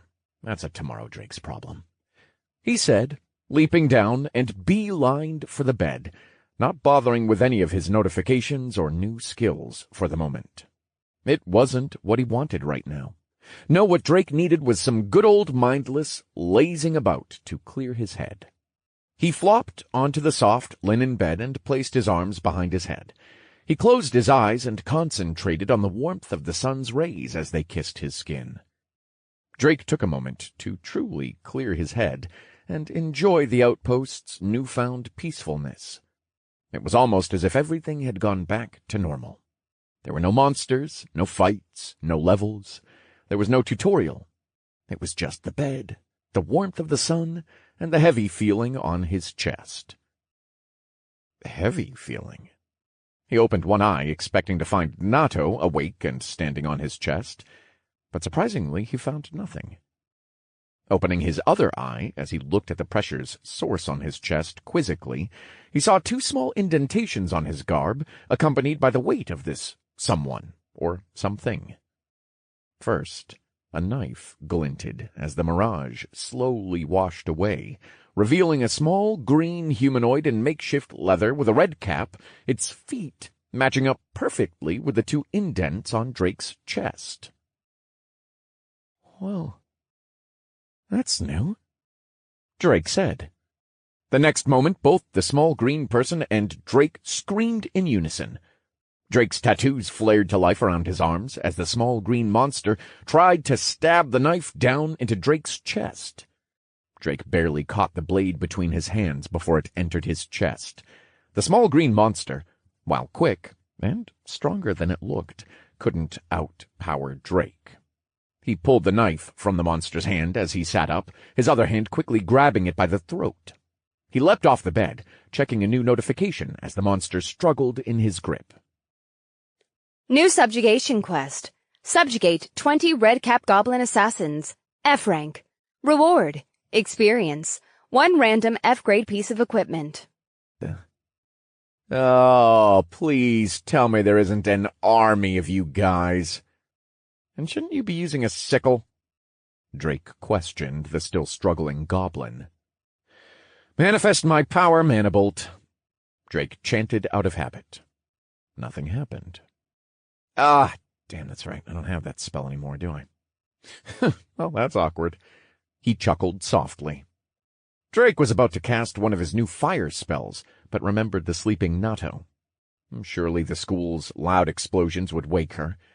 He looked through the other spells and found that the wind school would be the most appropriate for the situation, School of Wind Proficiency 2, 0%. The active ability set to control the Magic School of Wind. Your proficiency over wind is still early at this juncture, granting you only its basics. Wind Cutter. Wind that shall not be shackled, have freedom. Wind Cutter. Basic single target spell. Deals wind damage in a 4/1 of intelligence. Small mana cost. Tornado. Torrential gust, the unforgiving winds, blow forth. Tornado. Basic area of effect spell. Deals wind damage in a 2/1 of intelligence. Moderate mana cost. Well, this should be interesting. I haven't had a chance to use this one yet. Hate to do this to Yoda's 12th cousin, twice removed and all that, but you did try to kill me. And I'm all about equality when it comes to monsters trying to kill me.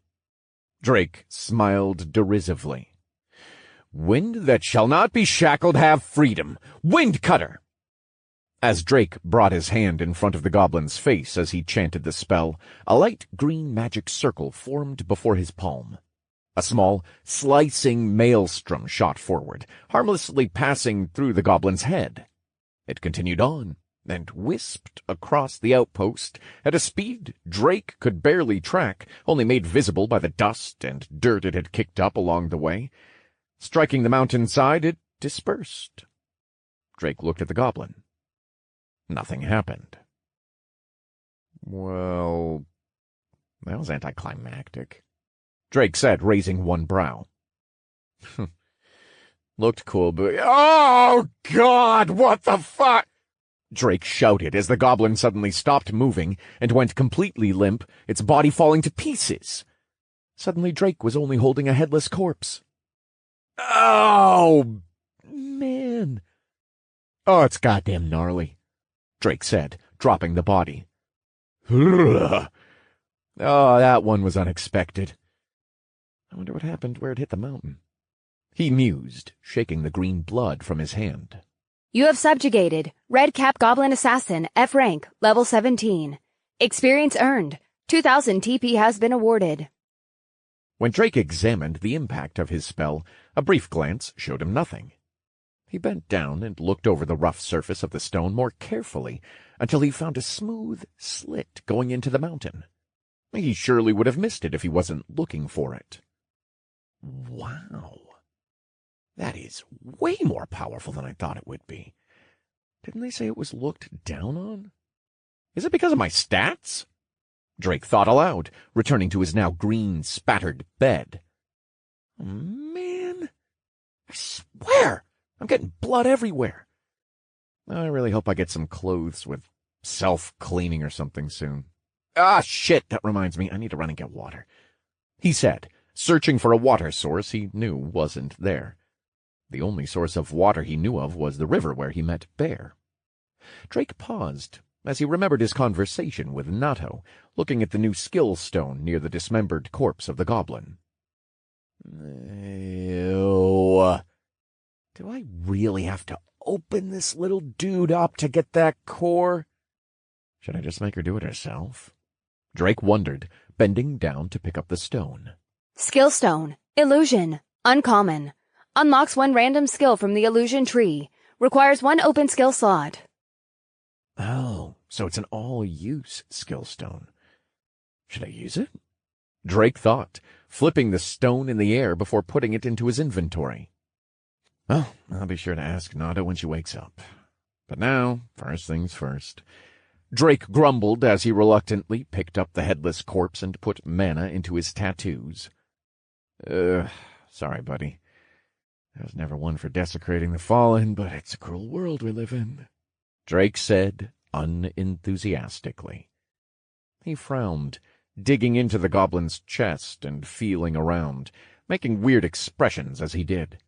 His hand moved around inside the goblin, feeling for anything that could be a core. He touched something hard near where the heart of the beast should have been, and ripped it out of the monster. Blood splattered on Drake, and he slightly cursed, unclenching his hand to see the item. The core was a small plum-red stone that shone like a dirty setting sun amidst the green blood. Monster Core, F grade. The condensed mana core of a monster can be used as a component for many professions. This item may also be consumed to increase one's level, but be warned, the continued use of this item will stunt one's growth in the process. That's something she didn't mention. I guess it makes sense, since I wouldn't want to halt my progress for a short-term gain anyway. Drake mused. As Drake examined the core, he heard the flapping of the tent's cover. A small construct, clad in Shrine Maiden's garb, walked out, rubbing her eyes with her sleeve. What? Ah! It's going down out here! Oh my word, why are you covered in green? Did you have a run-in with the Lord of the Swamp? She trotted over in small, hurried steps. Drake smiled, holding out the monster core covered in green goo. Oh, hey there. Have a good nap there, princess. Here, one monster core al dente. Ah, disgusting! Wipe it off, you brute! I'm not going to eat it while it still has blood on it! What?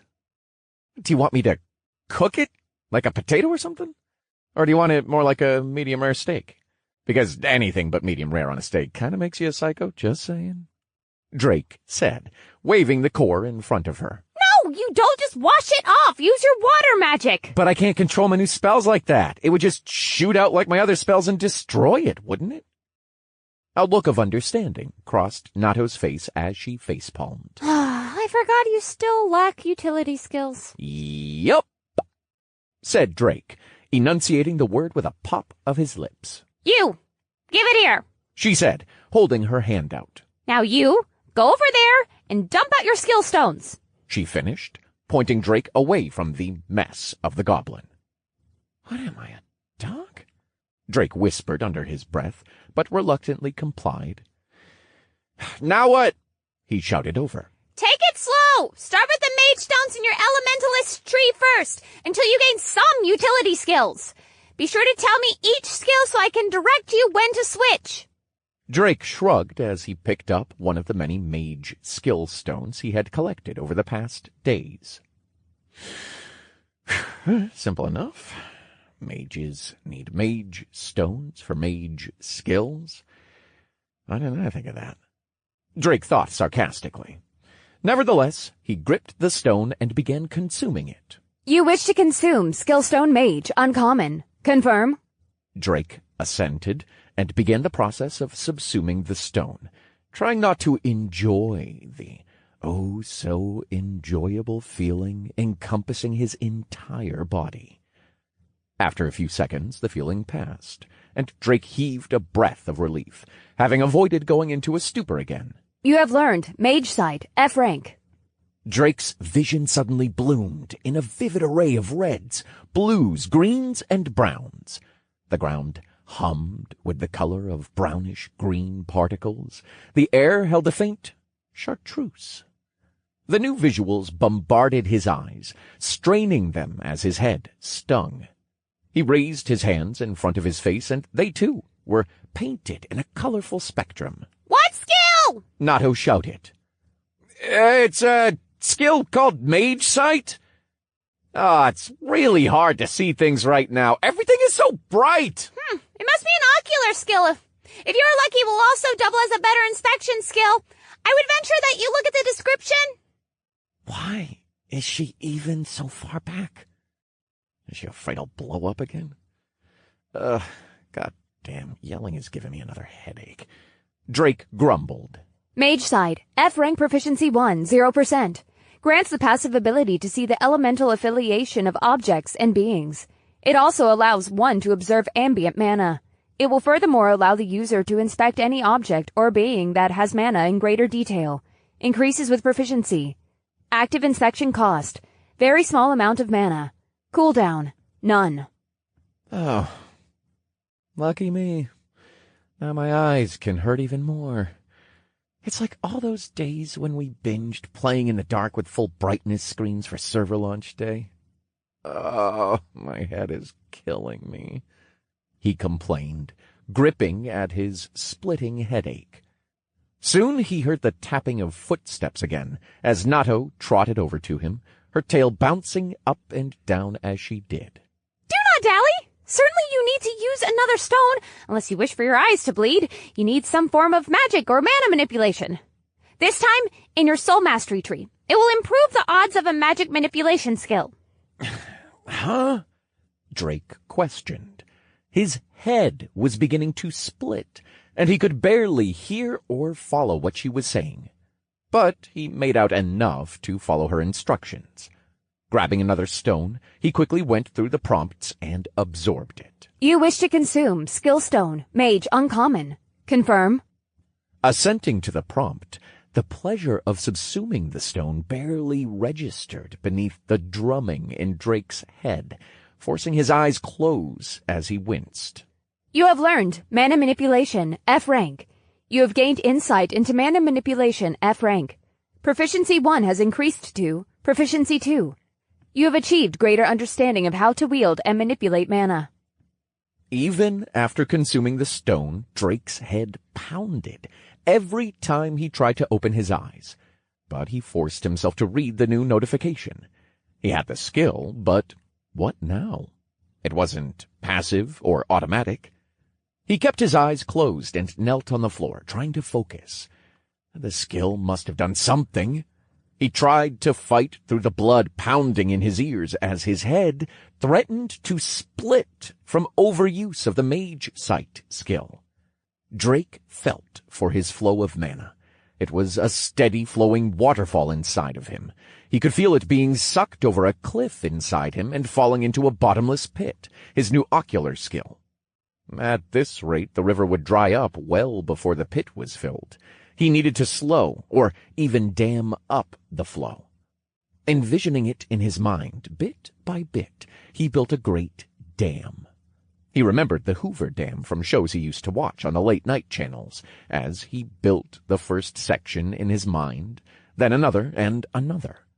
Eventually, Drake had crafted a massive wall to cease the flow of the water, allowing him to take a chance and open his eyes.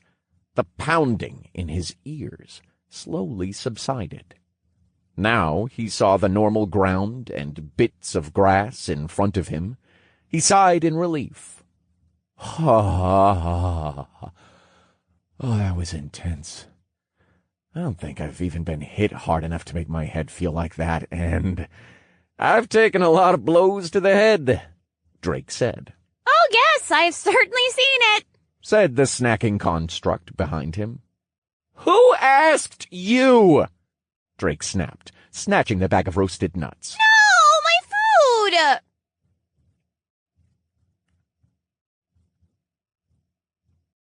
Chapter 35. Face on every page in every magazine. You know, you could have said there were skills like that. Ones that could blow my entire head up? Drake growled with irritation. Nato shrugged, apparently uninterested once her bag of warm snacks was returned to her. It is all random. I would not have been able to predict the skill you received from an uncommon stone any more than I can say when you will stop being cringy. Well, actually, you will never stop that, will you? Drake shook his head, but smiled. This is true. I am just one jumbo-sized bottle of fun. You know the ones, like before they got rid of all the extra large sizes? Yes, unfortunately, because of you, I know. Well, are you settled? I assume the lack of screaming and head cradling means you have obtained a manipulation skill? Yep, Drake replied, opening up the skill. Mana Manipulation Proficiency 2, 5%, F rank. Allows the user to actively control their flow of mana. This skill removes the limitations on the mana cost of spells, allowing the caster to determine the amount of mana infused into them, increasing or decreasing their strength. Control is based on proficiency. That is pretty sweet. So with enough mana, I can turn the fireball spell into kind of like a bomb rather than a blast? Drake thought. Okay, what's next? Nato looked at him nervously. Are you sure you do not wish to rest for a moment? She asked pensively. Nope, Drake answered, holding the monster core up in his palm as he stood up. Water of the ever-flowing current, cleanse my enemies. Water shot. A deep blue magic circle formed above the core, and a small flowing stream of water washed over the core, cleaning both it and Drake's hand. Normally the spell would have fired a ball, but with Drake's manipulation skill, he only fed enough into the spell to create a slew of small pellets that formed a harmless stream of water, flowing constantly from the circle in his hand. School of Water Proficiency 2, 1%. The active ability set to control the magic School of Water. Your proficiency over water is still early at this juncture, giving you only its basics. Water Shot. Water of the ever-flowing current, cleanse my enemies. Water Shot. Basic single target spell. Deals water damage in a 4-to-1 of intelligence. Small mana cost. Torrential Rain. The wave that washes over the world, wash away the filth. Torrential Rain. Basic area of effect spell. Deals water damage in a 2-to-1 of intelligence. Moderate mana cost. Here, Drake said, holding out the now clean goblin core. Nato plucked the core from Drake's hand and pulled another skill stone from his pile, exchanging them. I will not say thank you. Now go on, Elementalist Tree, use this one. We have a few more to go, and then we need to talk about the skills you received, and, She looked at the goblin's corpse. we will need to find more of those. Why's that? Drake asked, honestly curious. Did you receive a skill stone from that kill? Yeah, got an illusion stone. I think because it was an assassin-type monster. Unfortunate. The stone we are looking for is a common skill stone called a gambler skill stone. Don't we have enough RNG in my life without stones with such an obvious name? Drake said wearily, recalling some slight trauma. Dalta, you misunderstand! Let me explain further before you have a brain meltdown. The gambler skill stone is not for gambling, or more RNG as you call it. It is a common stone in the multiverse, also called the Jack of all trades stone. It is called this because it does just what the nickname implies. It gives you skills required to fill and round out your skill set. It is the cheap alternative to higher rarity stones. She paused, grinning up at Drake. That is not to say you cannot get duds. It is a common stone after all, so the pool of skills it can bestow on you is quite wide, but depending on when we use them, it should fill out your missing skills nicely, and it also grants insight into probable tutorial sponsors. Drake mulled over her words for a moment, looking too at the fallen goblin. Okay, but could there be more of these little bastards hiding around here? Drake asked first, looking around. Also, who do you think is the sponsor? Nato gripped the monster core in both her hands as she gazed at it. With my limitations, I can only guess right now. She took a moment to open her mouth and engulf the stone whole, her cheeks puffing outward like a real squirrel. She quickly chewed and swallowed the stone, a dim light encompassing her for a moment. But with a few more F-rank cores first, I will have more proper information. After that, the road to E-rank will be very long with just F-rank cores. As for the monsters, I do believe it is possible if they are smart and lying in wait, but if they are dumb, then they would have struck already. You have just gained a vision skill, so you tell me. Look around. Do you see anything out of the ordinary? Drake nodded in understanding and surveyed the area, slightly opening the dam inside his mind to unleash the identifying skill in his eyes. He saw the incredible spectrum of lights, but shook his head. Nato was the only pocket of mana to stand out now. Plentiful red and blue particles surrounded the little construct, outlining her in mana. Raising his own hand to his eyes, he saw a mixture of reds, blues, greens, and browns floating in patches. Drake assumed it must be his affiliations with mana. It seemed life forms created larger and denser concentrations of mana. He couldn't be sure about inside the mines, but for now they were out of the woods. Later he should check through it just to be safe, even if he was sure the mines required the quest to enter. Sleeping with one eye open for Nato's antics would be bad enough, but both eyes open would be even worse. What, am I being trained by Biscuit Kruger or something? He joked inwardly. Doesn't look like it. Alrighty then, let's finish this up and I'll go get the cores outside, then check the mines. Drake gripped the new stone in his hand, surprised that she took so long to give him it, and began consuming it. You wish to consume Skill Stone Depth, Rare. Confirm. You have learned Heretical Mind, F rank. Drake went through the motions of consuming it. The power was now smaller, like a drop in a bucket compared to before. Is it because I've already gone through so many skills? He wondered, noting the skill's name. Hey, Nato, am I getting fat? Drake finally asked. She looked at him with a blank stare for a moment. Then her face contorted in confusion. What? Since his increase to F rank, he'd been wondering about this. With his body drastically changing to fit his most optimal version of himself, and the constant hail of skill stones, the power he felt they gave him was now waning each time. He thought he had been growing a tolerance, getting less of a hit each time, but that wasn't true. This felt different than a growing tolerance for anything. Instead, the feeling was diluted into something vast inside himself, an expanse that kept growing. The euphoria he received from each skill stone was not the same. Some would be more intense, others muted. Then Drake remembered what the introduction construct had said. He was a mana vessel. Was his body growing in capacity for the intake of the skills? So what is happening to my body? He asked again, more stern this time. Am I being turned into a fat-ass monster or something? I kind of feel bloated. Nato blinked and then giggled. What? Certainly not. You are becoming less human, that is correct. A monster? Absurd. So if that is what you were meaning when you asked if you were becoming fat, yes. The subsumption of skills greatly increases you as a mana vessel, as well as increasing levels and stats. But no, you are not fat. Maybe a fat head, but your waist is... She turned before finishing her answer. Drake hesitantly touched the sides of his head while she turned away.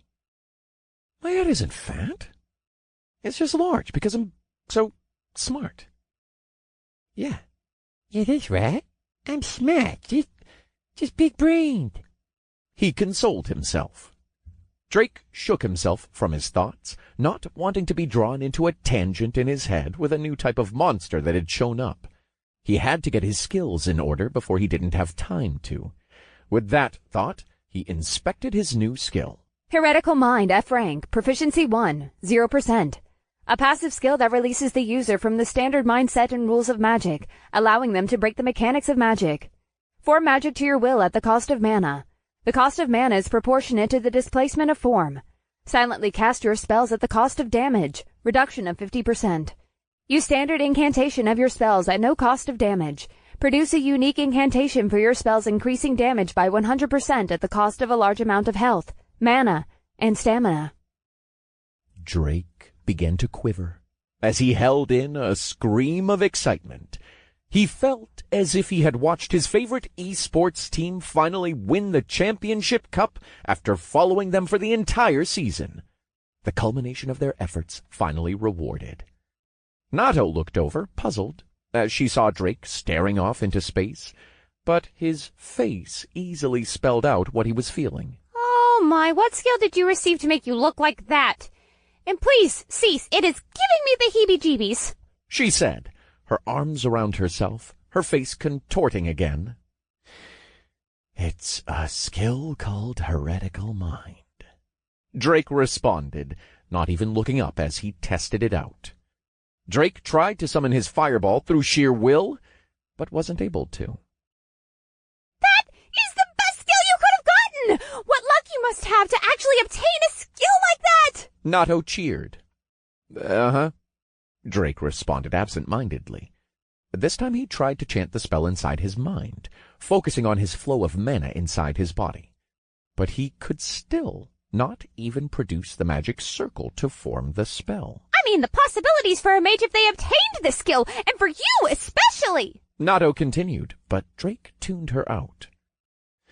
Maybe I have to go back to basics, like how I did when I first learned how to use Manable while running. Drake mused. The fire of my heart take form and sear my enemies. Fireball. Drake chanted under his breath. Every one of his senses focused on the formation of the magic. Drake analyzed each excruciating moment in detail as he observed himself, both inside and out. Every second stretched longer than the previous. small droplets forming on his face and body at his mental and physical exertion. Drake could feel his mana flowing inside of his body as it moved to the magic circle forming in the palm of his hand, but he forced it to a near-halted trip as he tried to comprehend every step that was taking place. After he chanted, his mana flared to life with purpose. The spell took mana from him to form the magic circle, using it as a funnel and focal point, allowing for the rest of his mana to congregate. Drake allowed his mage sight to take mana from him so he could better analyze what was happening. This let him distinguish the flow of the mana from his body to the spell circle. He could now see that the circle also converted the pure mana within him to fire mana for the spell. Drake could feel the change now, thanks to his mana manipulation skill. The energy within him warmed in his hand as the small fireball began to form, absorbing the raw, pure mana to feed its transformation into the spell form on the other side of the magic circle. He grinned, like a schoolboy who had just heard there was a snow day, a grin that reached past his ears. Drake quenched the fire in his hand and cut off its supply, as he could now more accurately control his mana. Beginning again, he focused intensely on his hand, trying to remember the process. He felt his pure mana inside him stir as it formed a sky-blue circle. It soon turned a light red, darkening into a deep burgundy. He shivered in elation as he saw the small embers of the spell, and soon they burst to life, forming a long blade. It is incredible! The possibilities! Nato continued, only now noticing Drake had cast a fire spell. Oh, you are not even listening, are you? She said flatly as she stared at him from the ground. A pout appeared on her face, her ears and tail drooping. "Ah, yes, I did it! Holy shit! Now my imagination can actually take form!" Drake squealed like a boy getting his new gaming console at Christmas. He swung the fiery blade with a flame-fueled swish back and forth, an idea forming in his head to test the new skills. "Hey, Nato, ready?" She looked hesitant, but replied all the same. Ready for what? Drake laughed. Then a wave of seriousness came over him as the smile wiped from his face as if it had never been there. Suddenly the blade in his hand raged as the fire grew in size. Drake yelled as the flames rose and began to wisp around him. "Oh, you might not believe my words, but you'll believe your eyes, won't you?" Nato's eyes widened as she realized what was happening. Impossible! She whispered. Drake roared again. The wisps of fire around him increased in size and heat as he did, almost engulfing him in flames. "Ban!" Drake howled, the flames around him flaring once more, turning into a tornado of fiery power with him at the center. "Kai!" If you wanna see some action, gotta be the center of attraction. Ah! Nato screamed only for a moment before falling to her knees as she covered her mouth. It's happening again! She wailed, slamming her fists into the ground. On the last word of Drake, the flames condensed into the sword, forming a large, fiery scythe twice his size. Drake held it in both hands as he looked at it with his eyes like stars. But Drake wasn't finished. He looked forward with determination. "We aren't done yet!" The fire of the makeshift scythe increased as ever more sweat painted Drake's brow. "Resonance? Which—" Drake never got to finish his sentence as he fell backwards, spitting up blood as he hit the ground, the fire and scythe disappearing in an instant. Nato ran over and looked down at him, making sure he was all right. Drake, what happened? She stammered out, her hands hovering over him with hesitation. It was worth it. Drake whispered out. What? Nato asked, confused. I'm on empty, but it was worth it. I almost completed it.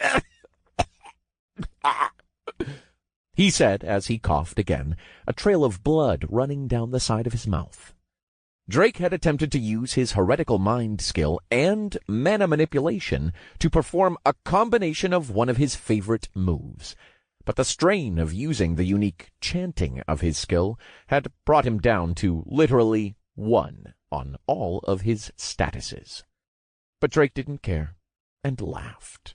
He was content with himself as he closed his eyes. Ah! Do not die yet, you imbecile! Nato screamed as she grabbed him, shaking him by the collar. Chapter 36. Is this really a thing? What were you thinking? What if there are more assassins, you dolt? Nato scolded. From where he lay, Drake just smiled back.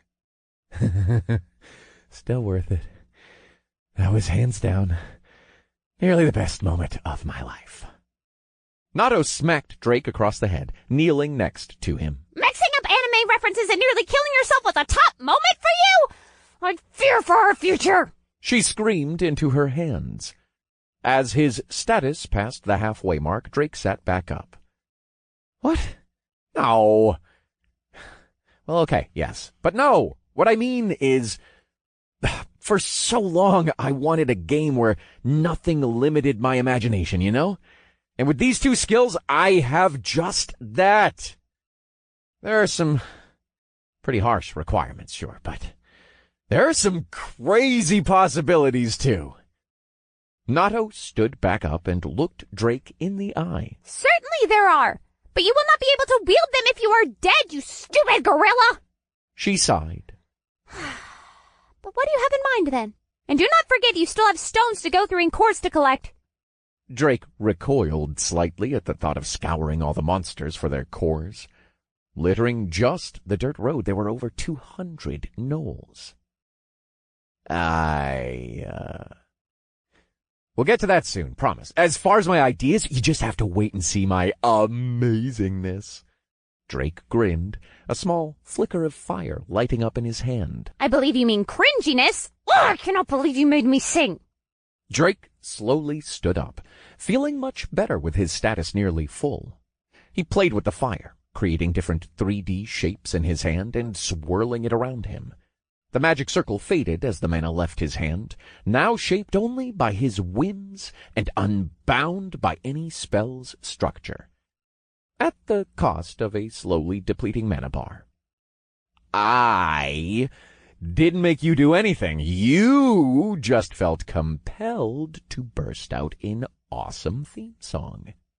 You knew it needed to be done. When I am finally F grade, I swear I am going to stab you! Nato screeched, stomping her foot. You already did that, remember? Drake laughed, tapping a finger to his head, shaking his other hand lightly in the air. Nato growled and pushed another skill stone toward him, then turned around, plopping down to silently eat her bag of roast nuts. Before he subsumed another stone, Drake ran about with his flames, pushing the limits of the skills and his imagination. His imagination was unleashed as he recalled every anime and manga he had ever read, every game he had ever played, all of the skills once limited by coding. Now he was free to truly make his own. He was a kid in a candy store. After a few more minutes on a high, his mana bottomed out, and he came crashing back down to earth, his stamina also dangerously low. Panting, he collapsed on the ground with a smile on his face as he gazed at the sky, now turning reddish-orange. In a few more hours it would be night, but right now Drake only wanted to practice. Remembering the skill stone in his other hand, he brought it up to inspect which one Nato had given him next. Skill stone. Insight uncommon. Unlocks 1 random skill from the insight tree. Requires 1 open skill slot. Have an unlocked main class tree. Lacking the energy to raise his head, Drake screamed into the air. Where's this one going? Internal mass mastery! You need some regeneration skills, but we lack the stones, so the next best thing will be the passive buffs granted by the insight stones. Drake wasted no time, gripping the stone in his hand tightly. You wish to consume skill stone Insight Uncommon. Confirm. With a mental nod, the smooth stone slowly melted away, becoming another drop in the proverbial bucket. You have learned Weak Point F rank. Weak Point F rank, P1, 0%. Allows you to gain insight into your opponent through your knowledge of internal mastery. Your insight shows you vulnerable locations marked on your opponent. You may mark up to one opponent by saying, marked. Increases with proficiency. Passive increase in critical chance of 0.01% to dexterity. Increases with proficiency. Active increase of critical chance to marked targets by 10%. Increases with proficiency. Costs a small amount of mana and stamina. Cooldown of 10 minutes or after elimination of marked target. Now that's a skill! Drake laughed, reading over the description. He was pleased with his acquisition of such a strong passive skill. If they could grant him abilities like these, perhaps he'd dismissed these stones too quickly. Still spread eagle on the ground, Drake yelled to Nato, "Hey! What's the next one?" A moment later, a stone hit Drake square in the forehead. He picked up the stone, leaving a small red imprint. Drake rubbed the mark, yelling again, "Where's this one going this time?" The same as the former, internal mastery! You still have 4 more slots available in that tree! Drake grumbled, but began subsuming the stone all the same. You wish to consume skill stone Insight Uncommon. Confirm. The feeling was slightly more intense this time, enough to notice clearly, but not as overwhelming as the rare and epic stones. He reveled in the feeling, expecting great things from reading the next notification. You have learned of the Apex F rank. Of the Apex F rank, P1, 0%. An active ability to channel the Apex Predator's gaze, instilling fear into your opponent and making them vulnerable while the skill is active. Cost: small constant amount of mana and stamina. Cooldown: none. Mark a single opponent with your gaze, creating vulnerabilities to all sources of your damage, with increased susceptibility to critical strikes. Effect depends on rank differential. Passive: increase in critical damage of 0.01% of dexterity. Increases with proficiency. Active: increase to overall damage and critical damage by 10% to target. Increases with proficiency. Drake sat upright. The stone was only uncommon, but the power it brought was comparable to his more powerful skills. Had he gotten lucky? Or was he starting to be influenced by his skills and environment? Was he truly becoming a bloodthirsty killer? He couldn't determine for himself. He felt the same. Well, aside from essentially regular massive monster genocides, he felt his personality hadn't changed much. Sure, he had grown a thicker skin from his near-death experiences, but it wasn't as if he wished to slaughter everything around him. Drake shook his head and sighed, returning to the skill. He tried to feel for the skill in his mind and activate it. Like all skills, some sense of how to use it had been ingrained in him, but it was like only being given the first sentence of an instruction manual. He knew it used his eyes as a focus, but everything else was up to feeling and experience. He looked at Nato, who was now lightly stepping over to him, and tried to activate the skill. Behind his eyes was an immediate difference. His focus on Nato intensified, as if magnifying her in all of her being. Instinctively his eyes were drawn to her vitals and vulnerable spots, blazing like stars against her body. Nato quickly stopped, cold sweat trickling down her face, a look of worry painting her expression. Did I do something wrong? Is this about me throwing the stone at you? I am sorry. I am sorry. She wailed as she dropped to her knees, bowing in fright. Drake didn't know what was going on, and instantly muffled the skill, standing up to rush over. What? No. Maybe it was the skill. Are you all right? I didn't think it would be that effective. He babbled, trying to calm her. Asshole! How many times are you going to do something like that? She cried, sniffling. What skill is it that lets you put that much fear into a target? I felt that I was actually a small animal frozen under the gaze of a hungry beast! She was clearly frightened, but still gripped at Drake's sleeves and battered him with her hands. He was about to say something else when he heard the banging of drums and warlike cries outside the outpost. They both looked at the gate, wondering what could be making such sounds. Drake turned to the still shaking Nato and pulled her up to his shoulder. Nato and Drake hadn't been together long, but, being quite literally part of one another, they knew it was time to put a pin in Drake's mistake and investigate. Nato climbed to Drake's shoulder and melded into his head. I will make you make this up to me, you tactless, brute, single-celled, one-minded trash bag, enemy of all constructs! Food will not placate me! I want cores! Lots of cores, more cores than you could possibly fit in your stupid inventory, you hear me? She shouted, quite loudly for being inside his head, flipping her mood instantly. You really bounce back quick, don't you?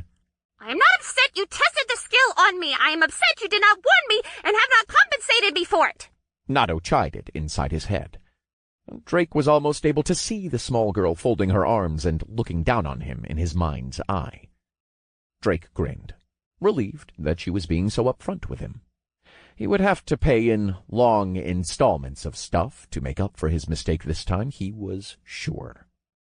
He looked up and double-checked his status, now full, as he jumped to get into the guard tower to see what was knocking on his new home's front door. Waiting for him on the expanse outside of the outpost was quite the sight to behold. The fights with the gnolls had shown how monsters could form ranks and armies, but this was on a different level. This was almost what he imagined an old medieval army would look like, albeit much smaller. However, he was surprised. Well, he supposed he shouldn't be at this point, at the sight of gnolls amidst the small army of goblins. The mixture of creatures did not surprise him, but rather the gnolls' states. The gnolls had been pushed to the front of the small standing force, covered in chains and collars. They were prisoners, or worse. The gnolls were bruised and battered, some even missing limbs. Drake recoiled in disgust at the sight. Are all monsters like this? I understand your frustration, but the multiverse is a completely different place from your relatively peaceful planet. The strong make the rules, and the weak are there for the strong to walk on. It is the law of the system. Nato said. But that does not mean I feel no anger toward the display. It is wholly distasteful. I asked you to do something for me for earlier. He looked down at the small force of around 50 as he listened to Nato. Two monsters caught his eye. Goblin Squad Commander level 19, F rank. New subjugation quest. Kill 20 Goblin Squad Commanders, F rank. Reward. Experience. Random F grade item. Juvenile Tyrant Ant level 22, F rank. New subjugation quest. Kill 500 Juvenile Tyrant Ants, F rank. Reward. Experience. TP. 2 base class stones. 2 random class stones. 1 profession recipe book. What is it? Drake asked, his eyes widening at the subjugation quest's goal. Massacre them! Murder them in my name! Their course shall be mine to claim! She shouted in his head. Chapter 37. The Perfect Forbidden Spell. I've got the perfect spell for that, Drake said with a devilish grin. But I was wondering something. What is with the number needed for that quest? 500? That seems a bit impossible and a pretty big jump from the other ones I've gotten. It is because the tyrant ants dwell in large colonies, and the higher you go in the tutorial, the harder the quests become, but the better the rewards. I do not believe you are intended to finish that quest line normally. Tyrant ants are borderline E-rank monsters by themselves, and they are an E-rank threat or worse depending on the hive size. I am surprised these goblins were able to find one and capture it, she said, trailing off at the end as if thinking. Well, it looks like they are setting up something, or... Wait, what is that goblin commander doing? No. Is it really... You're joking, Drake said, pointing down and suppressing laughter. Drake was about to ask another question that had been itching at the back of his head, but was stopped by the actions of the goblin. It was reading from a scroll? Now at the front, the goblin commander had begun speaking in a language Drake obviously didn't understand. It was shouting, loud enough that he could hear him, pointing to the gnoll captives and the tyrant ant they had in the back, also surrounded by chains and goblins. The tyrant ant seemed a bit off, and Drake didn't mean its humongous size. It was only half an ant, missing its abdomen. Like the previous group of gnolls, these goblins had clearly tormented it, giving Drake another pang of disgust. The goblins were losing more sympathy from him, but soon they would pay. All of these monsters are just foul-minded. I don't care if it's my new reality. There are just some lines you don't cross, he thought. Then make them pay with their lives. It certainly seems fair to me, no? You might not realize it, but you are adapting to this new reality more quickly than you think. What? Wait, hardly. And before I wipe out this gathering of Bangi Namagaso, I have a question. Drake cursed, almost spitting the insult. Pangi... what? Wow. I really thought you'd get that one, since you did get some of my memories. I guess Tagalog wasn't part of the standard assistant package. Basically means ugly dogs. Drake laughed. I was just wondering why I haven't gotten recurring quests. I had one for my class upgrade, but not for subjugation ones. Shouldn't I technically get 2 per class? Drake asked as his mana gathered and swirled, preparing one of his favorite spells from the show that started it all for him. Oh, so you do know some. Drake chuckled, cracking his knuckles, bringing up his hands to aim at the group of goblins. Only the ones your mother used to scream at you. You're quite the pain in the ass, as she says. Nato giggled. That would be a typical question, I suppose. It is because the system recognizes the use of dual classes, as I told you. You are not so unique, so you receive separate quests for the class level up, but will not for subjugation quests. That said, there are repeatable quests, but only outside of the tutorial. Once you finally get to murdering those heathens and gathering their spoils so that I may rank up to F rank, I will be able to elaborate. Now, slaughter them! Slaughter them in my name! Ha ha! With pleasure. Looking down at the goblin commander, still reading from the scroll, pointing at him, adorning it was a patchwork mess of shiny metal armor and scraps of leather, most likely the same beasts they were riding. Drake took a moment to observe the goblin army, pulling all the quests he could before he rained hell upon them. Goblin Rider level 17, F rank. New subjugation quest. Kill 100 goblin riders, F rank. Reward. Experience. Set of F rank potions. Iron Tusk Boar level 15, F rank. New subjugation quest. Kill 20 Iron Tusk Boars, F rank. Reward. Experience.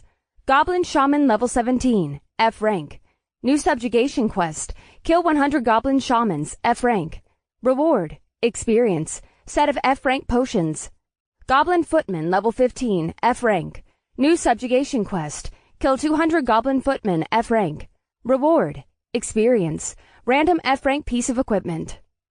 Within the plethora of new notifications and monsters, he eyed one that had slipped past him earlier. Goblin Treasure Hoarder level 11, F rank. New subjugation quest. Kill 15 Goblin Treasure Hoarders, F rank. Reward. Goblin King's Hoard Key. Time remaining 167 hours, 59 minutes, 23 seconds. There's one with a time limit, Drake said, finally finished looking over the monsters. So there is. Nato replied, not elaborating. That's all you got for me? I believe I told you I am very limited on certain things because you have chosen to put off tithing me my rightfully deserved cores, she said, obviously pouting. I got it already. Just watch me work, Drake said, rolling his shoulders. Do not fuck it up! Language, said Drake in faux offense. Drake could feel that Nato had just rolled her eyes, making him chuckle. He then changed his demeanor, taking on a serious expression. All right, you filthy, dirty, disgusting monsters. I will give you the honor of being graced by one of the greatest spells in my anime arsenal, from one of the classics. One-shot kill where there are monsters. Victory will be mine! Drake screamed, raising his arms as he began chanting, only glancing at the captives the goblins held. He held remorse at their treatment, but at the end of the day they would have done the same to the goblins or himself if given the chance. Darkness beyond twilight. He began, the magic circle forming in front of his hands, turning from a light sky blue to a deep crimson. The flames started small in between both his hands, but soon sparked vibrantly with his every word. Crimson beyond blood that flows. The flame grew erratic as he poured mana into the spell. Drake focused to keep the spell from going out of control. He had to keep it condensed, but he had only practiced the School of Fire and couldn't cast multiple spells simultaneously. He had to make the spell work with just fire. Buried in the flow of time. With growing fear, the goblin commander noticed that Drake was chanting an incantation. In thy great name, I pledge myself to darkness. The fireball blazed with life and then condensed, a deeper burgundy each time it pulsed with the infusion of mana. All the fools who stand in our way shall be destroyed by the power you and I possess. The ball of fire expanded as he fought for control of the spell, continuing to force it down into the condensed spell form he imagined.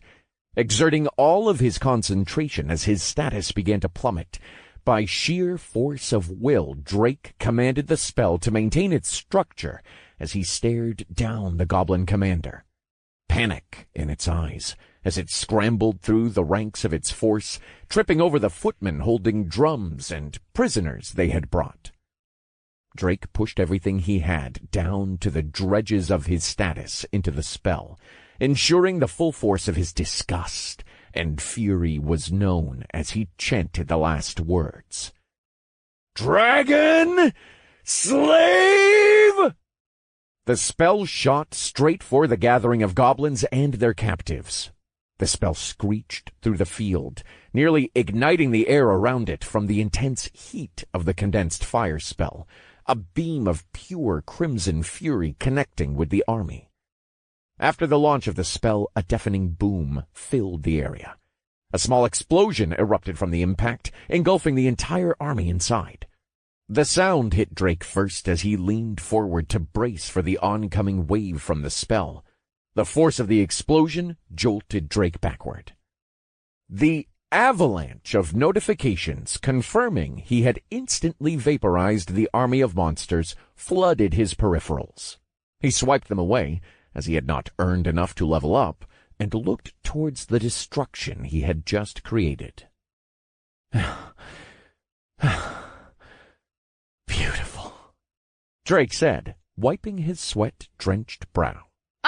What do you mean beautiful? You just completely incinerated all of those monster cores. Are you trying to intentionally keep me from ranking up? You ignorant, smooth-brained dullard! Drake covered his ears at the volume of her scream, but it didn't help when she was inside his head. Oops. My bad. It was cool, though, right? He said, trying to deflect from his mistake. It is from a classic, so I would almost regret denying it did give me chills. But it needs to be bigger. The explosion was a pale shadow of its full glory. True. I should have practiced a bit more before I did it, but hey, at least I made sure to keep my HP and stam above death flag territory this time, so I can at least clean up that guy. Drake answered, pointing down to the lone survivor of the explosion that took the small army.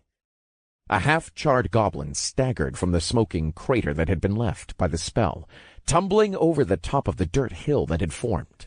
It lay on the ground, heaving, barely alive.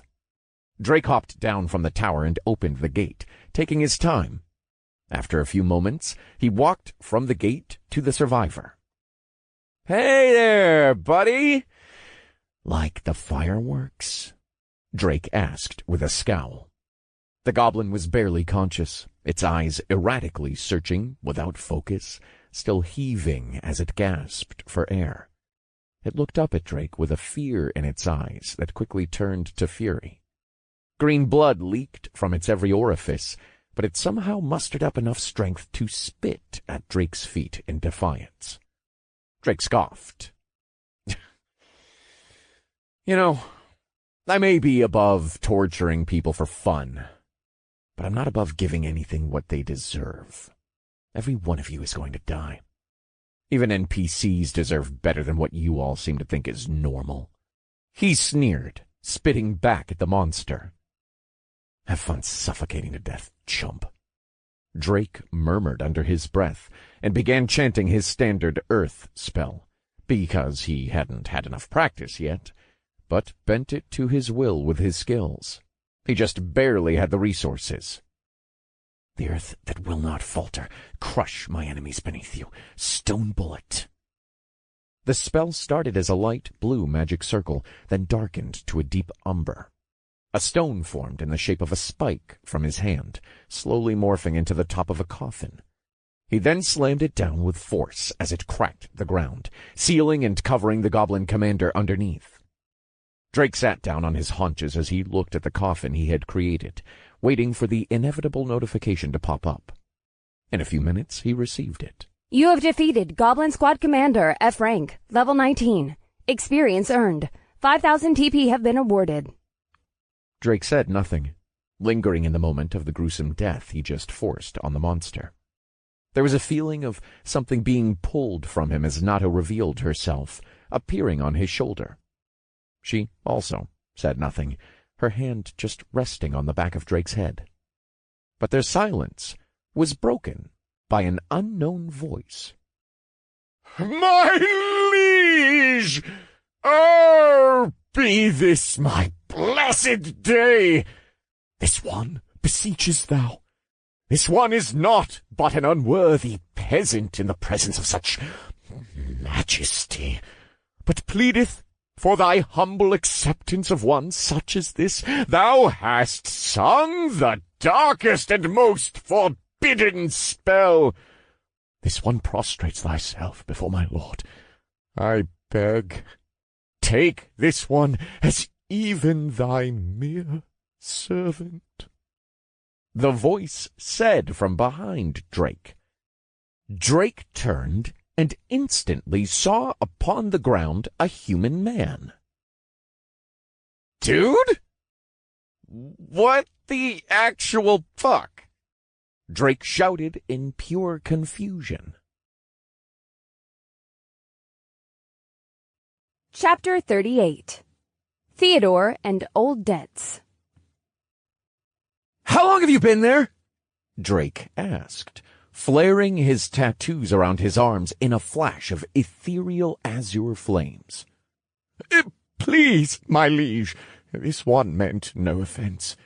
This humble one only ever meant to observe thy majesty in the art of the arcane. For this one has been witnessing his lord's triumphs and grandeur for some time now. The man continued, finally lifting his head to reveal a handlebar mustache and monocle. I thinketh this one is cuckoo for Cocoa Puffs. Nato whispered into Drake's ear. Drake had to fight back a laugh as he closely watched the man for any sudden moves or fluctuations in mana. He continued to inspect the man with his mage sight, still getting used to the skill. Theodore Rotwood, level 10, F rank. Drake was beyond surprised. The man was only level 10. How did he survive with all these monsters above level 15? Was he another dual class? Who are you? What level and class are you? Drake asked to see if the man would lie. This unworthy one's name is Theodore of the Rotwood family. This one is but a humble illusionist. As it were, my current level is 10, my liege. Theodore recounted as he stood up and bowed at his waist. Theodore had dirty brown hair that was parted in half and wore a very clean black and white suit that reminded Drake of a butler. There was even a monocle and chain to what Drake guessed was a pocket watch disappearing into a coat pocket. Drake nudged Nato with his head as he kept his eyes on Theodore. She quickly understood and merged with him. "What do you think? He isn't lying about his level and name, but I have no idea about his class. Is illusionist even a class? There was that stone I got earlier, but I'm not sure. This guy has apparently been following us for a while." Drake thought. Illusionist is not a class I have heard of. The closest class I can recall is a dark magician or dark mage. They specialize in illusions and dark magic, including debuffs and mental attack spells. So perhaps the crazy one is just taking liberty with his class name? Nato explained. But if he has been following you around, he does not seem like a danger. Consider how many times you have been on death's door and he could have killed you. That's true, Drake thought. Theodore, who was now standing, had produced a dark, sleek cane that was adorned with a gleaming onyx crystal ball on its top, looking very much like a magician's cane. Okay, guess it's a wait-and-see approach. His name doesn't ring any bells from the ladders, and if he's only level 10, I should be able to stop whatever he might try. Just make sure to be prudent, and that he may have powerful illusions and mental attacks. He could even have a spell that conceals his status. I believe asking to see his status screen would be best. System screens cannot be manipulated outside of very powerful items and high-ranking nobles. Wait, you can show other people's status screens? Why didn't you tell me this? And why haven't I seen yours? You have never asked, and we are bound by an owner contract, so I saw no point, as it is impossible for me to betray you in any way that may harm you or your progress. Also, since you have never interacted with anyone since we have met, I did not think it was pertinent to discuss. Drake sighed. He knew what she said was true, but it still hurt that she had basically called him out for being antisocial. It wasn't that he didn't want to party up. It just didn't make sense when he first started. Now it made even less sense, as he had no idea how grouping would affect his experience gain. Drake remained wary as he looked over Theodore. "What exactly do you want, and why are you alone? How in the world did you survive until now?" Drake asked as he slowly kept his mana churning. "This one has been on a journey set upon him by the voice of the heavens. He dare not thinketh for what reason this trial was beset ontoeth us. But our goal is simple. We must reclaim our power and make haste toward reuniting with our fated one." Theodore sort of explained to Drake. "For reasons unbeknownst to this lowly one, my charges didst not see fit to stay under my care, and sought other forms of protection." "Okay. Awesome. You some kind of LARPer or drama class reject? Must you keep speaking like that?" Drake grumbled. "Forthwith, this one asks for humble forgiveness, my liege, but this one dost not comprehendeth thy meaning," Theodore said with a slight bow. "Oh, I'm gonna freak out!" "Nato, you can come out. I don't think we have anything to worry about. Outside of maybe my brain overclocking and leaking from my ears," Drake said, placing his hand on his temples. "Did you get everything Theodore said?" A small pull was felt from Drake's head as Nato appeared again on his shoulder. Although a bit wary, she spoke up. Not a word, but are you certain it is all right to show myself? Assistants are not exactly rare, but we are certainly not a dime a dozen. Drake kept his eyes on Theodore as he answered. "No, he's already seen you if he's been following us. Have you entered the mines, Theo?" "Theo? Oh, this one is beyond pleased you wish to be so familiar with one such as he. But this one regrets to inform thee he couldst not follow his liege's greatness into the mines. This one didst not have permission. and was halted by a force unknown to thyself. He answered again, with a slight bow of his head. Gross. Enough with the my liege stuff. Susmar Yusep. All right, so that means only I have access to the mines for now, then. Good to know. Now, some proof of who you say you are? Theo, show me your status, Drake demanded. How wouldst thine humble servant do so, my liege? Theodore asked, his eyes going distant as he seemed to look at his status.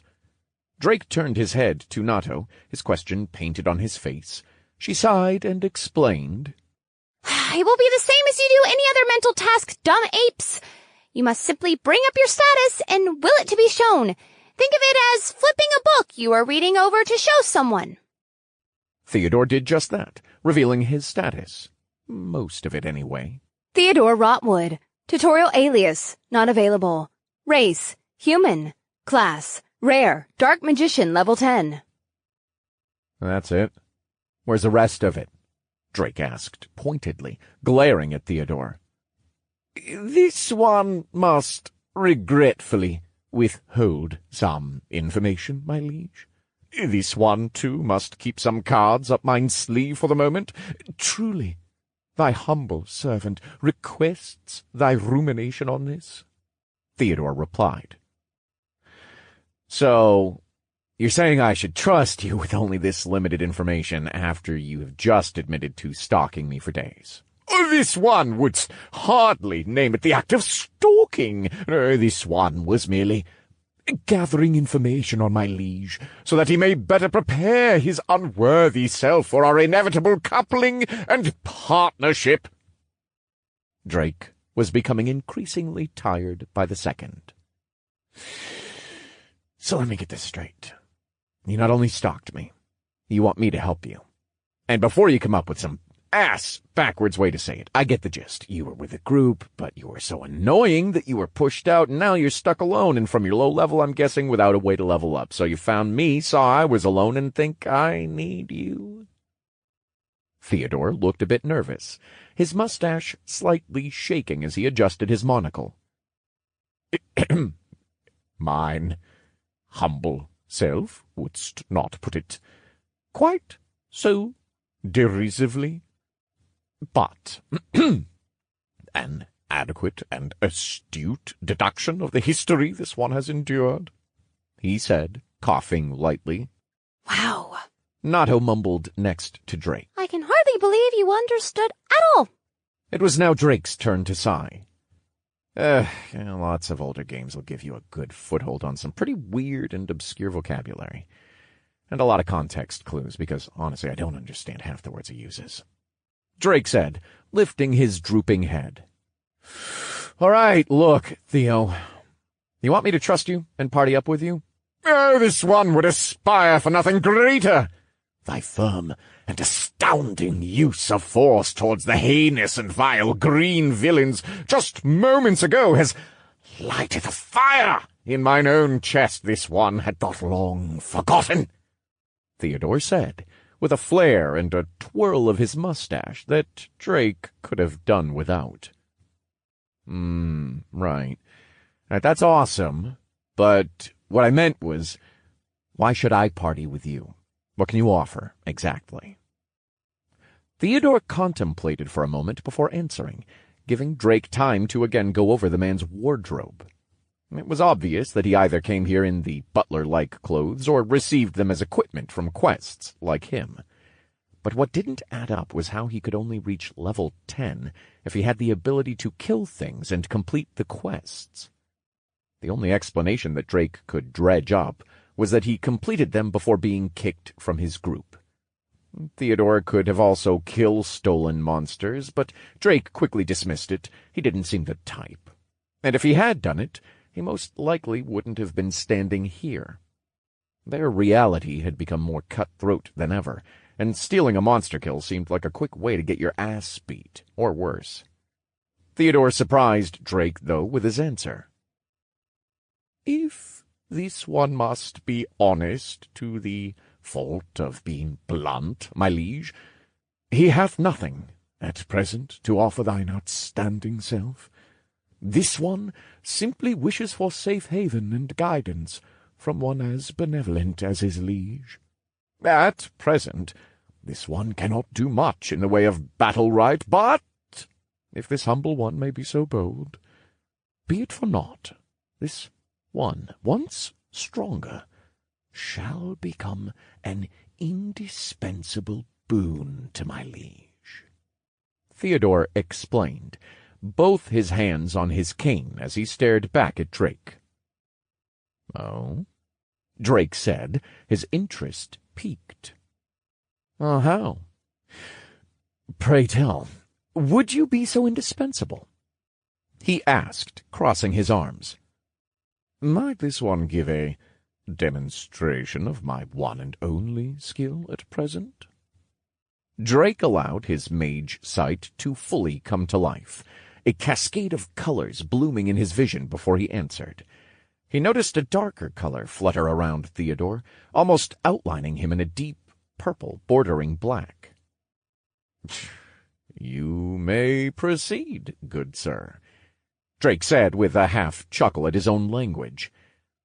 Theodore was beginning to rub off on him. He may find the man's speech to be peculiar and almost annoying, but finally talking to another human was a great change of pace. "Excellent!" Theodore replied, beginning his chant. "Light and dark are one. Cast behind the veil I move. Concealment!" The next moment, Theodore shimmered out of existence in front of Drake's eyes. Even with his mage sight, he was unable to keep track of Theodore. The only evidence that he was there were the remnants of the dark purple mana, slowly dissipating into the ambient mana. Shocked, Drake immediately raised his arms, covering Nato and his head as she merged with him. In a makeshift boxing guard, his mana flowed into his tattoos, ready to strike at a moment's notice. Theodore shimmered back into view in the same spot, his head in a slight bow. "This one begs forgiveness for startling our gracious lord. As thou wouldst have surely already noticed, the skill allows myself to become near invisible, and conceal even trace amounts of mana." A low whistle came from inside Drake's head. Impressive, complimented Nato.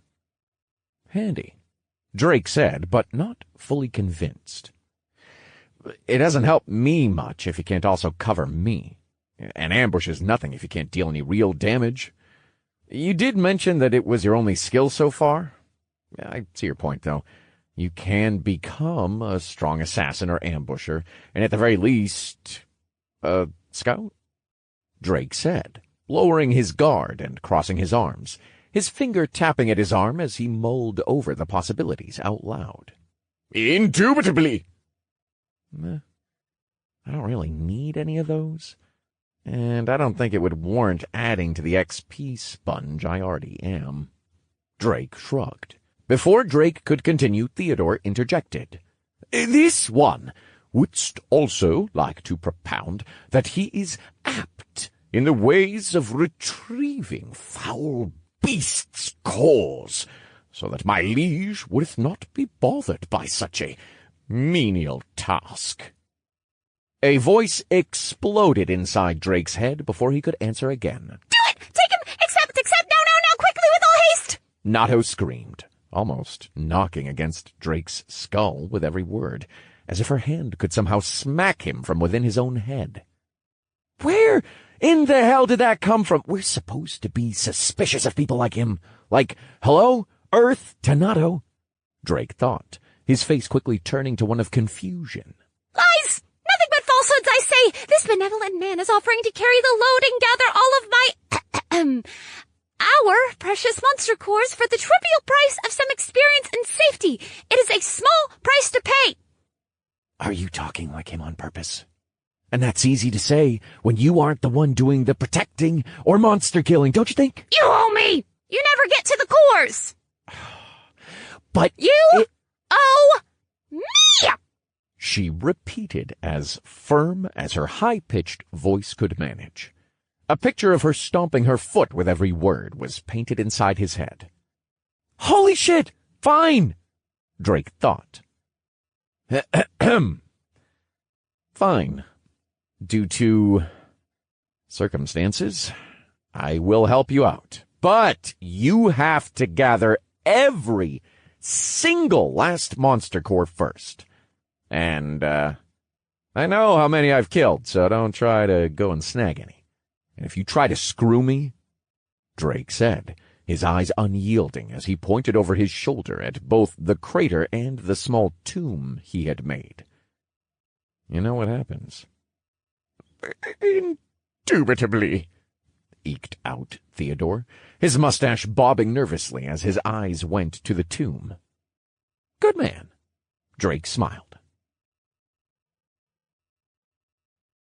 Chapter 39. Filling Out. "So, you can handle yourself if anything happens, then?" "This one can only be called an artiste when it cometh to fleeing and hiding. Without a doubt, thy humble forerunner shalt return with thy bounty in all due haste, my liege." Theodore replied with a bow and walked out toward the opening of the dirt road. It wasn't hard to spot, as a huge dead knoll marked the entrance. Drake looked at the corpse with a grimace. He would have to do something about that at some point. It would probably be a bad idea to just leave it there to rot. He shook his head, hoping to dodge the oncoming headache that the issue would bring, and walked over to his makeshift tomb. He gazed at it for a moment, uncertain if it was worth opening to get the loot underneath. But his gamer brain prevailed. "You can never have enough loot," he thought. There was the feeling of a pull from his head, and a small voice whispered in his ear. "Are you all right?" In a tone of concern Drake wasn't used to hearing from her. "What do you mean?" Just peachy. "Cool as a cucumber." Drake tried to give her a deflective answer, trying his best to just ignore her.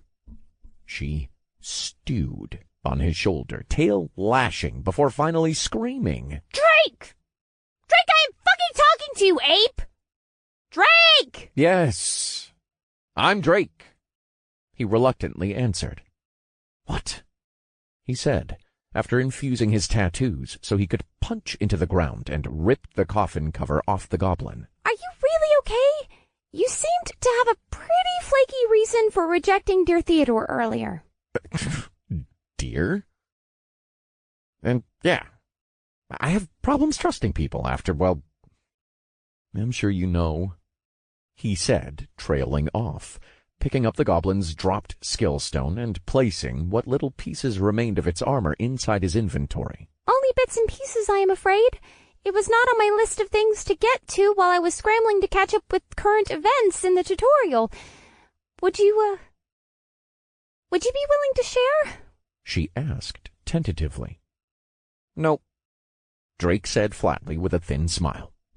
He moved over to the crater, scouring the area for any skill stones that may have dropped, and to his pleasant surprise he was able to pick them up.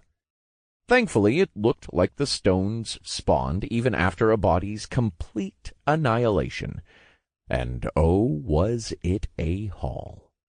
Natos seemed to turn tight-lipped, even though Drake could see she wanted to ask more.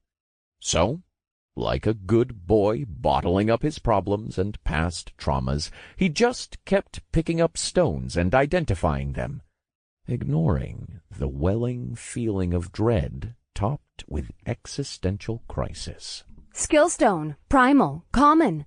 Unlocks one random skill from the primal tree. Requires one open skill slot and have an unlocked warrior main tree or subtree branch. Skill Stone. Greed. Uncommon. Unlocks one random skill from the greed tree. Requires one open skill slot. Skill Stone. Gambler. Common.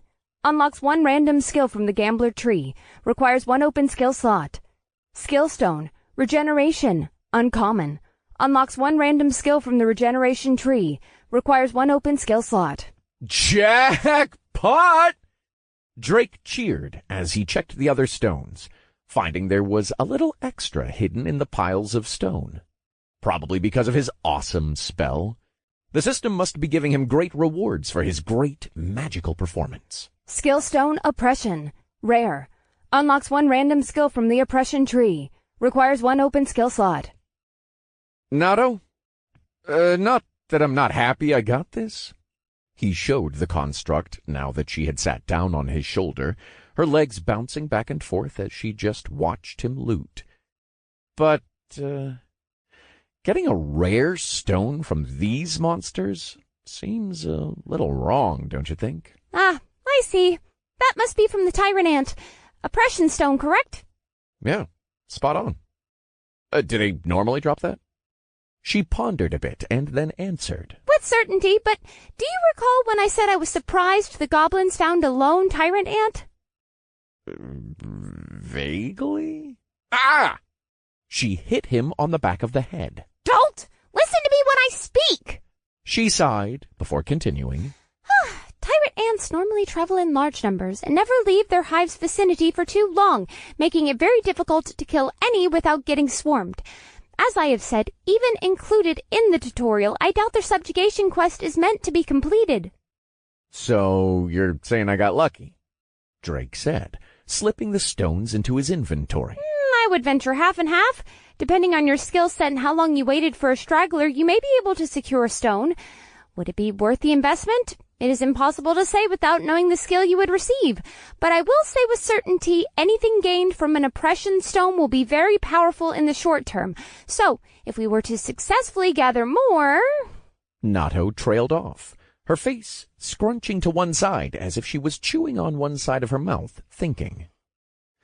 Then, if I can keep some slots open for them, I should? Is that what you're saying? Simply put, yes. Now, back to the outpost. You have more skills to gain before night falls. And do not think I have forgotten your promise of food. I expect a feast for my hard work today, she said proudly, sticking her nose up to the sky. I forgot about that. I don't have any water. Maybe Theo has some? Well, I'll figure it out. I can always just use the stew I have stored. She won't be able to tell the difference, I'm sure. Drake thought, grimacing.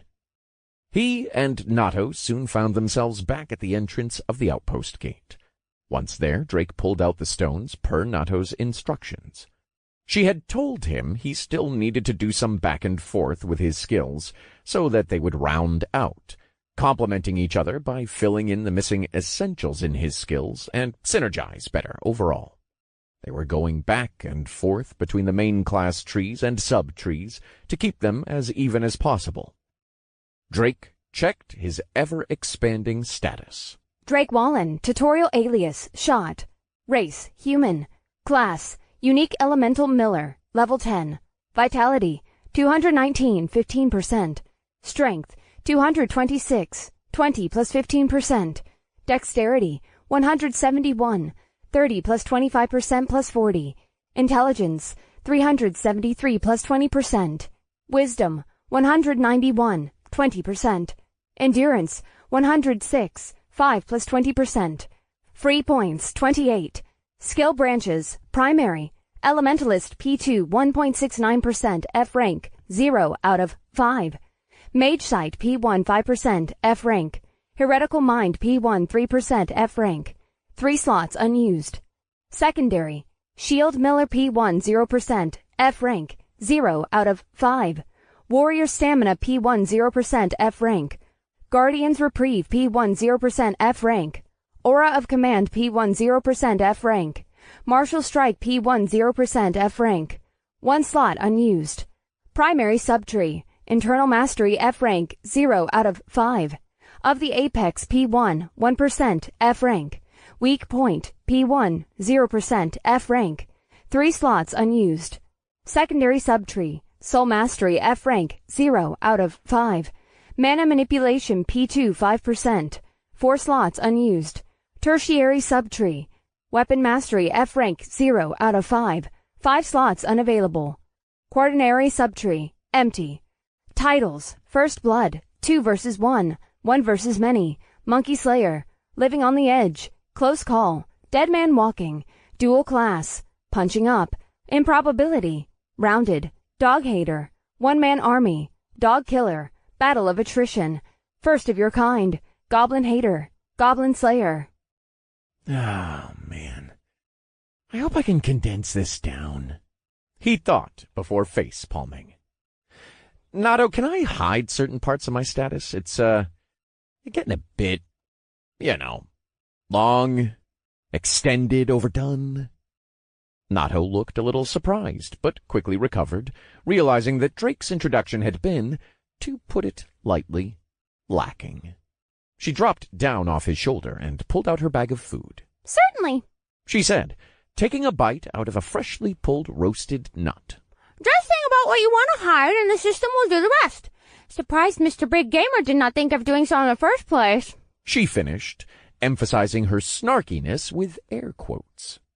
Drake gave her a quick flick to the forehead, and did so, downsizing his status dramatically.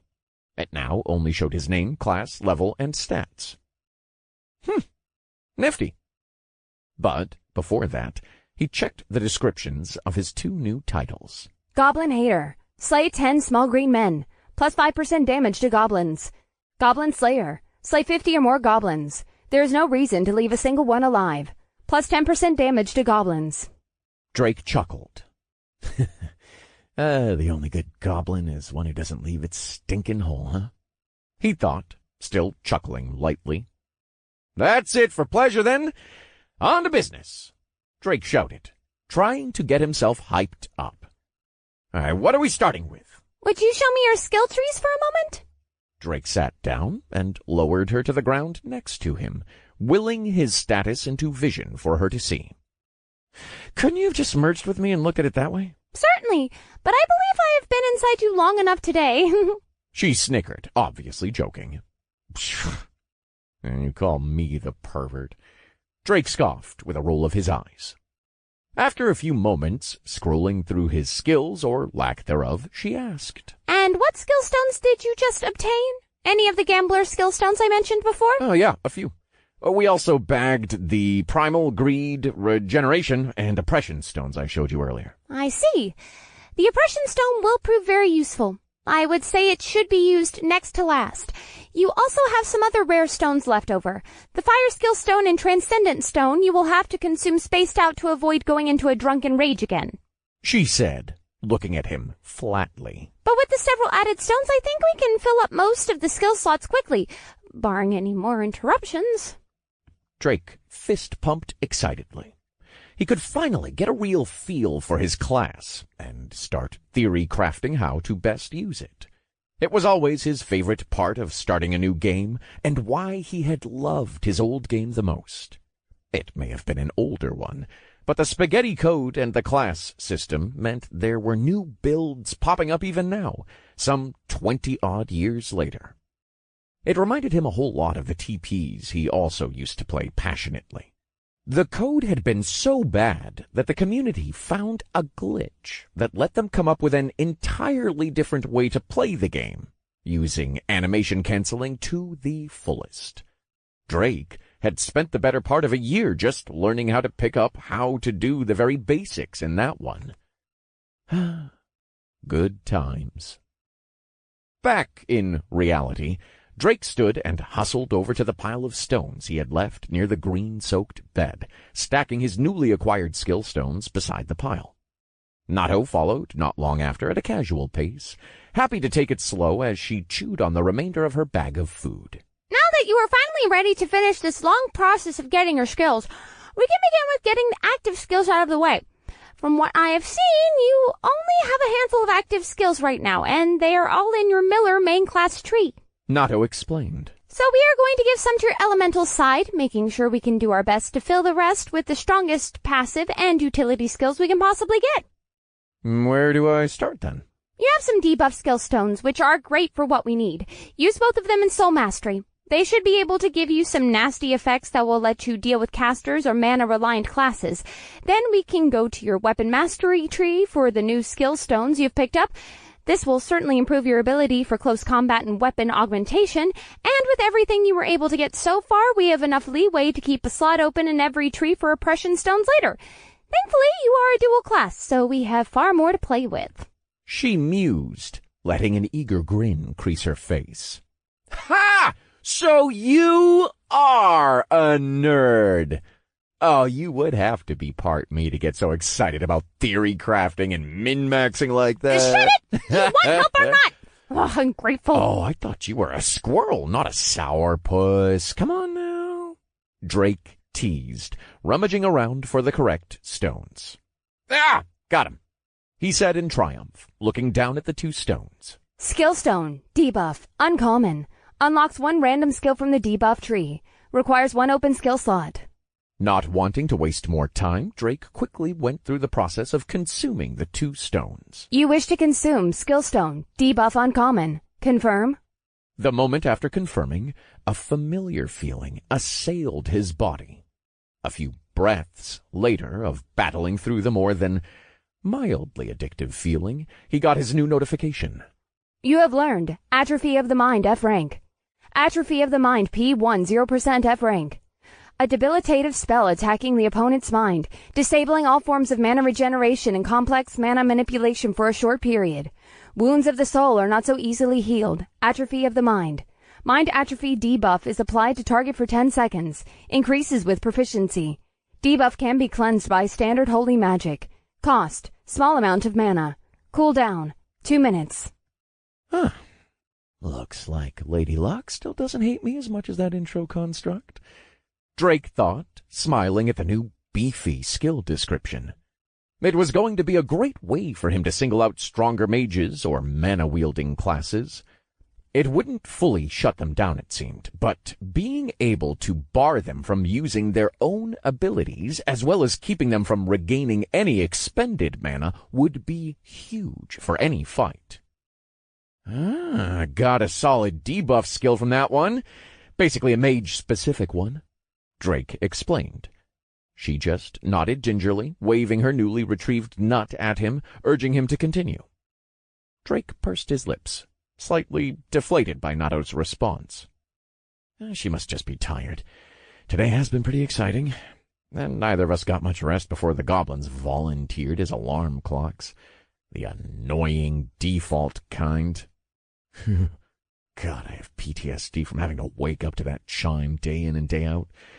It almost physically hurts to think about it, Drake thought, grimacing.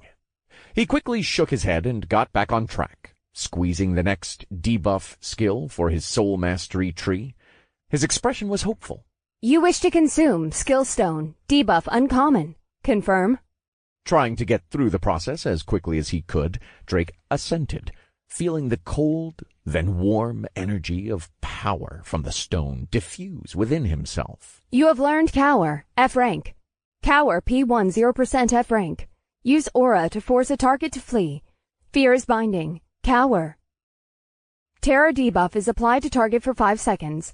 Any form of damage will break the status effect. Increases with proficiency. Debuff can be cleansed by standard holy magic. Cost, small amount of mana and stamina. Cooldown, 2 minutes 30 seconds. Wow. A fear? Damn, it's a skill. If it was a spell, maybe I could have manipulated it somehow. Sounds like it would take dark mana, and that could have really added to my repertoire. Drake sighed. A fear, I see. Nato mused from her seat. A fear skill is certainly one of the stronger debuffs if used properly. It will certainly be interesting to see how it presents itself as an effect. She then quickly pointed to a stone on the edge of the pile and addressed Drake again. Now, let us put that mage stone into your elementalist tree before we move on to your weapon mastery, and finally, your most rare stones after. Drake bent down to pick up the stone, gripping it tightly in his hand, but before he moved on, something in the description caught his attention. It uses aura? Didn't I get a skill for that earlier? He thought, pulling up his tree list. Found it. Aura of Command P1 0% F rank. Active skill that surrounds the caster with a beneficial aura, increasing party members' attack, defense, and resistance to debuffs. My soldiers rage. My soldiers scream. My soldiers fight. A temporary aura that's spanning 2 meters from the caster manifests, limited to a total of 10 individuals. The caster is not influenced by the skill. Increases with proficiency. Aura buff lasts 10 minutes 30 seconds. Only one instance of command buff can be applied at one time. This aura is not malleable. Increases with proficiency. Effects: 10% to overall damage, 10% to overall defensive efficiency, 25% to debuff resistance. Increases with proficiency. Cost: moderate mana, moderate stamina. Cooldown: 2 hours. Drake paused for a moment, reading the description of the skill. His mind blanked, and then he resumed the process of subsuming the last stones, pretending not to notice how eerily similar this skill chant was that may or may not have been to one of the best commanders of all time. He pushed the skill to the back of his mind, as it was obviously a dud for his cower skill. He wouldn't be able to control the aura, as stated by the skill, meaning he needed another skill that would allow him to manipulate it at will. Sighing, he did his best to refocus and continued the process he had become accustomed to for gaining skills, sifting through the prompts with practiced ease. You wish to consume skill stone. Mage uncommon. Confirm. The quick burst of power flowed through his hand and disseminated through his body. The skill's power felt strong, but became muffled as he was nearing his near 15th skill at this point. You have learned multiplicative F rank. Only after inspecting the new skill did he really understand why it felt stronger than what usually came from an uncommon stone. Multiplicative P1 0% F rank. A passive skill allowing the caster to create separate instances of spells. This skill allows the use of multiple instances of any spell. Limit: 1 additional spell. Max 2 instances including combined forms. Increases with proficiency. No cost. Cooldown: none. Holy shit! Jackpot! What was the skill this time? Drake stupidly smiled back. It's this? He said as he formed one fireball in his right hand, then another in his left. Nato looked on, slightly surprised. Then an ever-so-faint grin came across her face. Impressive. A very valuable skill to receive from mages. Also very common. She finished, biting into her roasted nut. Oh, really? That's all I get for getting something so good? And what do you mean it's common? This should be like a game-breaker type skill. He cried, deflating at her explanation. Unfortunately, it is in almost every mage's skill set. It would only make sense to have it. The same way most attack mages have a chance-shortening skill or can outright cast silently. She said, her brow raising as she looked pointedly at him. Now hurry and get through the rest. I have a weird inkling dear Theodore will be back soon. Stupid common stones. Stupid Theodore. Raining on my fucking parade. And why do you keep calling him dear? You've only known him like 10 minutes. Drake asked through creased eyes as he looked at the small construct suspiciously. Nato coughed and hid her mouth behind her food. Oh, no reason. Drake's eyes perked up as he realized what was going on. You're just saying that because he's doing your dirty work, aren't you? You manipulative little... Nato simply smiled and answered flatly. A girl's gotta do what a girl's gotta do. The obvious manipulation was better than trying to hide her actions, but the fact she was doing it at all left a bad taste in Drake's mouth and brought up more than just unpleasant memories of his past. The faces of certain people flashed in his mind, forcing him to cover his mouth for a moment as he tried not to retch. Whatever. Just don't come crying to me if it blows up in your face, you hear me? Drake said finally. Now what's next, you little vixen? Chapter 40. Finishing up and an unexpected visit. I resent that comment. It is not like you will retrieve the cores anytime soon, so I must pursue the other avenues available to me. The small construct said, in the coyest tone she could manage. You aren't even using his name anymore. He's just an avenue now, huh? Drake frowned. But you lay in the bed you've made and all that. What am I doing next? Nato scoffed and then approached the next stone he was to use. Raising it up so that he could take it, she said, Here! Weapon mastery now. Greedstone first, as they have good abilities pertaining to equipment, but we do not want to use more than one or two, as they have very specific effects and are heavily equipment dependent. She then tossed another 3 stones to his feet, pointing at them. Then a primal stone for a hopefully combat-oriented skill. Typically, primal stones will impart a skill pertaining to instinctual facets, as you could guess, I am sure from its name. And do not forget to use the gambler stones beforehand. We want to keep your skill progression as smooth and succinct as possible. Ah, siege. I got you, Drake said as he wrapped his hand around the stone. You wish to consume skill stone greed, uncommon. Confirm. Already growing tired of repeating this same process so many times today, he mentally accepted the prompt, bracing himself against the sudden influx of power that swam through him. All right, this one wasn't so bad this time. Hope it's 'cause I'm growing jaded to the feeling with how much I've consumed, and not that the skill is bad. You have learned Hoarder, F rank. Hoarder P1 1%. A skill that allows you to exceed the standard equipment limit. Passive. The user may increase their accessory limit by 1. Increases with proficiency. Standard combat limitation to equipment change is still enforced. That's kinda good. Yeah, depending on how it scales, that could actually be monstrous later. But where would I put all that stuff? Would I basically end up looking like Sinbad? Drake mused, reminiscing about the conqueror of the 7 seas and all his djinn equipment. Nato, Drake said. Her ears perked up at the mention of her name as she looked up lazily from sketching in the dirt with her free hand, her food in the other. What? She grumbled. She must be getting impatient. Or maybe she's just that tired. Either way, maybe this will be my last question today before dinner. How would I improve my proficiency in a skill like this? He asked, flipping the skill window around for her to read. Do I just keep the extra accessory worn? Correct. Okay, then, Drake said, deciding it was best to just consume the next couple of stones before he did something he would never hear the end of. Drake picked up the next of 3 stones in one hand and plucked another ring from his inventory in the other.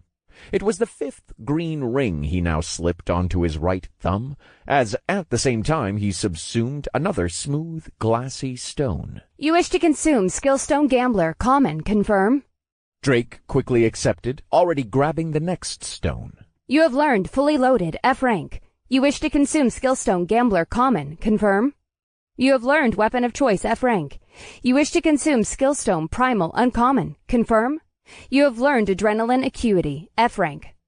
Drake sighed as the wave of euphoric power passed through him. Thankfully, these stones were lower than rare, leaving the potency lacking, but that didn't shorten the length of the ordeal. Taking a deep breath, he looked to his new skills, finally done with the weapon mastery tree and ready to move on to his rarer stones. Fully loaded P1 0% F rank. A passive skill granting a damage buff when the user is fully equipped. While fully equipped, the skill user gains an indefinite buff to damage. No partial increase in any form from incomplete sets. Passive, gain a 50% damage increase when all equipment slots are filled. This includes gained slots from additional skills. Increases with proficiency. Weapon of choice, P1 0% F rank. A passive skill granting an increase in specific effects dependent on equipment chosen. User will receive beneficial effects based on equipment. Increases with proficiency. Selected item limit, 1. Increases with proficiency. Passive, unavailable. Please select equipment from list. That's interesting, Drake thought. He looked at the line asking him to select an equipment type. The moment he did, a long list popped up. It contained weapons he had seen in the tutorial, and even ones so obscure he wasn't sure if the system was trolling him or not. What the fuck is a Trishula? Or M.A. Piercer? Wait, I think I know that one. Isn't it a double-sided piercing weapon? Drake thought, confused. He shook his head, trying to wrap his head around the sheer variety of weapons the skill encompassed. After a few moments of scrolling, he found what he wanted: mana ink tattoos. It's the only one I plan on using for the foreseeable future, so... Drake selected and confirmed it, checking again the description of the skill's effects. Passive effects. Mana ink tattoos. Plus 5% physical and magic damage. Reduction of 15% in mana consumption of skills and spells. Increases with proficiency. Bitchin'! That is way more than I expected. Drake mentally shouted with a smile, finally checking his most recent skill with high hopes. Adrenaline Acuity, P1, 0% F rank. A passive stacking skill boosting the effects of adrenaline to the limit, increasing cognitive ability and pain tolerance over the course of a fight. A skill that increases while in combat, increasing the potency of adrenaline over the course of 2 minutes 30 seconds. Increases from a 1% increase to 10% potency. Increases with proficiency. Passive effects last for a duration of 5 minutes and will leave the user in a weakened state for a duration of 1 minute after. Increased duration based on proficiency. Weakened state. All stats and effects are reduced by 10%. Decreases with proficiency. No way! Drake laughed. It's actually right out of that basketball anime. It's literally The Zone. Oh, I'm gonna enjoy this one. Oof. The demerit is pretty severe, though. A full 10% flat is gonna hurt. And I can't choose to turn it off since it's a passive skill. Nato rubbed her eyes as she looked up, a slight yawn tugging at the sides of her lips. Done? Yeah. Drake said, looking down, the thought of her being more pleasant and adorable with exhaustion passing his mind. So, where are the rest of the stones going? I have 5 more to go, right? Nato mumbled sleepily. Drake sighed. No way around it. Guess it's bedtime for you, little lady. Drake said, smirking as he scooped up the small construct, cradling her in his arm. Drake dropped the remnants of the skill stone pile back in his inventory, returning to the lone tent standing a few feet away. Upon stumbling through the tent's opening, Drake approached the luxurious bed in the center of the tent. Placing Nato down and tugging the silk cover over her, he lightly patted the small construct's head. Damn, her ears are fluffy. Well, she's actually not that bad when she's sleeping. That construct in the introduction alluded to other races. I wonder if catgirls are included in that. Drake shook his head and dismissed the thought before it could take hold. Looking back down at the construct, he smiled as he left the tent, content she would be able to sleep soundly for the night, or at least until dinner was done. Drake exited the tent as the last winks of sunlight vanished, the twilight bathing the area in a deep orange and tones of red.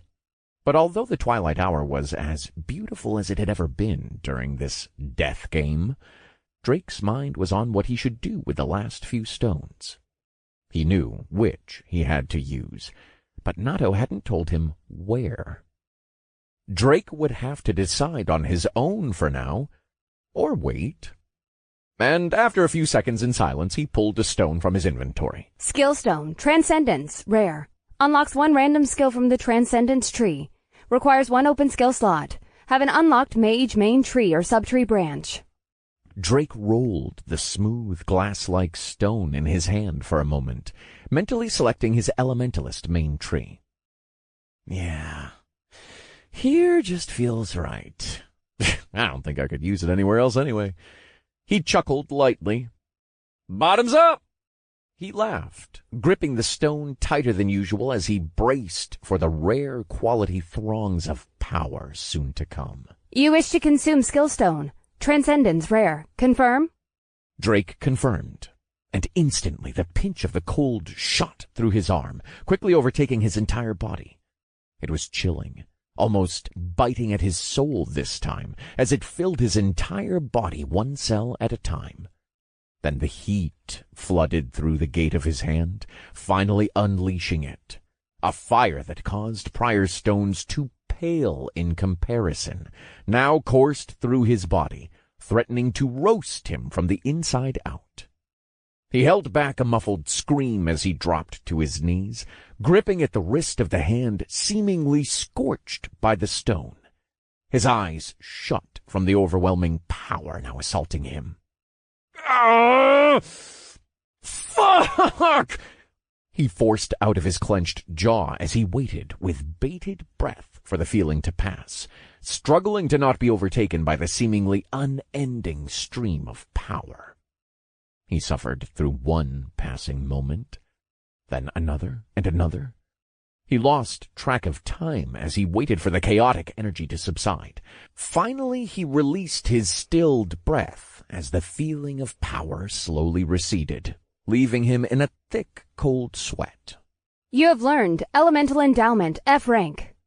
After a few gasps for air, Drake inspected the skill, his eyes beaming with excitement at the skill that had brought him to his knees. Elemental Endowment P1, 0% F rank. A spell that allows the user to endow aspects of elemental magic onto their body and weapons. While the spell is in use, the active element may not be used in other spells. This is not limited to base elements and includes magics of confluence. Cost: use of Elemental School of Magic while the spell is in use. Cooldown: none. Earth: the power of Earth is not thine to adhere, but mine to possess. Endowment: effect: increase of defense effectiveness by 50%, increases with proficiency. Fire: the power of fire is not thine to adhere, but mine to possess. Endowment: effect: increase in strength by 50%, increases with proficiency. Wind: the power of wind is not thine to adhere, but mine to possess. Endowment: effect: increase of dexterity by 50%, increases with proficiency. Water: the power of water is not thine to adhere, but mine to possess. Endowment: effect: increase in active regeneration by 20%, increases with proficiency. Drake let out a gleeful whisper under his gasps for air. Fucking epic! But Drake wouldn't have long to bask in pride. Steps from the front gate and a small whimper interrupted him. Expecting Theo, he raised his head. What met him was Theo, but not how he expected, and definitely not with whom he expected. Hey, bro! This guy with you? Drake looked slack-jawed at the hulking figure of a man holding up Theo like a small kitten by the collar of his suit. Still clutched in Theo's arms were a few fresh monster cores. My liege, this one apologizes, for I was unable to flee as I believed. Theodore whimpered. Drake inspected the man up and down, his new plate armor and pauldrons shining with a metallic gleam, a huge overbearing claymore on his back. Bear? Chapter 41. Old Friends. Bear! How are you here?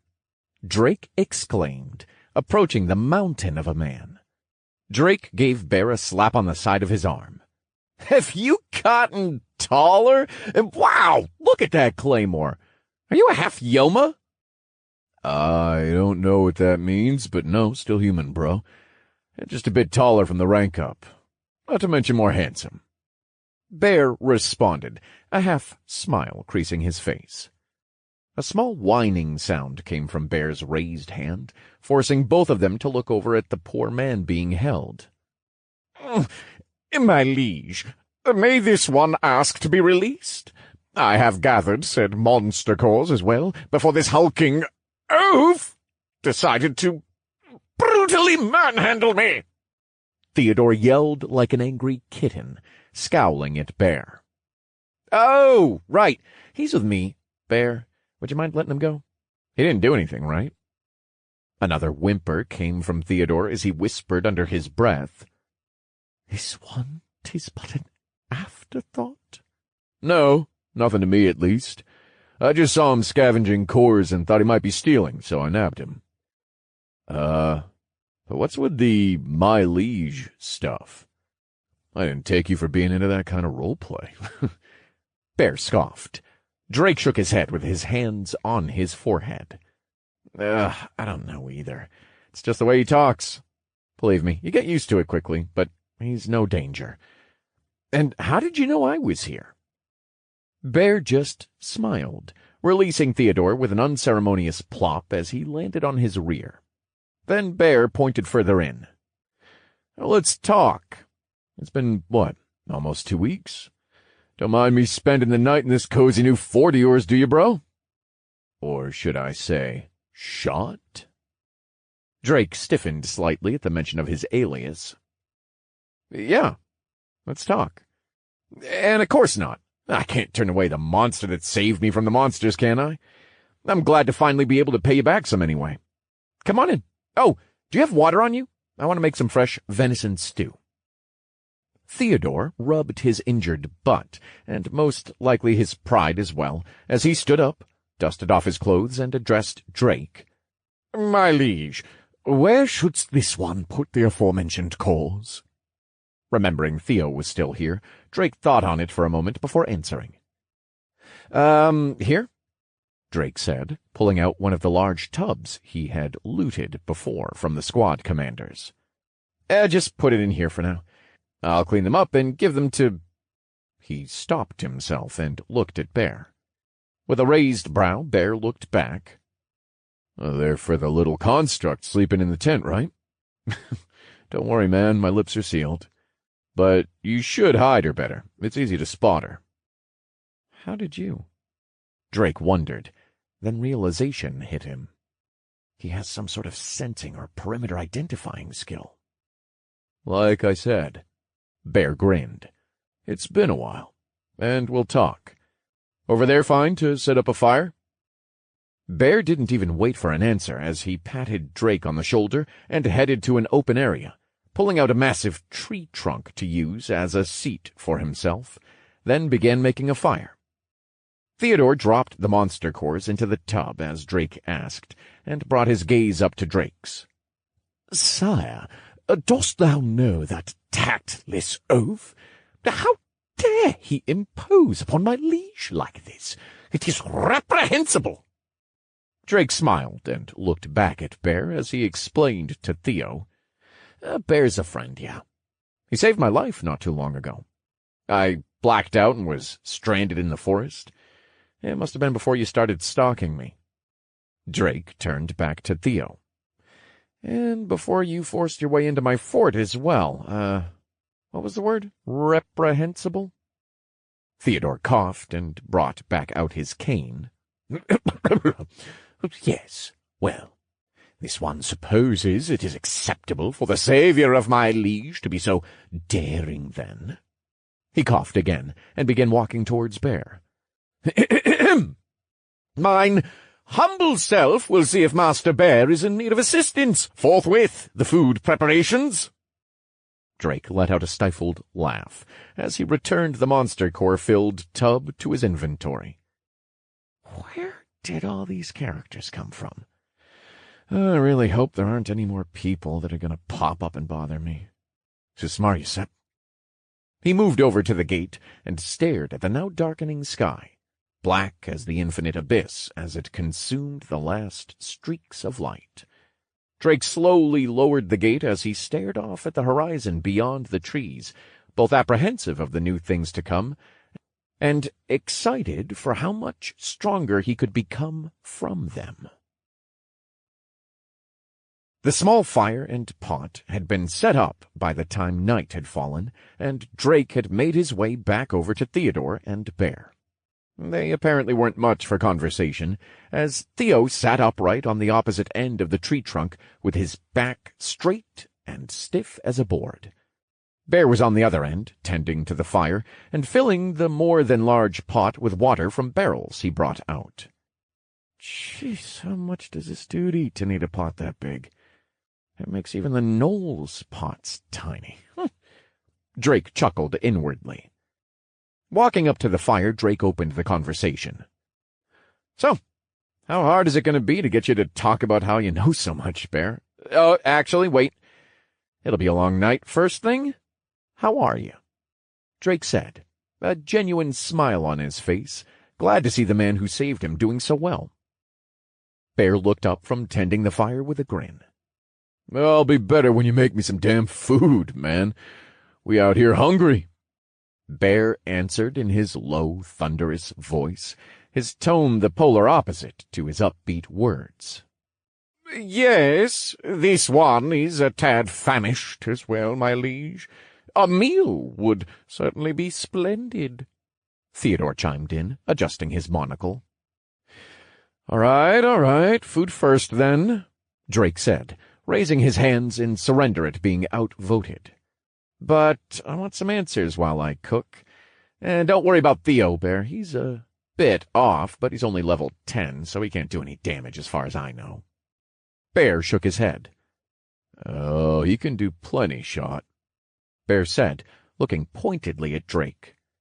How many people have you run into so far, outside of me and Theo here? Though confused, Drake answered truthfully. Just you two. Why? Bear's face became one of concern as he continued speaking. I'm sure you have seen the TP ladders, but people are killing each other left and right out there, bro. There are a few groups that have banded together for protection, but there's a group of killers out there as well. What does that have to do with me? Drake asked, curiously, pulling some cut venison out of his inventory and placing it into the pot. Everything, Bear answered, standing up. You haven't seen where you are on the ladder recently, then, I take it? Drake was taken aback, but it was true he hadn't had a chance to check the ladder lately. He brought up the windows quickly. Time remaining until tutorial's conclusion. 110 days, 14 hours, 52 minutes and 23 seconds. Remaining participants, 2,895. He grimaced at the still decreasing participant count, then looked next at the ladders. Top level leaderboard. Rank 1, level 23. Bear. Rank 2, level 21. Shigure Kenzo. Rank 3, level 19. Joker. Rank 4, level 19. Kohu. Rank 5, level 19. Chris Springs. Rank 6, level 18. Super Megan. Rank 7, level 18. Layden Hampert. Rank 8, level 18. Big Willie. Rank 9, level 17. Vitamin D. Rank 10, level 17. XXX Gunlover 69 XXX. Rank 1903, level 10. Shot. There were no surprises there. He was still at the bottom pretty much for levels, his situation being what it was. But were there really people below even him? What had these people been doing? Were they just hiding or getting carried? He would have to ask Bear. Now he went on to the TP ladder, and his eyes widened.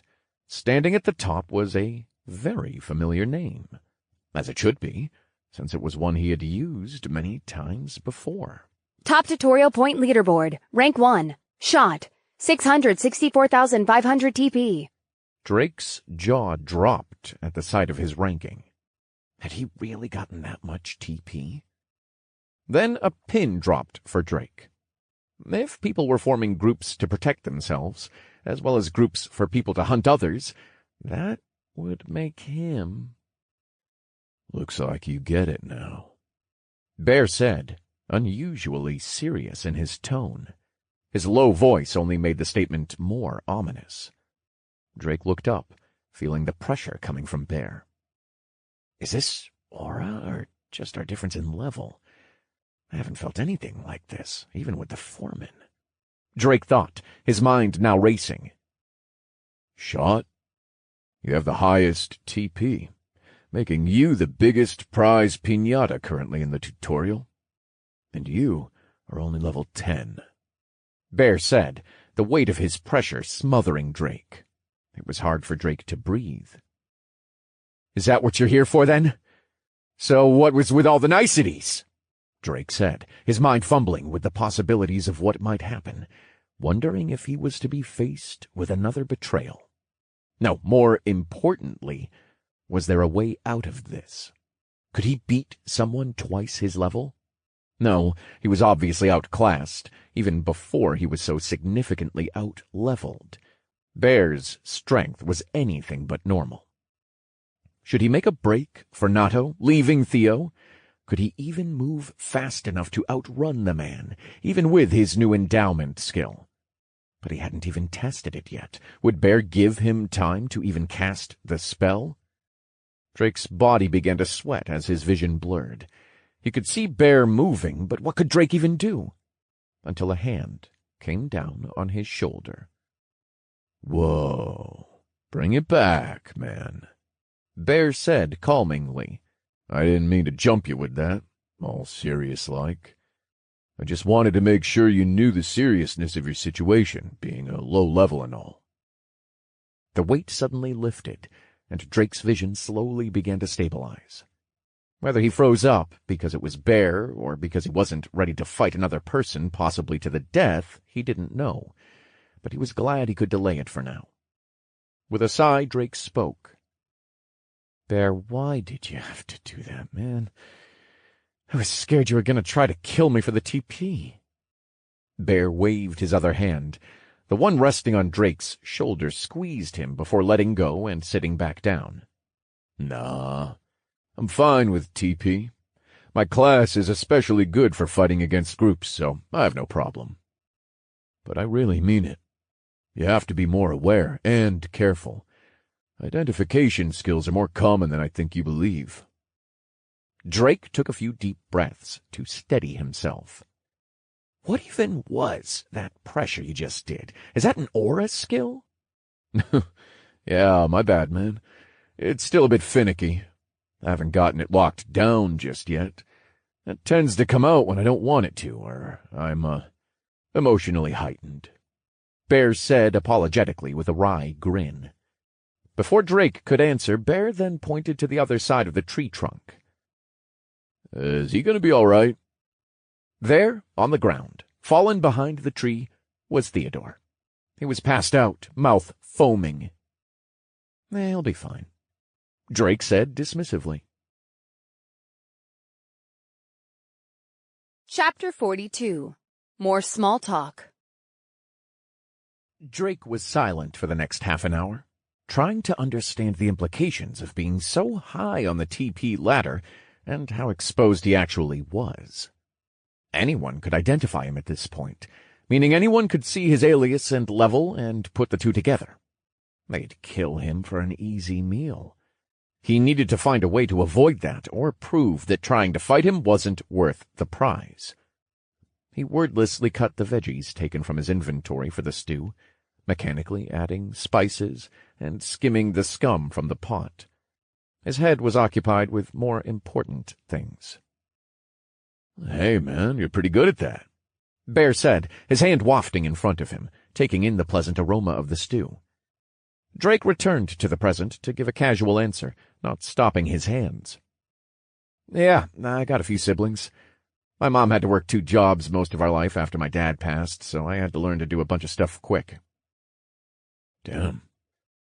Yeah, I didn't mean to bring something like that up," Bear said with a grimace.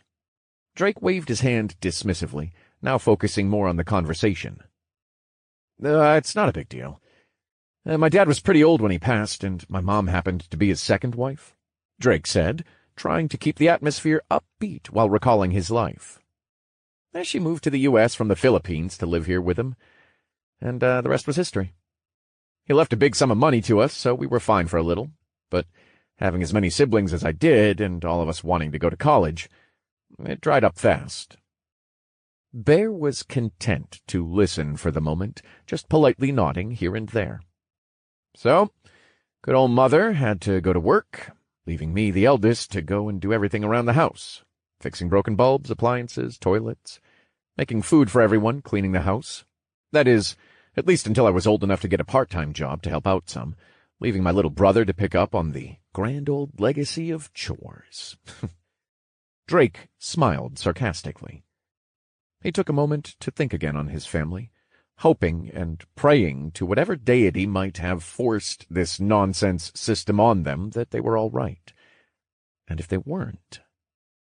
Drake clenched his teeth, and the handle of the knife snapped from his strength. Ah! Shit. He quickly threw the broken knife towards the mountain and pulled another from his inventory, cleaning it briefly before continuing to cut the food. Oh, look, man, I envy you. Bear began, seizing the lull in conversation. I grew up with my parents, but it was only us. No siblings, and I didn't have many friends because of my size. Yeah, I don't want to start a pity party. I'm just sharing, because I think it's only fair. I grew up going from one fight to the next, and I guess it's a saving grace, seeing where we are. He laughed. But when I got older, I didn't want that anymore. So I started up my own company to prove I wasn't just what people saw on the cover. And the thing is, between you and me, man, truthfully, I didn't just happen to cross by when you blacked out that day. Bear said, standing up and looking down at Drake. Drake felt the pressure on his shoulders again. I saw you fight. The entire thing, my man. I saw how desperately you wanted to live. How much you struggled to take down a monster you honestly shouldn't have been able to. Your resourcefulness was something I haven't seen from anyone else yet. And honestly, big picture stuff, I think the world will need people like you. People like us. Bear explained, his voice low and serious. Like us? And, you saw the whole thing, huh? Yeah. And it's why I decided to help you. I mentioned it before, but you don't know how it is for everyone else. Bear continued. How long do you sleep every night? Drake raised a brow at the question. Depends. I don't normally need sleep anymore, so it's usually none. Unless I really feel I need a few hours. Why? Bear smiled. No one else is doing that, even if they can, buddy. His face turned serious again. Everyone but a select few are scared and sticking together to keep themselves safe. The more demented ones are forming groups to kill people for TP, thinking this is the perfect time to show their true colors. Or even going as far to still think this is just a game or some sickening shit. You haven't run into anyone else, it seems like. Bear said, raising his chin towards the still passed-out Theodore. Well, save that, dude. Yeah, that's true, but again, what does that have to do with anything? I'll spell it out for you. Bear said, crossing his arms. You are probably working twice as hard as anyone in the tutorial, outside of myself. Most people are too scared to even go out in groups unless they have a healer. And as far as I can tell from all the groups I've had run-ins with, those are rare enough that people are kidnapping them from other groups for even a fraction of a better shot at survival. Drake's mouth hung open. What? That's insane! Why don't people just come together as a larger group then and fight to survive? That makes no sense to force someone against their will like that. Bear raised his arms in a shrug. Ego? Competition? Power? Some might just be that sadistic. But whatever the reason, it's dog-eat-dog out there, man. And now more than ever, weakness is punished quicker than a guy can swipe right on a dating app. Bear stopped to give a gruff sigh. Even at the top of the level ladder, I've had a few people try stuff when they thought I wasn't looking. The world is simply not the same. And that is where my point is. I can count on a single hand the people I'm willing to say I respect in this tutorial for their hard work, tenacity, and ability to progress, he said, raising 2 fingers. Drake was curious.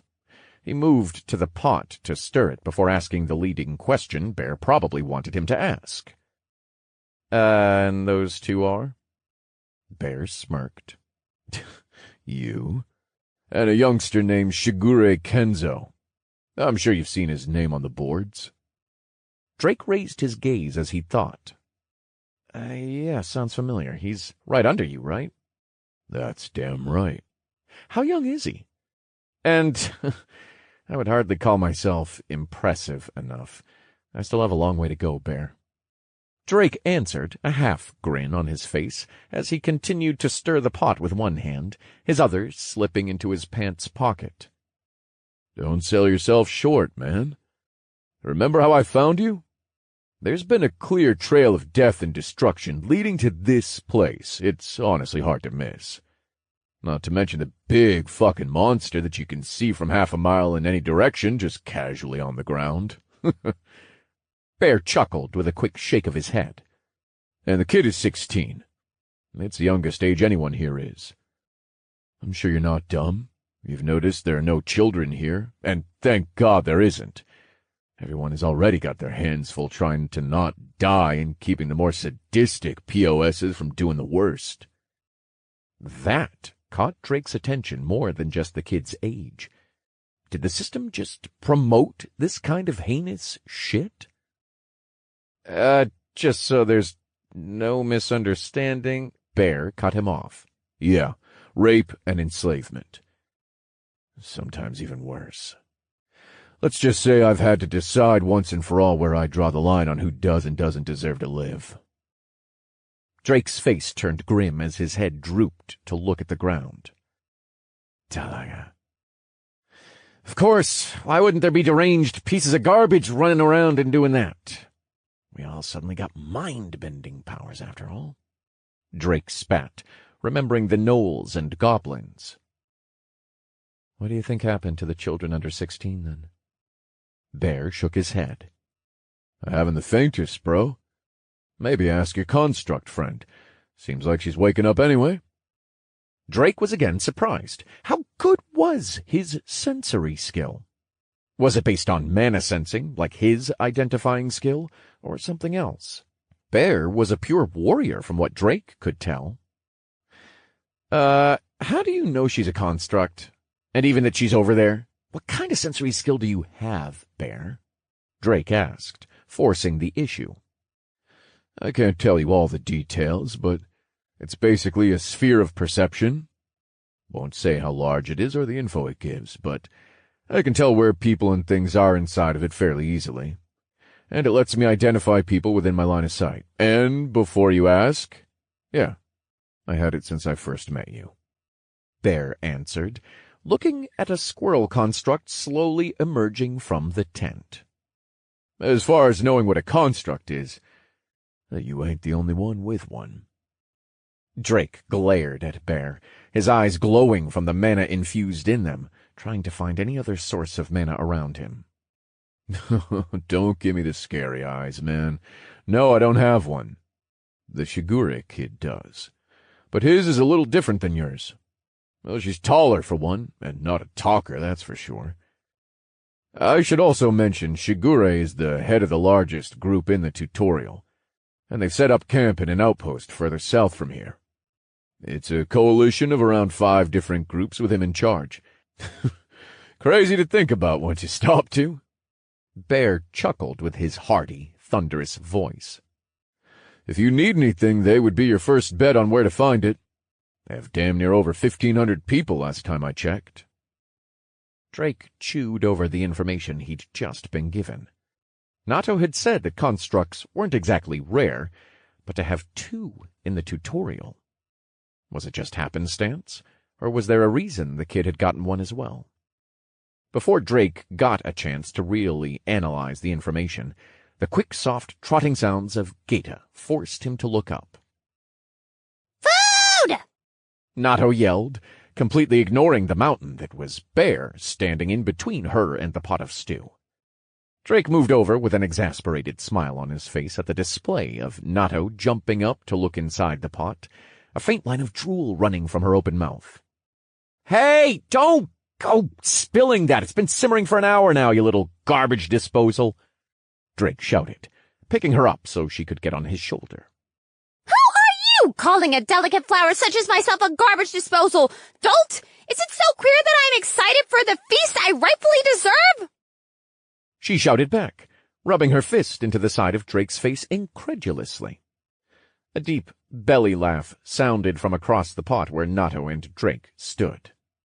"Ha ha! What is this? Is she your daughter or something? Oh, you two fight just like family." Bear laughed, holding his stomach. "Who's a dad?" Who is a daughter? Bear ignored them both, pulling a bowl from his inventory. It appeared in his hand as he laughed his way to the bubbling pot. Chapter 43. A Favor to Ask. Who exactly is this tall... Oh! Natto looked Bear up and down. Gentlemen? She corrected with a wry smile. Drake snickered as he ladled some stew into Bear's unusually large bowl, filling it to the brim. That's Bear. I met him in the forest. He was nice enough to not just let me die in a ditch. Ah. Natto again gave Bear a once-over. He does indeed seem, nice. And tall. Don't forget tall. Drake grinned, pulling out bowls for himself and Natto as the small construct kept gaping at Bear. I bet he ticks a lot of boxes for the ladies. Eh, big man? Drake prodded as he wiggled his eyebrows back and forth, scooping up some stew into one bowl and then the other. Bear, surprisingly, agreed without embarrassment, deflating Drake's attempt to poke fun at the larger man. Yeah, I was pretty popular before all this. And when I went into Shigure's camp, oh man, hang it up. Drake frowned, his brows going straight as he plopped the last scoop of the stew into a final bowl for Theodore with an audible smack. Yeah, it must be nice to be about 6 foot. Fuck you too, bro. Drake grumbled. Natto, can you wake up Theodore? I think he's still taking a dirt nap right now. Natto looked over at the hapless man, spread eagle on the ground. Ah! What have you brutes done to my poor dear Theodore? She yelled. Also, where are the cores he was supposed to get for me? Drake sighed. I said it before, but Susmari Sep, it's a cruel world we live in. He then pointed to a tub heaping with cores off to the side. There. I'll clean 'em up after dinner. Natto squealed in delight at the sight of the mountain of cores. Soon hopping down onto the table Drake had set the bowls on, she grabbed one for Theodore. Raising the bowl overhead, she deftly dropped to the ground and trotted over to the incapacitated man, each step bouncing its precious contents. Oi! Theo! You better not be dead yet! You still have many cores to retrieve for me! She shouted, wielding the bowl high as she nudged him with her gaita. Both Drake and Bear looked on, amused, as Theodore quickly startled awake with a gasp, clearly unaware of his surroundings and what had happened, his head turning every which way as his monocle chain barely kept pace with his movements. Hurrah! What fool hooligan doth put this shining knight to sleep? By what underhanded means was used to subdue thee? Natto looked back towards Drake as if she had had enough already. Drake just shrugged, not giving an answer, and Bear chuckled as he brought another spoonful of stew to his mouth. What did you two apes do to poor Theodore? Natto finally said. He was already on the fence of being broken, but now I fear he will not even be able to retrieve cores. Bear looked from his seat at the trunk over to Drake, mouthing the word, apes? Drake shook his head, as if to say, don't ask. Finally, Drake spoke up, tiring of the comedy gag. Bear used some sort of aura and knocked out Theo there for a good 30 minutes. Natto now had a look of surprise, turning back to Theodore as he straightened out his clothes, parting his hair and twirling his handlebar mustache. Ah, yes. This one does faintly recall being hit with a rather unpleasant Theodore coughed. bout of, Well, something. before he could not withstand it. Truly fearing for this one's life, my liege, 'tis felteth like some fell beast was crushing us underfoot. Natto and Drake both shook their heads at the same time, giving up. Bear chuckled softly, already on his third bowl of stew. Natto, having noticed the big lug scooping up yet another helping of her food, gave out a yelp. Ah! Take your damned bowl already, Theodore, quickly before that hulking animal eats all of my well-deserved victory meal! Bouncing from foot to foot as she shoved the bowl in her hands toward Theodore, she immediately sprinted to her own bowl on the table. Ah, food. Sweet, sweet food. She murmured blissfully, staring starry-eyed at the steaming bowl, not even waiting for Drake to set down the spoon for her to begin eating. Everyone present looked on as the small construct, no taller than a foot, lifted a bowl the size of her head, comically, with both hands, taking large pulls of the venison concoction. "Oh, it's so good," she said as she chewed the food, her cheeks puffing up like a chipmunk rather than a squirrel, her hands now on her cheeks as she shimmied back and forth from the utter pleasure of every bite. "First thing she said that's made any sense," barked Bear, a grin on his face. "The food is fire shot. I might have to trouble you to make some more for the road." Natto looked over at Bear indignantly, but only long enough for her to swallow her current mouthful. Before long, she forgot he was there entirely, now head deep in the bowl. Drake grabbed the scruff of Natto's priestess Kisode, keeping her from falling into the bowl. She looked like an annoyed cat whose meal was just interrupted, but it hardly stopped her from chewing her food as she glared up at him. Ignoring the piercing gaze of the little troublemaker as he took back the empty bowl to fill it up again, Drake dropped her to the table, wiping her mouth with his sleeve. "That shouldn't be a problem. It doesn't take too long. I'm just sadly out of venison now.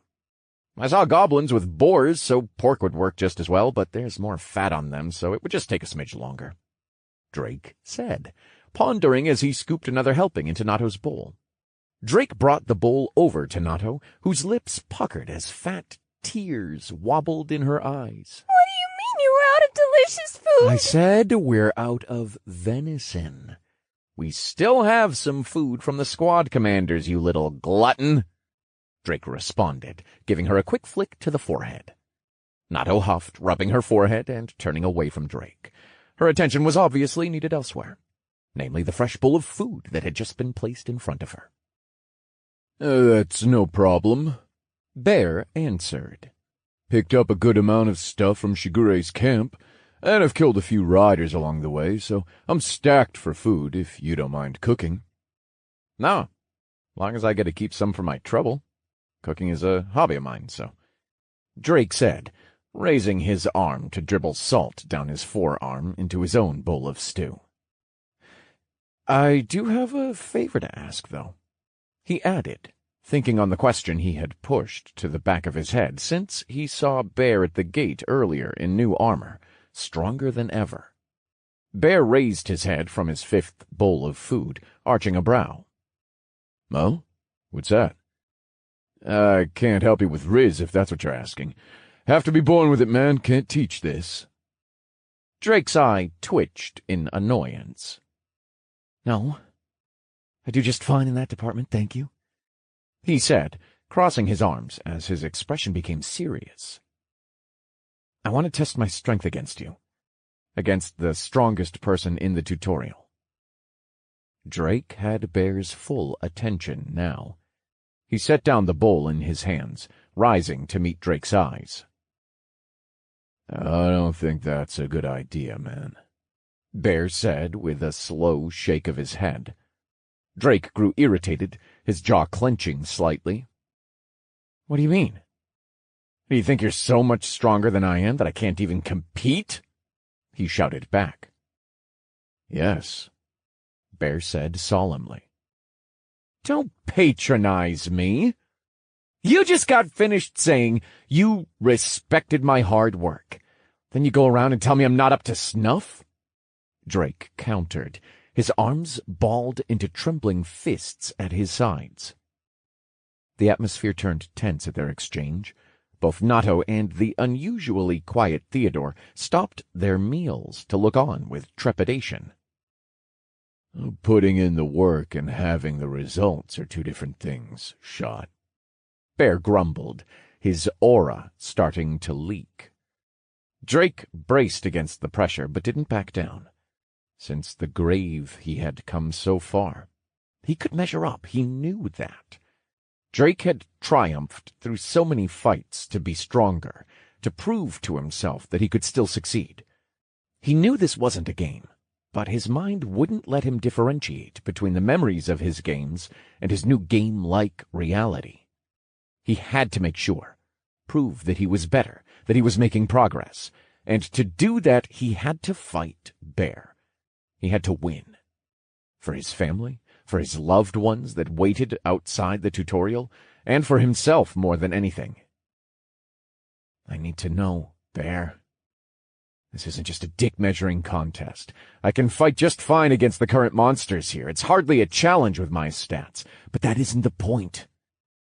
If what you are telling me is true, I have a bounty on my head, worthy of rivaling the human typhoon, and I have to know how I stand up to people like you, because you and I both know they will come eventually. Drake explained, trailing off. Bear took some time before he answered, obviously mulling over the question. After a few moments, he crossed his arms, a single finger popping up from his hand. I don't think you should compare yourself to the legendary gunman like that. But I have one condition. Well, actually, he popped up 2 more fingers. I have 3 conditions. Drake's face brightened. Sure, what are they?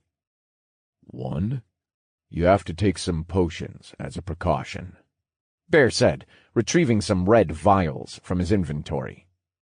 2, you have to make sure this outpost is safe, and you are completely prepared for the repercussions from fighting me. Drake nodded, taking the vials and tucking them into his garb. And the last? Bear hefted the impossibly large claymore from his back with one hand, the full force of his aura cascading down on the surroundings like a thick fog. The large blade brought a gust of wind with it when it was swung in front of him, its point stopping just millimeters from Drake's face. I'll only be swinging once. Chapter 44. Bjorn versus Drake. Where I stand. You think you can take me down with just a single stroke? Drake growled, suddenly offended by the proposition of such a gap in their strength. Bear stood calmly, unperturbed by Drake's outburst. I don't think anything, man. It will only take 1 for a level 10. Drake blinked for a moment. He had forgotten that though his stats completely outstripped his level, he was still level 10. But deep down, Drake still knew Bear's words held some weight. The man's aura was indication enough for it. He scratched the back of his head. I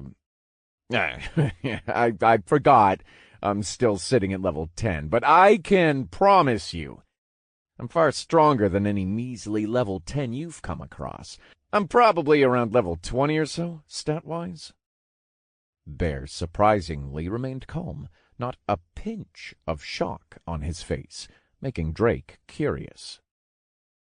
Wait, you know? Bear placed the claymore on his shoulder, gesturing at the gate with his other thumb. I've been following your trail of blood, my man. No level 10 is going to do that. You must have something under the hood, because even Shigure would struggle to kill that many. Not to mention, I don't know what level that bigger knoll is, but I think it's safe to assume it's above 10 from its size alone. But it doesn't matter. Bear shook his head and looked sternly at Drake once more. I'm not trying to be condescending. The reality is I am that strong. No matter what you think you have going on behind the scenes, if we fought seriously, I would kill you. Drake ground his teeth. Fine. Then you're gonna have to prove it. I'm gonna go all out. Oh, you may be the highest level here, and you may be a friend that saved me, but I'm not gonna let you insult the hard work that I've painstakingly put in for the last 2 weeks. Drake shouted, pointing at Bear. Get ready to see the culmination of all that effort. You can say you respect me, but I can see it in your eyes and posture. You're only giving me lip service, even if you don't realize it. So I'm gonna etch it into your soul, just how much I've changed since we last met." Drake growled, storming off into a cleared section of the outpost and scrolling through the rest of his skills to see if there was anything he could use right away for this. Sharp, quick taps followed behind him. Drake? I say Drake! Nato shouted after him. "What?" Drake turned, annoyance clear from his clenched jaw, brooding expression, and balled fists. Nato shuddered slightly at his raised voice, then recovered enough to give him a scowl. "Do not take your damned bruised ego out on me!" She shouted back. "I do not know what has happened between you two or why you need to so fervently prove yourself here, but this is a bad idea, and I know you see that." Drake turned away stubbornly, opening his skills to formulate a plan instead of answering. Soon Theodore also approached the pair with measured steps. "My liege, do you think it wise to do this? Master Bear is level 23, Theodore said, worry dripping from his voice.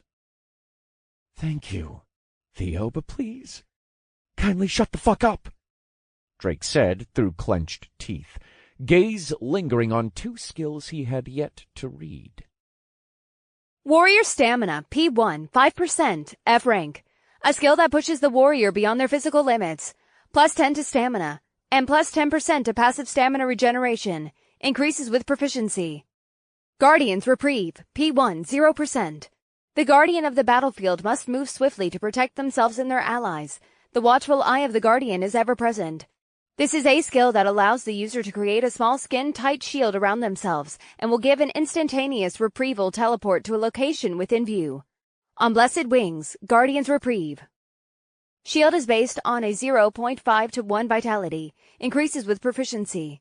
Teleport can be activated once the shield is broken. 2 charges of teleports may be stacked each 20 minutes before being lost. Increases with proficiency. Only 1 temporary shield from this skill can be present at a time. Cooldown starts at the end of the shield's 10-minute duration or after the shield is broken. 5-minute cooldown begins upon shield expiring. Reduces with proficiency. Teleport charges gained when shield breaks from damage or after each 10% loss of vitality. Teleport cooldown, none. Drake laughed inwardly. He was very glad he had not overlooked these skills, especially the one from his epic stone. Now, the teleports had a tight restriction, but the description alone gave him some ideas for circumventing those. And the most versatile one that he couldn't believe he hadn't been using. Martial Strike, P1, 0%, F rank. A skill that uses stamina to increase the damage efficiency of strikes by 100%. Increases with proficiency. Cost, small amount of stamina. Cooldown, none. Drake dismissed the screens and looked back to the man walking towards them. Standing at his full height, the man was truly a mountain in both stature and presence. He was something Drake would have to overcome to change in the greatest sense of the word. Bear may have become a trusted friend, but right now, he was just another wall to climb. Drake knew the time had finally come to man up and face the truth, that there would be people who want him dead. Time for him to measure up against the metaphorical boss of the tutorial. He knew some would come for him for the TP, some for other desires, items, money, titles, or even just because. He would have to steel his currently weak heart, unable to imagine fighting against another human once more, if he was to survive it and the injustice that came with it. "You ready, bud?" asked Bear, his tone low and serious. Drake nodded, clenching and unclenching his fists. Both Nato and Theodore looked on warily, nervousness and fear visible on their faces. Most of all, Nato seemed as if she wanted to object again, but couldn't in the face of Drake's determined expression. Born from part of him and carrying part of his personality inside her, she knew, even deep down, what and why he was doing this. "You don't have to go through with this shot. I can see your determination already and how serious you are. I don't want to do this," Bear said, finally, emotion breaking his stone-cold expression to show a sliver of hesitation in his voice. Drake's teeth clenched together, nearly cracking under the pressure. "Stop patronizing me!" he roared, his arm arcing in front of him. "I know what you think this is, but it's more than that," he growled, his voice growing shaky. "I made a promise to someone, and when I see them again, I'm going to be a different person, a better person. So you have to let me do this. Please!" Drake pleaded, his knuckles turning white as they gripped and curled in on themselves with his frustration. "You're the strongest person here, and I need to know how. I need to know how I measure up. Whatever the reality is, I'll face it head on and go beyond it. I told myself I was going to change, and this is how I do it!" Bear and the others listened intently.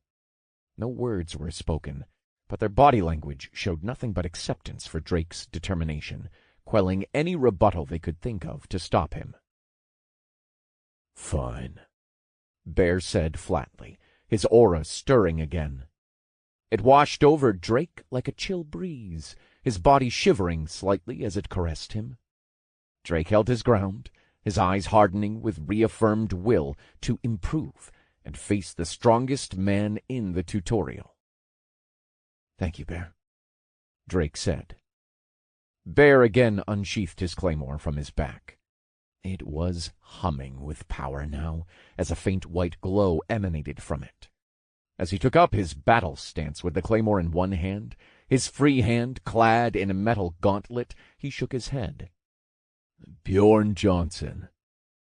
If you want my full respect, you're going to need my real name," he said, glancing at the small peanut gallery of Nato and Theodore, a smile on his face. They both recoiled and nodded knowingly, a silent affirmation that they would never speak of it to anyone as they backed away to a safer distance. Drake smiled, his eyes relaxing for a moment. "Drake Wallen." He then tensed again, preparing for the fight. Bear nodded in kind and held his ground, waiting for Drake to start. "Let's start out at 11 of 10. I won't be holding back, Bjorn!"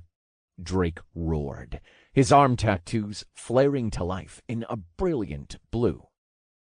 Drake began casting his defensive skills in quick succession.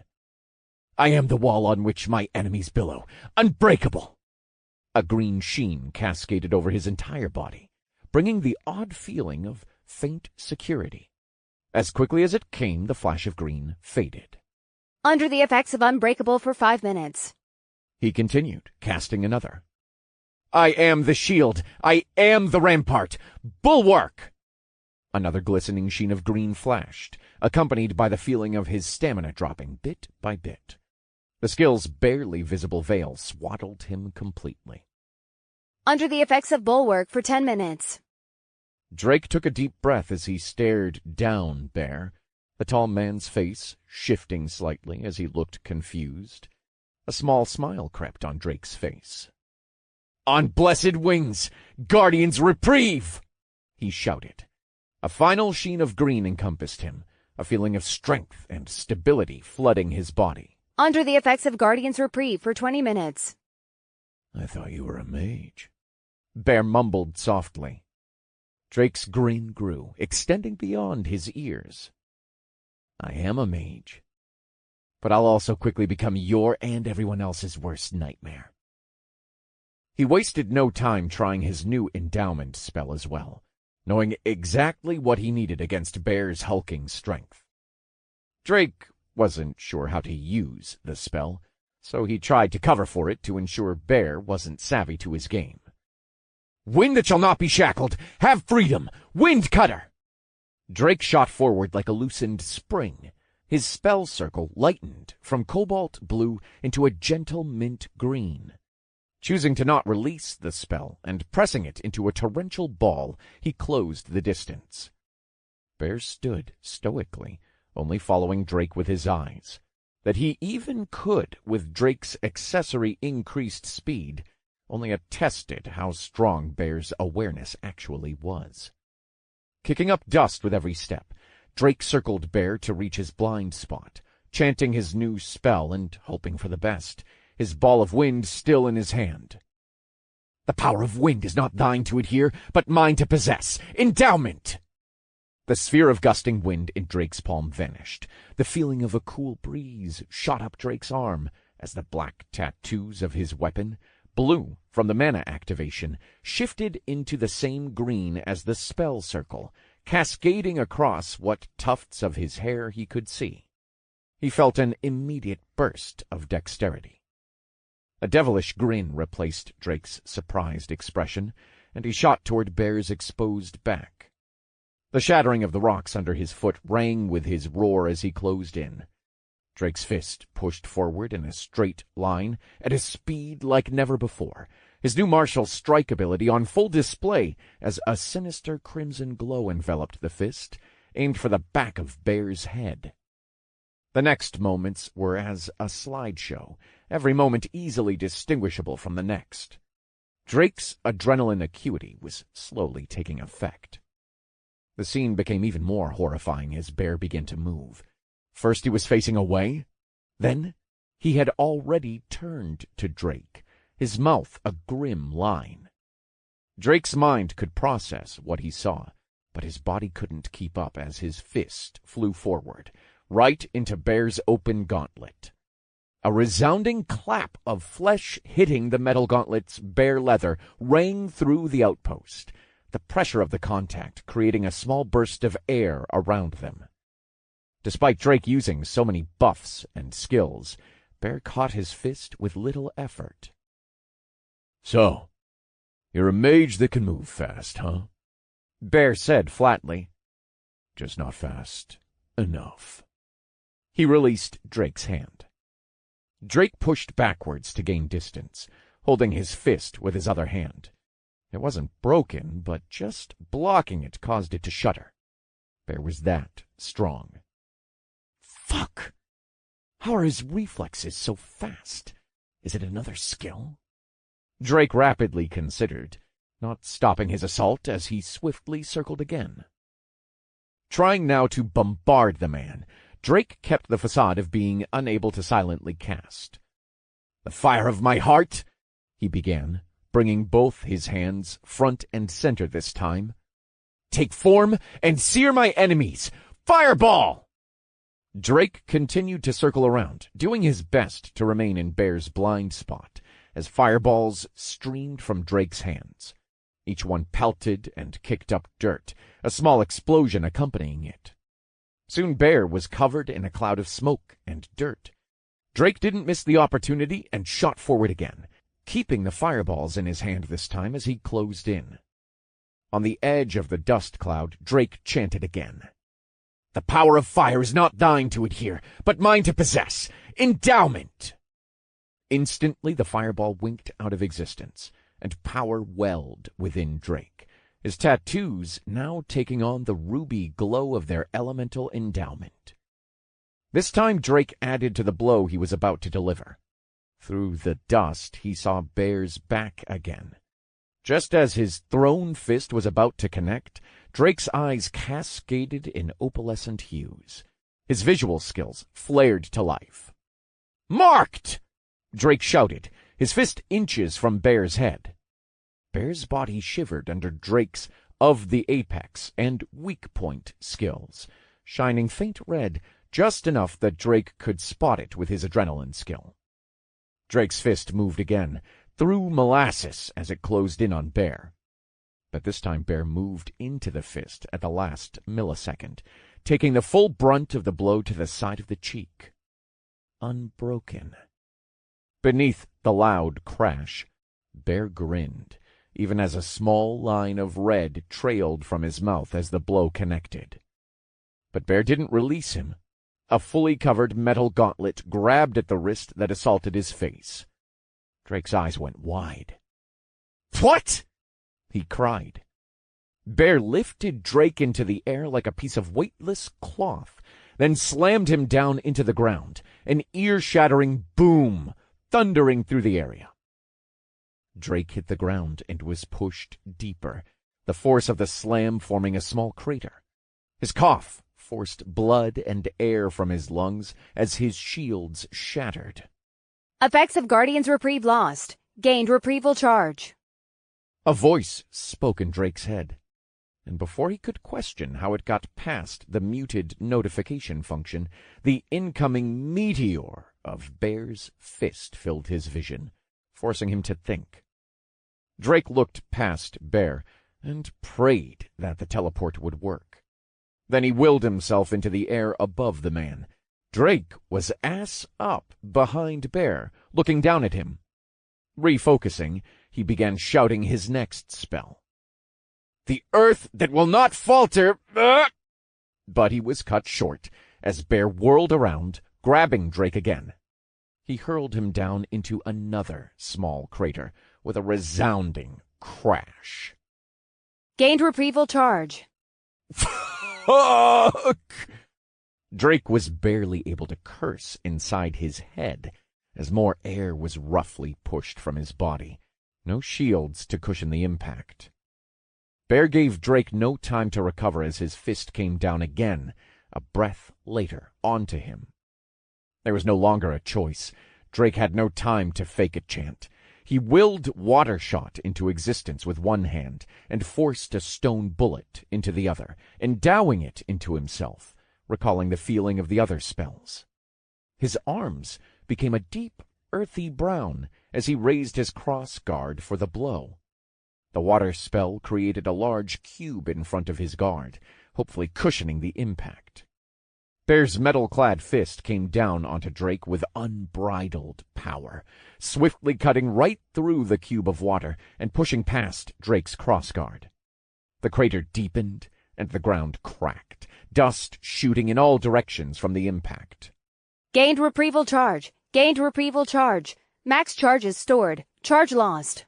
Bear stood at the top of the crater looking down, his metal gauntlet peppered with red splotches. In his other hand, his claymore still hummed with a white glow. So you can silently cast. I guessed you could when you made multiple fireballs. Bear mused, then grew stern. You think you can try to force respect from someone when you're holding back, using gimmicks? Huh, Drake? He shouted down into the small hole. A low rumble sounded as the ground behind Bear shifted, then popped with an audible crack, revealing Drake. His hair and arms were light green now, different from the previous earthy brown. In one hand was a searing ball of fire, in the other, a shimmering ball of water. They clapped together into a tight fist, forcing a finger out as a makeshift pistol. The spells merged into a ball of water covered by a condensed shell of fire. The boiling shell rapidly evaporated and condensed the water within, allowing none to escape the airtight prison. Inspirations aren't gimmicks! I follow what I know, Bear! Drake shouted at the slowly turning mountain in front of him. And this one's a favorite. Don't worry, I won't hold anything back on this one. Spirit Gun! He unleashed the small mass of fire and water, and it carved a bright scarlet line through the air straight for Bear. In an instant it reached him and his raised gauntlet. Bear didn't even bat an eye when the spell crashed into his open hand and exploded in a mass of steaming water and fire, the explosion enveloping him completely. Drake didn't hesitate. He knew that spell wouldn't kill Bear, but perhaps it would hurt the man. From Drake's previous mark, he could see Bear's location in the screen of steam and used a reprieval teleport to get behind him and send a barrage of punches, hoping to catch him off guard. But reality wasn't so accommodating. Bear deftly dodged the blows by hairbreadths, each missed blow so forceful it gusted the steam away. How fucking strong is he? Why is the gap so large?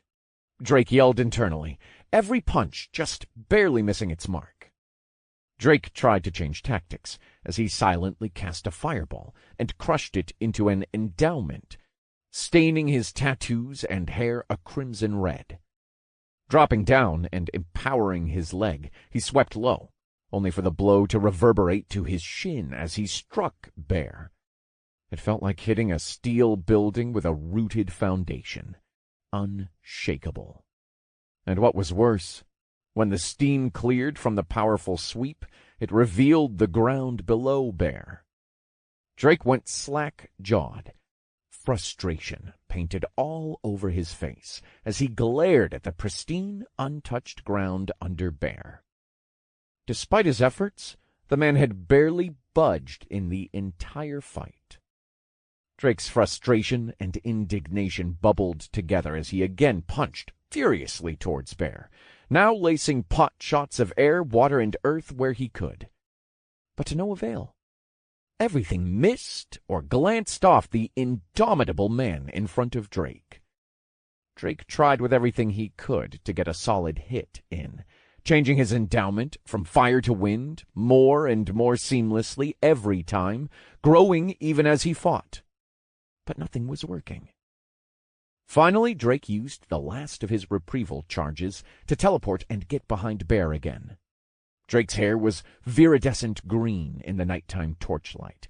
In his hands, a stone bullet sharpened into a long lance. Drake released it once he had teleported, but Bear didn't even face it, as he tilted his head and allowed the spear to harmlessly crash into the ground past him. Bear then swung around with his free arm and grabbed Drake by the throat. "It's enough, isn't it? You've proven you're stronger than anyone else in the tutorial. No one has even come close, Drake. I can promise you that," Bear said solemnly. Drake struggled in Bear's grip and struggled to speak through gritted teeth. "No!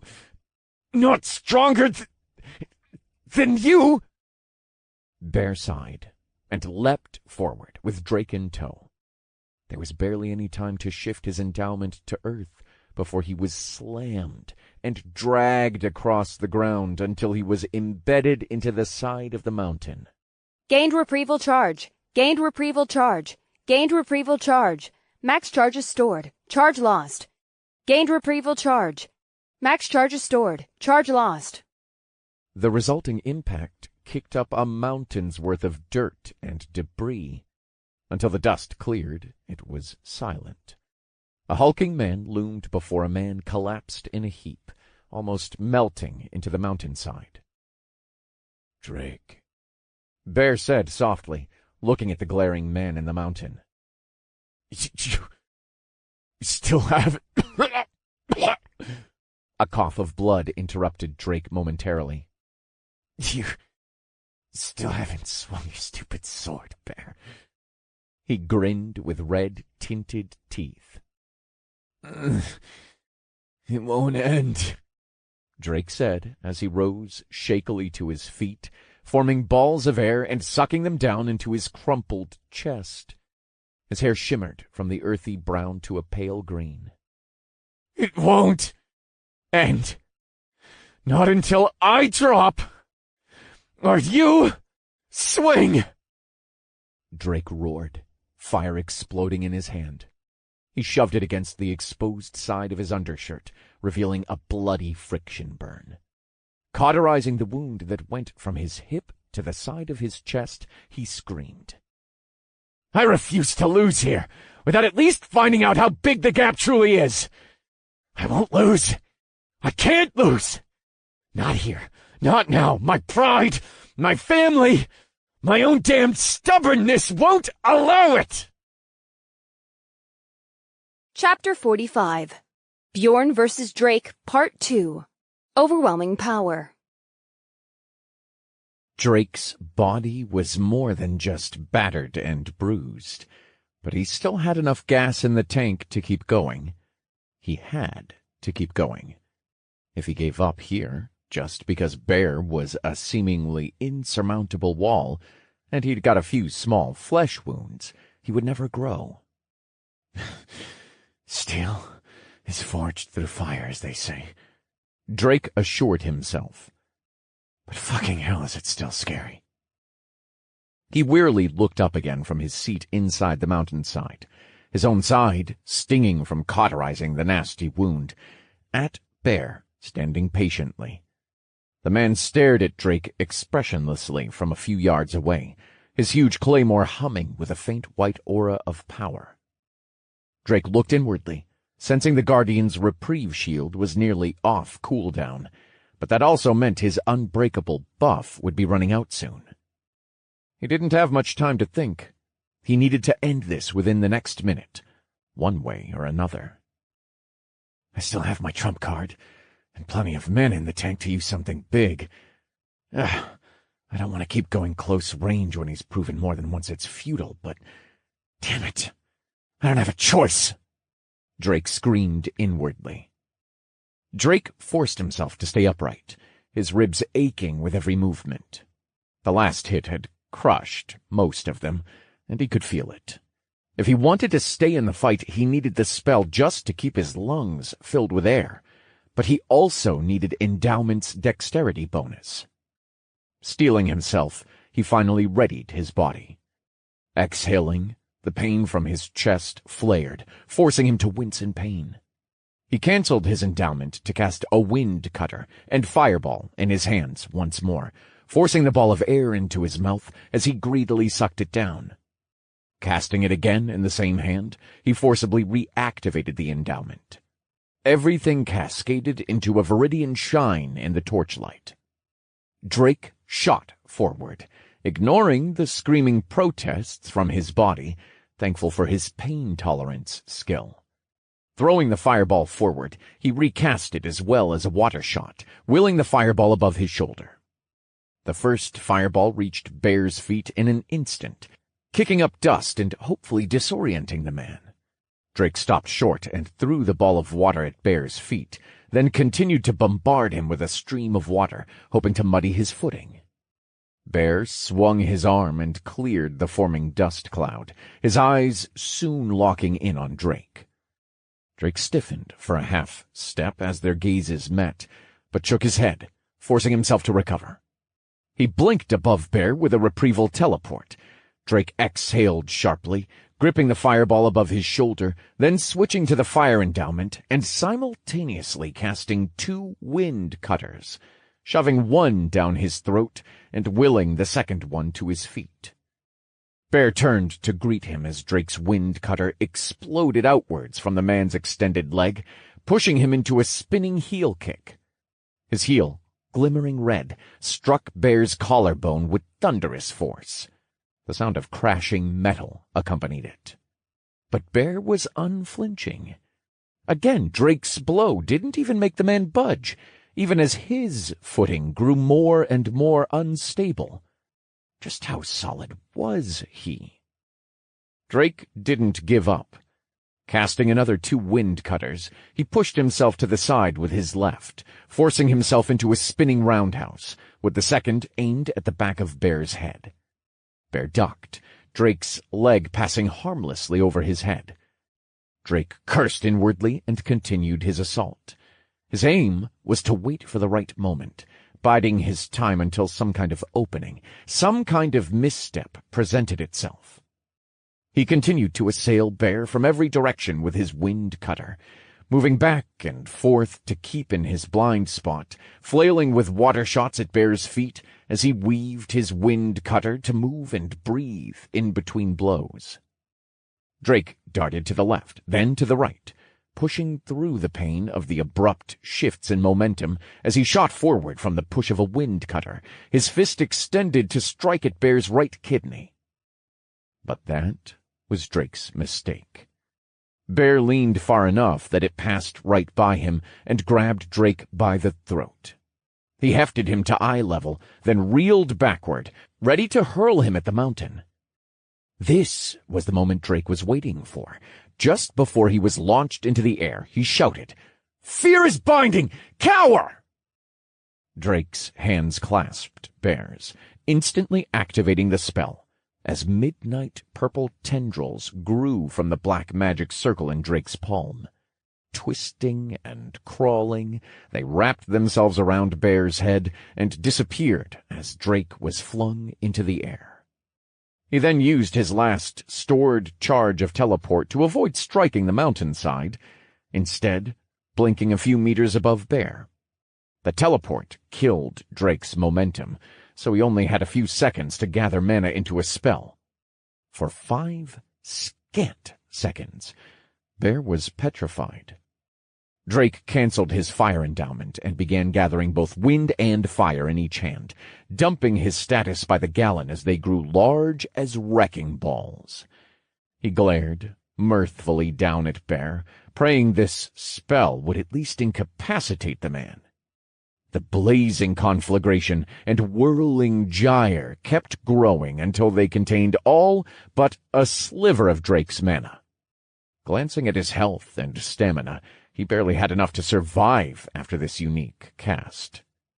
Drake slammed the spells together, forming a ball of fire sheathed in wind, perpetuating the growth and intensity of the flames contained inside. Reeling back his fist, his body glowed red. "Divine!" he shrieked. His magic flared, condensing into the size of a baseball, becoming a white-hot miniature sun. "Buster!" Drake roared as he threw his fist into the ball, casting it upon Bear. The spell undulated and curved as it streaked to the ground, leaving an eye-searing plasma-like trail. Drake prayed, silently counting the last seconds of the fear effect. 4, 3. No. How? Once more Bear's eyes locked onto Drake, head tilting up incrementally. That second seemed to stretch on into eternity.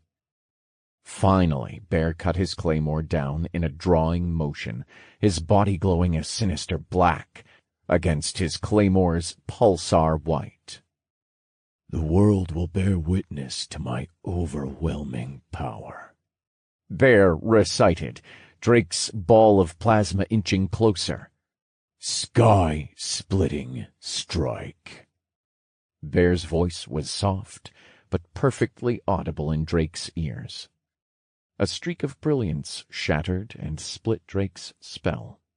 Both halves embedded themselves into the ground, melting it with an unnatural hissing sound, sprouting molten lava where the spell landed. The streak of power passed through the spell like a hot knife through butter, and continued in Drake's vision, clear as day. It was pure, unbridled power, annihilating everything before it. It was beautiful. Drake muttered in awe.